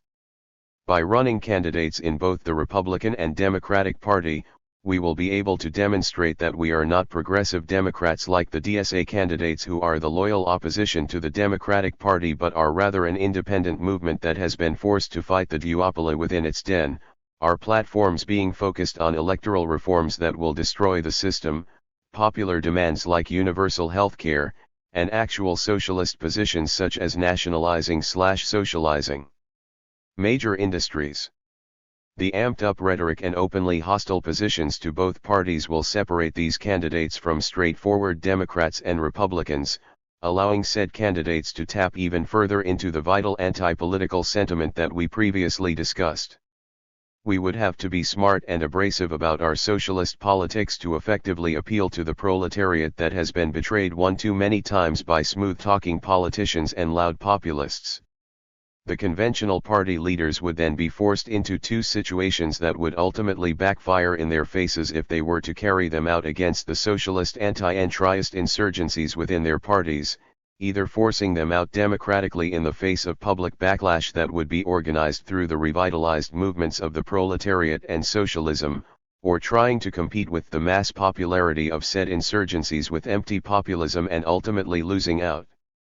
Either way, the democratic offensive will be successful in propagandizing the movement. If and when we do win elections, we will have the means of holding our politicians accountable, unlike the DSA left of today, as we will have ways of organizing the proletariat outside of the Democratic Party with the institutions that we have built through the development of the proletarian socialist movements. The candidates will carry out the electoral reform with popular support behind them, dragging the two parties along with them toward the establishment of a proper socialist mass party. Through a slow build-up of popular support through the development of socialist and proletarian movements and their merger in the form of the democratic offensive, we can potentially create a clear road towards a mass socialist party and eventual revolution that works toward the emancipation of all of mankind in our revolutionary struggle. Create a mass party. Cliff Connolly. February 21, 2021. Cliff Connolly critiques Counterpower's vision of the Party of Autonomy and offers an alternative vision of the mass party. The US left is at a critical juncture where the structure and focus of our organizations will soon be decided. On the one hand, we positively have ongoing processes of cohesion in play with DSA chapters collaborating on writing a national platform and far-flung sects coming together under the banner of Marxist Center. On the other hand, we have many comrades across ideological lines who still echo opposition to the idea of a tightly structured national organization. Central to this contradiction is the question of the party: should socialists strive to build an independent political party, and if so, what should that look like? Counterpower has put forth one possible answer in their article Create 2-3 Many Parties of Autonomy. They are dedicated organizers and we should all be glad to have them in our midst. However, their strategy of eschewing the mass party model and encouraging the spontaneous formation of multiple parties of autonomy, and counting on these disparate groups to unite into an area of the party, is unworkable in the long term. Their argument for the many parties strategy rests on a number of errors: historical misrepresentation, uncritical acceptance of failed models, an over-reliance on spontaneity, an aversion to leadership, and a confusion of terms. We will explore each of these points in greater detail. There is also an implicit assumption of false dichotomies built into the many parties line: either we build parties of autonomy or slip into sectarianism, either parties of autonomy or dogmatism, either parties of autonomy or top-down bureaucracy. There is a kernel of truth present here: we certainly don't want a dictatorship of paid staffers. However, parties of autonomy are not a solution to this problem. In some ways, they would exacerbate the problem. This was initially written in response to Counterpower's original essay in 2019, but has since been amended to include dialogue with the updated version published in 2020. The differences between the two are significant and raise new concerns about the many parties model. The most interesting addition in the update concerns the role of cadre, highly trained organizers dedicated full-time to party activity. While we agree wholeheartedly on the necessity of these professional revolutionaries, there is a difference of emphasis that merits debate. This issue will be explored in greater detail below. That Counterpower started this conversation on the party question is a gift to the whole of the US left. It must be addressed for our organizations to move forward. While many of us vehemently disagree with their conclusions, we should be grateful for their company. After examining each piece of their argument for the many parties model and taking note of its shortcomings, we will investigate a viable alternative: a mass party of organizers built on the principles of struggle, pluralism, and democratic discipline. Historical clarification. There are a number of historical errors throughout Counterpower's article. By this we are not referring to a difference of opinion about a certain historical figure's thought process or the motivations behind a particular decision, but rather factual inaccuracies. This in itself does not mean the thesis of the article is automatically false, but it does betray a dependency on unfounded assumptions. First, there is the assertion that the Russian Soviets arose organically without being built by socialists, at which point the Bolsheviks joined them and worked harmoniously with other autonomous parties in this area of the party to link the Soviets to other sites of struggle. Second, there is the quotation from Mao Zedong's 1957 100 Flowers speech, which Counterpower uses to bolster their argument for parties of autonomy. Finally, we are led to believe that both the FAI and the Alabama chapter of the Communist Party USA are exemplars of the many parties model. We will begin with the relationship between the Bolsheviks and the Soviets. Here is Counterpower's characterization. The organized interventions of a revolutionary party thus take place in the middle, as mediations between the micropolitical and macropolitical. This has been a distinguishing feature of successful revolutionary parties, as in the example of the Russian Revolution of 1917, when clusters of Bolshevik party activists concentrated in workplaces, recognizing that the participatory councils emerging from grassroots proletarian struggles embodied the nucleus of an alternative social system. Thus the party's organization at the point of production enabled revolutionaries first to link workplace struggles against exploitation with the struggle against imperialism, and then to link the emergent councils with the insurrectionary struggle to establish a system of territorial counterpower. On the contrary, it is of utmost importance to recognize that the Soviets, factory committees, and militias that formed the backbone of the Russian Revolution were built intentionally by socialists. While different factions in the Russian Social Democratic Workers' Party eventually split into separate organizations as the Bolsheviks and Mensheviks, both groups were instrumental in the creation of these mass organizations. They did not emerge organically from economic struggles with bosses and feudal landlords like some of the trade unions and peasant associations, but instead were the product of a socialist intervention in economic struggles which emphasized the need for political organization. This strategy, commonly referred to as the merger formula, was theorized by Marx and Engels, popularized by the German Socialist Party leader Karl Kautsky, and accepted by Russian socialists of all stripes. 1. The Bolsheviks did not merely help workers build their fighting organizations. They also competed with political rivals for leadership in them. Beyond their efforts that we would call base building today, the Bolsheviks also invested significant resources into propaganda efforts and electoral contests. The struggle for elected majorities in the Soviets in 1917 was pursued in tandem with a strategy of running campaigns for municipal offices and the Constituent Assembly, and it worked. The Bolshevik candidates for the assembly were able to publicly oppose the policies of the provisional government, while the elected deputies in the Soviets were able to win over the working class to the task of seizing political power. These electoral efforts were instrumental in establishing a democratic mandate for the October Revolution. 2. Consider these words from leading Bolshevik Alexander Shlyapnikov, in 1920. The Russian Communist Party, as the history of the preceding years indicates, is the only revolutionary party of the working class, leading class war and civil war in the name of communism.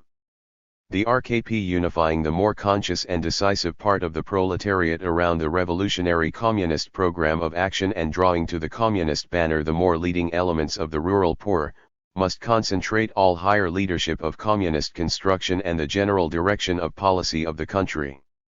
Clearly, the Bolsheviks did not consider themselves a party of autonomy working side by side with the Menshevik reformists in a broad area of the party.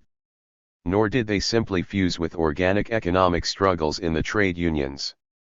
The reality couldn't be further from counterpowers' insinuations. The Bolsheviks were a party of political organizers who started as a minority and slowly won over sections of the working class through diligent mass work and bitter struggle with the other parties of the day. By engaging in this process, they eventually took on a mass character and became capable of leading social revolution. The lesson to learn from the Bolsheviks is this: we must win political hegemony in whatever independent organs of proletarian power that we help build, using every available means, including running opposition candidates in bourgeois elections to expose broader sections of the class to our ideas. Now we will consider Mao's echoing of the old Chinese proverb, "Let 100 flowers blossom, let 100 schools of thought contend." This line of poetry is used by counterpower to demonstrate the need for dozens of independent communist grouplets to form and collaborate on the task of social revolution. They attribute the quote to Mao, but is this how he used it? The short answer is no. It comes from a speech he gave in March 1957 at the Chinese Communist Party's National Conference on Propaganda Work. It is true that he called for 100 schools of thought to contend, but this was in the context of winning unaligned intellectuals over to the party's socialist ideals. He gave a thoughtful and nuanced analysis of how the party could accept criticism from the broader population without sacrificing their legitimacy as the ruling organization of the country. Ours is a great party, a glorious party, a correct party. This must be affirmed as a fact. But we still have shortcomings, and this, too, must be affirmed as a fact. Will it undermine our party's prestige if we criticize our own subjectivism, bureaucracy, and sectarianism? I think not. On the contrary, it will serve to enhance the party's prestige. This was borne out by the rectification movement during the anti-Japanese war. It enhanced the prestige of our party comrades and our veteran cadres, and it also enabled the new cadres to make great progress. Which of the two was afraid of criticism, the Communist Party or the Kuomintang? The Kuomintang. It prohibited criticism, but that did not save it from final defeat. The Communist Party does not fear criticism because we are Marxists, the truth is on our side, and the basic masses, the workers and peasants, are on our side. Clearly, in March 1957 Mao was concerned with building a mass party, not opening space for a loose collaboration between multiple parties aimed at building socialism. Unfortunately, the Chinese Communist Party was underprepared for the criticism they would soon face and reversed the 100 Flowers campaign. By July of that same year, the anti-rightist campaign brought a series of purges underway, which got so out of control that Mao had to restrain his subordinates from excess killing. Perhaps Chinese conditions in 1957 were different enough from American conditions in 2020 that this was acceptable, or perhaps Mao the statesman should not be looked to for inspiration as much as Mao the general or Mao the revolutionary. It is beyond the purview of this article to answer that question. What is certain, counterpower draws the wrong lesson out of Mao's 1957 speech.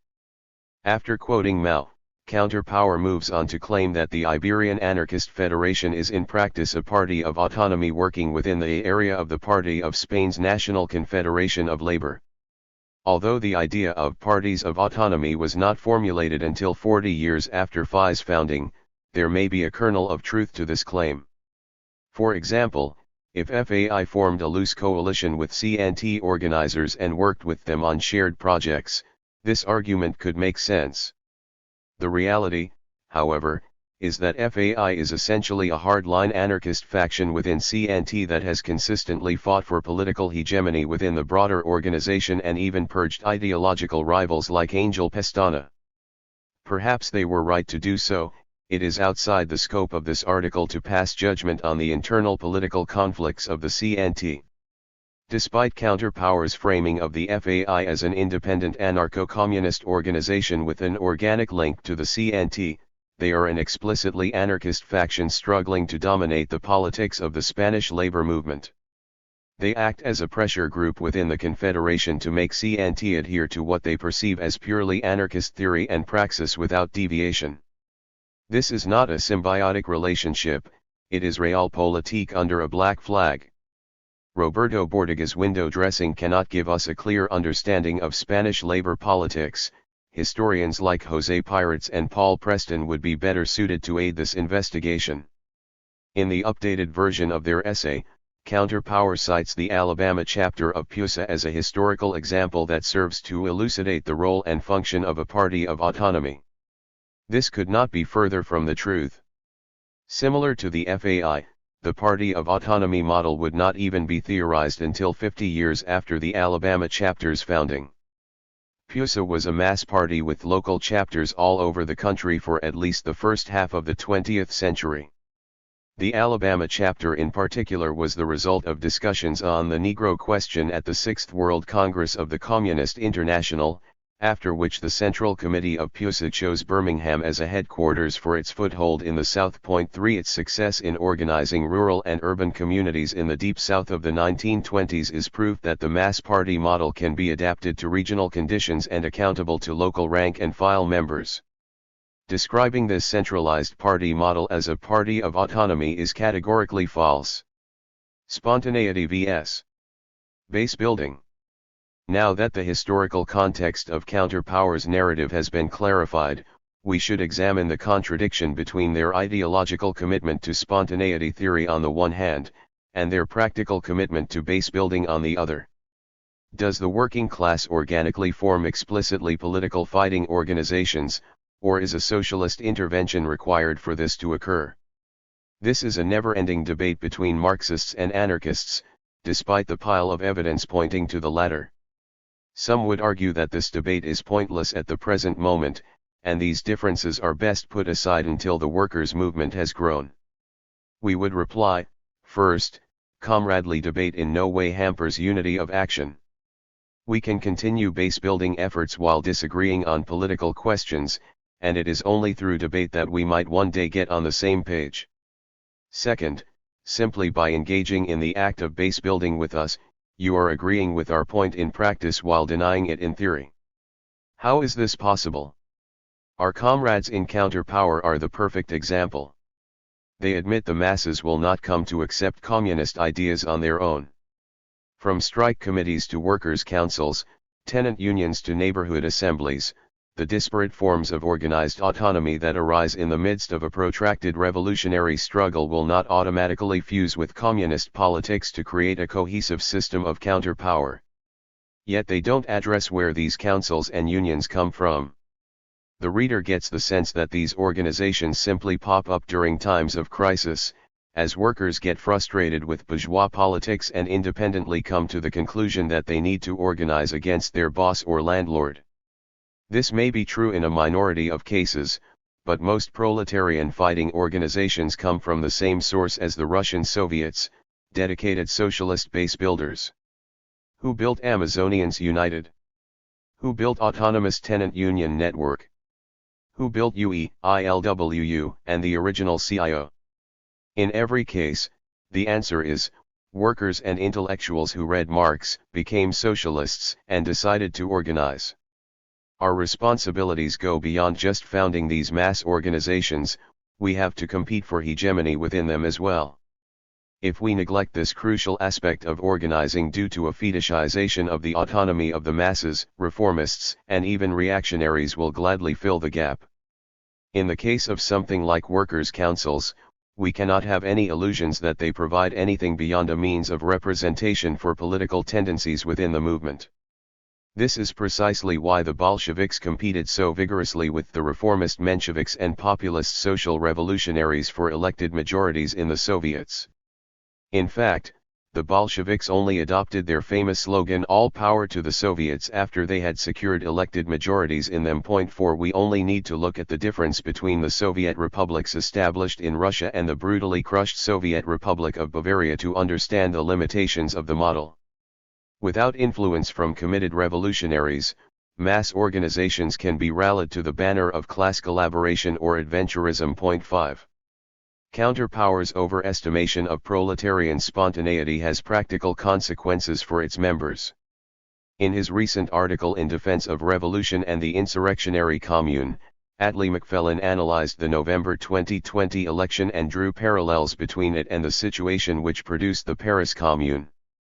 Fearing that elections may never take place again, McFellin argued against any participation in electoral efforts. What was proposed instead? Self-defense forces, solidarity kitchens, and everything else that is required to repel fascist assaults. In other words, anything but a class-independent party capable of coordinating the struggle for socialism across different political, economic, and social fronts.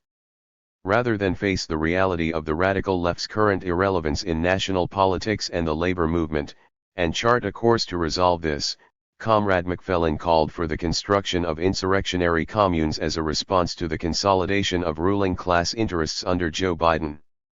Whether the working class has the spontaneous energy necessary for this task remains to be seen.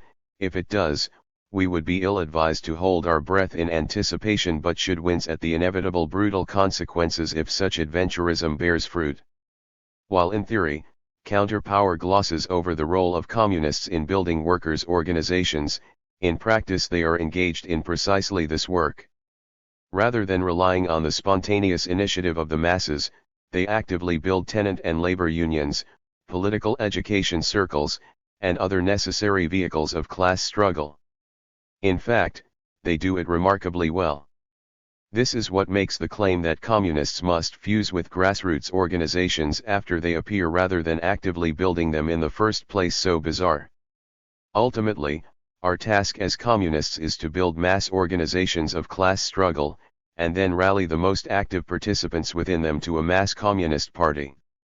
By uniting in one party, we can direct the efforts of thousands of organizers according to a commonly agreed upon plan, which is an absolute necessity for the workers' movement to grow. The role of cadre. The discussion of cadre organizers is given new attention in Counterpower's update to their original essay. It mostly focuses on the role these committed party members play in shaping revolutionary strategy and connecting it to active proletarian struggles. As seen in my Cosmonaut article Revolutionary Discipline and Sobriety, those of us who favor the mass party model are in complete agreement with Counterpower on the importance of cadre. Any collective project, whether a revolutionary labor union or a church's food pantry, will expect a higher degree of involvement from its core organizers than from its regular members. Not everyone has the time or the technical skills needed to bottomline such endeavors, and those who do have a responsibility to step up to the plate. These small groups, or cadre, are the powerhouse of the class. Taking direction from the masses they live and labor with, cadre members should focus their lives on facilitating the self-emancipation of the proletariat. Counterpower rightly points out that these dedicated full-timers are a prerequisite for the development of robust internal political education, external agitation, and consistent recruitment to mass work projects. Key to the everyday functioning of these cadre groups is the organizational center to which they are accountable. While the mass party shares the Party of Autonomy's commitment to a common political platform and program, the main difference between the two models is one of scope. Whereas the area of the party is composed of diffuse autonomous organizations with separate and often contradictory programs, the local chapters of the mass party work together on a common, democratically agreed upon plan. As the experience of the Alabama chapter of PUSA shows, this does not mean the plan cannot be adapted to meet local concerns. In fact, the mass party model historically proves more capable of achieving its aims than any other method of party organization, whether it is compared to the bourgeois fundraising parties that dominate U.S. politics or the Italian autonomist model revived by Counterpower. This will be elaborated below in our examination of the Autonomia Operaia movement. For now, suffice it to say that while we agree with our autonomist comrades on the importance of cadre, the mass party model is best suited to coordinate their efforts. Precision of terms. Further complicating the problems of Counterpower's revolutionary strategy is an incoherent collection of opaque and often contradictory terms. Few throughout history have tried to synthesize the theories of the Bolsheviks, Rosa Luxemburg, Bordiga, and Malatesta, mostly because it makes no sense to do so. This blend of anarchist shibboleths and communist vocabulary is neither an oversight nor the product of genuine cross-ideological left unity. Counterpower is a Marxist organization with a niche ideology informed mainly by the experience of the Italian Autonomia Operaia movement. The fact that they mask this behind an appeal to every possible leftist tendency is frankly dishonest, and makes their writing difficult to follow. Since all these ideas have been presented to us as complementary and harmonious, we must investigate the contradictions between them in order to get a clearer picture. First, we should consider their framing of the ideas of Rosa Luxemburg. In contrast to a bourgeois party, Rosa Luxemburg identified that a revolutionary party of autonomy is not a party that wants to rise to power over the mass of workers or through them.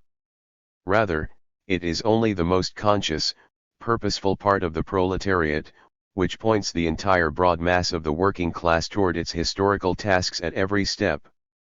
The primary issue with this framing is that Rosa Luxemburg did not write or speak about a revolutionary party of autonomy at any point in her political career. She was a member of the Social Democratic Party of Germany for most of her life before its left wing split into the USPD and then Spartacist League. Both organizations were mass parties who explicitly intended to lead the working class to overthrow the existing political order and form a new proletarian government in Germany, headed by elected party officials. Her point about the party being an instrument that puts the working class in power was perfectly in line with the existing Marxist orthodoxy. Consider this quote from the SPD's leading theorist Karl Koski for comparison. The socialists no longer have the task of freely inventing a new society but rather uncovering its elements in existing society. No more do they have to bring salvation from its misery to the proletariat from above, but rather they have to support its class struggle through increasing its insight and promoting its economic and political organizations, and in so doing bring about as quickly as possible the day when the proletariat will be able to save itself. The task of social democracy is to make the class struggle of the proletariat aware of its aim and capable of choosing the best means to attain this aim. 6. Luxemburg and Koskai both demonstrate the function of the mass party, cohering the most militant and forward-thinking section of the working class into one organization and giving it the tools to win political power. If the party is not outside or above the revolutionary process, as Counterpower puts it, then it is coming to power through class leadership. Providing the boldest elements in decision-making organs is just a milder way of phrasing winning political hegemony in the movement. While it is right to be skeptical of potential opportunists and wary of inadvertently creating an unaccountable bureaucracy, Counterpower overcorrects by trying to avoid the question of leadership altogether. No amount of out-of-context quotes from historical revolutionaries can paper over that deficiency. After painting an anarchist portrait of Rosa Luxemburg, Counterpower then calls upon the theoretical authority of actual anarchist Errico Malatesta. We anarchists can all say that we are of the same party, if by the word party we mean all who are on the same side, that is, who share the same general aspirations and who, in one way or another, struggle for the same ends against common adversaries and enemies. But this does not mean it is possible or even desirable for all of us to be gathered into one specific association. There are too many differences of environment and conditions of struggle, too many possible ways of action to choose among, and also too many differences of temperament and personal incompatibilities for a general union, if taken seriously, not to become, instead of a means for coordinating and reviewing the efforts of all, an obstacle to individual activity and perhaps also a cause of more bitter internal strife. 7. This is a markedly different approach to organization from the mass party model of Koskai, Luxemburg, Lenin, et al. It is certainly more in line with the autonomists' area of the party theory, but are the assumptions it is based on sound? The experience of the Bolshevik Party securing state power and defending the proletariat from white terror, the Communist Party of Vietnam's triumph over colonialism, the continued resistance to neoliberal imperialism in Cuba, and other achievements of the mass party model seem to indicate otherwise. Petty personal disputes and geographic distance are no excuse to abandon unified efforts to build socialism. If we take a scientific approach and compare the results of party-building trials throughout history to the results of those like Malatesta who deny the party's role, the pattern is self-evident. Lessons of History. Counterpower's essay does an excellent job of considering the experiences of a vast number of different historical communist groups. Unfortunately, they do so without an ounce of reflection or criticism. They ask us to look at rival groups with opposing political strategies and conclude that both were right, regardless of whether either group actually achieved its aims. They mention the experience of many parties and movements: the KAPD in Germany, Autonomia Operaia in Italy, the MIR in Chile, the FMLN-FDR in El Salvador, the URNG in Guatemala, the HBDH in Turkey and Kurdistan, and more. We're given the impression that each of these groups consciously agreed with the autonomists' many parties model, and that each of these groups were successful enough to teach us mainly positive lessons to emulate. Upon closer inspection, it turns out this is not at all the case. For the sake of brevity, we will look at 3 examples. Let us begin with the Communist Workers' Party of Germany.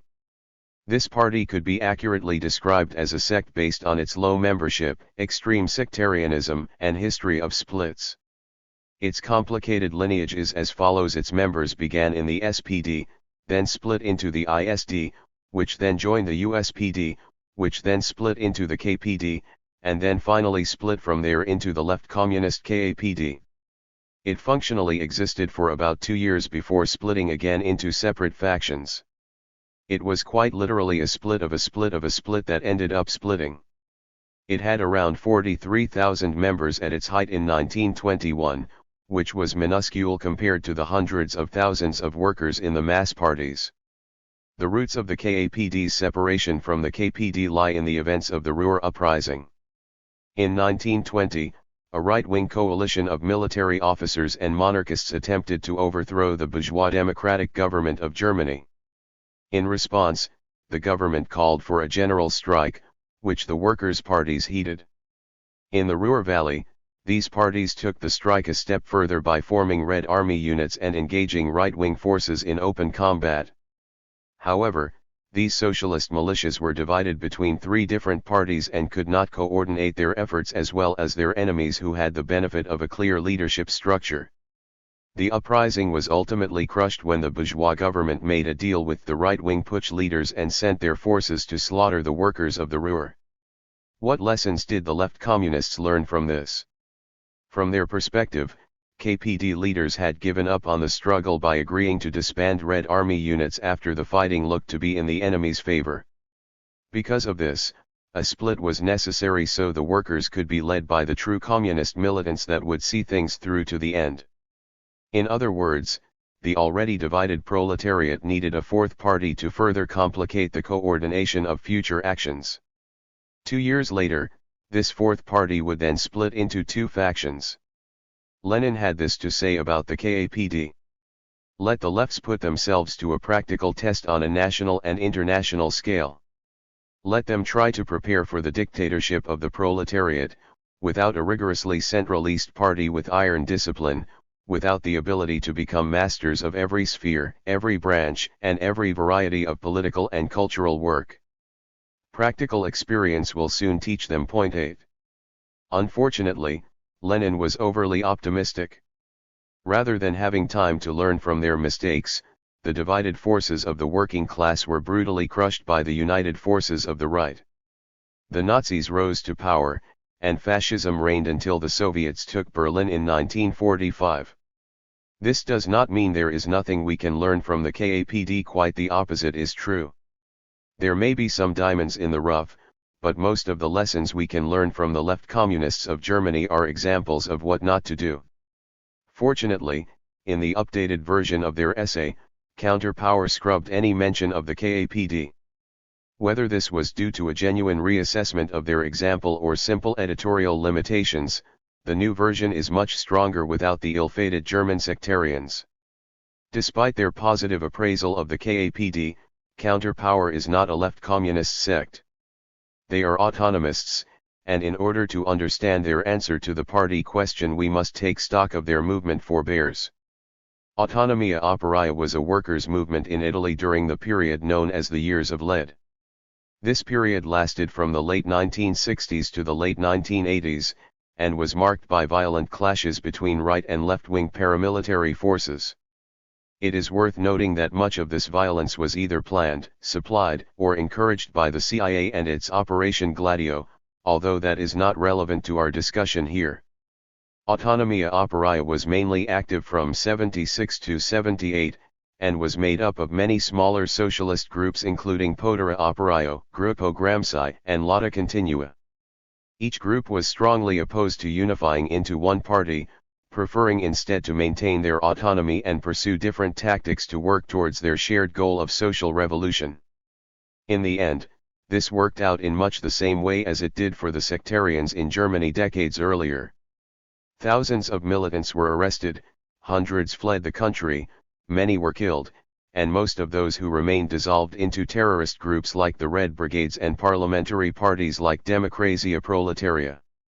Neither the autonomist terrorists nor the autonomist politicians were able to move beyond the failures of the earlier autonomist movement. In retrospect, the autonomists ended up replicating the sect form and suffered the familiar consequences of this organizing technique. It is worth noting that after misappropriating numerous mass parties as successful examples of the parties of autonomy model, Counterpower leaves out any mention of Autonomia Operaia in the updated version of its essay. This is somewhat understandable as the movement collapsed within 2 years and failed to achieve its aims, but it is still dishonest. If failures are glossed over rather than rigorously examined, we are doomed to walk blindly into past mistakes. In this regard, Counterpower's update to their essay does more to obfuscate the party question than answer it. That said, Autonomia Operaia activists had valid criticisms of the Communist Party of Italy and could have created an alternative to lead the proletariat to victory. This is the positive lesson we can learn from them. When the official Communist Party of the nation abandons its principles, it can sometimes be worthwhile to build an alternative organization. However, they chose instead to create a loose collective of semi-aligned communist clusters which failed to coordinate their actions and create meaningful change. Had they taken on the arduous task of debating long-term strategy and forging programmatic unity, things may have turned out differently. This is the primary lesson we should learn from the Italian autonomists. A proletarian victory requires structure, democratic discipline, and unity of action. Although not directly influenced by Autonomia's answer to the party question, the FMLN-FDR of El Salvador could be theorized as an example of an area of the party.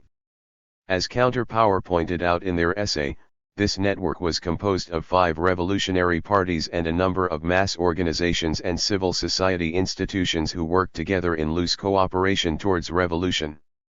It ultimately failed, and Counterpower makes 2 interesting claims about its dissolution: that the failure was due primarily to the Popular Front reformism of the PCS and that its downfall does not tarnish its status as a positive example of the area of the party in action. These claims do not fare well under the spotlight of historical scrutiny, particularly when shined on the brutal internecine violence that destroyed any semblance of unity within the movement by 1983. Counterpower's assessment of the FMLN identifies the PCS as the weakest link in the chain, and the FPL as the strongest. In many ways, this is true, as the Popular Front strategy of the official communist parties has consistently ended in disaster the world over, and the FPL was the most powerful and trusted party in El Salvador for a time. However, this is not the whole picture. Genuine political disagreements were often buried or papered over to maintain an artificial unity, and the ensuing tension was bound to boil over. While our autonomist comrades say the FMLN established a harmonious mechanism of communication, coordination, and cooperation among the various politico-military organizations, the reality is far grimmer. In its disagreement with other parties advocating negotiations with the Salvadoran government, the FPL resorted to gruesome assassinations to enforce its will on the rest of the FMLN. In April of 1983, FPL cadre Rogelio Basaglia murdered pro-negotiation leader Ana Maria with an ice pick, stabbing her 83 times. Although there was an attempt to blame the CIA or another party within FMLN, when presented concrete evidence of Basaglia's guilt, FPL leader Salvador Cayetano Carpio promptly wrote a suicide note and shot himself in the head. With its most trusted leaders either disgraced, dead, or both, the FMLN lost steam after many members left the network in disgust. Along with this exodus of valuable cadre went all the legitimacy of the anti-negotiation faction, and so by 1989 even successful military offensives could do nothing more than bring the Salvadoran government to the negotiation table. 9 The revolutionary potential of the FMLN died with Ana Maria, and her murder demonstrates how the area of the party approach only ends up recreating the problems of the sect form. The Marxist Center. The U.S. communist movement is essentially home to 3 different camps regarding the party question. Those who wish to see the movement divided into bureaucratic sects are on the right. Those who wish to see the movement divided into loosely aligned autonomous sects are on the left. Those of us in the center are advocating a qualitative break with the sect form, the foundation of a mass party of organizers. This idea is often associated with a number of inaccurate claims. For instance, we are frequently lumped in with those who wish to replicate the worst aspects of the DSA model, where anyone can join the organization at any time for any reason without even committing to Marxist politics. We are also often accused of wanting to create a dogmatic bureaucracy of staunch Marxist-Leninists who will run the party as they see fit without input from membership. Neither of these claims are true. In fact, what we desire is a party made and run by the masses themselves. Years of labor-intensive organizing will be necessary to make this happen, as the masses cannot be reached and welcomed into the socialist movement any other way. Tenant and workplace unions, unemployed councils, harm reduction efforts, solidarity networks, and other forms of mass organizations must be formed and rallied around a common political pole. In order for this pole to exist in the first place, the organizers engaged in mass work must debate and discuss until they articulate and agree on a comprehensive political program. In order for these debates and discussions to produce a clear program, the organizers have to see themselves as part of a common organization aimed at a shared goal. When each of these elements fall into place, something completely unique to the US left will be born, a mass party committed to praxis, programmatic unity, and democratic discipline.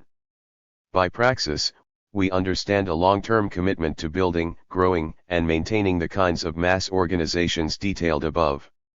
By programmatic unity, we mean collective acceptance of a comprehensive set of answers to long-term strategic questions, forged in an extended process of comradely debate and compromise. Ideally, this would take the form of a minimum-maximum program like those laid out and critiqued by Marx, Engels, and others in the first two internationals. Point 10. The minimum demands are structural reforms that communicate to the working class exactly how our efforts will improve their lives and empower them at the political level. Demands like guaranteed health care and housing, eliminating the Electoral College, Senate, and Supreme Court, disbanding the police and forming workers' militias, ensuring union representation, and more would bring supporters into the fold and give us access to valuable comrades and organizers. They are chosen in such a way that when every demand is met, the proletariat has seized political power from the bourgeoisie and becomes the governing class of society. With this done, the new workers' government can focus on fulfilling the maximum demands, epitomized as communism, which would eradicate the last vestiges of capitalism and transition to a socialist mode of production. Establishing unity on long-term questions of strategy is far superior to enforcing a party line on day-to-day issues and theoretical minutiae. It allows us to collaborate and exert the greatest possible combined strength of the working class in its diverse struggles without splitting over short-term tactical disagreements like should we partner with this NGO on this tenant organizing project, or subcultural arguments like who was in the wrong at Kronstadt. It also does not require agreement on tendency labels. As our organizations grow, the need for a commonly accepted program will only increase. Finally, by democratic discipline, we refer to the old axiom diversity of opinion, unity of action. These three principles are absolutely essential for the functioning of an effective and battle-ready proletarian party. As we have seen, the organizational forms of sectarians and autonomists crumble under pressure whereas mass parties regularly weather brutal repression. No better example of this can be found in U.S. history than that of the Alabama chapter of the PUSA. The fact is, the CP and its auxiliaries in Alabama did have a considerable following, some of whom devoured Marxist literature and dreamed of a socialist world. But to be a communist, an ILD member, or an SEU militant was to face the possibility of imprisonment, beatings, kidnapping, and even death. And yet the party survived, and at times thrived, in this thoroughly racist, racially divided, and repressive social world. Point 11. While other cases of this phenomenon have been historically prone to corruption, preventative measures can be taken to ensure the party retains its mass character even after smashing the state and beginning socialist reconstruction. The most immediate step in this process is the collaborative drafting of an universal agreement on a party-wide code of conduct. This will facilitate the development of a comradely culture that balances rigorous critique and debate with an environment of pluralism and interpersonal care. In addition to understanding how to have a one-on-one organizing conversation, we should also strive to be well versed in skills like listening, openly sharing feelings, assuming good faith in arguments, making sincere apologies, and offering support to comrades struggling with personal issues. None of these can be learned by accident in the alienated social spaces created by capitalism, so we must make a deliberate effort to establish these norms in our organization. Another would be taking seriously the moral dimensions of Fidelismo's contribution to Marxism. In stark contrast with both Stalin's iron fist and Allende's naive pacifism, Fidel Castro's leadership of the Cuban Revolution combined violent insurrection against the state with peaceful political maneuvering in the revolutionary movement. Over the course of protracted struggle on both fronts, the July 26 movement was able to defeat the state militarily and construct a democratic mandate for political hegemony.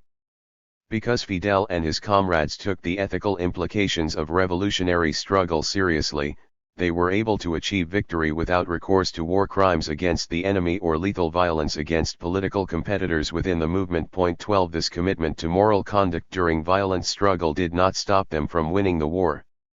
In fact, it allowed them to win the peace. This strategy allowed Cuba to begin building socialism after national liberation without the deadly internecine conflicts that plagued other revolutionary movements.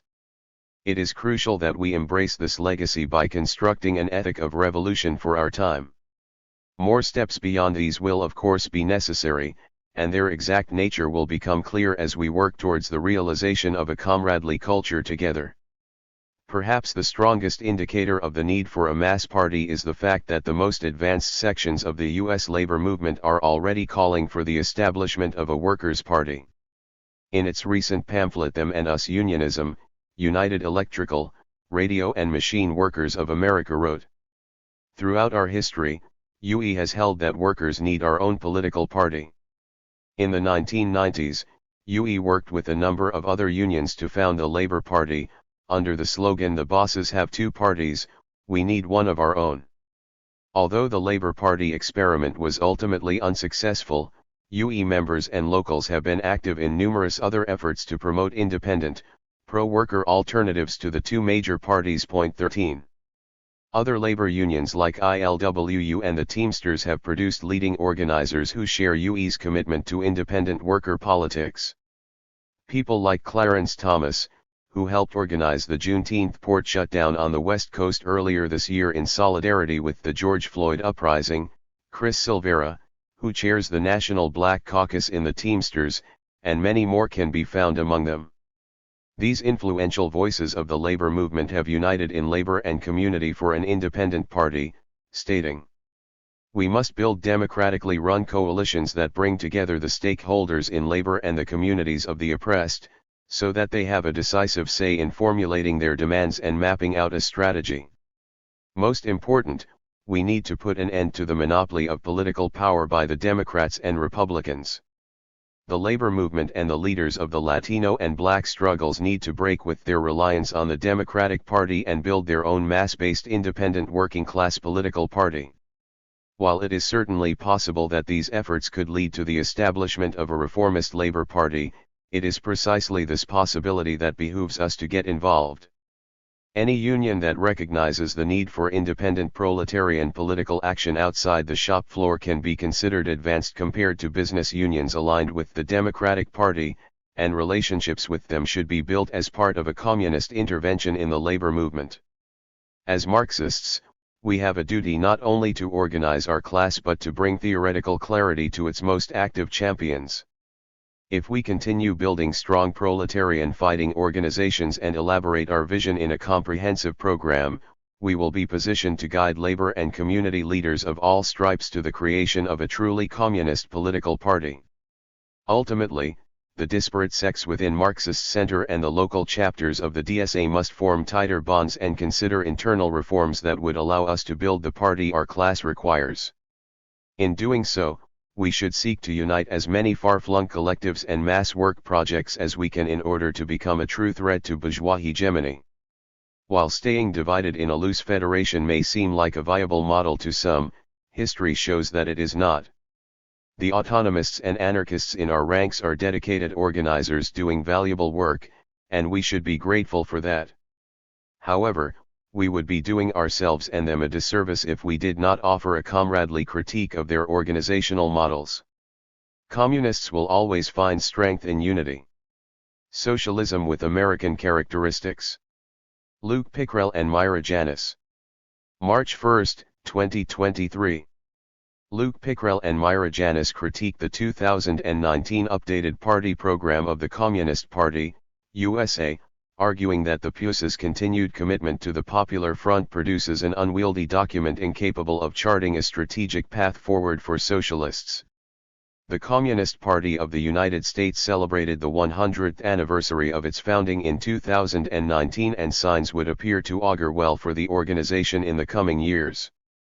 Recently, the party discussed running candidates for office. 1 Membership numbers are rising too, and the party credits itself and its allies for the broad front that defeated Donald Trump in the 2020 presidential election. 3 Having abandoned the Democratic Socialists of America, an organization in a crisis of political direction, and gazed upon the desolate expanse that is revolutionary socialism in the United States, some comrades have turned away from the red rose toward the tried and true hammer, sickle, and gear. Unfortunately, these comrades will not have escaped the politics of class collaborationism by fleeing DSA and may find themselves in even hotter water.